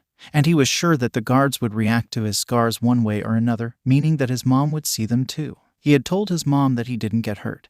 And he didn't want to see her face when she realized that he had lied to her. So he did the only thing a child could reasonably do in this situation, hide. He pulled his shirt up, turning it inside out over his head to hide himself. The fairly casual attitude of the guards disappeared when his shirt came off. The scars that crisscrossed his body were very thin but remarkably conspicuous. Inko sucked in a breath when she saw the scar tissue surrounding his shoulder blades and going down his back. Jesus, kid, what happened to you? The villain attack, when I was 5 years old. The two of them looked to his mother and Izuku felt incredibly awful for forcing his mother to go along with his lie. Her eyes watered a bit and she acted like she bit back a sob as she put a hand on her mouth. It wasn't technically a lie, but Izuku felt awful about it regardless. One of the guards cleared his throat to break the tense silence. Anything we have to know, as some metal shards are still embedded in. Enough to set off a metal detector and prevent me from getting an MRI, but not enough to hurt. After he said that, things went fast. The two guards performed a cursory check and then shoved him out the door with bowed heads and an apology on their lips. The atmosphere between Izuku and his mom was tense, even after they grabbed their baggage and went to the gate.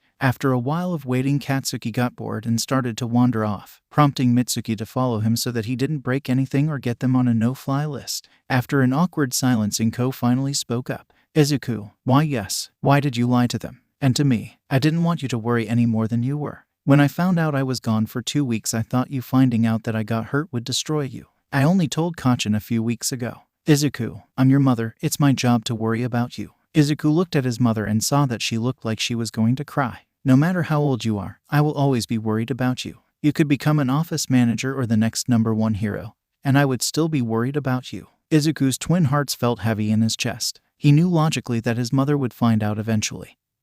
He couldn't keep his scars hidden from her forever, but he wished he had been able to tell her on his terms, rather than be forced. Now then, are you going to tell me what happened? Yeah, but can it wait until we're on I Island? I think Dad should know too. His mom reached over and fluffed his hair. I think that's a wonderful idea. The 9-hour flight to the island was perfectly boring. No mechanical hiccups, no villain attacks, no hijackers, just 9 hours of nothingness. When the four of them finally arrived at I Island, it was early morning. Everyone was still a bit groggy from sleeping on a plane, but neither Katsuki nor Izuku could really contain their excitement. This was I Island, the single coolest place in the world besides Might Tower. After the initial rounds of security checks to verify they really were who they said they were, the two families were allowed to enter the city proper. I Island was as much a miracle of technology as the pieces of support equipment that left her factories were. An artificial island arcology, where everything from the airport to the city to the support labs were all state-of-the-art. They had barely taken 3 steps out the gate before a scream of English got their attention. The four of them turned to see David Shield himself waving them down. Next to him sat a taxi and a baggage carrier drone. Oh, Mr. Shield, it is good to see you. The two adults shared a short hug. Oh, you've already met young Katsuki. Mr. Shield shook the child's hand. And this is his mother, Bakugo Mitsuki. You have a wonderful son, Mrs. Bakugo. If you ever find him, I'd be more than willing to trade in this brat. She smiled as she lifted up Katsuki, grumbling under his breath. Mr. Shield. Izuku and David Shield turned to Inko. Don't you have events for the Expo to be preparing for? Oh yes, I do, but I just couldn't let you arrive without greeting you. After all, the data slate has helped us far too much to not warrant some special treatment. Not to mention, thanks to little Izuku's hololith, we've made some incredible strides in hologram technology. He gestured to the massive spinning holographic eye above the atrium. Ah yes, I see, Inko replied. Honestly, I can't believe I missed that. It's what, 10-12 meters tall? 15, Mrs. Midoriya. Mr. Shield corrected. Izuku was looking around confused. He didn't see his dad and they had promised to meet when they arrived. Mr. Shield. Yes, little Izuku. Where's my dad? He said he would be here to greet us, but I didn't see him anywhere. David Shield smiled and pushed his brown hair back. Yes. He probably is still in the lab working on his stuff. After his absence, there has been a rather large pile of work waiting for him. My daughter is probably helping him too. If you all don't have anything against it, we could go and visit them now." Mitsuki shrugged. "I don't feel like it's a bother. It'd be good to see what your husband actually does for a living." "Wonderful. Let's head there first." After the four of them put their baggage in the carrier drone and sent it on its way, they followed David's shield into the taxi. As they drove, Izuku couldn't help but think of the similar places he had been. On Terra or Mars, the closest analogy to Island would have been a forge facility. But those were all horrible places to live or work in. Here on Island, instead of an atmosphere of pollutants, the sky shone a bright blue. Instead of lumens guttering through the sickly black, he could see palm trees lining the road to the main factory. And instead of red-robed tech priests or hordes of servitors, people of all shapes and sizes went to and from their places of employment. He wasn't the only one glued to the windows. Katsuki was pressing his face against it just as much as he was, mesmerized by the shine and spectacle of the coolest place on earth. Inko and David were talking with each other whilst Mitsuki tried to keep up with them. Occasionally, he would point at buildings or structures for the boys and explain things about them. That tall building in the distance with the round top was the primary support vault. That building with the green stripe was the hydroponics division. The one with the blue square was the primary server room for Omega. The picture of a pizza slice was a food court, and so on. They stopped in front of an unassuming office building whose only defining feature was half of a circular cog and half of a stylized image of a computer. Izuku's brain briefly flashed the Mechanicum's cog skull, before dispelling it just as quickly. Bakugo's, Midoriya's, welcome to Applied Energistics. Hasashi has been hard at work here for the past couple of months integrating the data slates into our server architecture, as well as creating some very interesting side projects. As they walked through the entrance, Izuku raised his hand. "What do you mean by integrating? Wouldn't it just be like adding a normal computer to a system?" David laughed. "Normally, yes. But that computer you and your father built is crazy advanced. It'd be like hooking up a modern laptop to an old-school vacuum tube computer from the 50s. Until we can develop a way to seamlessly integrate the two, the data slate will remain an island-only creation.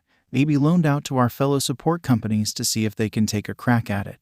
But definitely out of the public's hands." They stopped in front of a smooth, white door with a retinal scanner on the side. "Izuku, did you ever ask your father what he was working on here?" Izuku shook his head. "No, Mr. Shield. He kept telling me that it was a secret. I begged and begged, but he didn't let anything slip." David smiled. "Good. Then this will be the surprise I was hoping for." He pressed his face against the scanner and stood back as the door cracked open. The door completely receded into the floor and ceiling, and the five stepped inside. Izuku's eyes widened as he, Katsuki, Inko and Mitsuki walked into something that looked as if the Imperial Palace's teleportarium had had a love child with the Death Star. Four enormous pillars covered in arcane-looking machinery jutted out of a raised dais in the center of the room, with massive power conduits running from their backs and into the ceiling. The pillars slightly curved as they traveled upwards until they reached a single point directly beneath a spherical device covered in various warning labels and hazard stripes. On the bottom of the sphere, a concave dent with blinking lights at set intervals faced directly downwards to the space in the middle of the pillars. Scientists and engineers moved all around the room, careful not to step over a dotted yellow line surrounding the machine. Izuku could recognize his dad's voice anywhere, and he quickly scanned the room to see where he was. His dad was faster though, and scooped him up in a massive hug from behind. "Hey Zuku, there's someone here who wants to talk with you." Hasashi set Izuku down as one of the scientists tentatively walked forward. He was far more muscular than most of the other scientists, and the standard white lab coat didn't seem to fit very well. He looked nervous. "Hello, Midoriya Izuku. Do you remember me?" Izuku racked his brain trying to come up with a name to go with the face. He looked remarkably familiar, but he couldn't think of anything. "My name is Hakami Rizuko, but you likely knew me as Blooper." Izuku's jaw dropped. He remembered talking to him shortly after he came back the first time, and telling him that he had forgiven him. He hadn't really thought about what happened with him much since then, being occupied with being sent to Terra a second time and readjusting to his life. I do remember you. Izuku cleared his throat so his voice didn't sound so surprised. "I'm really happy you found a place." Hakami beamed. "And I can't thank you enough. Island was able to work out a deal with the police where I can work off the armed robbery charge here at Island. I don't think I'd have been able to do that had you not dropped the..." Hakami looked incredibly guilty for a moment. "The other charge." Izuku looked at Hakami Rizuko. While for him it had been nearly 6 years since he was sent to Terra for the first time, for Hakami it had only been 3. He obviously still felt immensely guilty about it. Izuku hurriedly tried to change the subject. "What's the machine behind you?" Hakami smiled, thankful for the diversion. "It's a machine that will eventually be able to synthesize my quirk." If we can access other dimensions, other universes, there's virtually no limit to what we could be able to do. Unfortunately, we've only just begun the testing phase. It doesn't even turn on properly. Can I see it? Hakami looked to David's shield, who nodded his head. So long as you listen to our instructions, everything should be fine. Izuku turned to Kachin and their moms. Is it okay? Mitsuki and Inko gave each other a very nervous look. Before Inko nodded her head. Please be careful, Izuku. If it starts sparking or something, come right back here. Izuku saluted before joining Hakami and walking to the closest of the massive pillars. As he listened to Hakami talk about what each incredibly complicated device did, he absent-mindedly touched one of the pillars. He felt a spark of static electricity run through his entire body, and he began hearing a faint humming noise. The feeling was familiar somehow. Suddenly the pillar lit up and the air underneath the sphere began to glow a faint bluish purple. Everyone back up. The portal is. The scientist was cut off as a massive blast of air sent Hakami and Izuku tumbling backwards and off the dais. Getting to their feet, they scrambled back behind the safety line as the air began to get hazy. Blue and purple lightning crackled near the pillars, and Izuku could smell burning ozone. Hakami picked him up and threw him back to the safety of his mother and the Bakugos before running to one of the control panels. Before he could do anything useful beyond catching his breath, there was a blinding golden light. When everyone opened their eyes again, they were awestruck. A swirling blue and purple vortex had opened up inside the four pillars, with a lattice of golden light covering the entire thing. The portal seemed to be straining against the gilded net that caged it, bulging in between the strands of light. Then there was a glorp and Izuku nearly fainted. There, just in front of the portal, was a human skull. What Izuku immediately recognized as an engrave plate was attached to the bottom, and its left eye socket was full of a glowing red auspex array. It spoke a distorted and frankly terrifying voice, sputtering and sparking. It had clearly suffered some sort of damage. Message from Midoriya Izuku. The Emperor has a message for you. The room was completely silent. Only the slight rumbling of the servo skulls and graph plate and the gentle thrum of the portal permeated the air. The scientists scattered around the room did nothing besides gawk at the extra-dimensional visitor, and occasionally try and fail to speak. The Midoriyas and Bakugos were similarly stunned silent, looking at the skull, then to Izuku, and then back again. The silence was very abruptly broken by Hakami Rizuko screaming so loud that Izuku was certain that the entire island heard him. YAH. The machine can work. The sudden noise roused most of the scientists and engineers out of their stupor, and consoles began whirring and buttons were pressed as they tried to make sense of the mountain of data that the portal machine's sensors were feeding them. Izuku looked around before spotting his dad picking up some sort of remote. Hey, Dad, what's going on? His dad looked down at him. He smiled in a way that distantly reminded him of All Might. Son, I'm going to be honest. I have no idea, and I'm very excited about that. He turned to Inko and the Bakugos. Honey, I'm really sorry, but we've been working for months on this thing trying to get this machine even able to turn on properly. I'll come to the room tonight, after the Expo's opening gala. Hey Dad. Yes, Izuku. Can. Izuku looked over his dad's shoulder at the skull hovering in the middle of the room, still shouting that it had a message for him. He smiled. Can I go check my mail? Hasashi laughed as he looked around the room. When no one said anything, he turned back to his son. I don't see why not. I'm really sorry that I can't spend more time with you guys, but I'll be back late tonight. Smiling, Izuku walked over to the servo skull. He stared into its singular ocular implant, hoping that it had some way of verifying who he was. Hello. Language, no, not recognized. Right. The Imperium doesn't speak Japanese. Repeat. Well, that doesn't sound good. Izuku muttered at the now screaming servo skull. Hello, Gordon. With those two random words, the screaming suddenly cut out and the light in its socket flickered out. With a harsh clang, it hit the ground and began to smoke lightly. Izuku let out a sigh whilst rubbing his forehead. He picked up the servo skull before dragging it towards his dad's workstation. There he rummaged around before finally finding what he was looking for, a data slate. The skull was a different matter. The entire right-hand side was full of data medium cables of different types and configurations. USBs, HDMIs, vacuum tubes, fiber optics. He was even sure that there was a tape reel connector on there. He laughed internally at the Emperor not remembering what data system was used 28,000 years ago. He spent a not insignificant amount of time looking around the servo skull for a compatible access port before finally finding one. He quickly hooked the skull and data slate together and accessed the skull's data interface. Thankfully, it was still operational. Well, semi-operational. The interface was glitched and sometimes cut out before coming back, and he wasted no time with ordering the transfer of the onboard data. A small bar appeared on the screen that indicated the transfer had started. To Izuku's confusion, it took multiple minutes before the transfer was finished. Yet as it did so, the data slate suddenly pinged with a storage full message on the screen. "Ooh, Dad," Izuku called out for him, prompting the man to look over to him. "What is wrong? Did it not transfer?" "And no, I think it just transferred everything it knew." There was a thick silence between them before the two looked at the data slate. Izuku hesitated as he clicked the newly made folder on the display. Immediately, the data slate started to wheeze and heat up in his hand.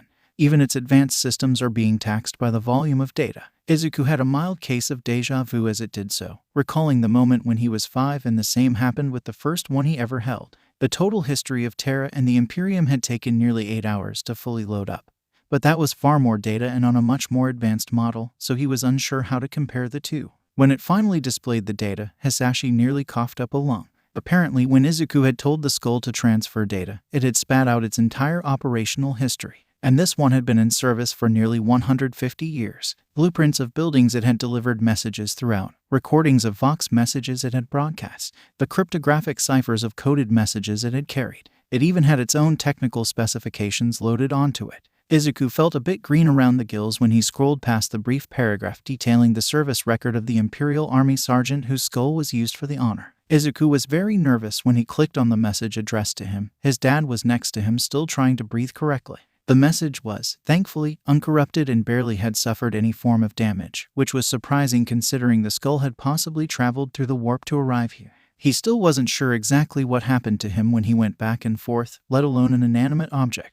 Izuku clicked on the message icon. The screen went black before shifting to an image of the Emperor's office in the Imperial Palace. The Emperor himself sat at his desk, obviously finagling with whatever recording software he was using. "Is this damn thing working? Cable into port B, there we go." "Ah, Izuku." The Emperor looked tired, something that concerned Izuku greatly. He seemed to always be full of energy, not needing sleep in the first place. To see him look sleep-deprived was a very concerning change of pace. "It has been approximately 8 months since I sent you away." Izuku nodded. That made sense with the reduced time dilation. Barring the initial period of him being gone for 2 weeks, he knew that time passed here would be almost equal to time passed there. "I imagine that, however this message comes into your possession, you will be extremely confused. I have reasoned that, despite my reassurances before you left, you would still be worried about the state of the war. So, I have decided that I will try to send you a yearly recap of what is currently going on." His eyes seemed to drift to something to the right of the camera before snapping back. "Ah, please forgive me, my boy.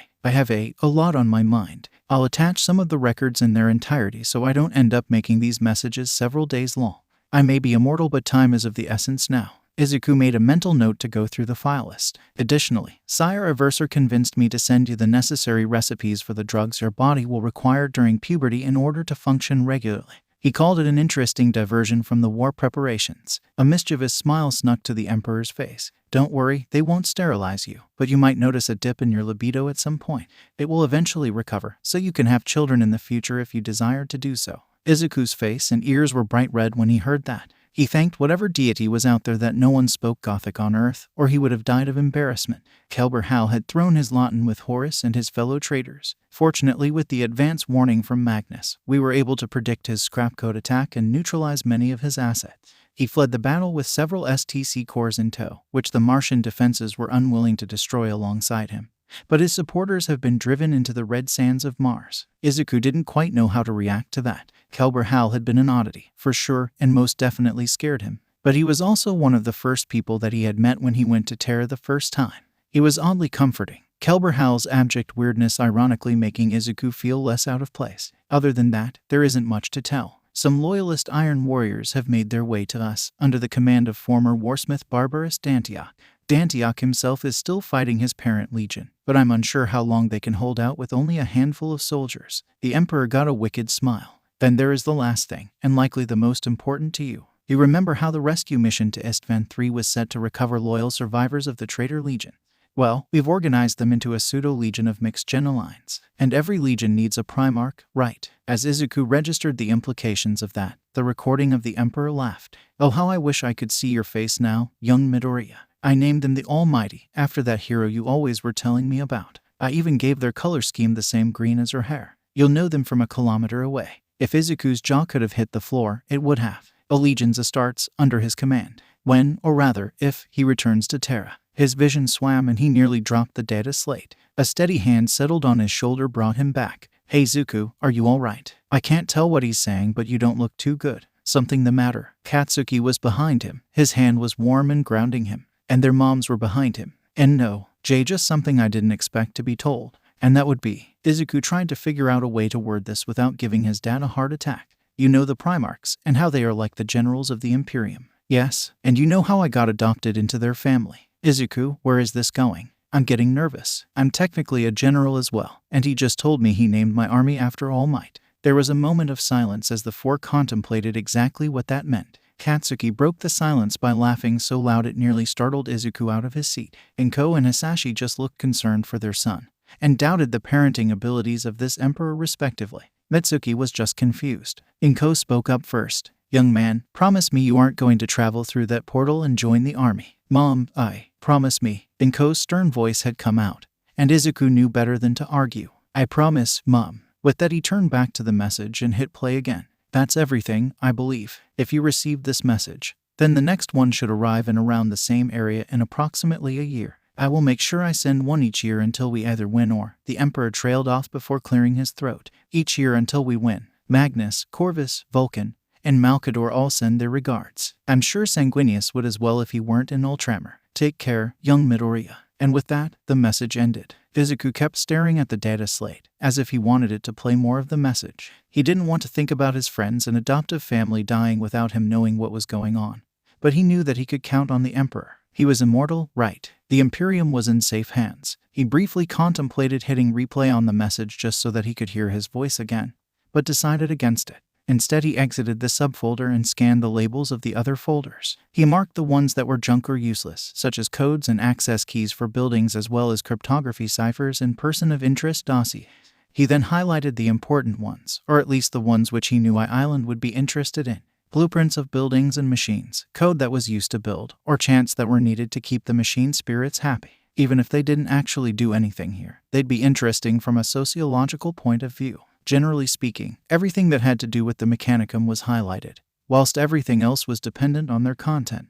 His eyes flickered back up to the servo skull. The final light in its eye had gone out, and unlike a servitor, there wasn't any biological component to restart it. He put a hand on its forehead, before mumbling out in Gothic. He knew that the sergeant probably couldn't hear him, but he was sorry for him. Whilst he did die in direct service to the Emperor, he had died in a different dimension. Izuku was not sure what exactly would happen to his soul now, or even if it still was bound to the skull, but he hoped that he found peace. So, Izuku, your mother tells me that there's something that you need to tell the both of us. Hasashi crossed his arms across his chest and sat up straight in his chair. Inko sat in a chair next to him, while Izuku was relegated to one of the hotel room's beds. Izuku, maybe you should rip the bandage off and show your father what you showed me. Izuku sighed and took off his shirt. The criss-crossing pattern of surgical scars across his chest and down his arms stood out against the otherwise flawless skin. He internally wondered if one of the implants or drugs prevented skin malformation. Implants, drugs, both of them shrieked. Maybe not as internally as he thought. Let's just start at the beginning. You remember me telling you about the Primarchs, and how each of them were like All Might in terms of strength and charisma. Did you pick a fight with one of them? Inko hurriedly asked. Worse, Vulcan hugged me to reassure me that I would be safe. Izuku rubbed the back of his head nervously.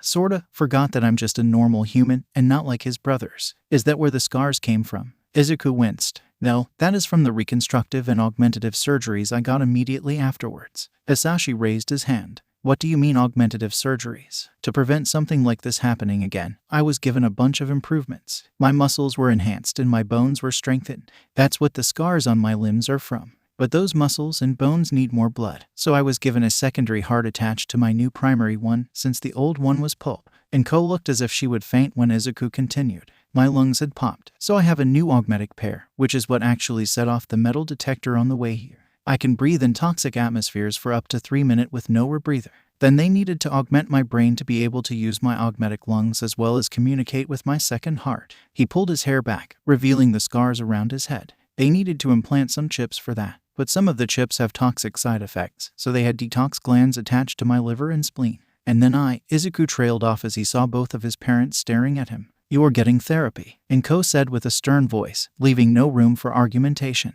Izuku looked surprised at her, clearly taken aback by her outburst. You are getting therapy from now on until I am satisfied with it. Hasashi was still pale-faced, but the color was coming back as he comprehended exactly how close he came to never seeing his son again. But Mom, Izuku sputtered out only to be cut off by his furious mother. No buts. You will get therapy. No one gets out of a near-death experience like that without any form of mental scar. That's not it. Izuku almost shouted back before realizing and toned his voice down. Who would believe me? They all would think I was crazy unless they saw a medical report. He shyly added, and I don't want anyone to know about it. For the first time, Hasashi spoke up. Still looking unhealthy. Why don't you want others to know? And why did you hide it from us? We are your parents, Izuku. We are here for you. No matter what happens, we won't leave you behind. Izuku felt guilty. He felt guilty for hiding it from his parents. He felt guilty for hiding it from Katsuki and for thinking they would be harmed by him. I'll do it. Izuku and Hasashi looked at Inko. I work in child protective services.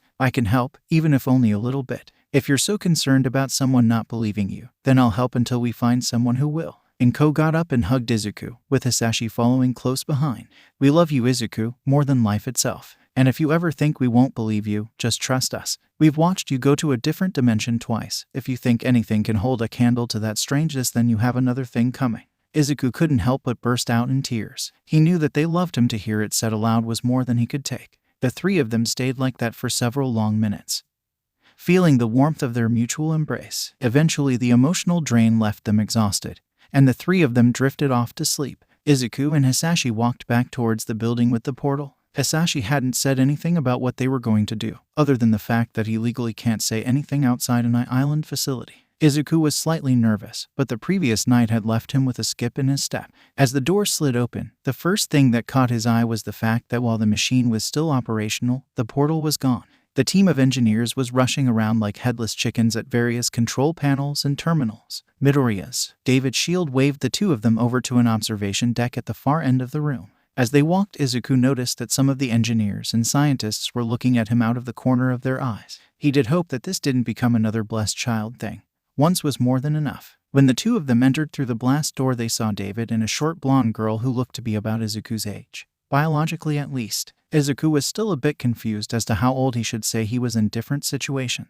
Midoriya's, thank you so much for taking time out of your day to come to us. This is my daughter Melisha Shield, and we have a proposition for you. Melissa nodded and turned to speak to Izuku. When we were taking energy readings of the portal, we noticed that Izuku is absolutely bathed in the same energy. Izuku thought that her Japanese was excellent, if a bit accented. While the portal eventually shut down, the capacitors are still too full for us to ask you to do. Melissa trailed off, but eventually just waved her hand. Whatever it is that you did, we think it might just detonate the machine.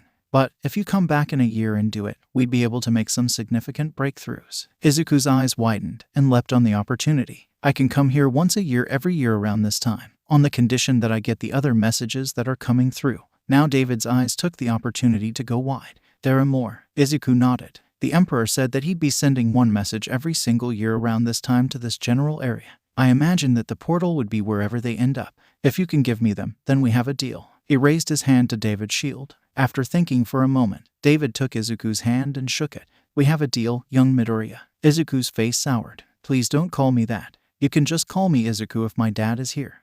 My apologies, Izuku. I can't wait to see what new and exciting developments we can do with this technology. Izuku nodded before turning to Melissa. You're a support technician. At her age, Melissa beamed. I'm training to be. Are you trying to be a hero? Izuku smiled. That's the plan. There've been a few hiccups here and there, but I've never wanted anything more than to be just like All Might. Melissa giggled. Of course you want to be like Uncle Might, but if you end up being a hero, who knows? I might end up being your support tech. Izuku stuck out his hand. Then I guess I'll end up seeing you around. I bet you will. Melissa grabbed his hand and shook before they parted ways. So, does my little Zuko have a crush? Izuku's face went red, and he was glad they were no longer in the building. But he forced himself to remain calm. No, Dad, she's just really smart. There are plenty of girls like that. He thought of trainee Vania back when he was training with Sires Calidus, and of Yaoyorozu Momo at that boring dinner with their parents. They each reminded him of the other, and his chest felt weird when he pictured their faces. Plus, I think I like black hair better. Hasashi merely smiled. Katsuki was pissed off. Well, he was always pissed off, but today was more aggravating than normal.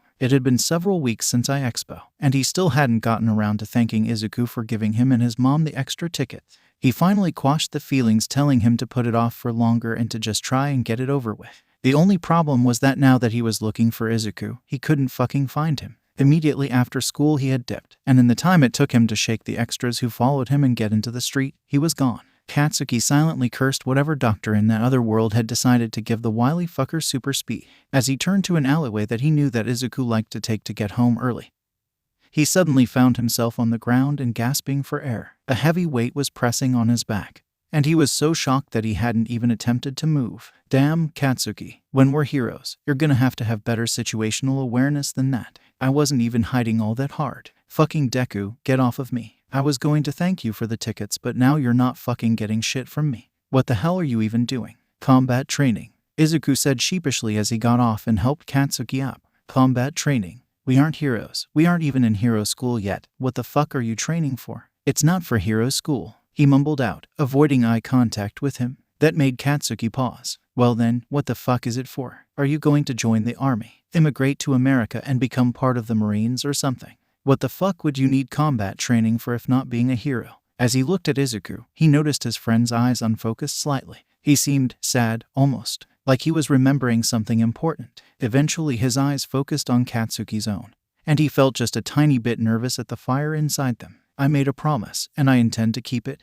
Katsuki didn't know what to say to that, so he just slugged Izuku in the arm and told him to stop being so damn cryptic. As the two of them walked back home, Katsuki wondered what kind of promise required Izuku knowing how to fight well, and, perhaps even more importantly, who he had made it with. Chief Tsurigami was exhausted. For the second time this week, a standard police patrol had found a bunch of villains hogtied and suspended from a lamppost, mostly small-time criminals and petty thieves. Someone had decided that the police and heroes weren't doing enough to deter crime and taken it into their own hands. It wasn't bad per se, given that everyone they had found tied up was already wanted for a laundry list of crimes. But there were rules about this sort of thing. Kenji didn't want to trade in a bunch of 2-bit pushers and kleptomaniacs for a potential vigilante. Not only did they make things more difficult for heroes and police, but they also meant that people didn't feel like those institutions were protecting them well enough. At least the criminals weren't ending up in body bags. He knew plenty of the people who worked in the Hasu precinct, and Kenji didn't envy their Stendo problem one bit. He looked over the case file one more time, a final bout of frustration before he turned in for the night.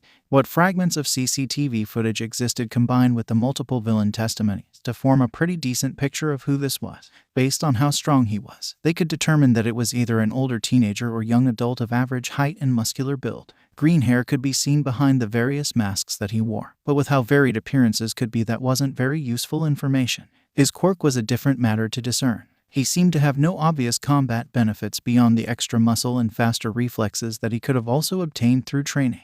No obvious mutations for a mutant quirk, unless they were hidden behind his mask. No obvious transformations, for the same reason. All they could think of was a minor emitter quirk, given how he used high-voltage bursts of electricity. But even that was in doubt, as he could just be carrying a stun gun or something similar. He favored using improvised weapons over carrying a knife or something similar, and was apparently quite good at messing with security systems. Maybe a good night's rest will let me figure this out, Kenji thought. Sure, that hadn't worked for the last couple of months since this vigilante had first appeared, but maybe this was the night that it all clicked. This line of thought had nothing at all to do with the fact that his wife had just bought the two of them a new mattress, the comfiest thing he had ever had the privilege of sleeping on.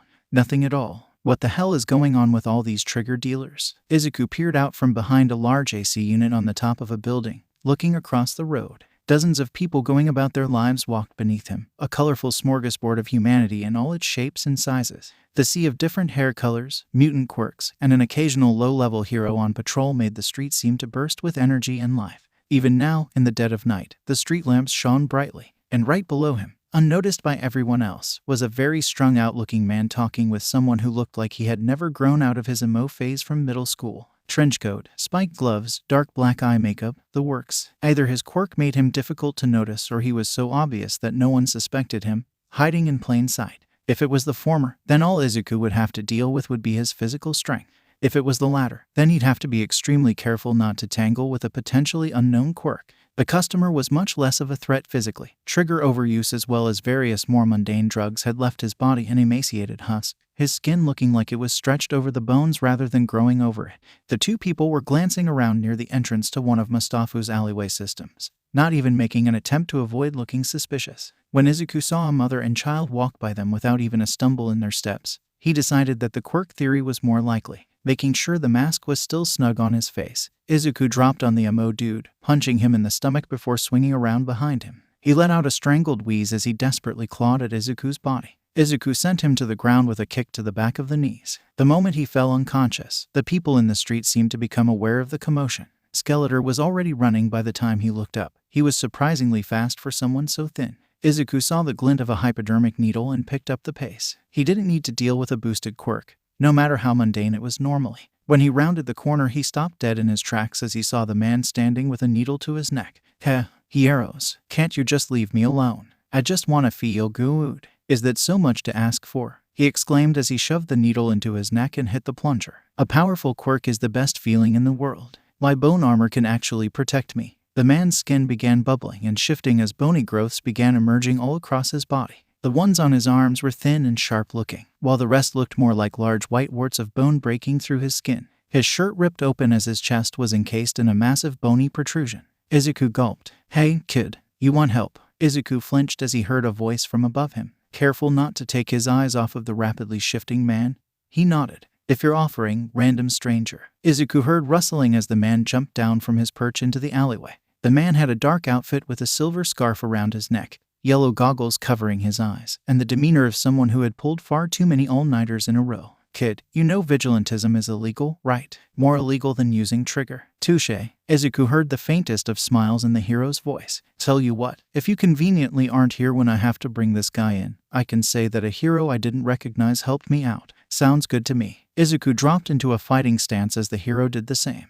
Skeletor howled before rushing the two of them, swinging wildly. His strikes were powerful and his bone swords were dangerous, but they were clumsy and far too telegraphed. Neither of the two had any trouble dodging him, redirecting his blows into the walls of the buildings or dumpsters. The scarf man tangled up one of his legs, tripping him. Izuku used this opportunity and slammed his foot against the now armored head that came down to him. As his leg connected, a loud crack echoed through the alley. Pain shot up Izuku's foot like an electric current, and he fell to the ground screaming. Scarf man let his scarf go slack before he threw an end at the skeleton man, swirling around him like a snake. With a jerk of his wrist, the trapped drug addict was flying backwards, and with a second flick he slammed into the ground in front of the hero. A second later, Quirk suppressing cuffs were around his wrists, and the fight was over. Aizawa looked down at the vigilante. After making sure his capture weapon's grip on the trigger user was still solid, poor kid must have broken his foot, judging from the sound. He was currently rolling on the ground, holding the sides of his foot. Pain-suppressed noises came from him as he stabilized his foot. He grimaced as he saw the sole of the kid's shoe. A spike around the length of his ring finger jutted from it. He didn't really want to think about how deep it had gone into the foot's flesh, or worse, the bones. Much to his surprise, the kid pulled out an injector of some sort before ramming it into his leg. After just a few seconds, the kid stopped wringing in pain and pulled his foot up so that he could see the sole. "Aw fuck, I really shouldn't have done this with my running shoes." Then, before he could speak up, the kid just grabbed the spike and pulled it out. Aizawa flinched, expecting to have to rush the kid to the hospital. But to his surprise, barely a fingertip length of the spike was bloody, as if it had somehow been stopped by the bone of the foot. Confusedly, he looked down at the cuffed man, only now noticing that the bone helmet had been split in two by the impact. "Excuse me, sir. You wouldn't happen to have any bandages? I won't bleed out, but I'd rather not get my socks and shoes all soaked with blood." Aizawa just stared at him. The vigilante, a kid that was most definitely not even in high school, had just kicked a man hard enough to split bone, pulled out a bone spike out of his own foot, and was now calmly asking for bandages from him.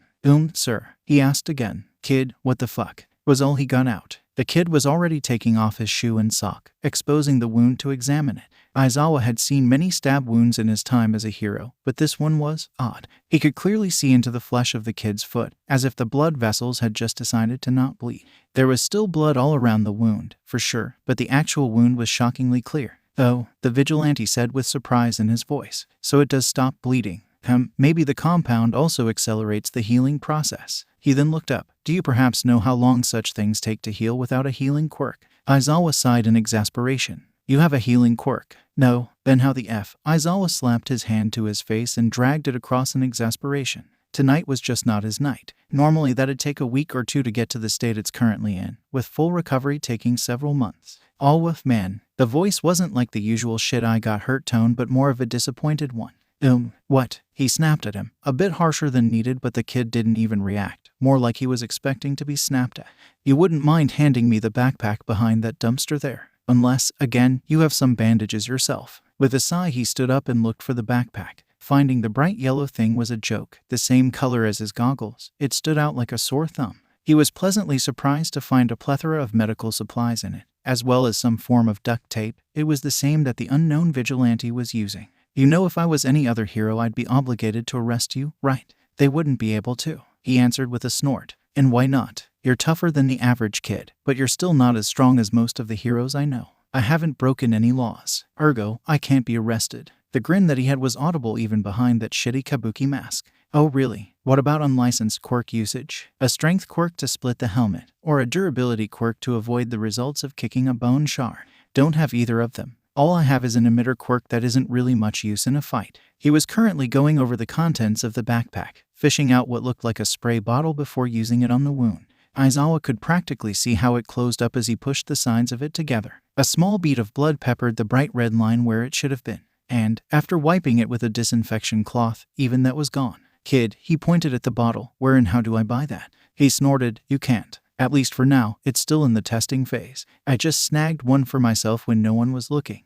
You know that you just admitted to thievery, right? Aizawa deadpanned. I gave it back. I just needed a sample to figure out what it was made of, so I could make my own. Aizawa could smell a lie, but he wasn't sure which part of it was one, so he just restored to the usual thing that made even his students admit to everything they screwed up. A mean glare. The kid just stared at him, curiously. Sorry, sir. My best friend has an angrier look than that as his default. You'll have to try harder. Well, that totally didn't hurt. I must be losing my touch, he thought to himself. Either way, you have to come with me now. That wound needs checking and I'll need your statement. He held up his hands in a don't worry gesture. You aren't under arrest. I just have to let your parents know that I found you. Aizawa couldn't see the kid's face behind the mask, but he noticed him tense up the moment he mentioned the kid's parents. I really don't want to do that. I'm just going to go. Aizawa weighed his options. He could fight this kid, probably get banged up if he was telling the truth about not having a strength or durability quirk, and get a drug dealer, user, and vigilante off the streets. On the other hand, he was tired, and this kid seemed like a decent enough sort. He probably wouldn't murder anyone, and Aizawa could get to bed sooner. His insomnia won out. Just get out of here, kid. A confused look and head tilt was his response. Aizawa suppressed a snort. Like a puppy, he thought, before getting up. Go on, kid. I have enough to do without keeping an eye on you. And with a wound like that, you shouldn't be running around anymore. Okay, he agreed, before reaching for a new pair of socks and his banged-up shoe. He did pocket the bloody socks so there was no evidence left behind.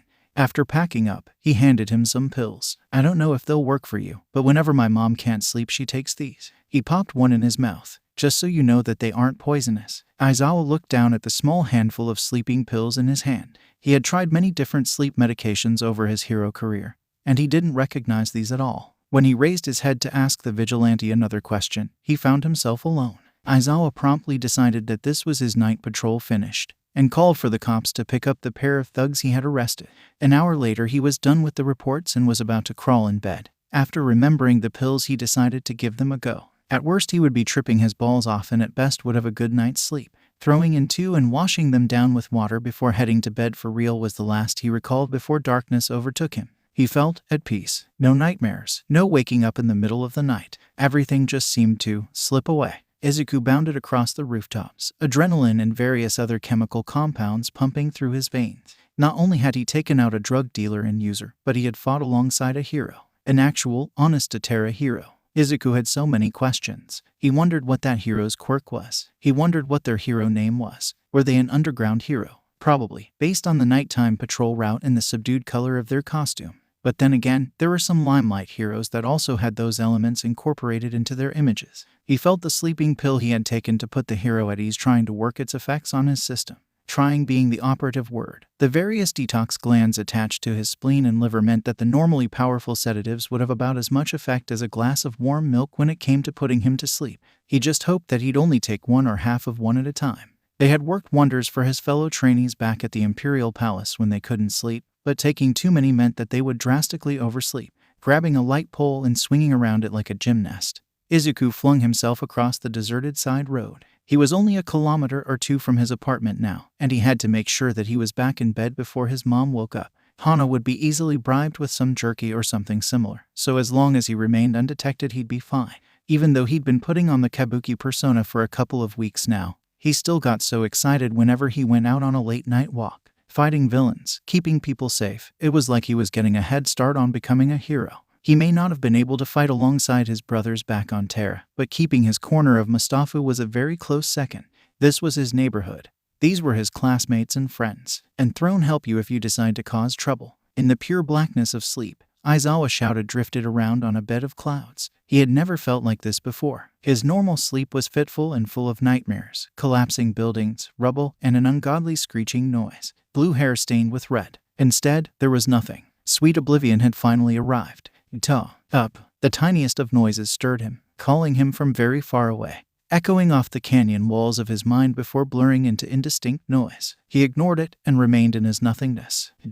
Oda, wake up. A command, recognizable but utterly hated by what it entailed. The words were more coherent, the echoes more clear, but sleep was still too good. Even as he felt the blackness of sleep erode into the blur of lights that you can see when your eyes are closed against the sun, he remained asleep. Shouta, Shouta. For God's sake, wake up. I really don't want to use my quirk, but I will. The darkness faded away completely and Aizawa wearily forced his eyes open, only to slam them shut again. A bright light was shining directly in his face, and he thought he could hear birds outside. Oh, thank God, you're alive. Hisashi's voice was as loud as ever. Aizawa groaned in displeasure and grabbed one of his pillows, with skill that only an entire adult lifetime of having present Mike as your best friend can provide. Aizawa shoved the pillow directly into Hisashi's open mouth. Harbkeb. Hisashi ripped the pillow out of his mouth and spat out the few feathers that had attached themselves to his tongue. Shouta, you have to get up. Nuo. Aizawa's voice was warped with the fog that only a truly deep sleep can provide. Let me sleep. Whatever it is cannot be so important that you interrupt a nap. Let me sleep, he says. Sho, you were asleep for almost 2 full days. Nimuri and I were worried sick. 2 days. Aizawa shot up in bed and looked around the room. Sure enough, there was a thin layer of dust and cat hair that looked like his normal habit of cleaning every day had been interrupted. The coffee that he swore he had just poured right before he settled into his usual 15-minute nap was ice cold. He opened his phone and looked at his face. His eye bags were completely gone, and his skin looked healthier than it had in years. Fuck, that kid wasn't joking. Hisashi quirked a pointed eyebrow. What kid? Shouta, what on earth are you talking about? Aizawa sighed. He would definitely be here a while. Mike, sit down. I've got a story to tell you about last night. 2 nights ago. Okay, sadly the chapter is over. And if you enjoyed the video, just leave a like and subscribe with post notification, so when the next chapter is ready, you will be notified. Okay, see you in the next video. Bye.